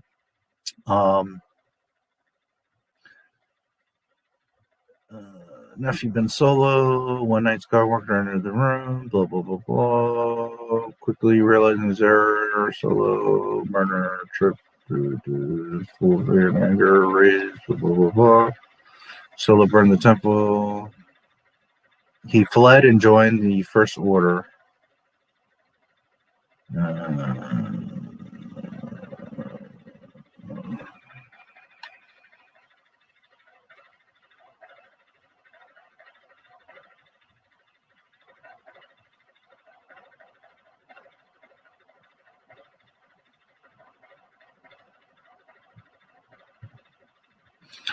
34 ABY.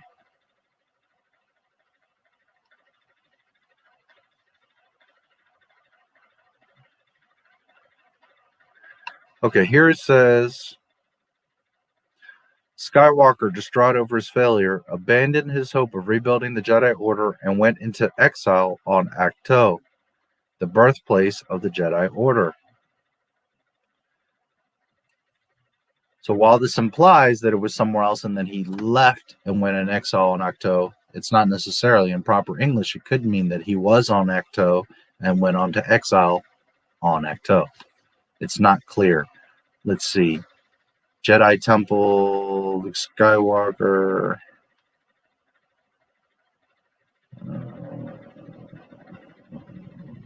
Ben Solo destroys Luke Skywalker's Jedi Temple and the new generation of Jedi with a lightning storm? Really? How would Kylo Ren have lightning storm power? That's Palpatine.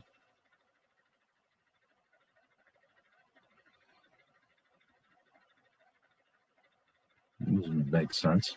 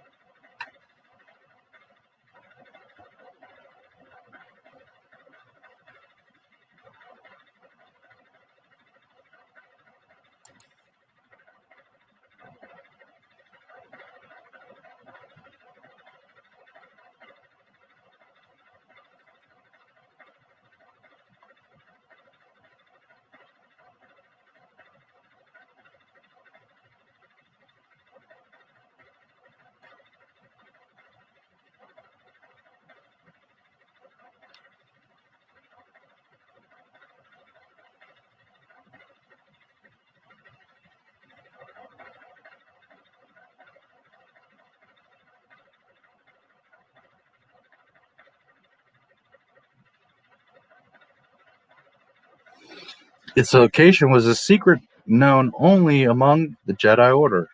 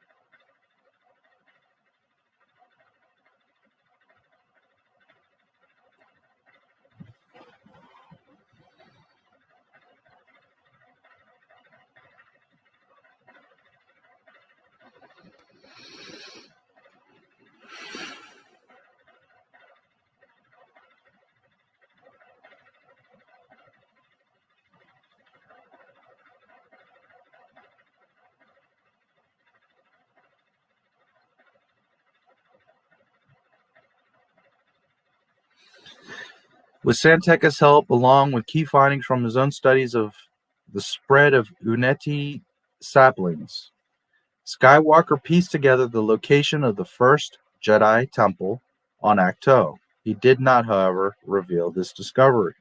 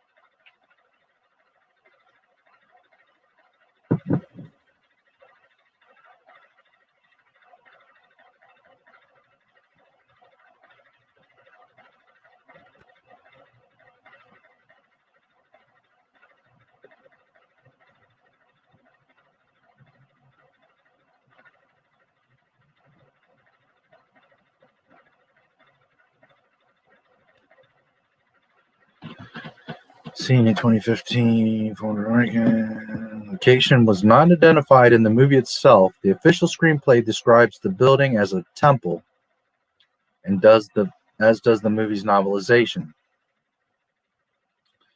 Training temple, it is most often referred to as a temple out of universe, as always as such in universe.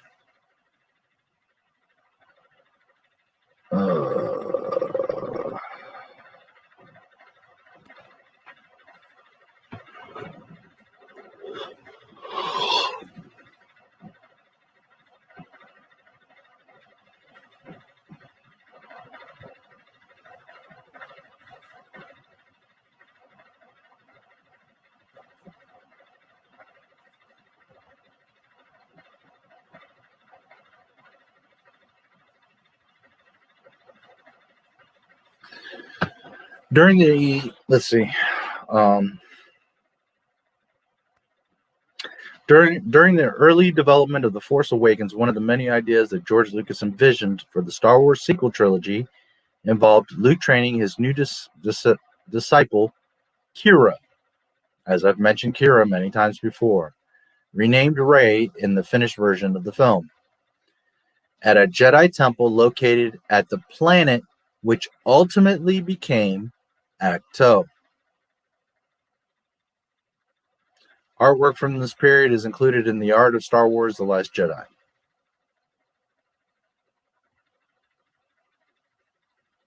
Skywalker's Jedi Temple and Luke Rey storyline ultimately made it into the flashback sequences of Star Wars Episode 8: The Last Jedi.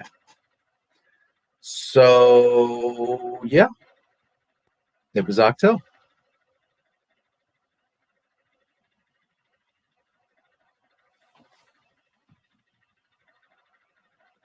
Now, in Legends, Luke trained his new generation of Jedi at a Jedi Academy known as the Jedi Praxium on Yavin 4. But that's Legends. That's not Disney fan fiction. Disney fan fiction, yes, it was Acto. There you go.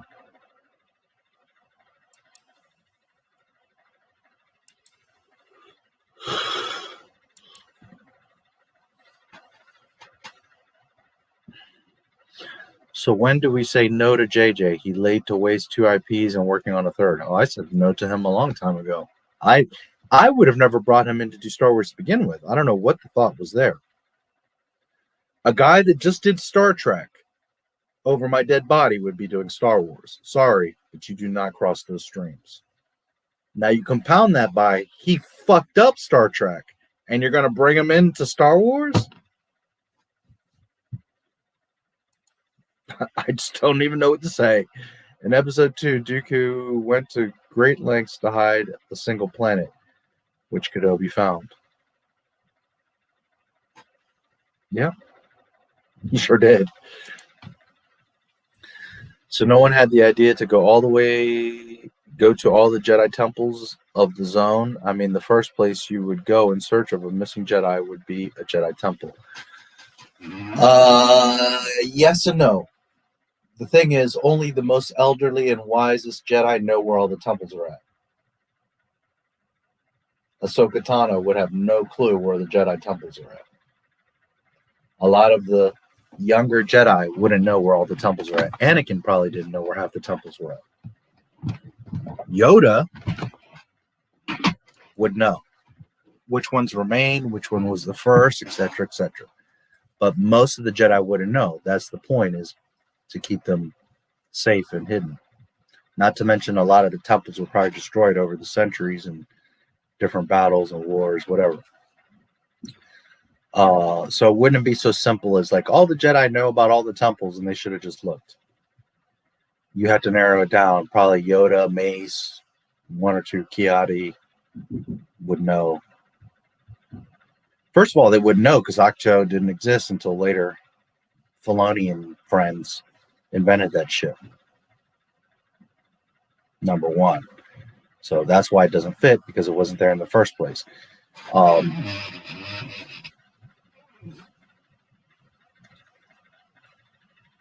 But yeah, all the Jedi wouldn't know. Only the more senior, more experienced Jedi would know. Because it does sound logical, like send 100 Jedi to the unknown region and find this damn planet, but it's not that simple.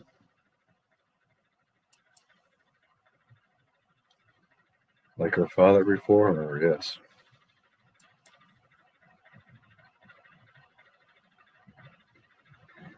Yeah, I'm not saying that it's unreasonable. She could become a Master Jedi. I'm not saying that she couldn't. All I'm saying is that her affinity for the Force is different. She's a diplomat. She's a politician.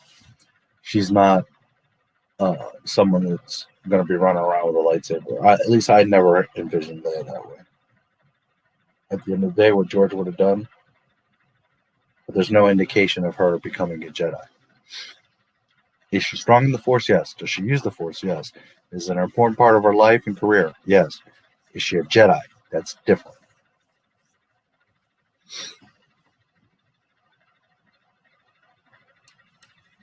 But absolutely, I'm sure if she, it's not that she couldn't excel at that. It's that that's not where her mind and her heart is at. She's not looking to be the hero and fight with a lightsaber. She's looking to lead the Republic. Been okay with the Space Chase version of the G.I. Joe Cobra Emperor series of cartoons. They would be chasing ancient artifacts of the universe.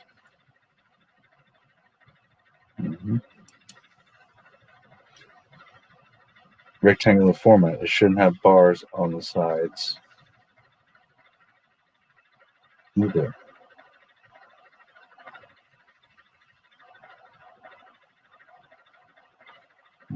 I don't think you're understanding.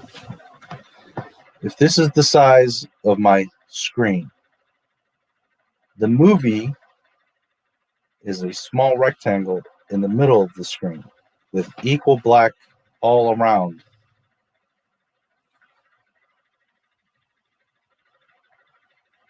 It's not that it's filling in certain areas and it doesn't have bars.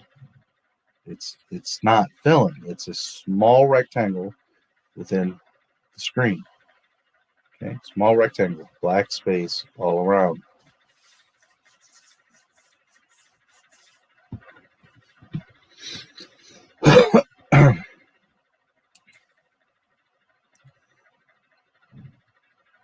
Higher than fin level, yeah.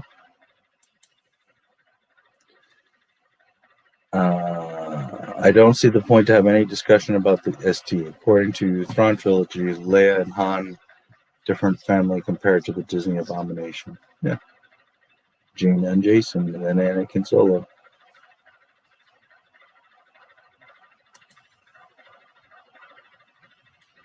Zero is the uncle. Rota is the baby. Okay. Are you sure it's Rota? I thought Rota was the female.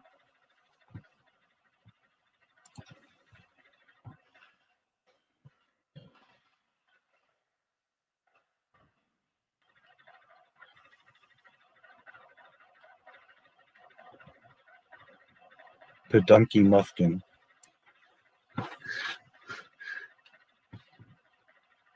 Yeah, Rota. A little sluggy. A little sludgy. Rota the Hutt. You are correct.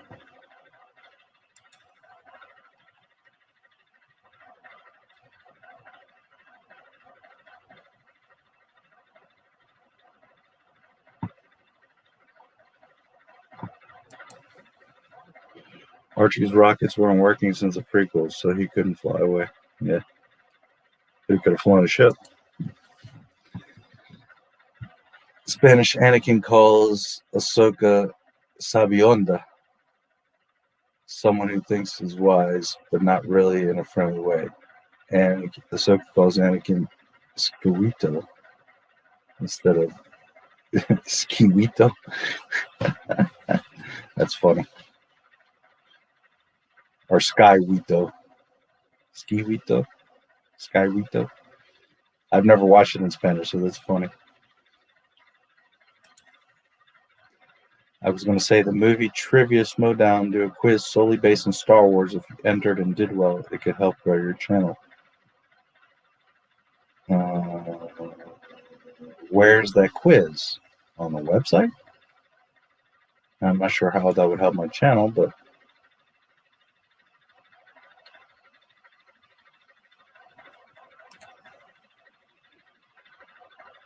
Luke's Jedi Academy. Yeah, Luke's Jedi Academy is Acto. According to what I just read, there was no... it doesn't say that the actual location is Acto, but it does say that he exiled to Acto and that the original location wasn't revealed, but that it was ended up being Acto. So it's Acto.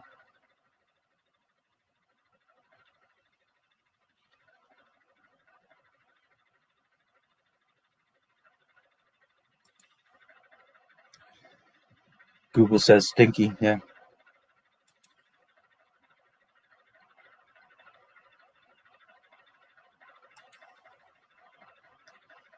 No, not at all. Not at all excited to see them destroy Obi-Wan Kenobi. If it even gets made. Not at all to see that. Excited to see that. I think that's another plot hole or continuity issue. Which part?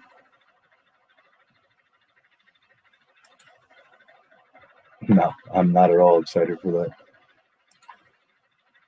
Knights of Ren would know the location of Acto and where Luke is too.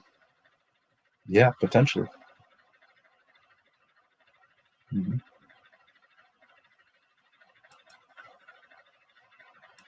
Yeah, because it was saying that. Here, let me see if I can pull it back up. Because it did mention.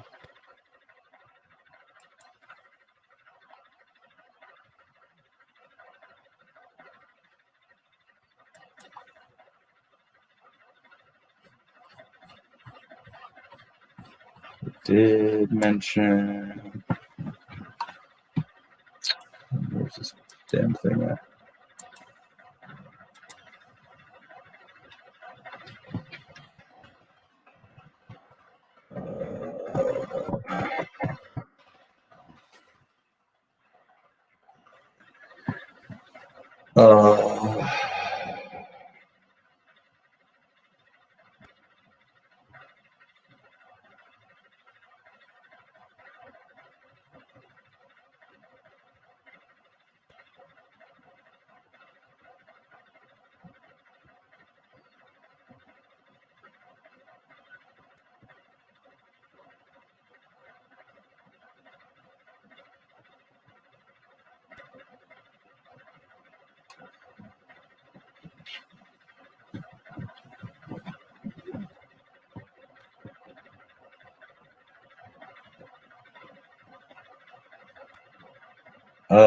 No, Knights of Ren, it would appear, didn't, because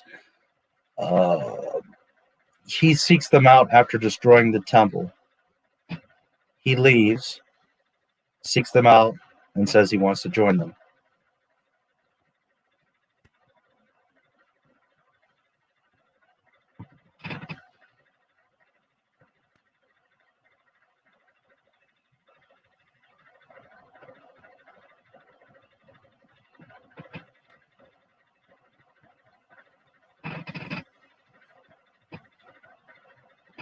Solo.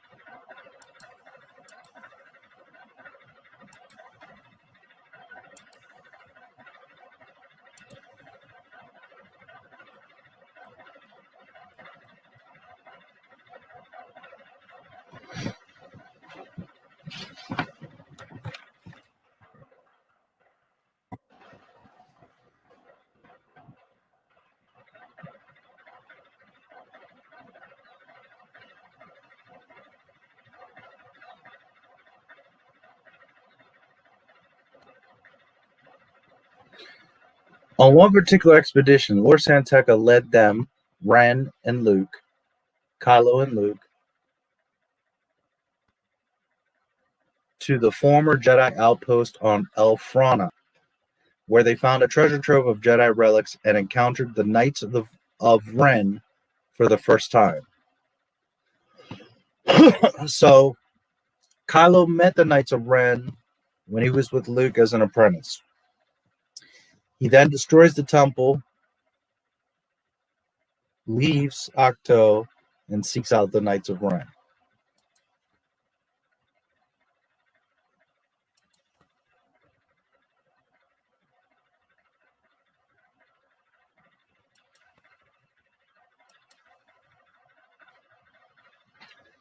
So, no, the Knights of Ren would not know the location of Ahch-To because they were never there. Now, why doesn't Kylo know the location? I don't know. He was young, confused, and didn't pay attention, and he just left, clouded by the dark side. I don't know. Because he was there. So, again, another fuck up. He should know how to get to Luke.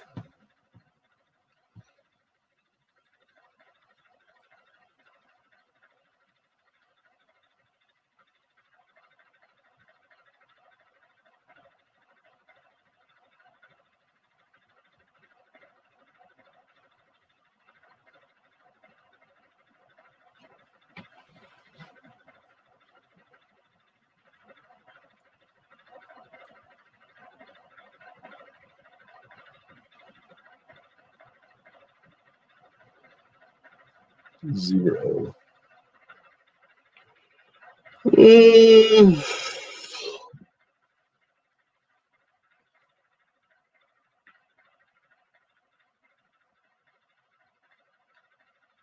Stinky.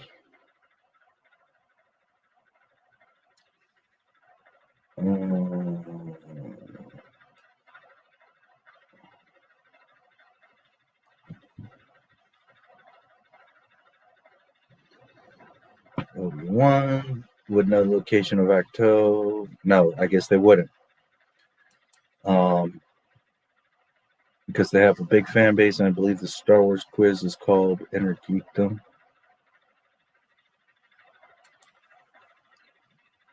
Star Wars trivia. Yeah, but how does that get me exposure? I take the quiz, and then what? How does anyone see that? That's what I'm not understanding. And where is that? On their website, or I'm not sure. Hello, sir. How about... Oh, boy. Here we go again with this. How about now? the best Islamic chat on YouTube, everyone. Praise be to Allah, yeah. I guess if you tell yourself something enough times, you'll start to believe it. This is the best Islamic YouTube channel. Oh, too funny. Yes, here we go again.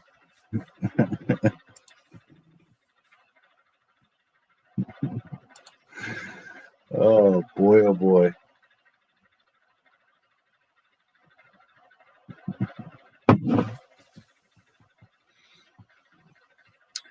So how did we get into this whole thing with Kylo?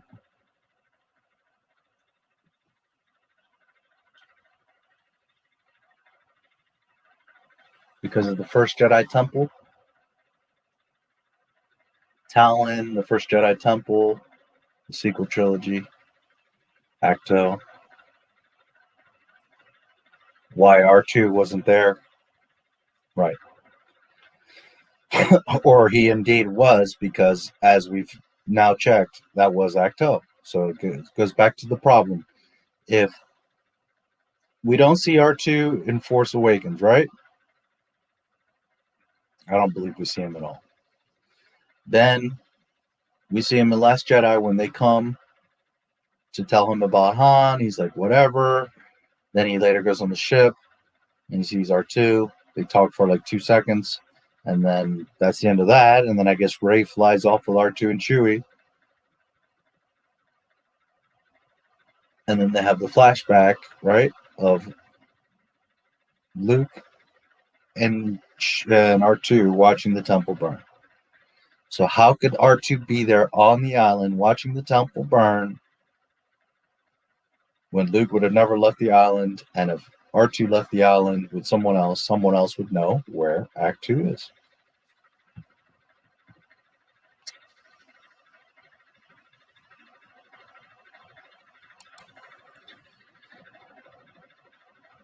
Where's that girl Zala showed up? Yeah, I haven't seen her in like 3 weeks, so I don't know. Maybe she fell out of love with me. I just hope she's okay. Because they show it on their channel. If you did well at the quiz as a competitor, I believe it helped you gain followers. I mean, it wouldn't hurt, right? Unless you failed at the questions miserably. No, I can check it out. I didn't know they show it on their channel. That's the thing. I didn't know that. Or where that's at. So I'll have to look at it. Luke trained Jedi on Acto. How did R2 get off the island and not where Luke is? If Kylo was trained on Acto, he would know where Luke is too. Yes, he should. So either, again, Rian Johnson just fucking up, which is probably exactly what happened, because Rian Johnson isn't thinking of continuity or what later is going to, people are going to question. He's just thinking of, oh, well, I need to do a flashback of him on the island because I need to explain something. Not does it fit or make sense. So Kylo should know, but he doesn't. So then Ryan could argue, well, he was confused and lured by the dark side, and he went when he was young, so he didn't know how to get there in the first place, and he didn't pay attention when he left. Although if you're turning to the dark side and leaving the island, you would probably want to keep track of where Luke Skywalker is. But okay. So there you go. It's just Rian Johnson fucking up. Yeah, that's how we got there. Yep. It's just Rian Johnson screwing up.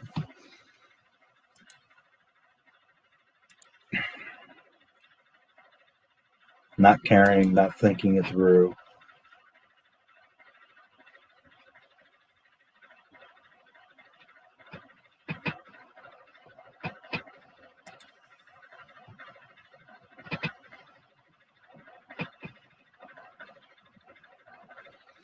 Not giving a damn.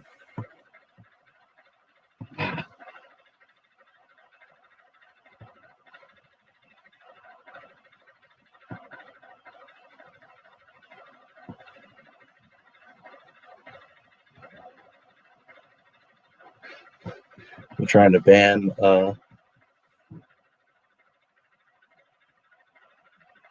Gina from Twitter now.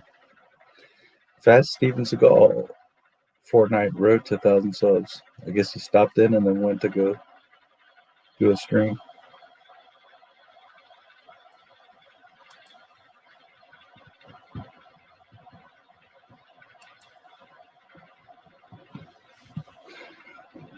Oh, look who it is. Speak of the little devil. Be cool to see you compete at the trivia. Do you think you would do well? Yeah, I would think so. I would probably assume so. Yeah.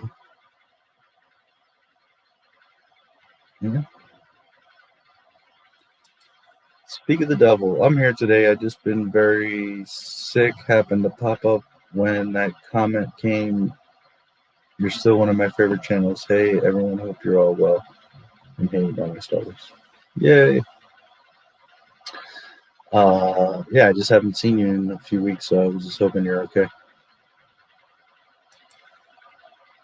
Is that a little ghost? Are you being a ghost?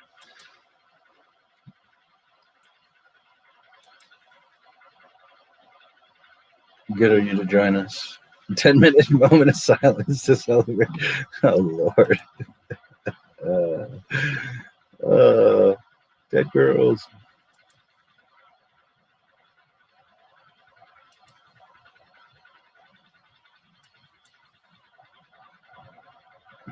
And there she is.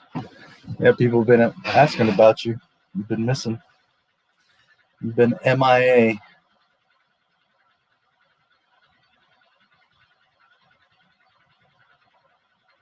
I guess you've become a little celebrity here with your pro avatar self. Yeah,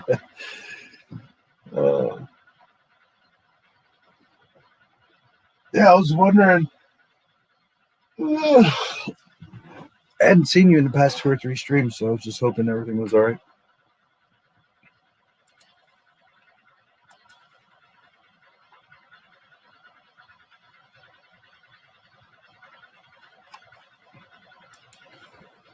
All right, where are we at? 9 hours. I don't think I can make it another 3.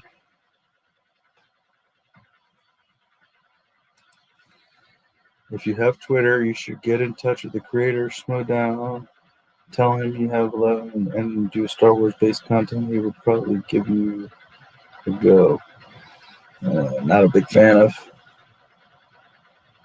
at the trivia. Okay, I'm confused. Are you talking about the show that they do? Or they have them in the same room?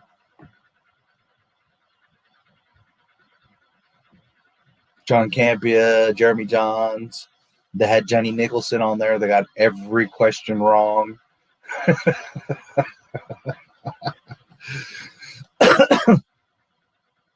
A girl that claims she knows Star Wars, she got every freaking question wrong. Is that what you're talking about? That show? Sam Witwer was on it. There's a few other people. Or are you talking about going to a web page and taking a trivia with questions?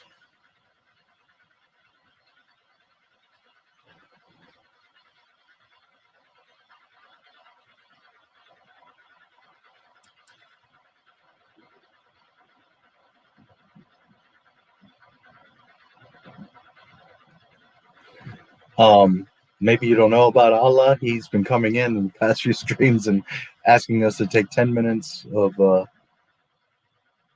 moments to pray and some other stuff.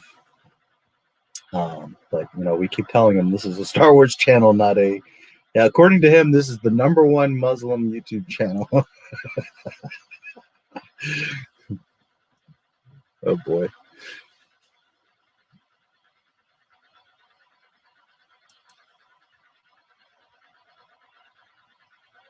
For Geeks and Gamers, yes. I am not at all associated or affiliated with Geeks and Gamers. 10-minute moment of silence to celebrate the eternalism. Ooba, ooba. Yes, ooba, ooba. I still need to clip that. So damn busy.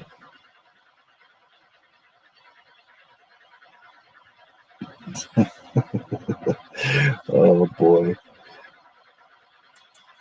Yes, Allah has become my biggest fan lately.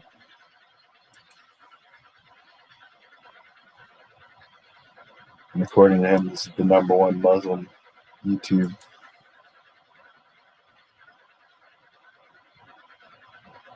channel.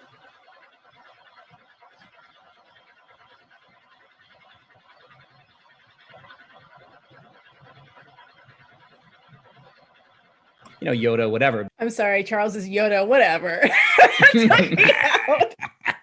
And sure, Yoda's in it, whatever. And Yoda, whatever. And Yoda. Yoda, whatever. I'm And so not nice pirate. Charles. It says and Yoda, whatever. And then also Yoda, whatever. Yeah, Yoda, whatever. Then, yeah.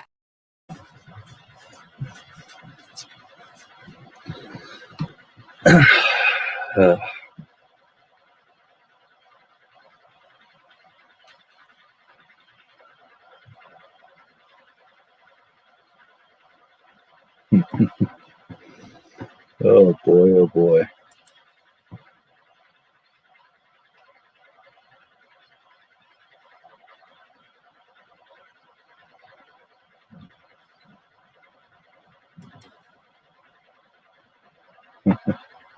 I'm not at all associated with Geeks and Gamers as far as I'm personally concerned.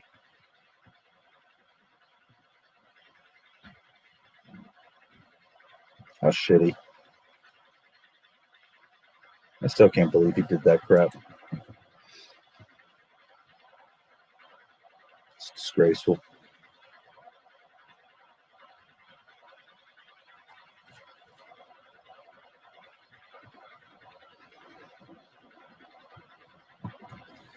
Nine hours. All right.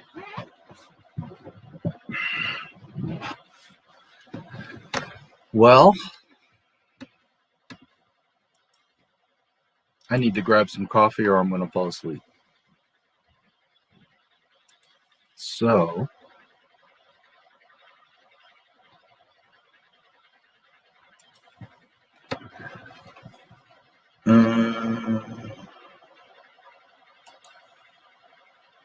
now Star Wars trivia, it's pretty new. You'll see how they do it. Okay.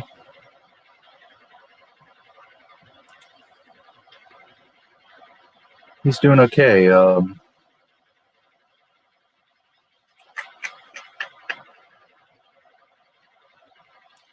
I've done 20 hours, a little over 20 hours. I don't do more than 12 anymore because it doesn't curate it. It'll only curate up to 12 hours, and then there's no point in doing the stream because you won't ever be able to see the stream again. So I only do 12 hours now, but I've done 20.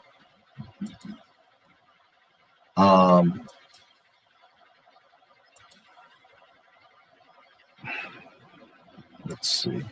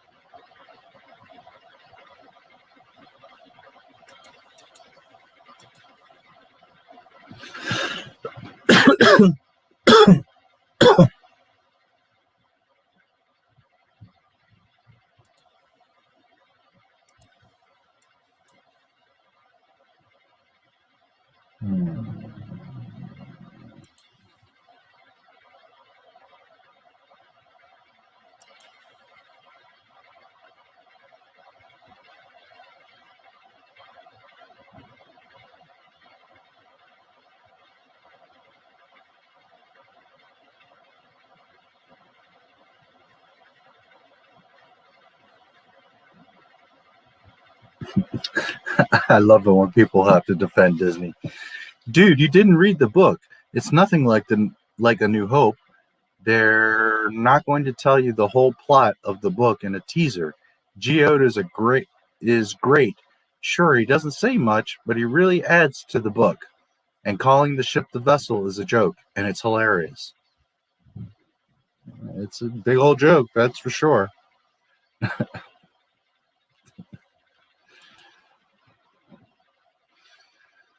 Oh boy.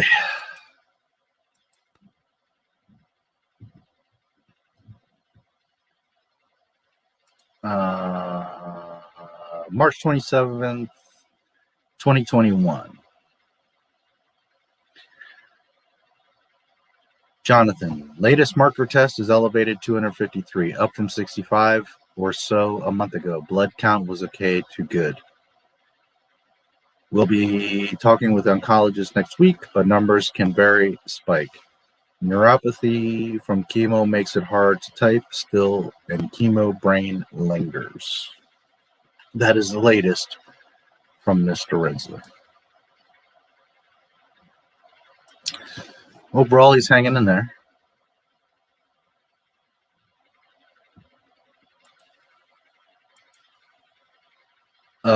Mr. Rinzler, Jonathan Rinzler, he did all the making of books of Star Wars.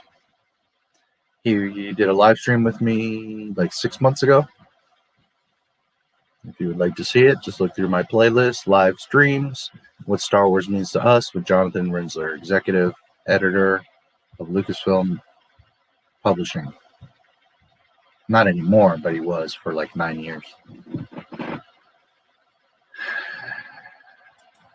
How long does it take to edit each of your videos? It really varies. Some videos are very short and could take an hour. Some videos are long and could take weeks. I've had a couple videos take me a month. It really depends on the video, how detailed it is, how many little things are in it, how many different pieces of media are in it. Because one thing is to have like a video that you just, it's there and you're cutting it down for time. Another thing is when you've got 6 different videos and you're taking parts from all those videos to make them into one video. So,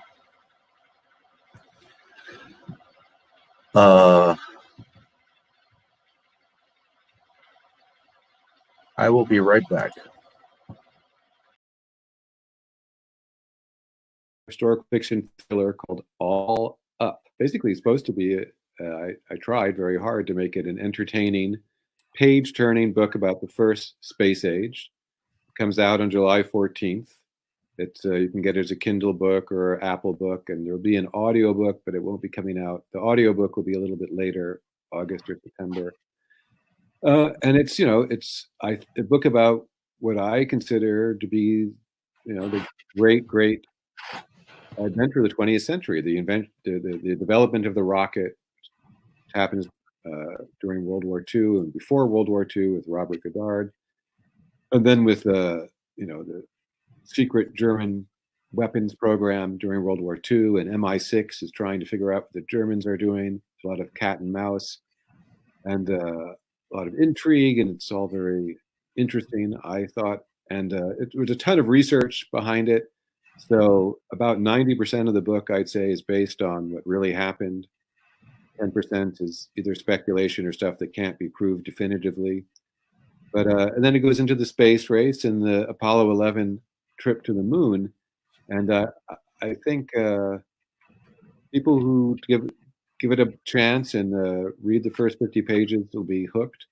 I'll go out on a limb and say that.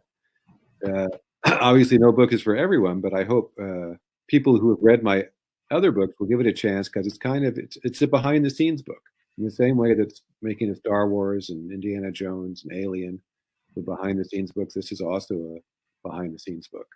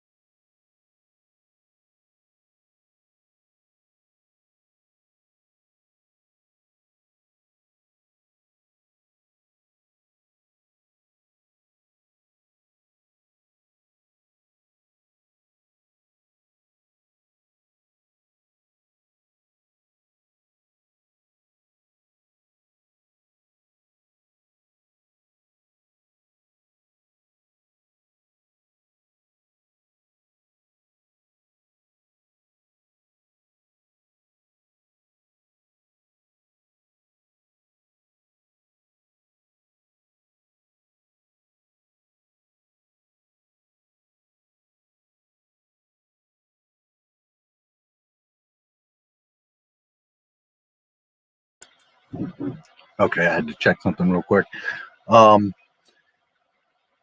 So yeah, it really varies on the video. It depends on what the topic is, how much detail there is, how many different clips or resources.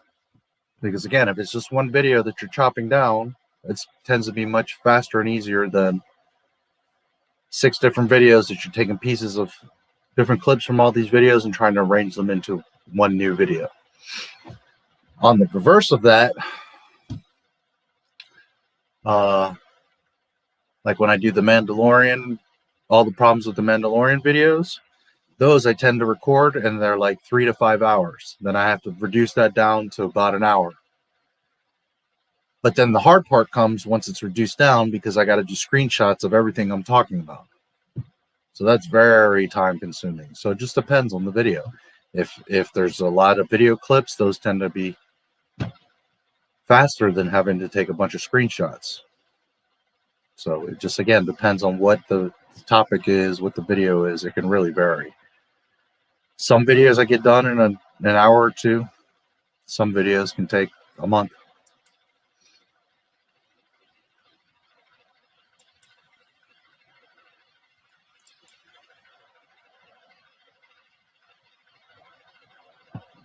Yeah, Skywalker Legacy was actually a few months between getting all the source material, going through all the source material and finding the stuff that I wanted, editing it all and cleaning it all up, then putting it all in one giant video and rearranging it and putting it all into different sections and making it a cohesive documentary.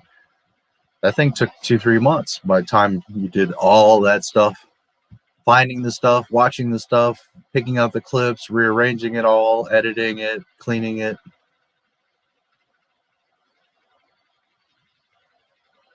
My first video, too, when Rise of Skywalker was finished yesterday, took like 3 weeks.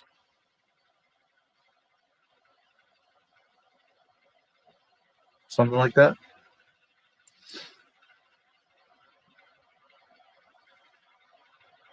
With the R2 video, yeah, we'll see.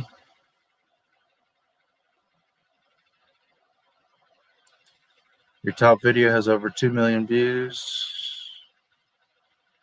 Now, $50, something like that.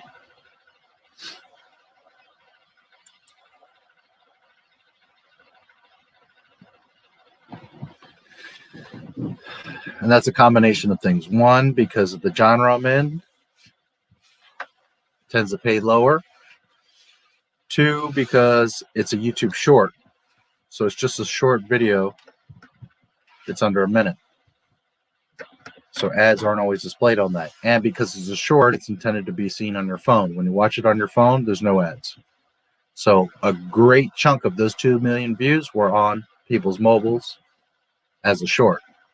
When you watch it on the computer, then it runs the ad and it'll act as a regular video.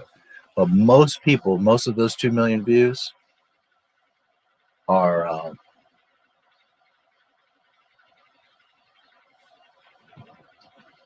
mobile device, so there's no ad.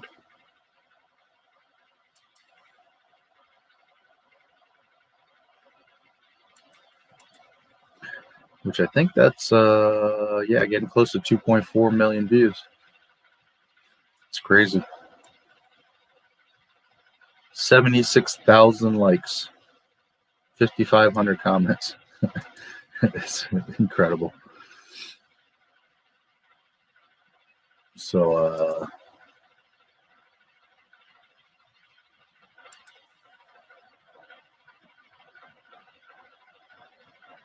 $54. But that's because it's a short.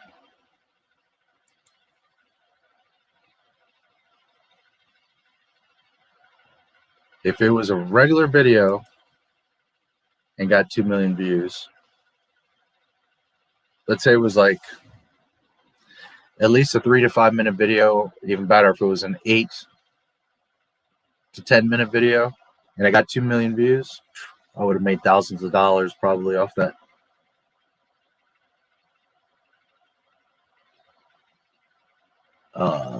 How much? I don't know, but I'm guessing $2,000-3,000. Totally guessing. I don't know. And oh well, such is life. That's the way it goes.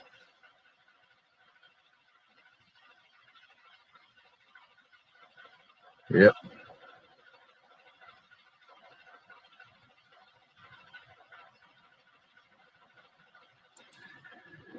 Yeah, because again, it's the shorts. So when you most of those views are on mobile. When you see it on mobile, there's no ad. Now, if you watch you can on your mobile watch it as a regular video. Like if you go to my channel, it'll be a regular video and it'll have ads. But what I'm saying is when it shows up in the short shelf where most of the people saw it under shorts, then there's no ads there. And that fills the entire phone screen. So that's why.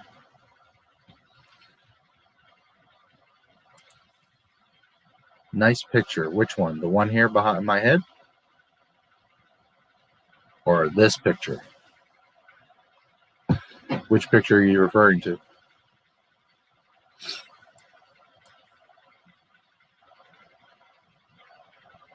I would.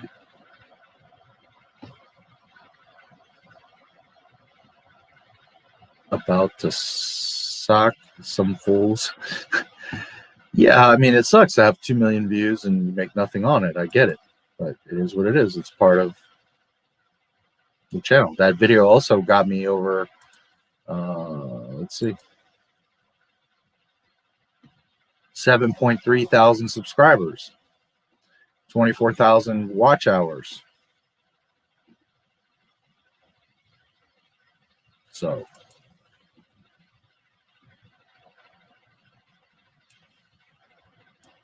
short term, yeah, I missed out because it was a short, 2 million views, could have made a few $1,000s. Long term, well, I got 7,000 plus subscribers. That's what got me over 1,000 subscribers and blew up my channel. And you know, so it's all in how you look at it.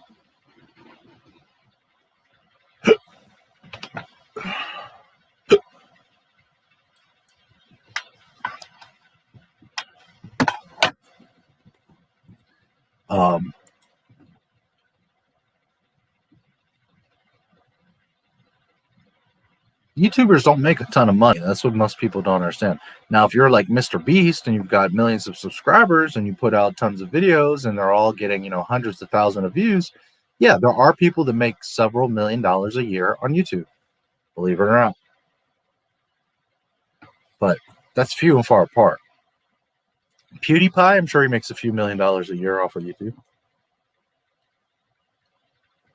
But that's like a massive channel with massive views. You know, the average YouTuber doesn't make a whole lot of money, especially in the beginning. Where you're going to start making money is when your videos have 30,000, 50,000 views each.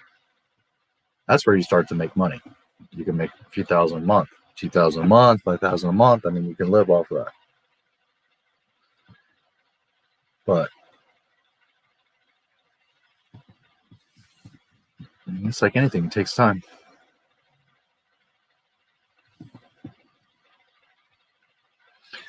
You got to look at the long game, the bigger.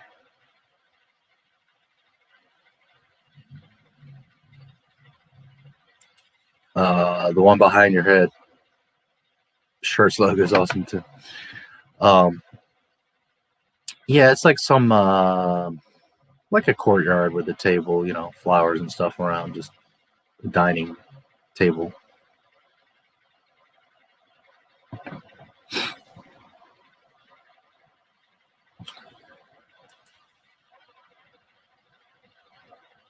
No, it's not. I see channels that are much bigger than mine, hundreds of thousands of subscribers, and they don't even have a video with 1 million views. That video alone has performed most YouTube creators that I know of. So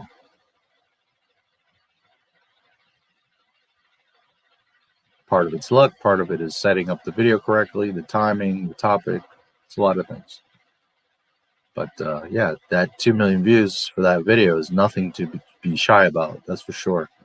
The channel has almost 4.1 million views, so it's pretty considerable. But a lot of those views were before I was monetized.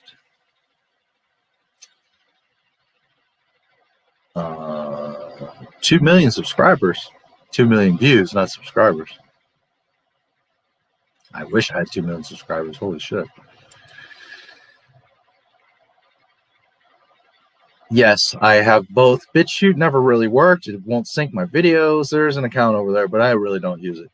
Library and Odyssey, absolutely. If you look in the description, you will see the link to Odyssey, or you can search Not My Star Wars on Odyssey and/or Library. I'm there. I've been there from the beginning. You can definitely find me in Odyssey. All my links are in the description of all the videos. You're cool, man. I'm glad I subbed. Well, I'm glad you subbed too. Logan Paul, a lot of them, KSI. Yeah, there's some guys that are making serious money on YouTube. I'm not saying that you can't. There's people that make some serious money. There's a girl, Catherine Manning, that I watch very loosely. She made like 100 grand off of YouTube last year, and then like another 100 grand off of affiliate links on her videos. So 200K, it's pretty good.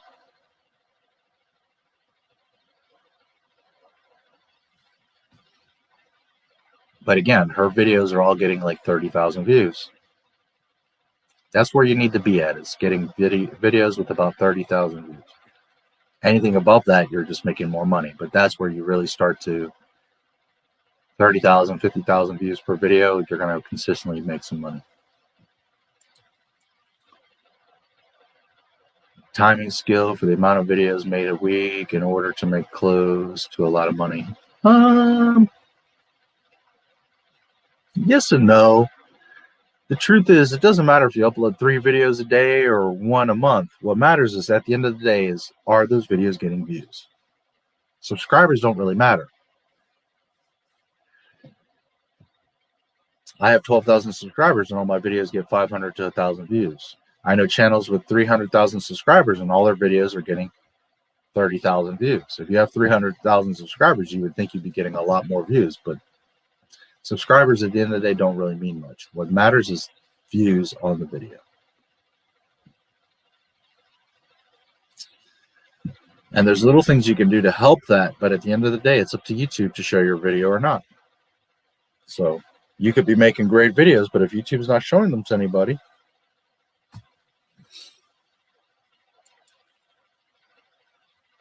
YouTube is a hobby for me. Yeah, it is for most people, which is frustrating because people don't tend to go back and look at your older videos. They tend to look at what you just came out with and moving forward. So sometimes I don't like to make new videos because it's like all these great videos that I made before are never going to get views because you guys are always looking for the newest video. All my videos right now should have thousands of views, and they don't. Oh.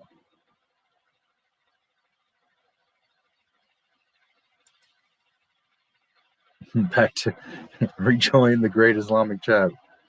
Oh boy.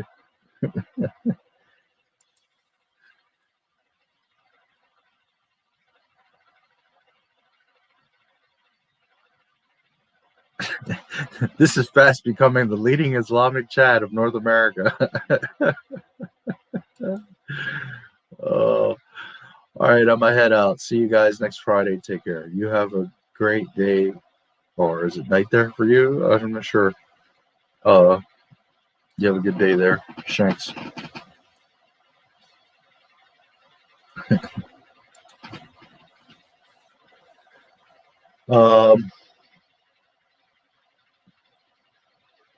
Well, I still have a little energy.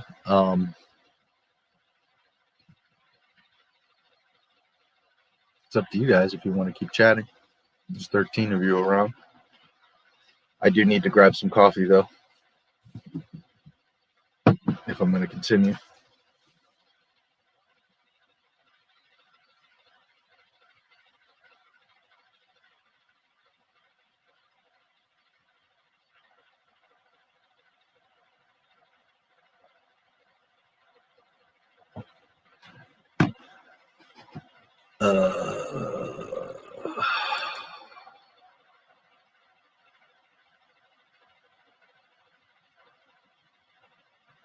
Predator or Tron.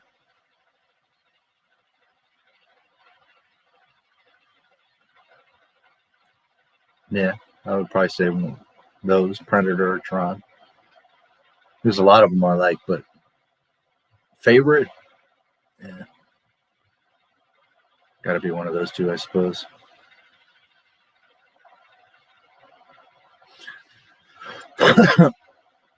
Yeah, of course. You're more than welcome to. Any questions? Anything you want to talk about? There's 12 of you here, so absolutely.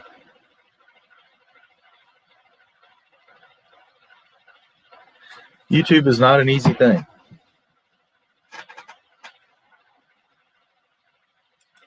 Get to the chopper. Yes. YouTube is not an easy thing.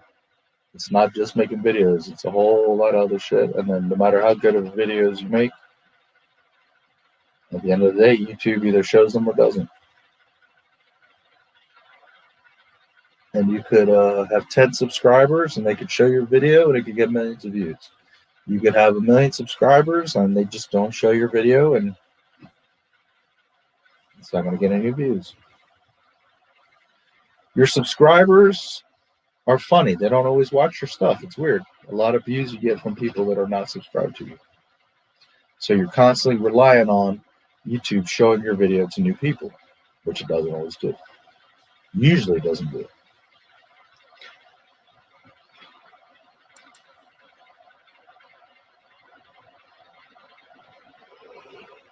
He probably did. He probably did.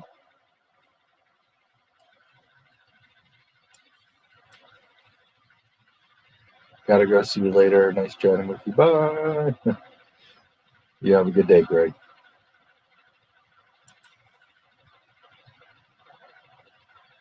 There's that as well. They're definitely bullying and toxic. But outside of that, just, you know, making their videos, avoiding copyright, making the thumbnails, writing the description, doing the SEO, sharing it. And there's a whole bunch of crap involved. It's a lot of work.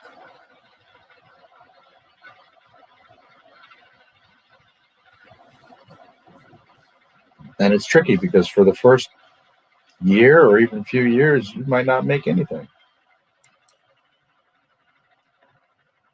However, it ultimately depends on whether people find a person charismatic and interesting or not. Yeah.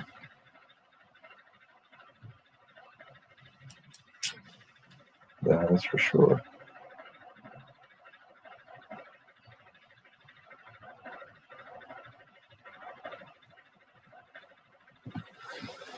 Okay, I got to grab some coffee. I will be back in just a few minutes.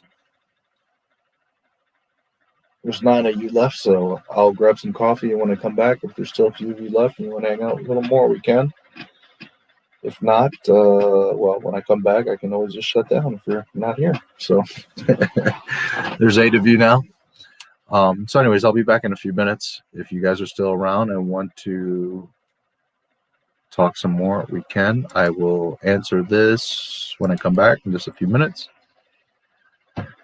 I'll put on my intermission video again. I'll try to make a couple variations here in the future for you guys, so you don't have to keep seeing the same thing over and over. All right, I'll be back in just a couple minutes. I'm gonna grab some coffee.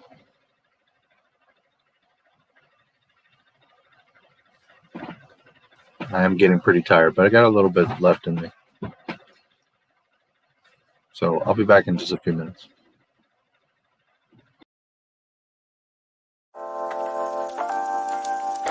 Streaming our favorite shows, keeping in touch with our loved ones, and even our banking is mostly done online these days. We'd like to think our information is safe, but as our online footprint increases, so does our need for proper security.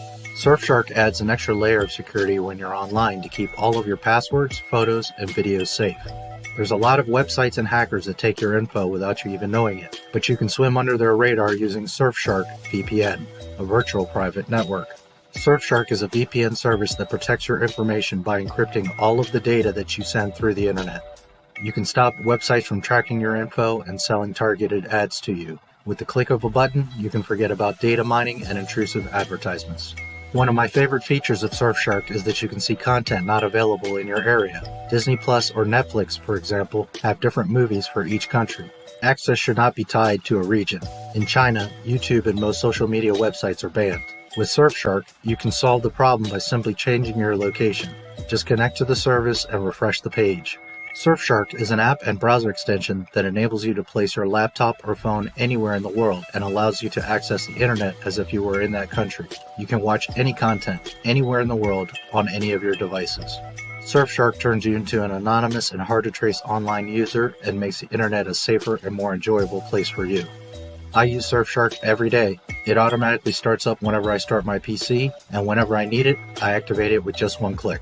Surfshark is the only VPN to offer one account to use on an unlimited number of devices. If you want both protection and freedom online, use my code NMSW, short for Not My Star Wars, to get 83% off plus 3 extra months for free. Surfshark offers a 30-day money-back guarantee, so there's no risk to try it out for yourself. The link is in the description below.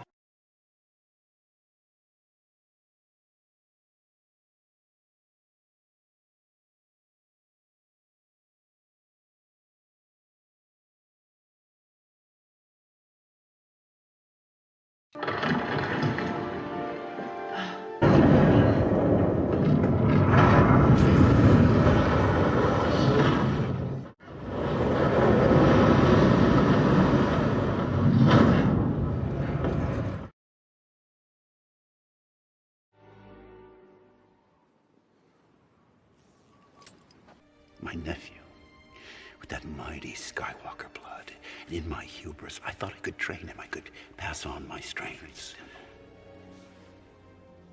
By the time I realized I was no match for the darkness rising in him, I went to confront him.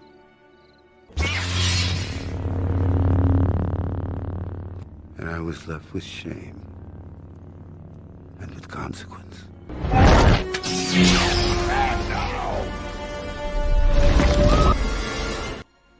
Because I was Luke Skywalker, Jedi Master.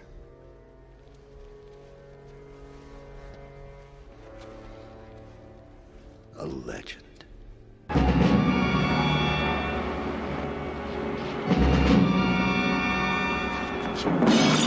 Hey! Hey! Are you crazy? What's the matter with you?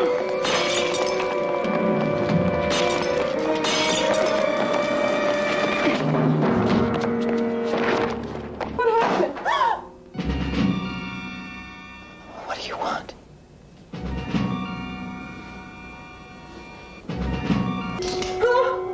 You don't know who I am, do you? Well, should I know who you are?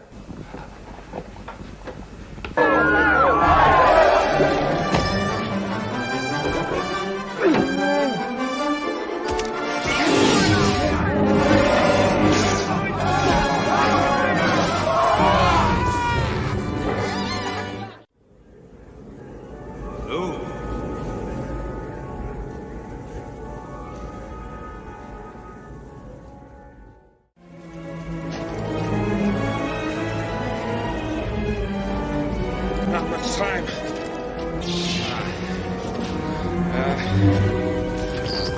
Hang on, kid. I thought they smelled bad on the outside.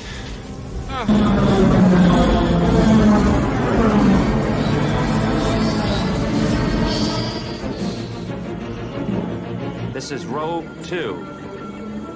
Echo Base, this is Rogue 2. I found them. Repeat, I found them.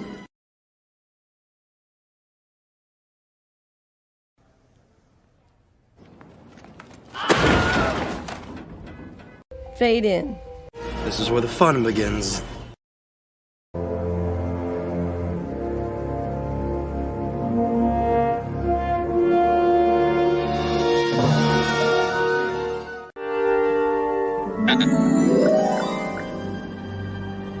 Hello there. Crap. Crap. Crap. Crap. Crap. Crap. Guess you're our friendly, aren't you? I'll probably never meet him. Might. There's something different about him. The Force is strong with you. Had enough? What do you want? I'm busy.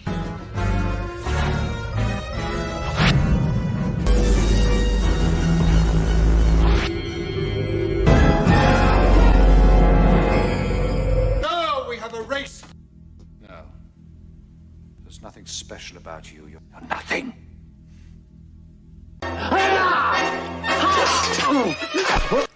Now stand aside, worthy adversary. 'Tis but a scratch. A scratch? Well, what's that then?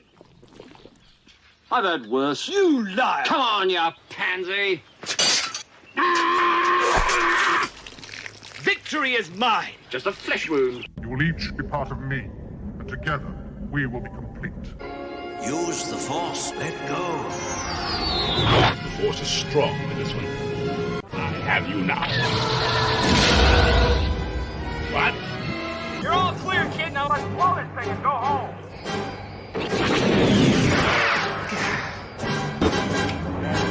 I once got busy in a Burger King bathroom.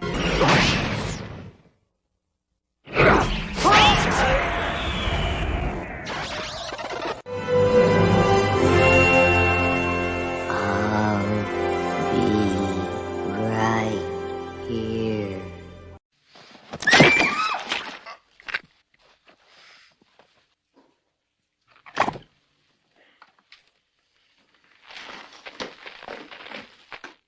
Cocainum.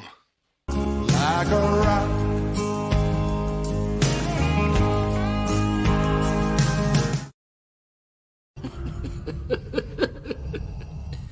Perhaps you referred to the imminent attack of your rebel fleet. Yes, I assure you, we are quite safe from your friends here.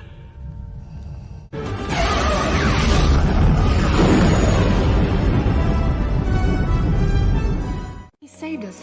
He really did it.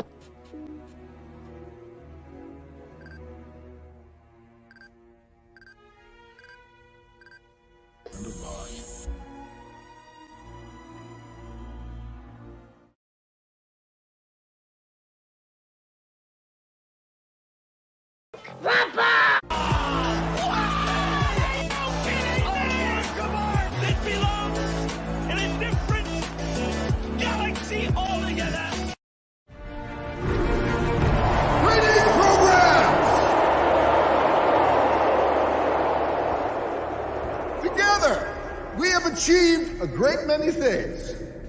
Funding for this program is brought to you in part by... Are you tired of scratched, lost, or broken glasses? Bulky, hard-to-use sun and eyeglass holders? Then you need the Clippy. It's as easy as pinch, clip, hang.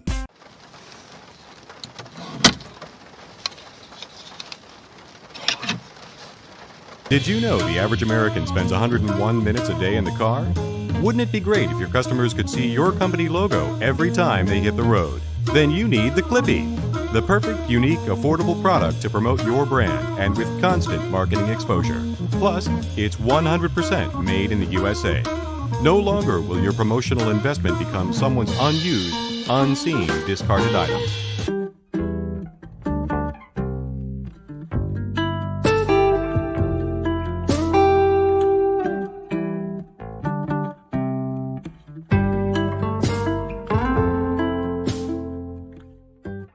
And by the annual financial support of viewers like you.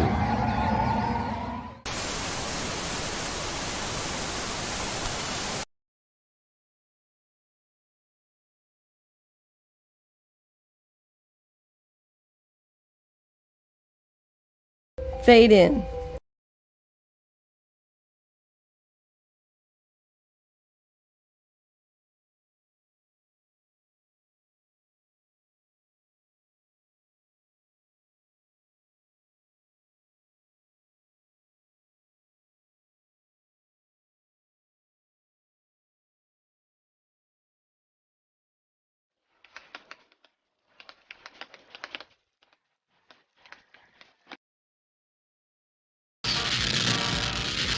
maker of Video Man Game. Location unknown.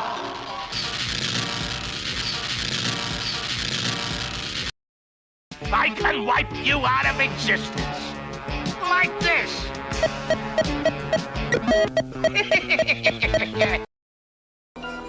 He's a genius, a mad, evil, maniacal genius, and he's experimenting with his most dangerous, his most fantastic invention.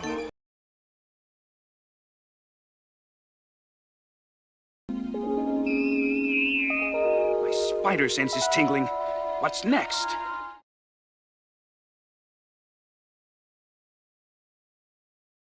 Let's go to the library for a few minutes. See you later, guys. What's so great about him? You mean besides being big, strong, handsome?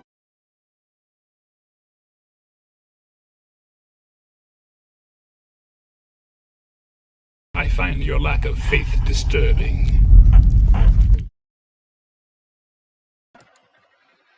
All right, all right. Some little shenanigans for you. I'll make some new intermissions. I know you guys are going to get sick of seeing my intro over and over again.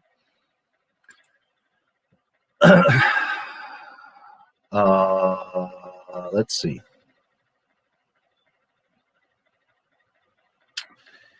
Favorite video you have ever done?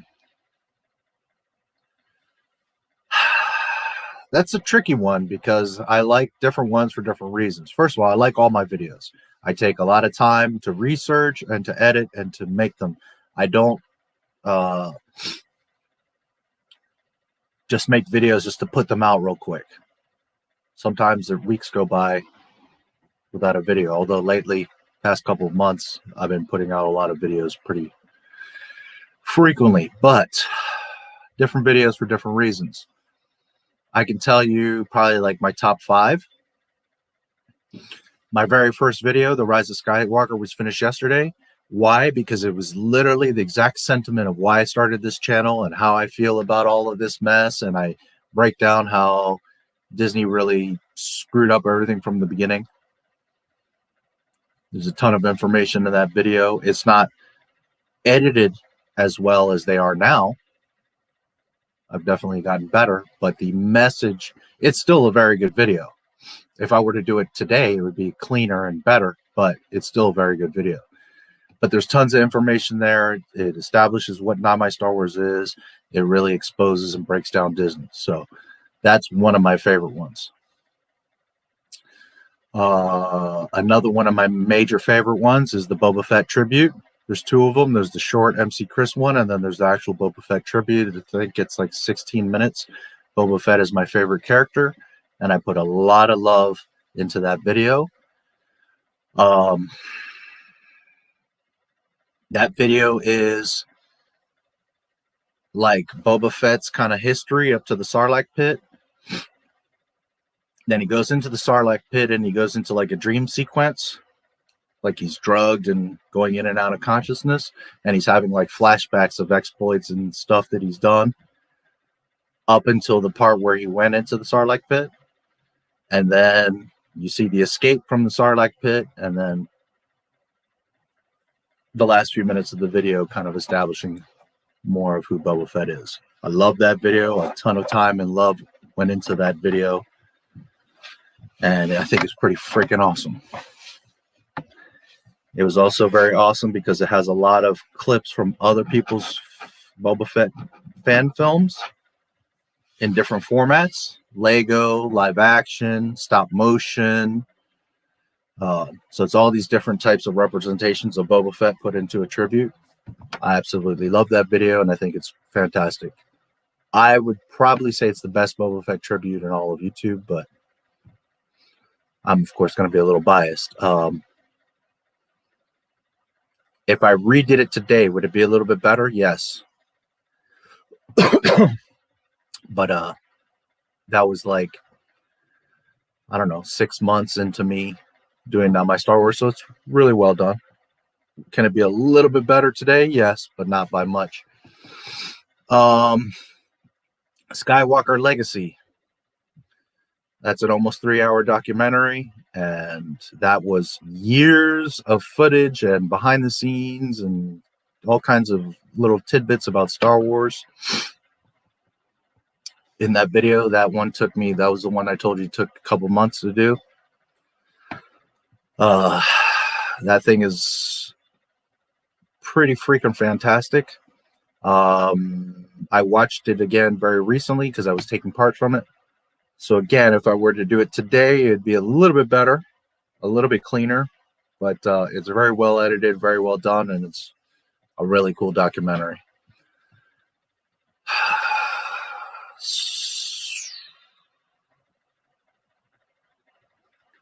I really like the Duel of the Fates featuring Abu Nas. That one was cool because it's a lot of images from the Duel of Fates that people don't know about. And because Abu Nas is rapping over it, but it's several different songs, and I re-edited his music to the video. I don't know how else to put that. So I took out a lot of different pieces from his different rhymes and made it into a, not one song, it's like a few songs, I think 3 or 4 or something like that, but they're re-edited from what they originally were. So that was a neat project because not only the visual, but the audio of it was so technical.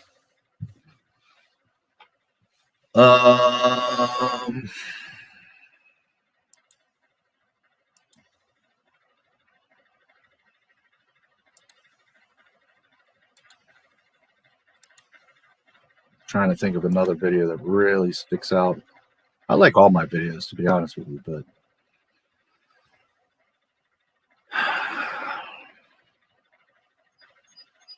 it also depends on what you like. But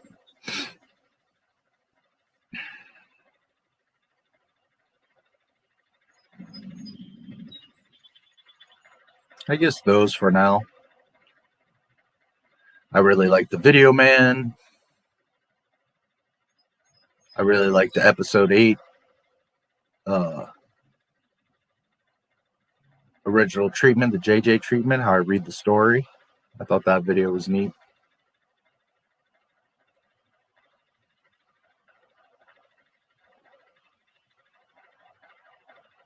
Luke's X-Wing is pretty well done. Man, there's so many. Daisy Ridley stunt double, that one's a really cool one. The one that's on my page when you come to my page, Darth Vader's Imperial March. I think that one's pretty freaking cool.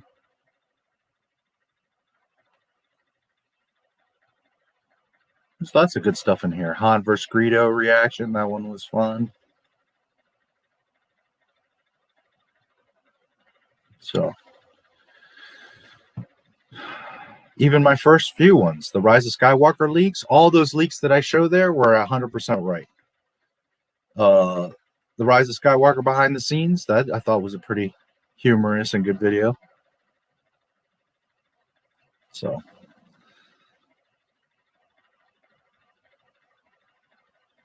Star Wars, there was a ton of editing in that one. But I don't know, the ones that I really liked a lot and were really cool projects is the Jetpack season, which is my first video. The Rise of Skywalker was finished yesterday. The Boba Fett tribute, the Duel of the Fates, Skywalker Legacy. That shit is awesome. So any of those. But the truth is that all these videos are so different and such different challenges and themes, and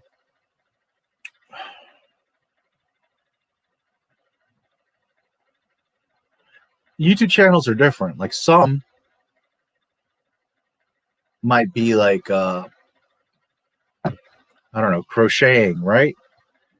And there's only so many ways you can crochet and so many things you can do. So while today you could make a rabbit and next week make, you know, Barney, let's say, at the end of the day, you're doing the same basic crochet techniques, and you have the same materials, just different color. I don't know what it's, yarn, I guess, is crochet yarn. And you would do a different technique to make a mouse as you would, you know, a dinosaur. But for the most part, you're doing the same thing, right? You would be filming in the same format where you see the hands and you're just doing the crochet and talking and explaining. The point is that all those videos, if you made 50 crochet videos, a rabbit, a bird, a mouse, a cat, a dinosaur, each video would be different because of the subject, the thing you're creating. But the video itself would probably be the same. Same camera angle, same lighting, same like visual, your voice in the same tone. You understand what I'm getting at? So there's channels that make a lot of videos that are basically the same. Just a small difference. Like what are those like a box opening, a toy opening, you know? Those videos are filmed the same camera angle, same lighting, same tone. You're just, today I'm opening a Boba Fett, next week I'm opening a, you know, something from Voltron, next week I'm opening a, you know, Funko Pop. So the point is that the video itself is pretty much the same throughout the channel. The difference is that subject that you're focusing on for that video. My channel is different, and there's channels in between, and there's some like mine. My channel is different where every video is totally different.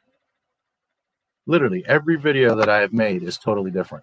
Yes, there are certain things that I do and certain things that are my style and certain things that I've done more than once. But in general, every video is totally different. Why? Because today might be, you know, Gina Carano got fired, but then 3 days later, there's something about a High Republic book. So while they're both Star Wars, they're two totally different topics. And if it's the High Republic book, well, then I probably have all kinds of scenes, pages from the book, right, which are going to make that video a certain way.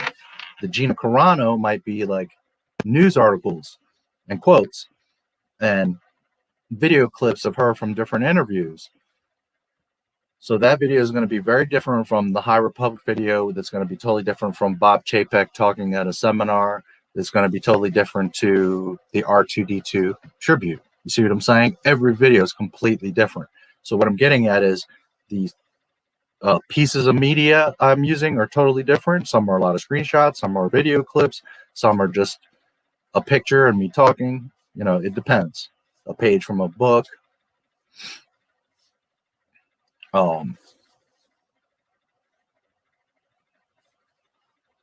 So every video is very different. The things that the media that I'm using, the techniques that I'm doing, and the way that it's edited and put together. There's no two videos that look alike on my channel.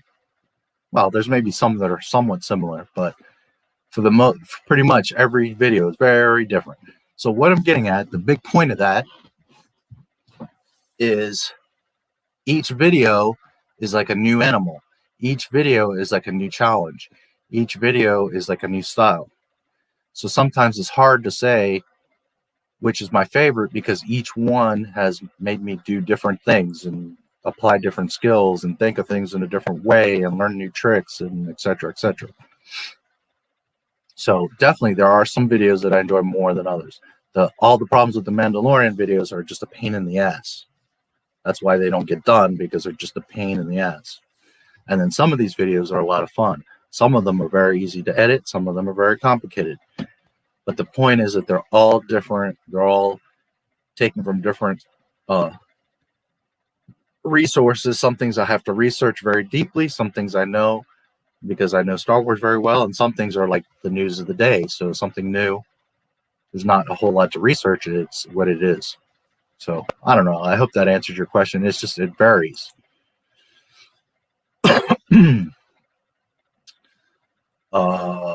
Let's see.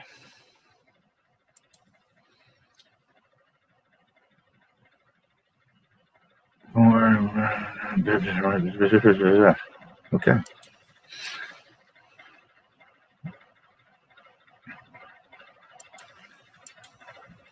Alrighty then. Tell me the new news. Well, I did throughout the stream. Let's see. Star Wars series Vader fan film. I mean, it's okay. It's not bad, but I'm not a big fan of it. I don't think it doesn't feel like how can I explain? It's not that it feels non-Star Wars. I mean, it looks and sounds for the most part Star Wars, but it just doesn't feel canon. It doesn't feel, and it's a fan film, so it doesn't have to be canon. But I'm just saying, it doesn't feel as if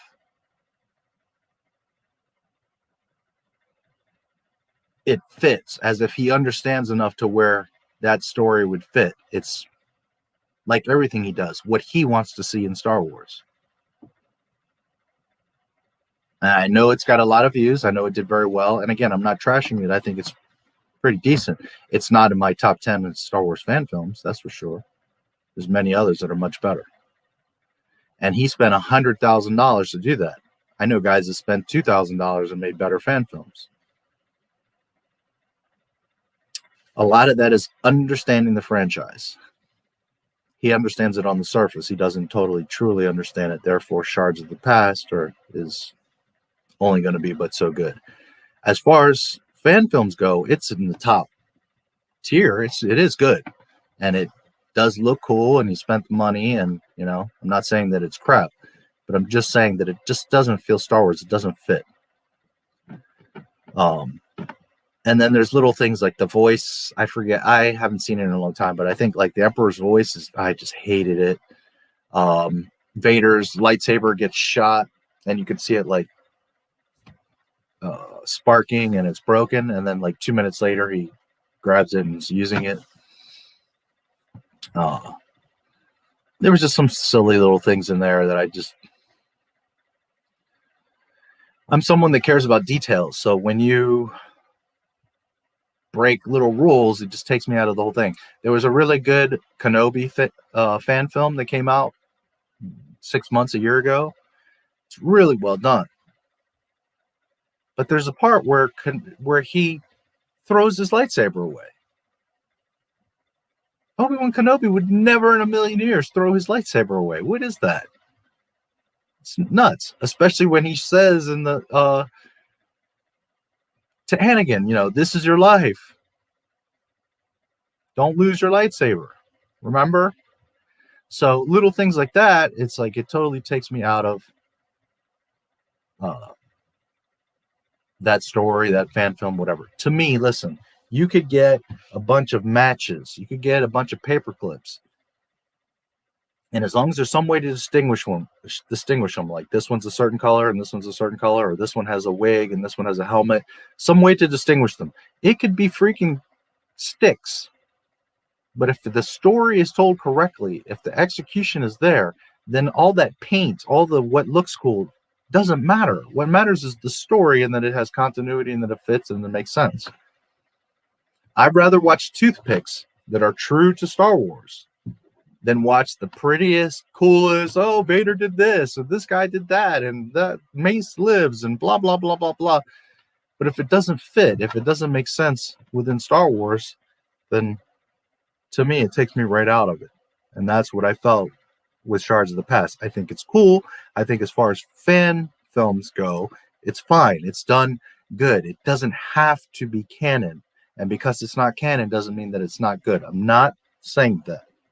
But what I'm saying is that when you're spending $100,000, you have a channel with over 2 million subscribers, and you should know Star Wars and be putting tons of extra effort, spending $100,000, that film needs to be pretty flawless. And it's not. On the contrary, for what he spent on it, it's way more flawed than 95% of all the other fan films out there, because most people for $500 to $5,000 are making amazing fan films, and I can't tell you how many of them they say they spent $2,000 to $3,000. Most of them, that's what they spent. So I think it's decent. It's in the higher level of fan films, but it's definitely not in my top 10, and I wasn't blown away by it. A little bit. I don't spend too much time with it, but yeah.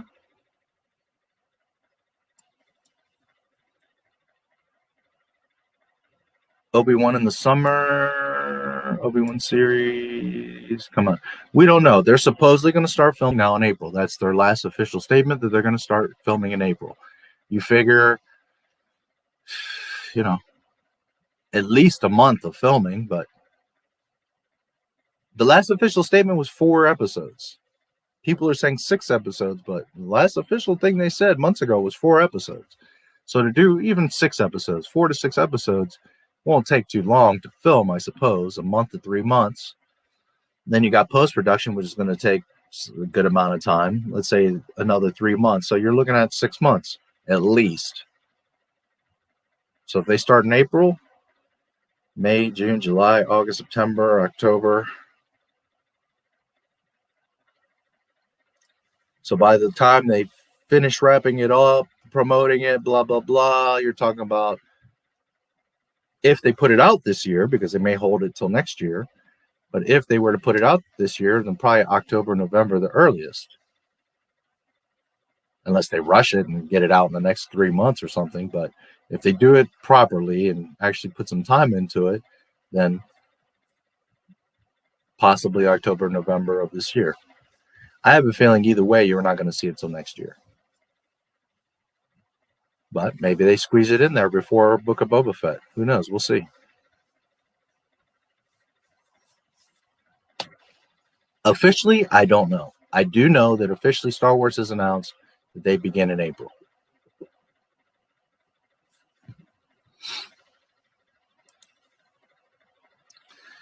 The vids sound interesting. I'll have to check them out. Yeah.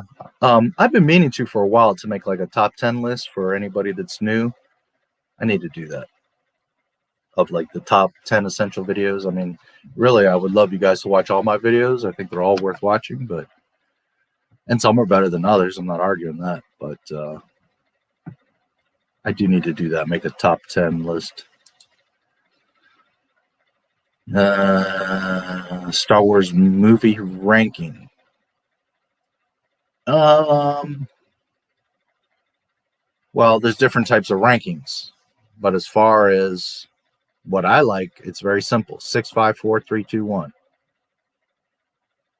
Literally that order. 6, 5, 4, 3, 2, 1. That's how I rank the Star Wars movies. Yes, there are only 6. There are no sequel trilogy Disney fan fiction. There are 6 movies, Star Wars, Skywalker saga. So 6, 5, 4, 3, 2, 1. Have I done a video of that? No, but I've said it many times in my streams. Because of the lighting, there's external lighting, so the lighting in the room is more uniform and there's more light. So it's not so much my camera, it's that this setup, I don't have very good light.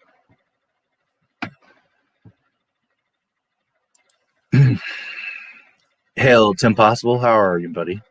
Hey, the other day I didn't get a chance to say anything, and I don't know a whole lot about it, but I just wanted to mention, I am aware of how your original channel was deleted for no fucking reason and that whole thing, and that's YouTube. I don't know what else to say on that one. There's nothing that I or anybody can do about it. YouTube is just freaking dumb.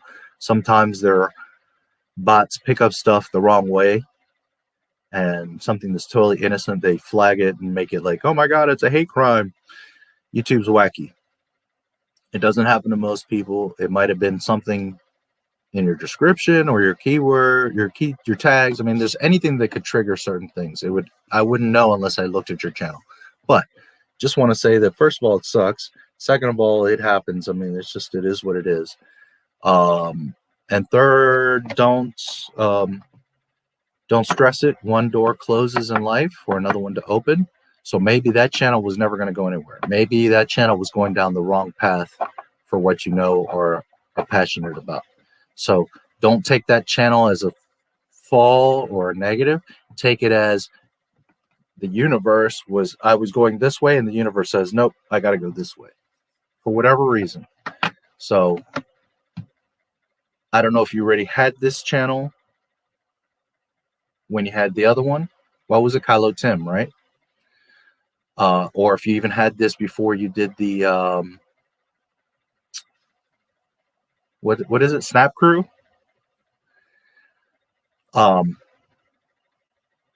But just, you know, look at it that way. Look at it the positive, that happened for whatever reason, and that it's making you adjust to do something else.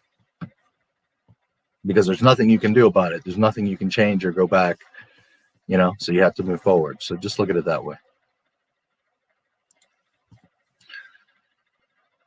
I like Darth Maul for some reason. Well, why not? I think most people like Darth Maul. He's cool. Better villain than Grievous. Yeah, I mean, they're both. Grievous, well, I'll put it to you this way. Grievous in the movie wasn't very much of anything.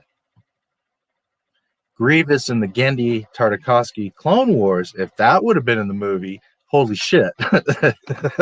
He would have been awesome. That would have been amazing to see that Grievous. Like, see him take down 10 Jedi, and he's holding all these lightsabers, and, like, it takes, like, Mace,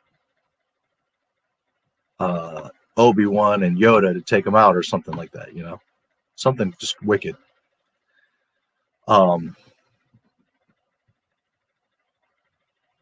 What we saw of Grievous in Sith, it would be a decent fight against Maul, but I think Maul would beat him in the end, especially since Maul has force powers. That's another thing, another problem with Grievous. At the end of the day, he's just really great with lightsabers. He doesn't have force powers. So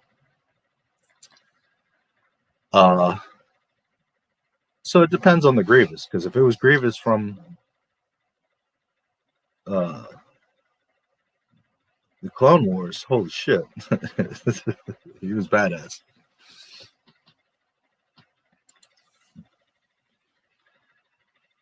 Was weak as hell in the third movie. He looked cool, but really was all talk. Yeah. Talk and cough. Yes, indeed. Talk and cough.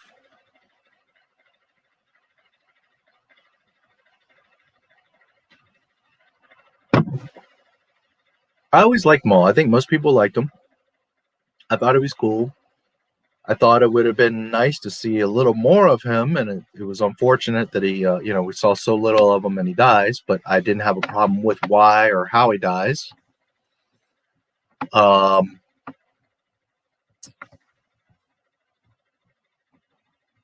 really like Maul overall, but what I don't like is that he was brought back. And yes, it's cool. He's got robot legs and blah, blah, blah, but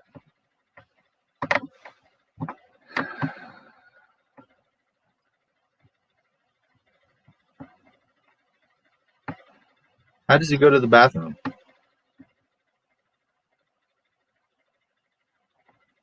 He's got his upper half, so you would assume he's eating. How does he take a shit?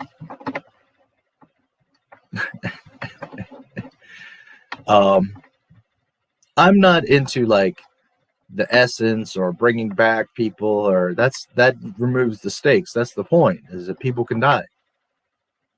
That when we lost Qui-Gon, that was a heavy weight, that was a serious loss. It's not just like, oh, he's going to come back or do this. It meant something. When Ayla Secura and Kiadi and all these people get gunned down by the clones, it means something.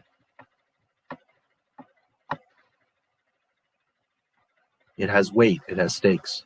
It's special because now you've had a loss of someone that you cared about or respected or looked up to, and now they're gone just like that. It was special. It was important. It was properly executed. So when you start bringing back people with robot halves and, switching clone bodies and doing all this extra, it takes away from the point. So anyways, the long and short here is I love Maul. I think he's awesome. I think he's a very cool character. I liked everything about him. One of my favorite books I've ever read in the EU was the Darth Maul Shadowhunter, I think that book is amazing. The audiobook is fantastic. But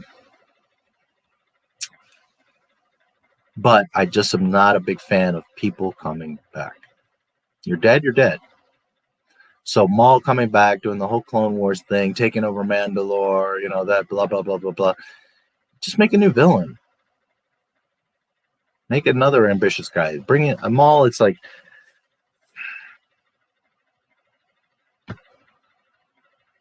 you should have done more with him if he was that important. If he was just a Sith apprentice that was expendable and gets chopped in half, well, then let it be. Let it be that that's what he was. He's dead. He's dead. He's gone. We've moved to Dooku. As I always say, the movies are what is the official canon. So, at the end of the day, Filoni's fantastic faniverse of the Clone Wars doesn't matter anyways. So the Maul with legs and all that, I think it's cool. I think it's cute. It's fun. But I saw him cut in half. I saw the blood. And I saw his two halves fall down into that chasm. Darth Maul died in The Phantom Menace. As far as I'm concerned, that's the end of that. The book is closed on Darth Maul. If he was that important or that looming around, George Lucas would have mentioned him in Attack of the Clones. Think of Darth Maul. He's young, he's arrogant, he's full of rage and anger. Obi-Wan gets the best of him, cuts him in half. Palpatine, of all people, was the one that goes and finds him and gives him the robot legs.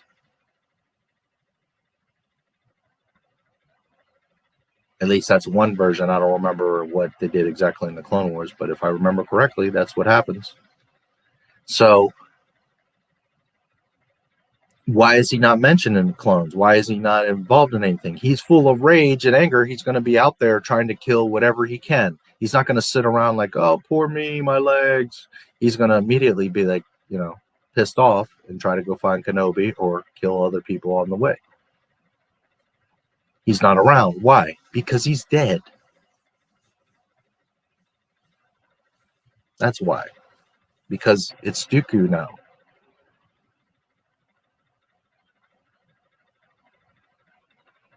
And that's where all these books and cartoons and everything else convolute the story, because now you're changing it totally from someone that would have been totally out of the picture to now he's ruling Mandalore and doing all this extra in the clones, adding to the conflict. And it's just, he wasn't part of the conflict. We saw the conflict in the movies.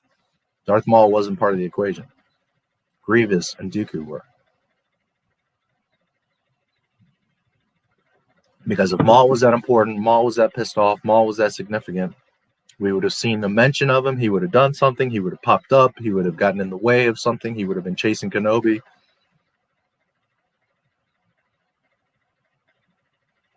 You see what I'm saying? So now the cartoon is changing the story. It's changing your impression of the weight of that he killed Qui-Gon, but then Obi-Wan takes him out.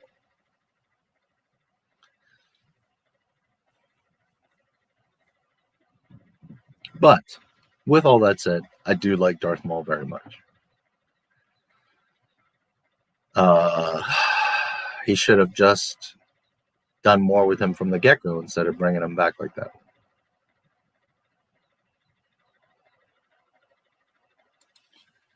Top 5 favorite Star Wars characters. People ask me this every so often. Boba Fett, number 1. Far and away, there's nothing even close to Boba Fett. Boba Fett, Luke Skywalker, R2-D2, Jyn Erso,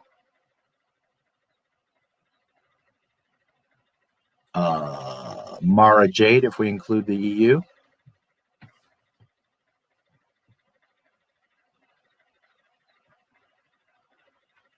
First of all, I like all the Star Wars characters, 1 through 6. George Lucas Star Wars. I like every last little guy in the cantina, every little animal, everything. I love all the Star Wars stuff. Jar Jar Binks, all of it. Some are cooler than others. Some I love more than others. But I love all the characters in Star Wars. But those would be my top 5. Again, are we including EU? Because of Mara Jade. But you know, I love Han, Leia, Lando, all them, of course.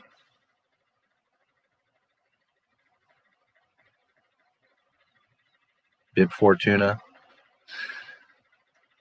I love all the Star Wars characters. Jabba, all of them. But off the top of my head, those would be the ones. Boba, Luke, R2, Mara Jade, Jyn Erso. And Jyn Erso is the exception because one, she's Disney, and I don't fuck with Disney, but she's the exception. One, because she's my wife, and two, because I like her character, the potential of her character, and what could have been. Did they properly use and execute Jyn Erso? No. But her core story, who she could have been, had they properly executed, elaborated, built more on her story, she could have been an amazing character. So for potential, and because she's my wife, she's my favorite Star Wars girl, that's for sure. Is she as badass as Padme? Does she do as many important things as Leia? No, I'm not arguing that. Although she does get the plans, which is pretty important. But Jyn is a little bit of an exception because, again, the potential, and because I really like Felicity Jones. And then Mara, again, is, EU, so does it count? But potentially, yeah, Mara's amazing. Darth Maul, Yoda, Han Solo, Princess Leia, and Darth Vader. Okay. Yeah, I love all those characters. Now, if I couldn't use Mara, for example, well then, there's your answer. Grandmaster Yoda. Love Yoda.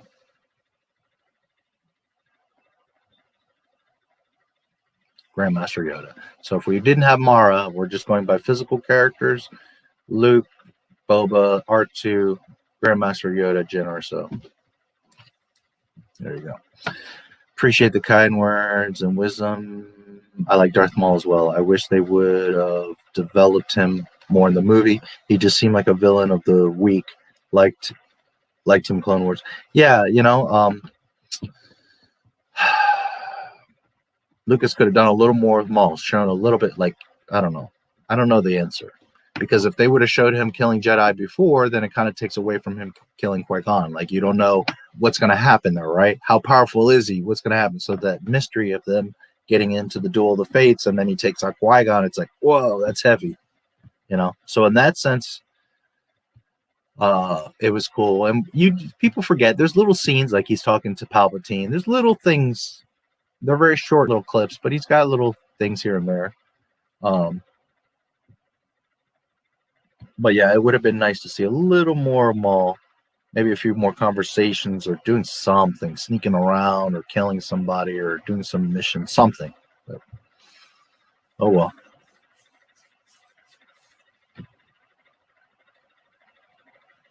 He's definitely, an awesome, awesome character. I'm just not a big fan of him coming back in the Clone Wars. Marvel Disney has a bad problem with fake deaths.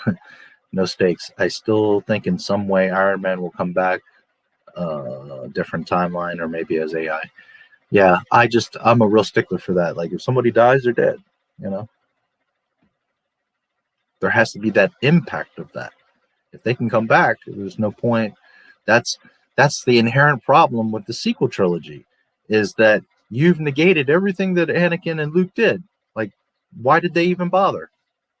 They completely wasted their time doing anything, because at the end of the day, Rey's just going to come along and do all this shit over again and kill Palpatine again. And it's like, you see what I'm saying? There was no point of Anakin and Luke.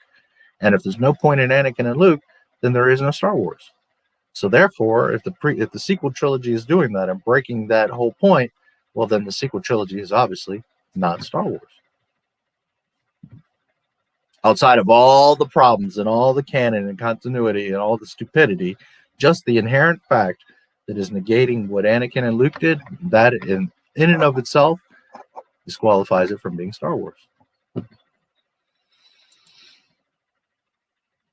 Or having any real purpose or meaning, because that was the whole weight of everything. Anakin falling, his son redeeming him, and In turn, he destroys himself and Palpatine. Lucas says it himself in the Skywalker Legacy. He defeats the Sith, meaning he kills himself, and he kills the Emperor. And if George Lucas said it, fuck your feelings. The reason General Grievous was weaker in Rutz was because in Gendy's Clone Wars, Grievous' organ sac was crushed by Mace Windu, giving him his iconic cough. Grievous still gave Obi-Wan a run. Yeah. Yeah, but I don't think that his cough affected his ability. What happened was that Lucas didn't have the same vision for Grievous. I actually have a video about this. So Gendy was doing the first short ones. They were all like 30 seconds. It got renewed. He could do now like 2 to 3 minute episodes. He got wind of Grievous. He was like, please, you got to let me use Grievous. Let me introduce him. Lucas let him have fun with Grievous and introduce him. He gave him like the basics of what Grievous was, and Gendy went crazy with him being a badass and taking out Jedi left and right, which I loved. I love that character of Grievous. But what happened is that's not what Lucas had envisioned for Grievous. Grievous was supposed to be weak and cowardly. So that's why.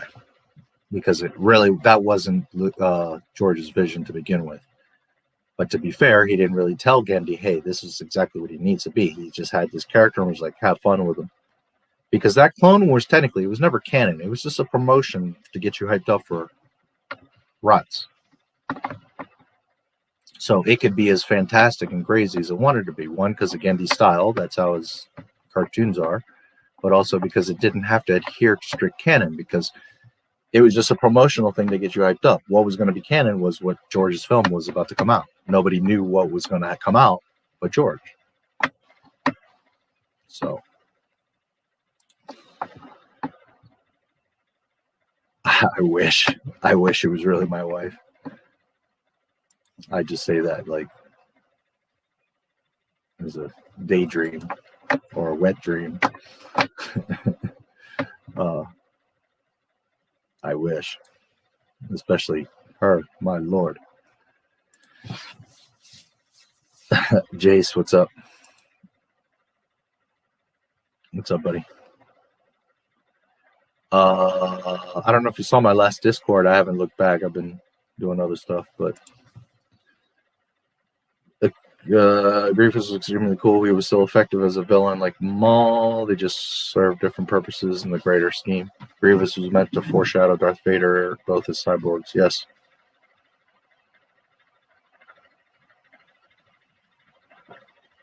That is correct. That is in the Skywalker Legacy.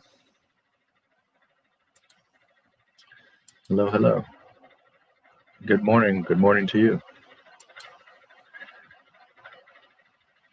Yeah, Jace, it just depends what day. Fridays, I always do my stream, so most other days, it can be whenever. You just got to let me know so I get some sleep, because I'm all over the place. I usually am up all night.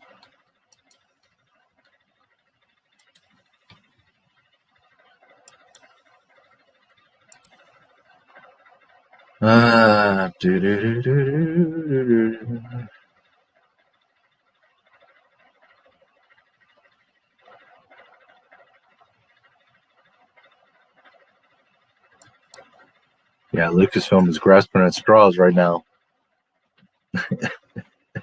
Now they're putting out reissues of the Legends books with a new header. Look at us. We did something new. We did something different. Oh boy, Disney. You could have just done all of this right from the beginning. Which is the funniest part of all of this, is they're trying their damnedest to do it their way and do it different. And at the end of the day, it all comes back to, we got to sell the old toys, we got to talk about the old characters, we got to talk about the old stuff, because it's the only thing that people want. Oh boy. Most powerful villain in their prime. Canon, Emperor Palpatine. Legends, well, I hate Legends. Expanded Universe,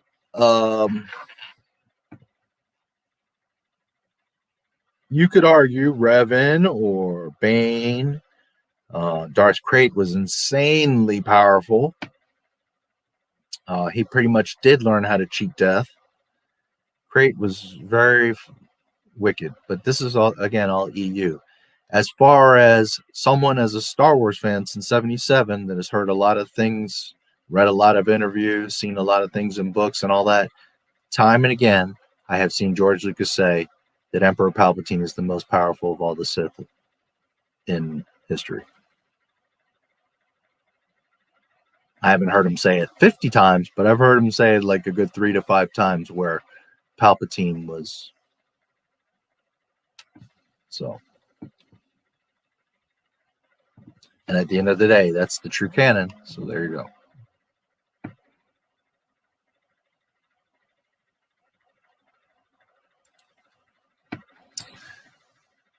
Discord, been sleeping all day.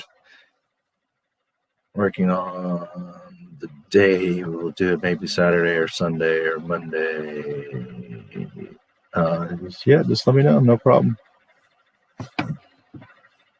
Just give me like a heads up. You got to give me some time ahead so that I adjust my sleep, because it could be in the morning, it could be at night, it could be whatever, but I have to adjust my nap so that I can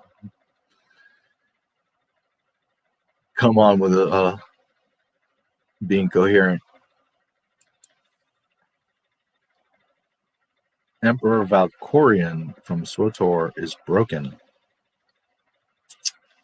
Why is he broken? What do you mean? In the game, or?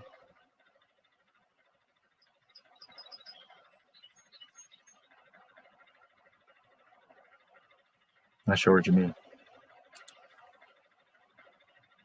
Don't have the same impact on me as they did back in the day, mainly because of the internet. I mean, it's a combination of things. One, you're older now, so things aren't going to seem the same as when you saw them when you were 3 or 8 or whatever. The internet does have a lot of spoilers and stuff around it. Also, a lot of people's opinions could sway your thoughts. But to me, the two biggest problems is, one, all those old stuff that you like is the first rendition, the original, Ghostbusters. The problem is that now they don't try to make a Ghostbusters 2 or a Ghostbusters, I guess, would it be 3 now? I know there was like there was the one with all the girls and there's one coming up, but as far as like numbered ones, it would be number 3, right? So,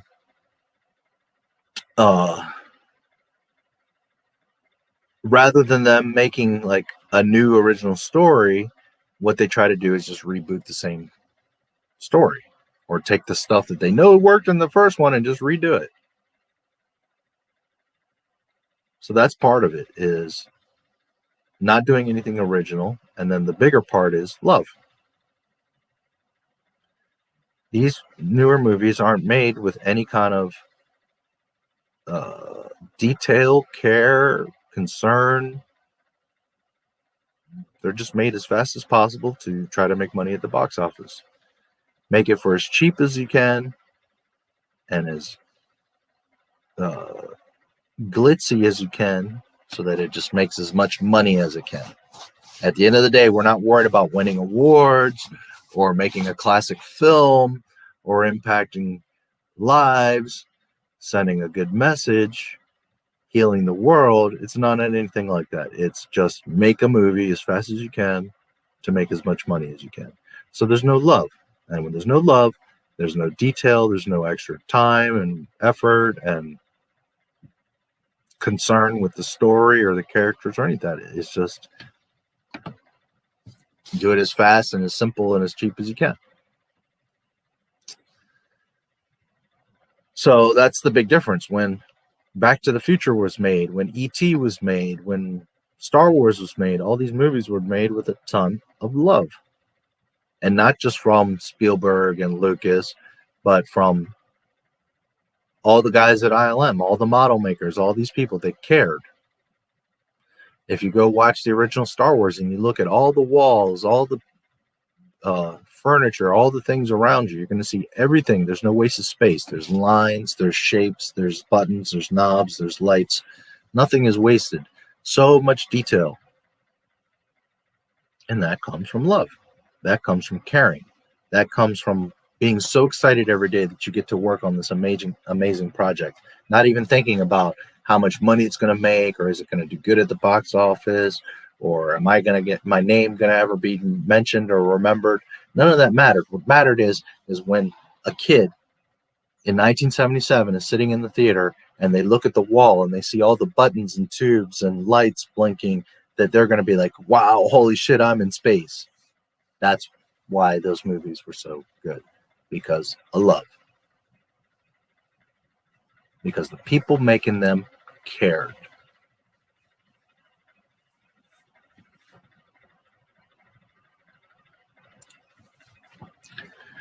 Start the stream later than usual. I must have missed it. Apologies for being a latecomer. There you go. I did start late. Like, man, it was like 2 in the morning or something. It got really late on me. 1 or 2 in the morning. I don't even remember.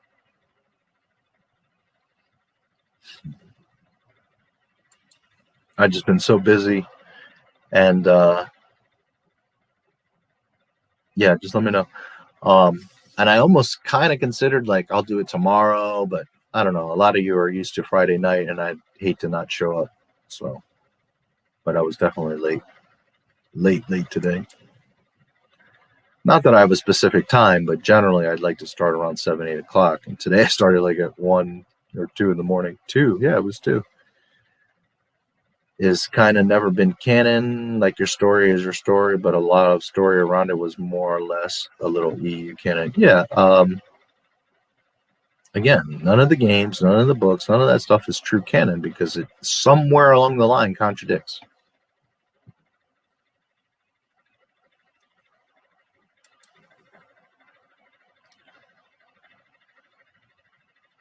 Ten times more powerful than Palpatine. Doesn't make any sense. You have to kill him 4 times because somehow he comes back. Oh, okay. I don't know that because I haven't come across him.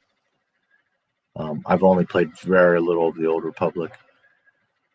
And I have KOTOR 1 and 2. I'm so busy I haven't even been able to fire those up and even try them yet. But I will eventually when I get some free time. I'm really focused on getting this channel to like a steady amount of views and start to do something, you know. So, but I will get to them.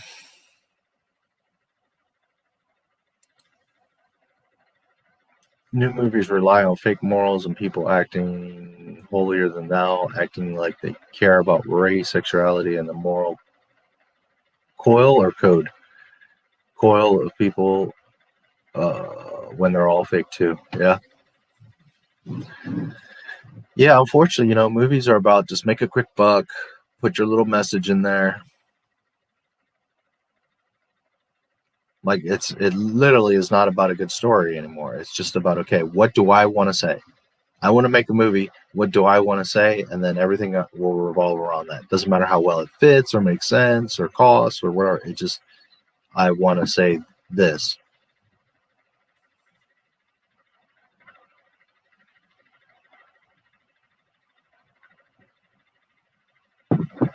And there were certain things that George wanted to express in Star Wars, but he also studied for years, worked it out, made an amazing story, a big cohesive thing, you know, very deep messages. So it's fine to tell your story or certain things that you want to say, but you got to do it you got to execute it in a way. When all your priority is just sending a message, then you get Disney fan fiction. Mortal coil. Okay. Gotcha. I wish Baby Jen was my wife. Good grief.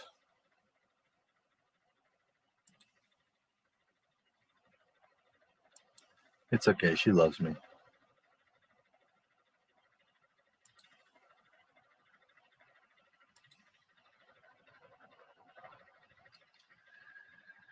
You can find me on Odyssey. Odyssey's pretty cool.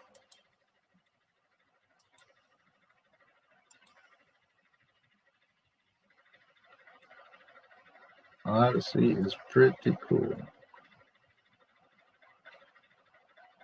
Who knows? Maybe it'll become the new YouTube.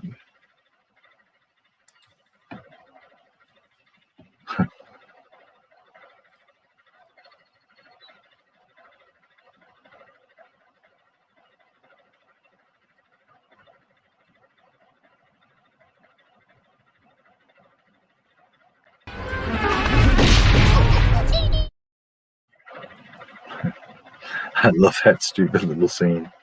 I go.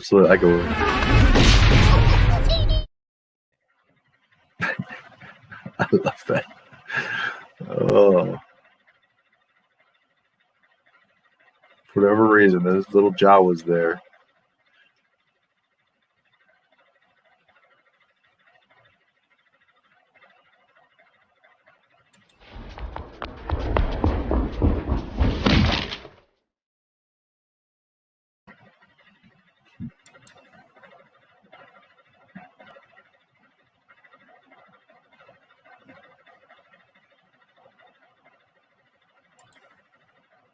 I hope we see something of Jen on the Cassian show. I would say no for two reasons. One, because she has not been announced, and that would have been a pretty big announcement. It would have definitely brought weight and credibility and interest to the show. And if they're going to announce Hayden Christensen, then they definitely would have announced Felicity Jones for Cassian, because Cassian needs all the help it can get right now.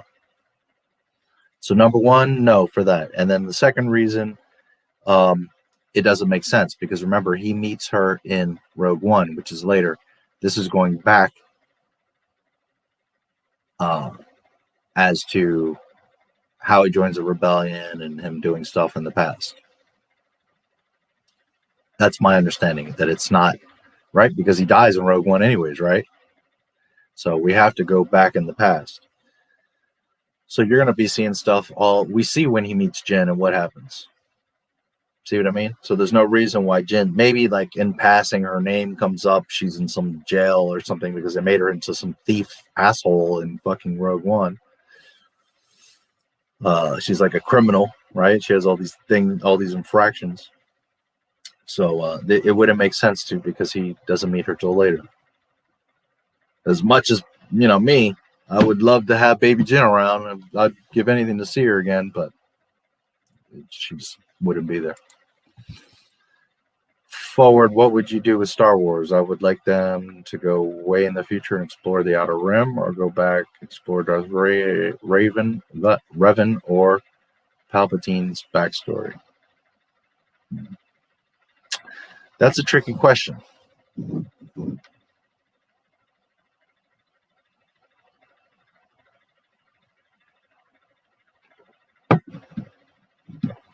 And the reason it's tricky is because what do we get to establish before we move forward? Are we stuck with what we have, Jake Skywalker and Goofalorian and bad crap batch? Are we adhering to what is now in our faces and we have to deal with? The jacked up Disney fan fiction? Is that where we're moving forward from? Or are we doing things correctly, starting from scratch, starting from zero, making George Lucas Star Wars? Wipe them out. All of them. That's the question, because determining on, are we erasing and correcting, or are we going to continue to flip-flop around and try to go around the mess of the discontinuity of Disney? It totally changes the answer. So you got to tell me which one you're looking for. You want the Not My Star Wars version, or do you want the Filoni fake baloney verse answer? That's the question, because that changes the answer completely.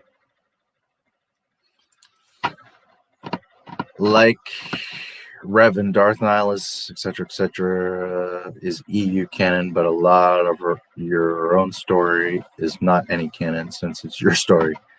Yeah. I mean, just, be careful, because you can't have stuff that's half canon or kind of canon, or this story has 10 parts. 8 of those parts fit in canon, but 2 parts don't. So you can just say the 8 parts, and then you can't do that. Either this story is canon or it's not canon. If this story has 10 parts and 9.9 of those parts are perfect in continuity, but that 0.1% breaks canon, the whole story is not canon. You can't pick and choose like that. Yourself, if you want to head canon, well, you can do whatever you want. But as far as what's Star Wars, what's canon, you can't do that. You can't pick in little, like, I like this stuff, but I don't like this. It's the same thing I always say. If you hate the prequels, then you probably never loved Star Wars to begin with. They don't have to be your favorite. You don't have to love them. But if you literally hate the prequels, then you're not a Star Wars fan. Because that's what Star Wars is, the story of Anakin Skywalker becoming Darth Vader. If you can't sit down and watch a marathon of all 6 films, then you're not a Star Wars fan. Do you have to love each and every one? Do you have to be crazy about the Phantom Menace or this one or that one? No, I'm not saying that. But if you can't sit down and enjoy 1 through 6 and understand and appreciate and love that story, then you're simply not a Star Wars fan. It is what it is.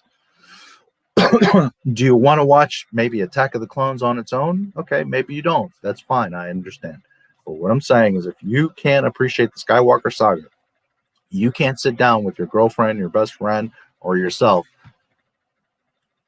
trapped in the house for a week and enjoy 1 through 6s of story and understand it and appreciate it and love it, then you've answered yourself. You're not a Star Wars fan, because that's what Star Wars is. So you can't deviate. You can't say, well, these little pieces I like and these pieces I don't. Either you love or like Star Wars or you don't. Doesn't mean you have to like every individual piece, but the point is you have to understand that one body of work. So that's what I'm saying. If you have a book about Revan, let's say, and 8 parts of that book are perfect, but then there's 2 big discrepancies that are going against the canon, well, guess what? That whole Revan book is now not canon, not just like the 2 parts that don't fit. Canon cannot be bent or broken. It must be strictly adhered to, or you have problems. So just be careful with that. It's not canon because it's not canon. It's not kind of canon or partially canon or a level of canon. It's either canon or it's not. It's either world history, JFK got shot this way, at this angle, at this time, in this place, or he didn't. There's no bending or altering, but this piece fits, but this one doesn't. No, you can't do that. It is what it is. Been noticing on this channel in the comments and on some other Star Wars channels attacks on us by trolls and Disney shills. Is that normal? I suppose that means we're on the right track. It is very normal, and yes, it does mean you're doing it correctly. Yes. I have an old saying that if you're not making waves, you're not doing anything, or you're not doing it right. But I usually would say you're not doing anything. If you don't have haters, then that means you're not making any noise. Because if you weren't truly affecting anyone, if you weren't making any noise, if you're so insignificant, you wouldn't have people hating on you. So to me, it's funny when I get all these comments on my posts and videos like, oh, he's this and he's that, and I'm surprised he didn't do this, and he's scared of that, and he did the other. Like people trying to speak for how I feel or think or what I do with my channel. It's hilarious. But all these people, Uncle Owen, that comes to my channel every single day and wants to make some cool remark like, ooh, somebody's going to read Uncle Owen's comment and I'm going to lose all my credibility and everybody's going to hate my channel. I'm going to lose all my subscribers because Uncle Owen said some really clever comment. Meanwhile, he doesn't know how foolish he looks. But he also gives my algorithm more juice, more interaction, and If I wasn't affecting him, if he didn't know that I was telling the truth, if he wasn't so worried I smell and sense great fear in him, then he wouldn't be on my channel every day commenting. Understand? If I was so insignificant, he wouldn't be wasting his time coming to my channel every freaking day. Now I'm a part of his diet. I live rent-free in his mind, and he doesn't even know it. He thinks he's being clever and slick and coming and making comments like that's going to hurt my channel. Meanwhile, I'm sitting back watching him on my channel every day. Understand? So it is normal. And yes, it means that I am doing it absolutely correct. I would erase the recent trilogy. Well, yes, but you see, the thing is, for me, I would erase all of it. Clone Wars, Mandalorian, Rebels, Resistance, High Republic, all of it. Gone. Everything from October 31st, 2012 would be gone. Wiped out. So that you start from true zero and start from George Lucas. You continue on George Lucas Star Wars, not conflicted with nonsense. So, because that's the problem. You get rid of the sequel trilogy. Okay, there's no more Jake Skywalker. Fine, whatever. But everything else breaks canon. The Ahsoka novel contradicts Mandalorian. Mandalorian contradicts Rebels. Rebels contradicts the Clone Wars cartoon. They all conflict. So now Ahsoka, just one character, has all these conflicting stories and themes and times. And so now how do you even rectify Ahsoka? Then you got stuff like Rex and Palpatine coming back. Well, if you take out the sequel trilogy, you don't have Palpatine coming back. But you have like all these other canon issues. So you're going to... You have cancer in your arm. You're going to cut out the big chunk. And then just all the little extra stuff, well, we'll just work around it. We'll clean around it. We'll get to it. And guess what? You don't. It sits there, and then it multiplies, and then it comes back. But this time it comes back even worse than the original cancer because it's also infected. Instead of you taking the time to properly clean it all out, get it all the disease and shit out, and start clean, fresh, correctly. Because even taking out the sequel trilogy, Disney Star Wars is a fucking mess. So, to answer your question, if we're going to maintain any of the Disney crap, well, just go like 1,000 years in the future and get away from all of it. You should have never involved Luke or any of these characters. You should have just gone way far away, create your own new shit, and do your little Mickey Mouse space adventure. Stay away from Star Wars. Make your own new Star Wars in 1,000 years in the future. And you can do whatever gay, non-binary, diverse, whatever thing you want to do. Have at it. If we're going to maintain Disney stuff, then that's what I would do. Let's go way in the future, not in the past, because whatever is in the past is going to affect the future. Go way in the future, away from everything, and make your Mickey Mouse stories. If you're going to do it correctly, well then, I'm wiping it all out. Thanos snap, goodbye. Everything Disney made is gone. Poof. It's all worthless anyways. And we start from October 31st, 2012, right where George was at. We make Underworld, we make 1313, we make George's sequel trilogy, and we bring back Star Wars. There's the answer. George was able to make the special version of the OT. He will be able to fix Disney mess, reshoot almost everything. Well, that's the thing. He would have to redo the whole movie. So it's not a matter of fixing. It's he would have to just do his movies. Because it would be more work to try to fix the mess that they made than to just do his movies. Understand? That's why I was saying what I was literally just saying to Tim is for me to maintain, even if you're like, well, just keep Rebels or just keep Clone Wars. Just keep one part. I love Mandalorian. Just get rid of everything, but keep Mandalorian. Okay, now I got to tiptoe around and fix all kinds of shit around Mandalorian because Mandalorian breaks the OT. Ahsoka breaks the OT. Din Djarin not knowing about the Force and Jedi breaks the OT. Grogu being in the temple, trained by many masters. When what? He's like a month old. It breaks the OT. Ahsoka being around breaks the OT.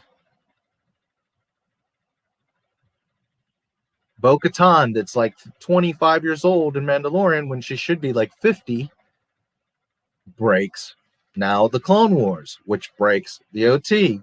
You see, now it's compounded. It gets compounded, and there's more problems and more of it. So again, you can clean out the wound and leave some little cancerous pieces and say, well, I'll just work around it, or I'll get to it later. And then guess what? It's going to come back worse.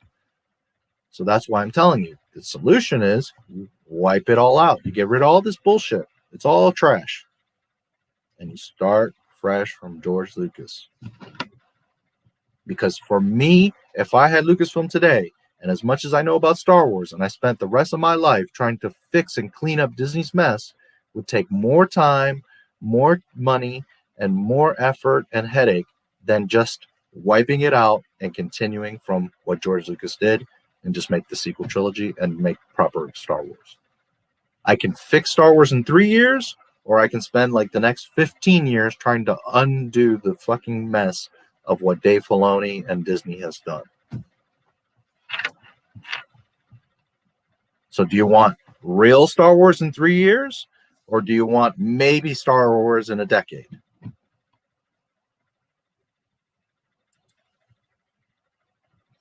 I'm doing my part for this channel and the movement. I've had personal attacks from Disney shills, and they say that we aren't true fans and that we're the minority, telling us to shut up about Kara, etc. Okay, first of all, no, we are not the minority. We are there's like 1,000 people that like the Disney stuff and millions of people that love George Lucas stuff. So it's not even like a conversation.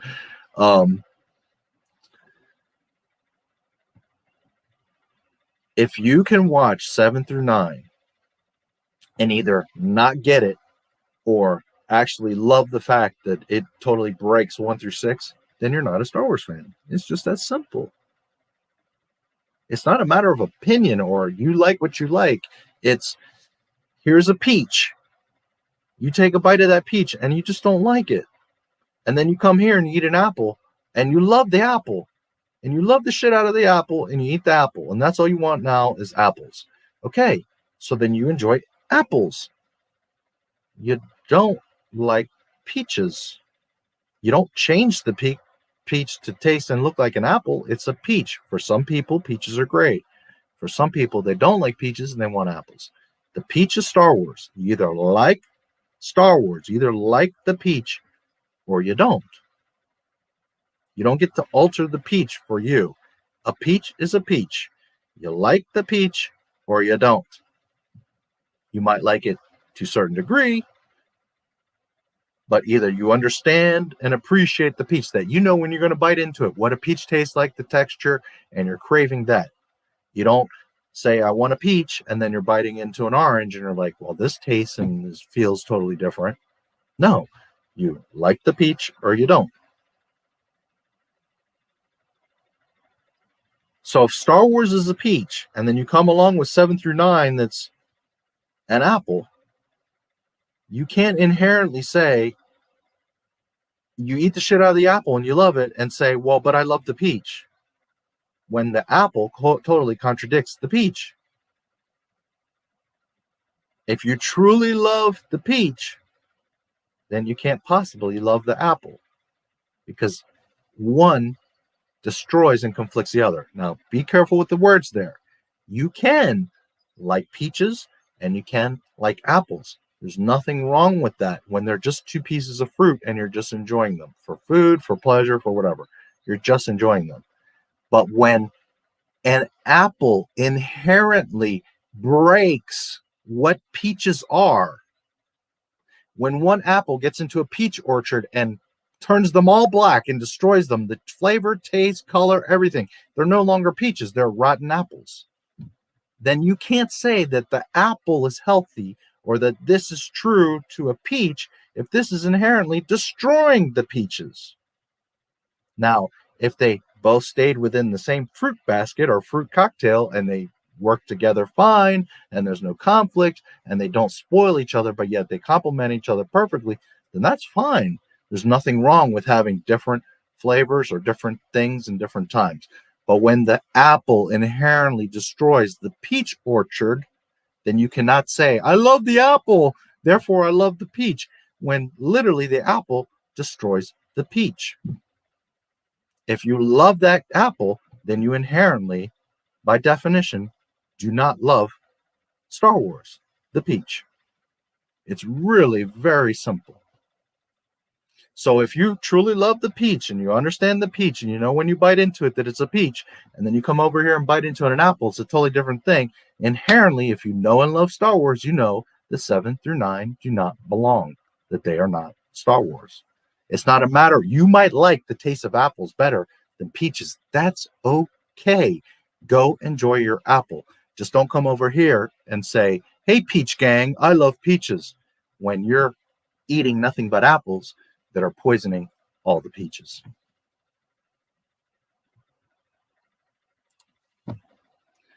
This is why I love you now, my Star Wars. The things you talk about is fucking epic. Well, I am who I am. I do what I do.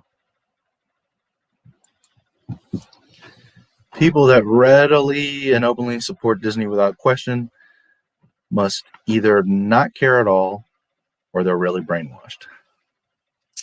Yeah, well, and that's why I'm saying, if you can be okay with 7 through 9, then you never loved Star Wars to begin with, because 7 through 9 shits on Star Wars. And if you're like, haha, that's awesome, I love that Jake Skywalker and all the shitting on 1 through 6, that's okay. You're allowed to like this. No one is stopping you from, if this is what you want to like. But you cannot come in my house, or anybody that understands a lick of Star Wars, and say, well, but this is Star Wars just because it says Star Wars on it, when inherently this is not this.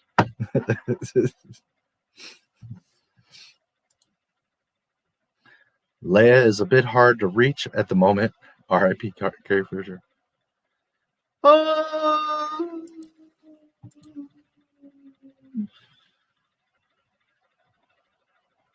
She's not that hard to reach, not if you're not my Star Wars.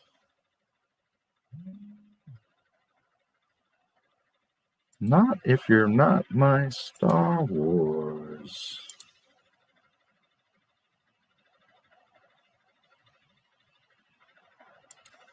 I keep princesses around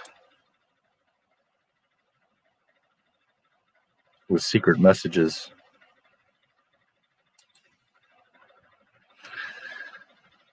I just saw a good question. We'll get to it here in a second.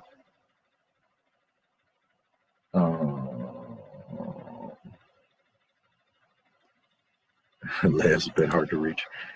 How could Leia remember her mother in Return of the Jedi? She died when she was very young. Breya died when Alderaan was destroyed by the Death Star. Doesn't make sense. No, that's where you're wrong. She didn't die when Alderaan was destroyed.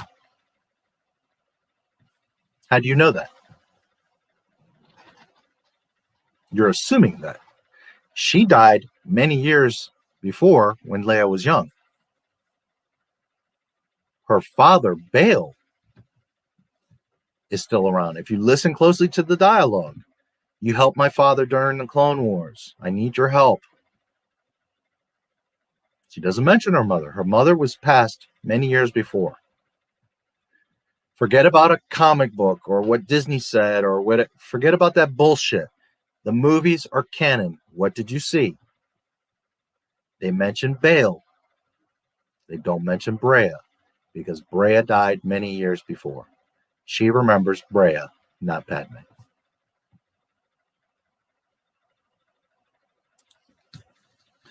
I thought that post you made yesterday about Star Wars Theory being made in a Star Wars character in that release picture was absolutely hilarious. The resemblance is strong.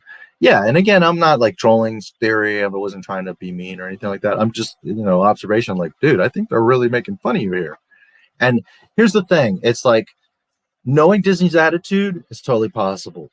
Knowing the current climate is totally possible. But you compound that by they know him. Because Pablo made fun of him, right? They had that whole thing when he cried about Mandalorian and blah, blah, blah, and that whole fucking insult thing. I'm not a big fan of Star Wars theory. But what Pablo Hidalgo and Lucasfilm did is incorrect. It doesn't matter if he has 2 million subscribers or literally 2 subscribers. You don't do that to your fans or, more importantly, your customers.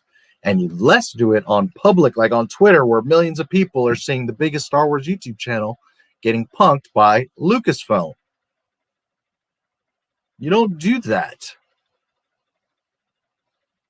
So the point is that between all the resemblances, the climate, Lucasfilm's attitude, and then you've got, they obviously know him, they were trolling him and doing all that bullshit just like a month ago. Well, doesn't surprise me. Remember, High Republic is overseen by Pablo Hidalgo. Mandalorian and a few other things are overseen by Filoni. Filoni was also on the films. But High Republic, Pablo is involved in various things. But Pablo is directly connected with the High Republic. He's the lore guy in High Republic. He's the one that's overwatching the story group, keeping them kind of in track as to what is Star Wars canon. I can't believe you can't even call that. Right? So, we know Pablo's history. We know Lucasfilm's history. We know Theory and Pablo's history. And now he's part of the story group at High Republic. And here comes a comic, and it looks just like freaking Star Wars Theory. I think it's too much of a coincidence.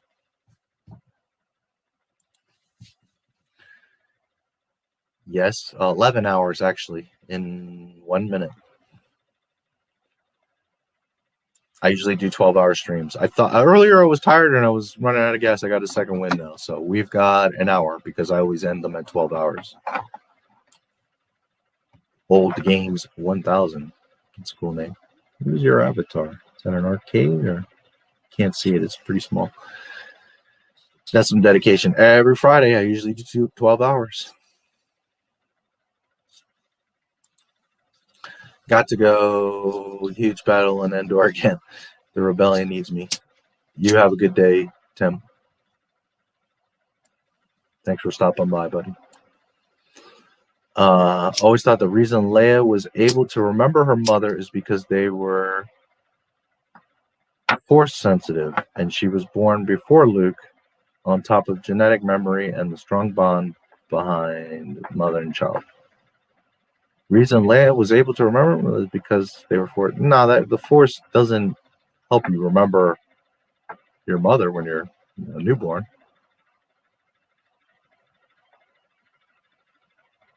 In fact, there's many mentions of the force helping you see into the future, but as far as memories or enhancing that type of thing, there was never any mention of that. No, what it is she knew Brea until she was maybe 5 or 10 years old. Brea dies or gets killed, whatever happens, and that's how she remembers her. She remembers her from when she's pretty young, probably 2 years old, 5 years old. Old enough to where she saw her face, heard her voice, understood her, knew she was around, smelled her, saw her, knew her. But young enough to where she wasn't around a whole long time and to where she would just remember her as a child remembering her mother early on. But no, she doesn't remember Padme. You're not going to remember, a mother that literally is separated from you within like the first minute of birth.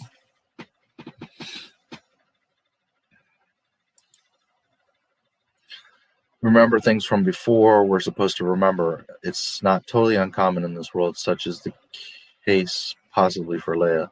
Yeah, but she wouldn't remember if she didn't have anything to remember. Babies are first born. Sometimes they don't even see right away. What they see is very poor vision because their eyes are adjusting and growing anyways. And then on top of that, their brain has no development. So what you're logging the first experiences of life: breathing, light, sound, the room, color. You're not focusing on someone's face. And in fact, children are always given to the father. Did you notice how the children were given to Obi-Wan? Just like any pregnancy, they weren't given to Padme first. And in fact, she never actually holds them, right? Because she dies so quickly. Leia doesn't have a memory of Padme because there was nothing to remember. She's born, she comes out, she gets put to the side, and they're focused on Luke. She sees Leia for all of 2 seconds. Leia maybe didn't even see her. Now, if Leia was 3 years old and Padme dies, that's a totally different conversation. But when you literally seconds after being born are taken away, you're not going to remember Padme. If you were 3 years old and you have some memories built up in your brain and you have experiences and you know the senses of her smell, how her skin, the color of her hair, the tone of her voice, the way she breathes, the way she moves, her height, her width, those types of things, you've built some sort of connection. Okay, 1 year old, 6 months, 2 years. Okay, I get it. Yes, you could potentially pull up an old flash of something. But when you're born, you're taken right away to the side. Luke is then born seconds later and then taken, and she dies. Leia didn't even have a chance to see Padme, never mind remember her. It's Brea. Brea just died when she was young, 2 years old, 5 years old. Old Games 1000. Yeah, I was there at the beginning of the stream. Then I went to bed. That happens a lot. I have people that come to the stream, go to work, come back after work, like 8 hours or 10 hours, whatever, and we're here. So I guess Wikipedia doesn't follow canon. No, not always. Why? Are you seeing a particular reference? And Wikipedia is never 100% correct because you've got humans entering stuff from a book. Maybe they interpret it a certain way. Maybe they wrote the quote wrong. Maybe they wanted to save time, so they condense things. You know what I mean? Like, how many people are genuinely, honestly, meticulously making entries in Wikipedia? There's going to be mistakes. For the most part, it's a great resource. I'm not saying it's not. But just saying, that does it follow 100% canon? No. But I'm curious if there was a particular something you saw that made you say that. Always had the impression that Leia's father was alive. My understanding is Bail was on Alderaan. Okay, think this through. I just explained Brea. Brea is dead. Died when she was young, maybe 2 years old, right? 2 years enough so that Leia sees her shape of her face, knows her voice, knows that she's pretty, could smell her, could see her hair, could see the way she's gracefully moves and walks, and that she's royalty, and that she has class and money and blah, blah, blah, blah, blah, right? Education. So she would build a memory there. So it makes sense for Brea to have died young. Leia has the memory. Now, in Leia's hologram, right here, what we're seeing in Leia's hologram, help me, Obi-Wan, you're my only hope. You served my father during the Clone Wars. I'm paraphrasing, but these are the plans for a secret imperial base, blah, blah, blah. These plans are very important. We need you. I don't think she says for the actual base, but she says there's secret plans in this R2 unit, and it's imperative that you get this droid back to Alderaan. Now, I don't remember if she says to my father in Alderaan, but she definitely does say you need to get it back to Alderaan. And in the same sentence, she said, you served my father. Well, maybe not the same sentence, but the same paragraph, she says, you served my father during the Clone Wars. Now it's very important that you get these plans back to Alderaan. And I want to say that she says back to my father and Alderaan. But either way, it is still implied. You serve my father. You're on a mission for that.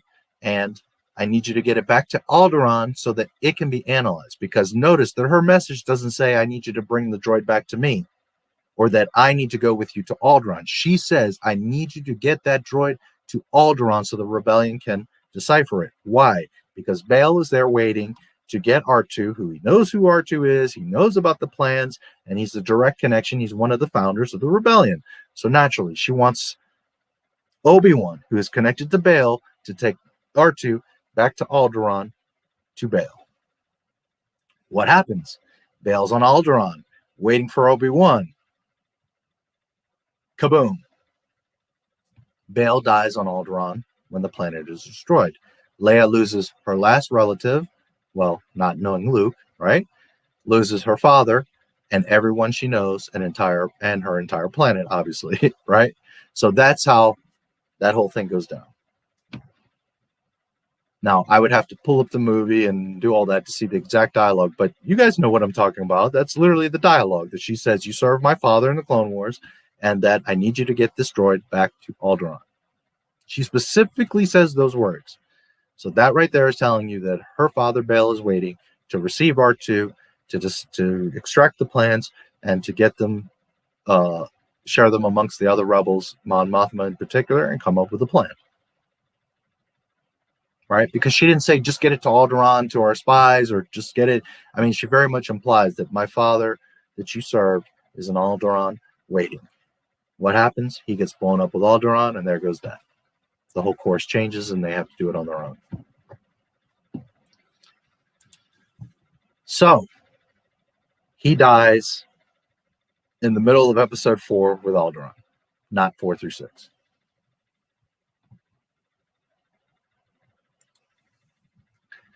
Why don't you like Star Wars Theory? Well, I don't dislike him, but I'm not into theories. I'm not into guesses or speculation or rumors, or I do Star Wars facts. So I'm just not into theories.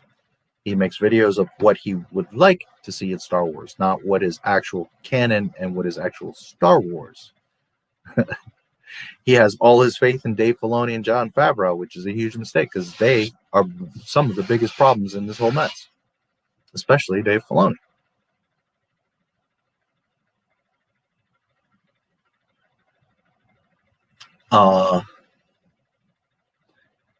And he really doesn't know Star Wars that well, to be honest with you. And to have that many subscribers and not be more responsible, do better research, and more careful about the things that you say. He also rides the fence a lot. He doesn't take a position. And I know some people are going to be like, but lately he's been saying the sequel trilogy. Yeah, he also has videos that I love The Rise of Skywalker, and The Last Jedi was great, and Solo was fantastic. So I don't dislike him. I don't wish him any bad. I don't have any jealousy or problem with him having his subscribers. I hope he does real well and all that. I have nothing against him. I'm not a fan of his channel because he's totally opposite. He does theories and ideas. I do facts. I do canon. No, I'm not. I'm not subscribed to his channel. Wikipedia says that Brea died when Alderaan was blown up. Okay. Now here's where we're gonna. What did you search under, Brea? Or how did you search that? Alderaan, Brea. What was the search that you did for that? I wonder when Leia was told she was adopted. Maybe never. We don't know that she was. That's another dynamic that she could have been brought up the whole time. Another reason why she wouldn't know Padme, because all she knows is Brea, and she was never told that she was adopted. She was just brought up normally to believe that she's Leia Organa, right? She's not Leia Luke. She's not Leia Skywalker. To her knowledge, she is Leia Organa. She knows nothing of Padme. As far as she knows, Brea gave birth to her. Now, why would they do that? They're very nice people, so they wouldn't do it out of cruelty or greed. But to protect Leia, so that she never knows any connection, any reason to question or ask or seek out her mom or her parents. You see what I mean? You open a can of worms. I'm not your real mother. Your real mother was a senator from Naboo, Padme Amidala. Oh, well, who was my father? Oh, well, better that you don't know. So now Leia, being smart and witty and tricky and determined, now she's going to start digging around, and she's got resources. She's a princess, so now she can send out spies, and she's reading archives, and she's traveling around. She gets to Coruscant, goes to the Jedi Temple. Next thing you know, she's finding all out that her father was fucking Darth Vader. Do you understand? She would not know that she was adopted. She would not know her past, because to protect her and to protect everyone else, it would be better for her to be ignorant. That's why Luke and Leia don't know about each other. That's why they're in two totally separate places. That's why they're not mentioned to each other, because they have to maintain the ignorance. What they don't know, plausible deniability, right? What they don't know cannot then later hurt them or the galaxy. And as in canon, we do not see her mention it or discover it or have a conversation or any of that. We have to assume that she never knew she was adopted. She was brought up as a princess, believing that Brea and Bail were her parents. And that's the best way to protect her, because not only is Leia ignorant, but then also, rather than, well, who's this girl that you adopted and why is she a princess and blah, blah, blah, blah, blah, what they probably would have done is played it off to where Brea gave birth, and that's her natural daughter, to further disguise the fact that she's Leia Skywalker. At the end of the day, if I asked George Lucas, maybe he'd say, yeah, she knew. I don't make that determination. George Lucas does. But going by canon, going by what we know, what we see in the films, she never knew that she was adopted. She wouldn't. Again, why she remembers Brea, because what she knows her whole life is her mother, Brea. Plus, when Leia tells Luke about her mother, Luke replies by saying, I have no memory of my mother. Correct. Because Luke was taken away from Padme right away, would have no connection or memory, and never met Brea. He was brought up by Aunt Beru. Understand? So he would have no memory. And if Luke is the last one to see her, if Luke is the one that has the true affinity for the Force and is an actual Jedi and could have visions, well, then Luke, of all people, would know Padme more so than Leia would. And if he has no memory and she remembers what she says, then obviously it's Brea. Fade back in. Fade back in. According to 2006 Star Wars Visual Dictionary, Bail died when Alderaan was blown up. Yeah.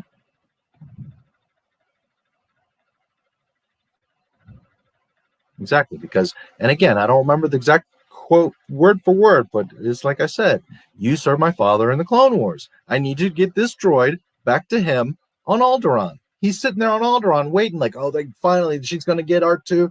They found him, he's coming, and then boom.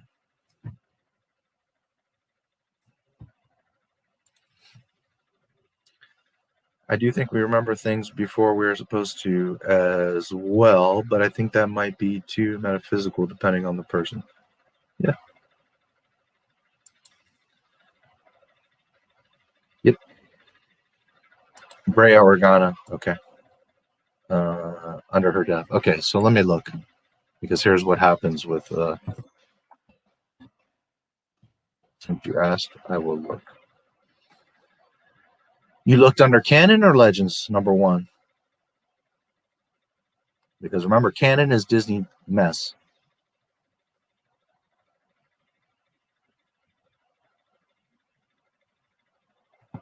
Oh, Brea looks different and cuter here in this picture than I remember her in the movie.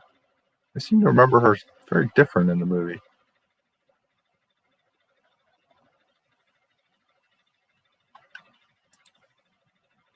Death and Legacy. Shortly before the battle, Yavin Vader, blah, blah, blah, blah, capture princess, blah, blah, blah, blah, blah, blah, blah. Queen Brea and her husband. The planet was destroyed upon being hit by the Death Star laser, killing all who resided upon it, including Queen Brea and her husband.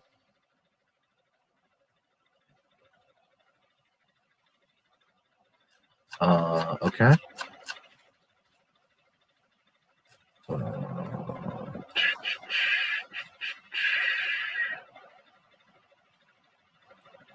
$11. Master and Apprentice.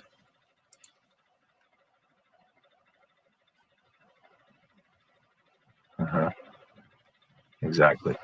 Okay. Did you look under canon or legends?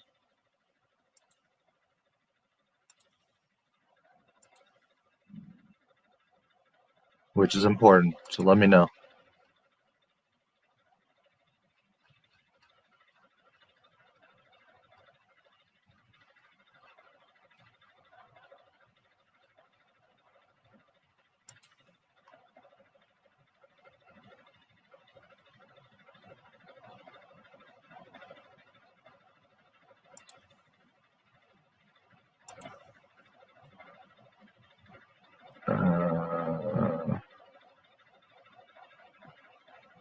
Peaceful planet.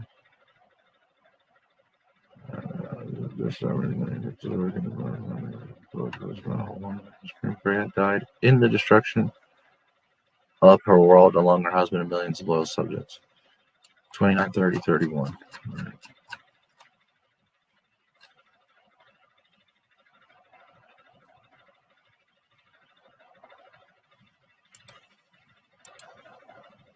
$30, 31.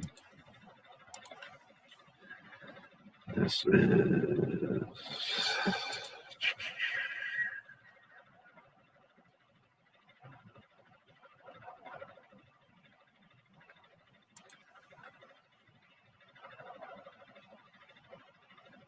okay.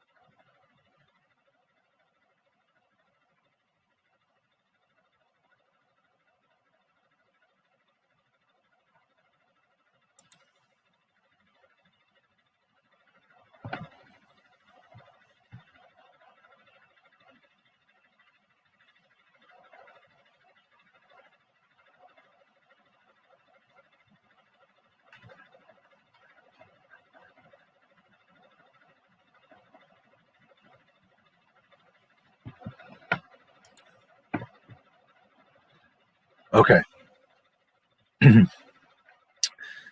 I'll get back to that in 1 second, Snaggletooth. On the other hand, Luke knew he was adopted from pretty much the get-go. Yes and no. Raised by aunt and uncle till told him his father was a navigator on a space freighter. Don't know what they told him about his mom. Okay. We don't know what they say about his mom. Yes, he's adopted because technically he's with other parents than his true blood parents, but it wouldn't be quite the same as like you're from this family and you're adopted in. That's his family. His parents died, so I mean technically adopted, yes, but more so like inherited, like brought in because they're family. So he wouldn't have to have that revelation or that question of why was I adopted, because he's within his family, you understand? Whereas Leia is a totally different thing. She's brought in to a different situation and into royalty. So that's a totally different dynamic. So that adopted thing is kind of tricky with Luke, but yeah. Okay, canon. All right. So Brea Organa, first of all, remember the canon is all the Disney nonsense. It's not EU. It's what bullshit Disney has created. Now, in canon,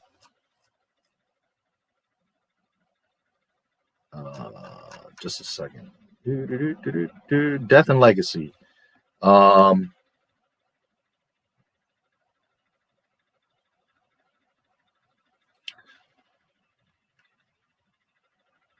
a warm evening late in the spring, Brea Organa died in the destruction of her world, along with her husband and millions of her loyal subjects. A few years later, still grieving, Leia Organa wondered whether her adopted parents were spending the night together or each on their own when the Death Star. Well, but we don't know that she knows she's adopted. This is canon saying this. This is Disney saying this. In truth, Bail and Brea Organa had indeed been awake when the blast hit Alderaan, spending their last moments together in a close embrace. Okay, here's where the problem occurs. Under canon is what Disney is making. Hold on, let me double check that. Actually, let me read that again because I read the wrong one. Okay.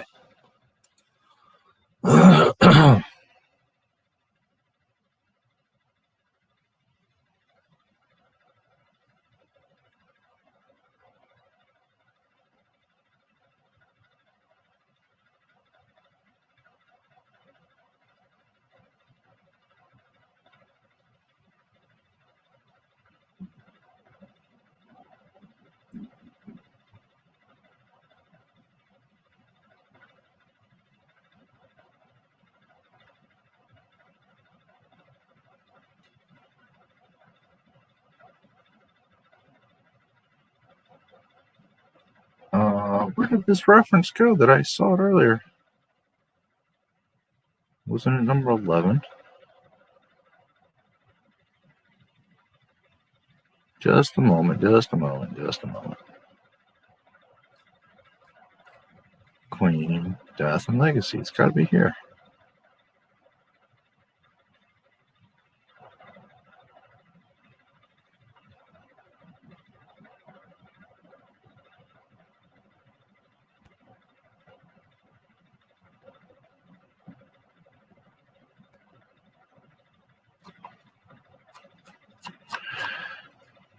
Where did you go? 10,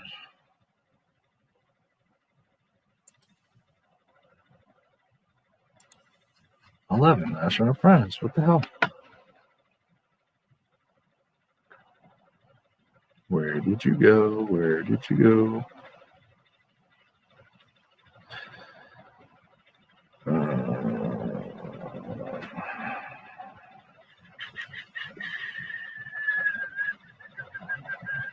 10.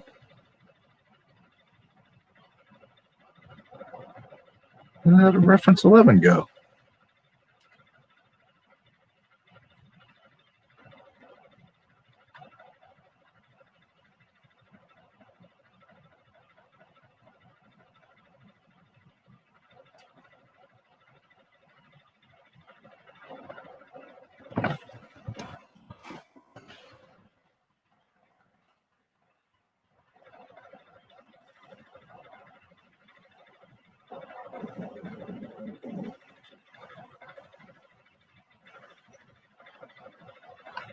Okay. Strange.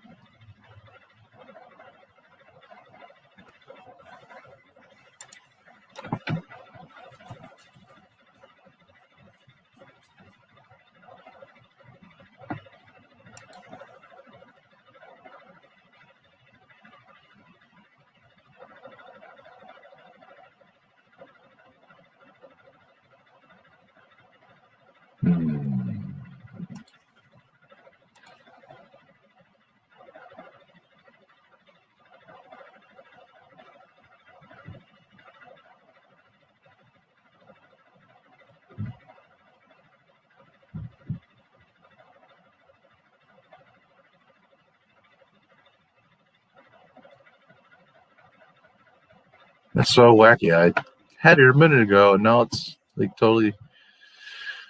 Just a moment.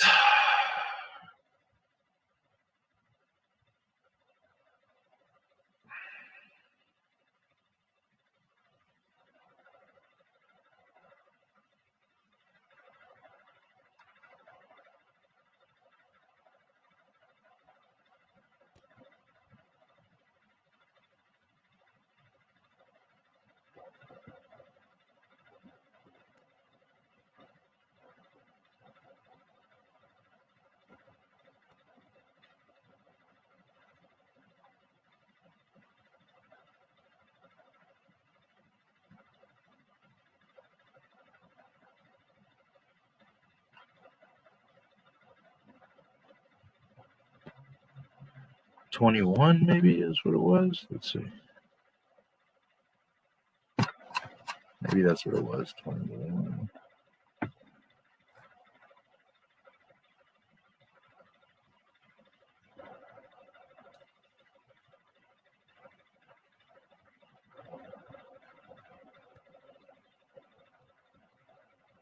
Well, no, that's not it.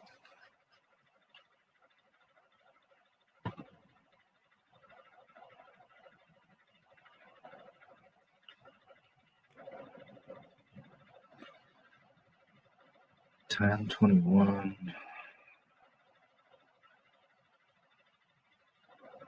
3.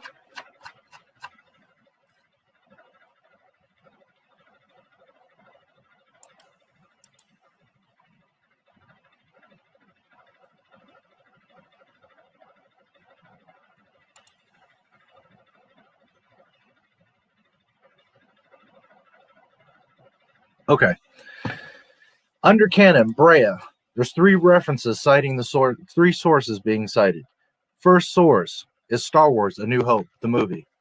Nowhere in A New Hope does it say that Brea blew up on Alderaan. There's not even a mention of her mother. There's a mention of her father, but there's no mention of her mother. So that is out. And that's true canon film. Second reference,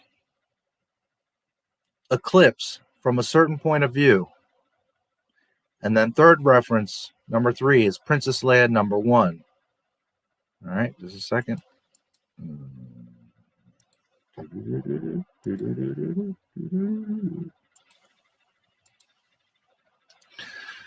Eclipse, short story, is from the book From a Certain Point of View. That book was published October 3rd, 2017. Disney fan fiction. Princess Leia number 1 was published March 4th, 2015. Disney fan fiction.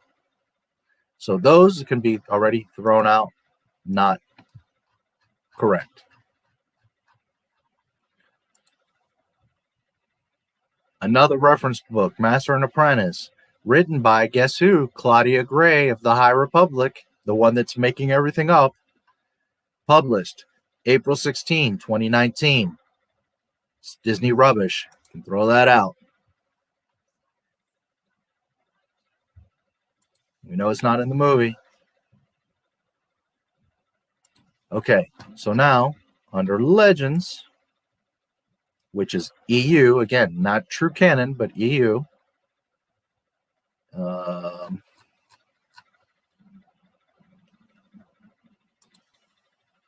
Which will be closer, at least. Brea Organa, on a warm evening late in the spring, Brea Organa died in the destruction of her world, along with her husband and millions of her loyal subjects. 30 and 31. 30 and 31.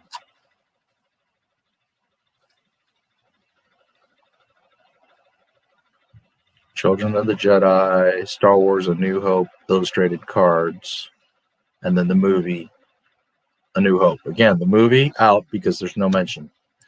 Children of the Jedi is 1995 by Barbara Hambly. I don't know the specific reference. It doesn't show it. It just shows the book.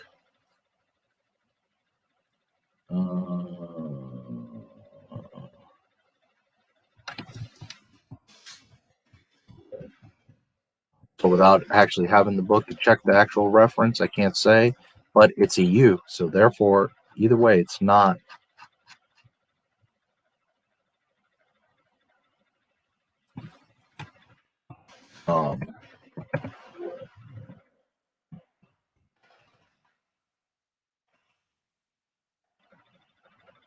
This is some card game. There's a mention, but again, without seeing the actual reference. Alderaan.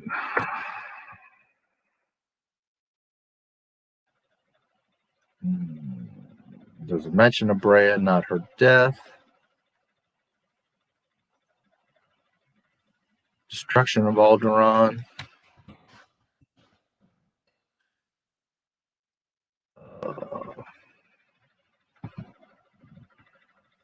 Casualties. She's on the casualty list. Senator Bail, Prester Organa, his wife Breya Organa, and Jedi Knight Yelnik Itkla were some of the more noteworthy casualties of this genocidal act. Okay, that is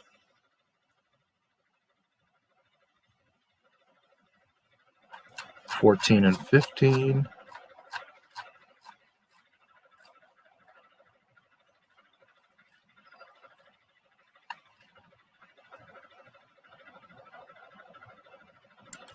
Coruscant and the Core Worlds.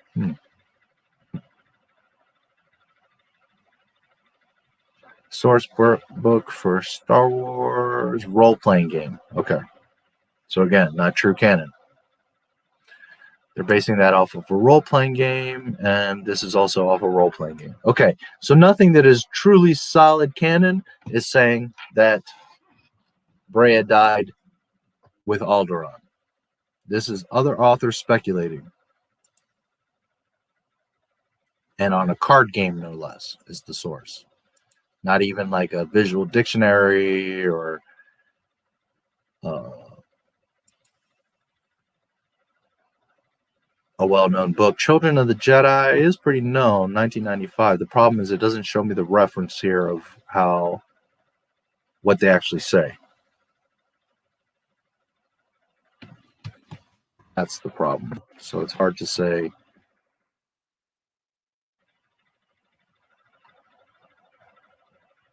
Without reading the actual book or what they actually say about it, it's hard to determine what, it's pretty much speculation at this point. So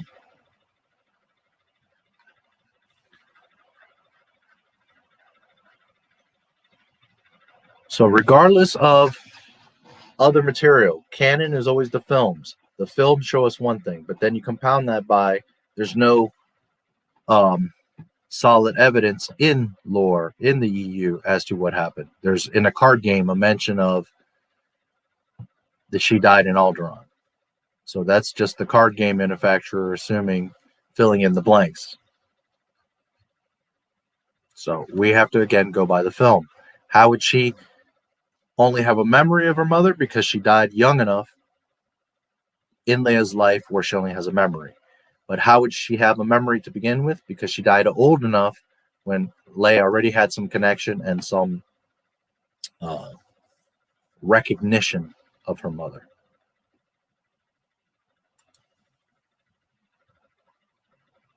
I was seeing if there was a solid source for it, but there's nothing that says that she died in Alderaan. Whereas Bail, yes, there are several references. And again, in the film, she basically spells it out. And does not mention her mother, right? She doesn't say get her to her parents or to the queen, or she says specifically her father.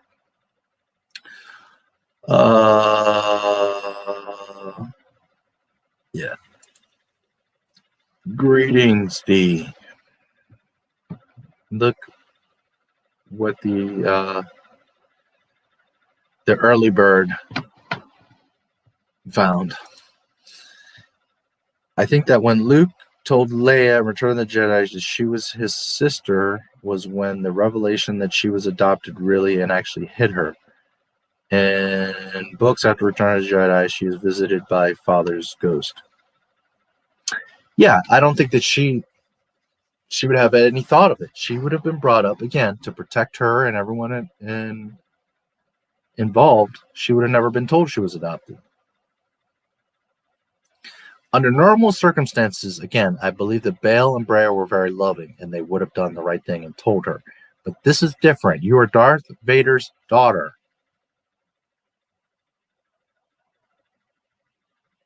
Bail has an understanding of the Jedi. He was in the temple. He was around Yoda. He was around all these people. He understands the Force and Jedi, not like a Jedi does, but he understands the concepts, right? He's not like, oh, well, the Force, I heard that's a myth. No, he's well aware of all this shit exists, right? And the gravity of it. And that Anakin, the shining student, the chosen one, ends up turning to fucking Darth Vader and killing everybody. So yes, he would be under every precaution not telling her anything. Leia probably did not know until literally that, when, you know, did you know your parents? Did you remember your mother? Blah, blah, blah.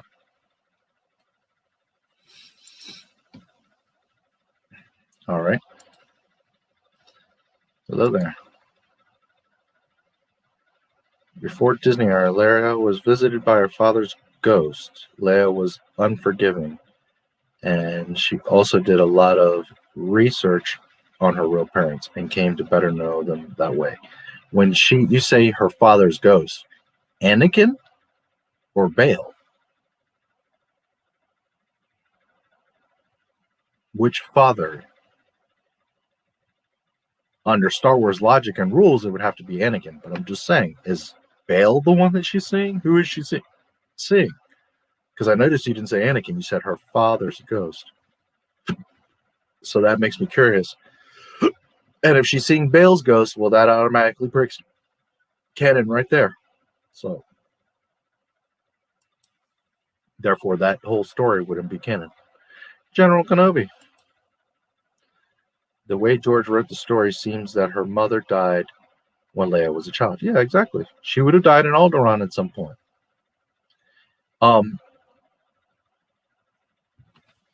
Breha has some sort of physical condition because Bail mentions that we've been wanting a daughter and haven't been able to have one. Okay? So that implies that Breha has some sort of fertility problem, which then can imply maybe she just has some sort of a bad liver or bad ovaries, or it could be whatever. She could have some sort of illness, space, dust, sickness, who knows? You know, carbonite, freezing, sickness, who knows? So implying that she has some debility, some sort of illness or sickness.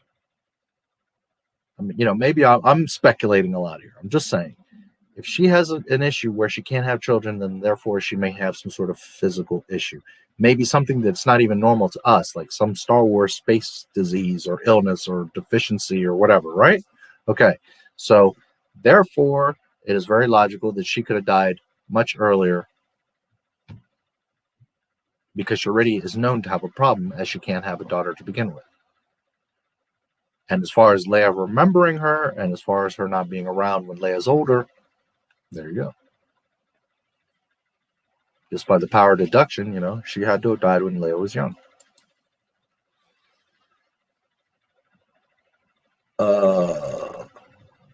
Hold on. So basically, anything books, comics, videos, etc. after 22. Yes. Not basically, literally.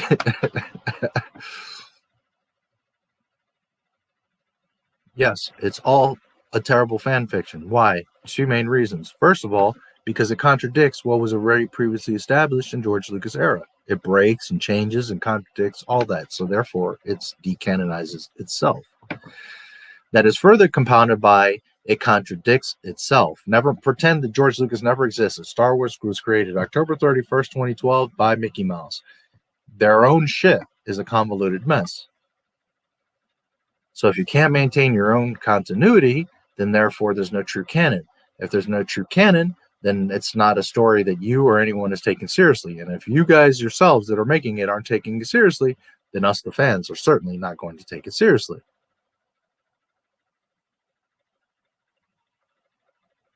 And it's one thing to come up with a world, a universe, a story, and everything's loosey-goosey and fine. But when you have pre-established rules and the way that things work and the story, and then you later go totally away from that, then you yourself are doing it to yourself. You're decanonizing yourself. So, as everything that Disney makes contradicts themselves, and then further contradicts George Lucas' Star Wars, yes, it is all fan fiction. All of it.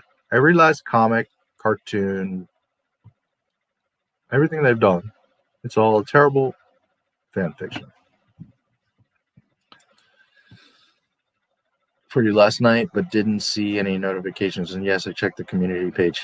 There you go. I didn't start till like 2 a.m. So there you go. Okay, her father. Okay, I figured Anakin.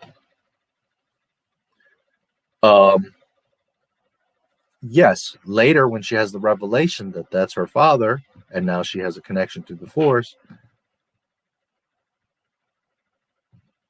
Remember that Vader doesn't know about Leia till the end of the throne room battle, right? That's what makes Luke freak out. Never! And he goes after Vader and defeats him. So Vader didn't know too much later till towards the end. And then once, well, I guess Leia would have known a little bit earlier because that night before, right? Luke is like, hey, the Force is strong in my family. My sister has it. My father has it. So there, her starting to decipher things and, oh, maybe I wasn't adopted. And, oh, that's who my mother was. And, oh, this is my brother. And Darth Vader's my father. She would have figured it all out that night. So being that said, Vader then becoming one with the Force from that point forward, they're that close proximity. They both know the truth now. They both are Force, have affinity for the Force. Therefore, Anakin would be visiting her. Yes.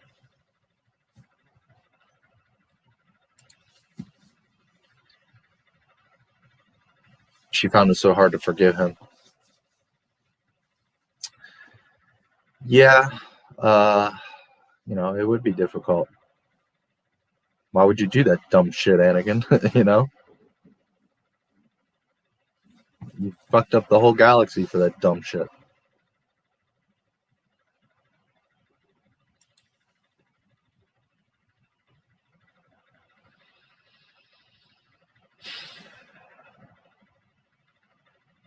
That's hard to answer. That's a George Lucas question.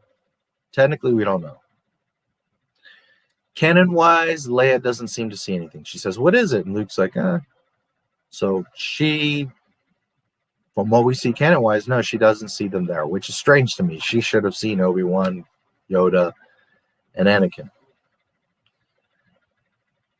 But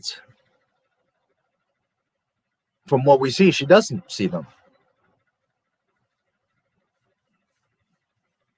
Or at least it's not confirmed. Maybe she sees them and doesn't really react. But from what we see, she doesn't see them. So that then tells me something about Force ghosts, which I don't know that many people have thought about. But, and I have touched on before, you must have a connection. You must have an affinity, not only with the Force, but that ghost. In other words, Qui-Gon's ghost just can't appear at a random to a Jedi he never, like to Rey. Like what they did in Rise of Skywalker, all the Force ghosts talking to Rey, that's not how that works. The reason that Luke sees Yoda and Ben is because he has direct interaction with them when they're alive and they make a connection through the Force. So that when they cross over, they have that connection. Notice that Leia doesn't have, but 2 seconds with Obi-Wan, and she doesn't even realize that she has a Force affinity till later, and she never meets Yoda. So therefore, there's no real reason for her to see them because they don't have that Force bond, that connection to where they can appear to Leia. Understand? Like, I think most people interpret a Force ghost as it's a ghost. I can see it, you can see it, Steve can see it, and Michelle can see it because that ghost is right in front of us. He's making the coffee cup float, and his white sheet is floating by. No, that's not how Force ghosts work. Force ghosts, if Obi-Wan were to appear and there was 20 people in the room, maybe only one person would actually see him. Someone that has not only the affinity for the Force, but someone that has a connection to Obi-Wan. They can't just appear randomly to anyone and influence things or talk to anyone. There has to be a connection there. Why? Because if not, now Force ghosts are loosey-gooseys and they're going around haunting people and doing all this extra stuff and moving objects and passing lightsabers to the Force and doing all this Disney bullshit. So Lucas was establishing a rule there that Leia does not see them because she doesn't have that affinity. She doesn't have that connection.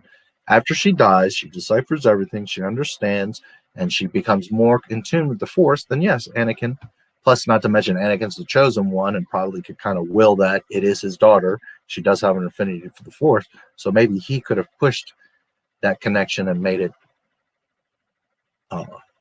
stronger and easier to connect to Leia because they have that bond, that loose bond, right?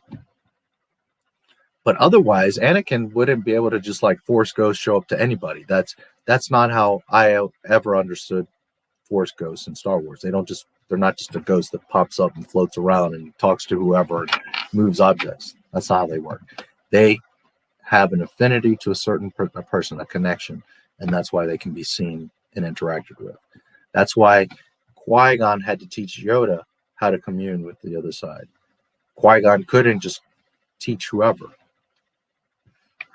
And furthermore, he had to teach Yoda. He didn't reach out to Obi-Wan. Remember? He reached out to Anakin and he reached out to Yoda. So Obi-Wan, that tells me, was not at a level of enlightenment yet for him to be able to interpret. Even though he had a connection, obviously, to Qui-Gon, he just was not at a level of interpretation. That's another part of it, is that Luke had a much greater level of interpretation, a much greater affinity for the Force than Leia ever did.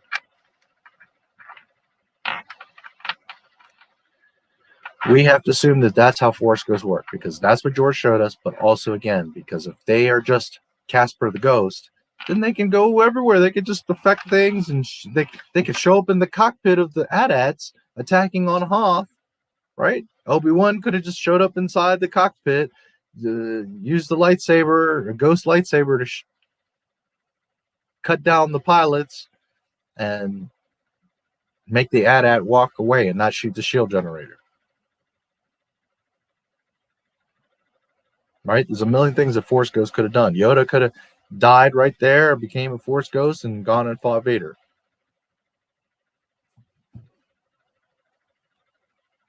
So it's not that simple. You have to have a connection. You have to have the proper stage. You can't. It's not just them being willy-nilly ghosts.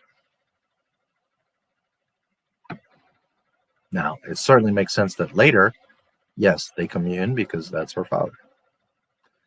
But my answer to you is that no, she does not. The 100% true answer would be we'd have to ask George, because there's not proper literature on that. There is something, in fact, I'm pretty sure it was Star Wars Theory, where there was a book, an older book, behind the scenes, things that Lucas had talked with Cassian, I believe, like brainstorming things, and he mentioned some stuff about that.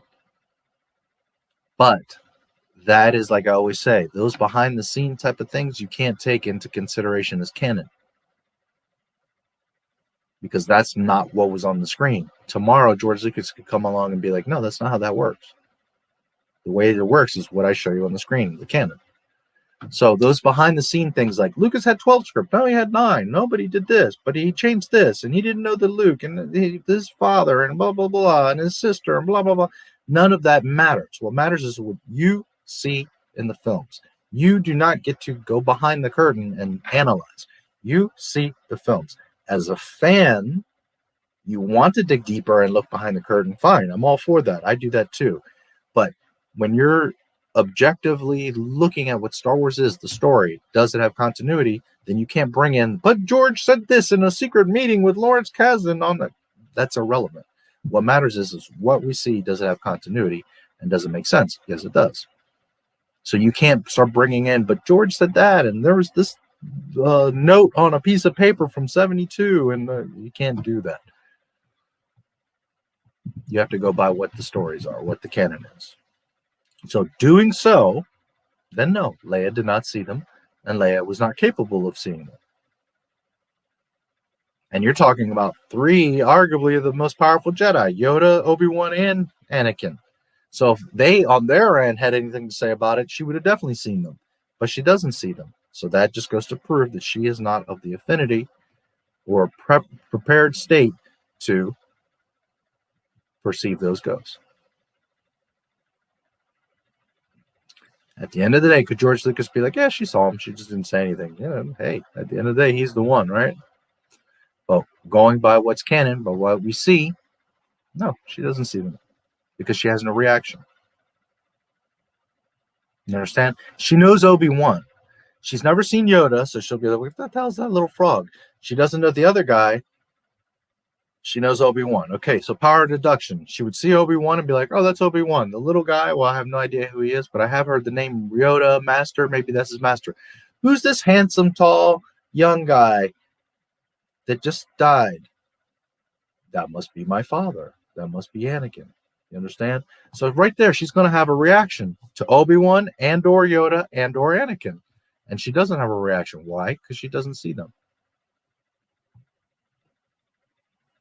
Who are you looking at? What are you looking at? Who are they? What's going on? Nothing. She has no reaction.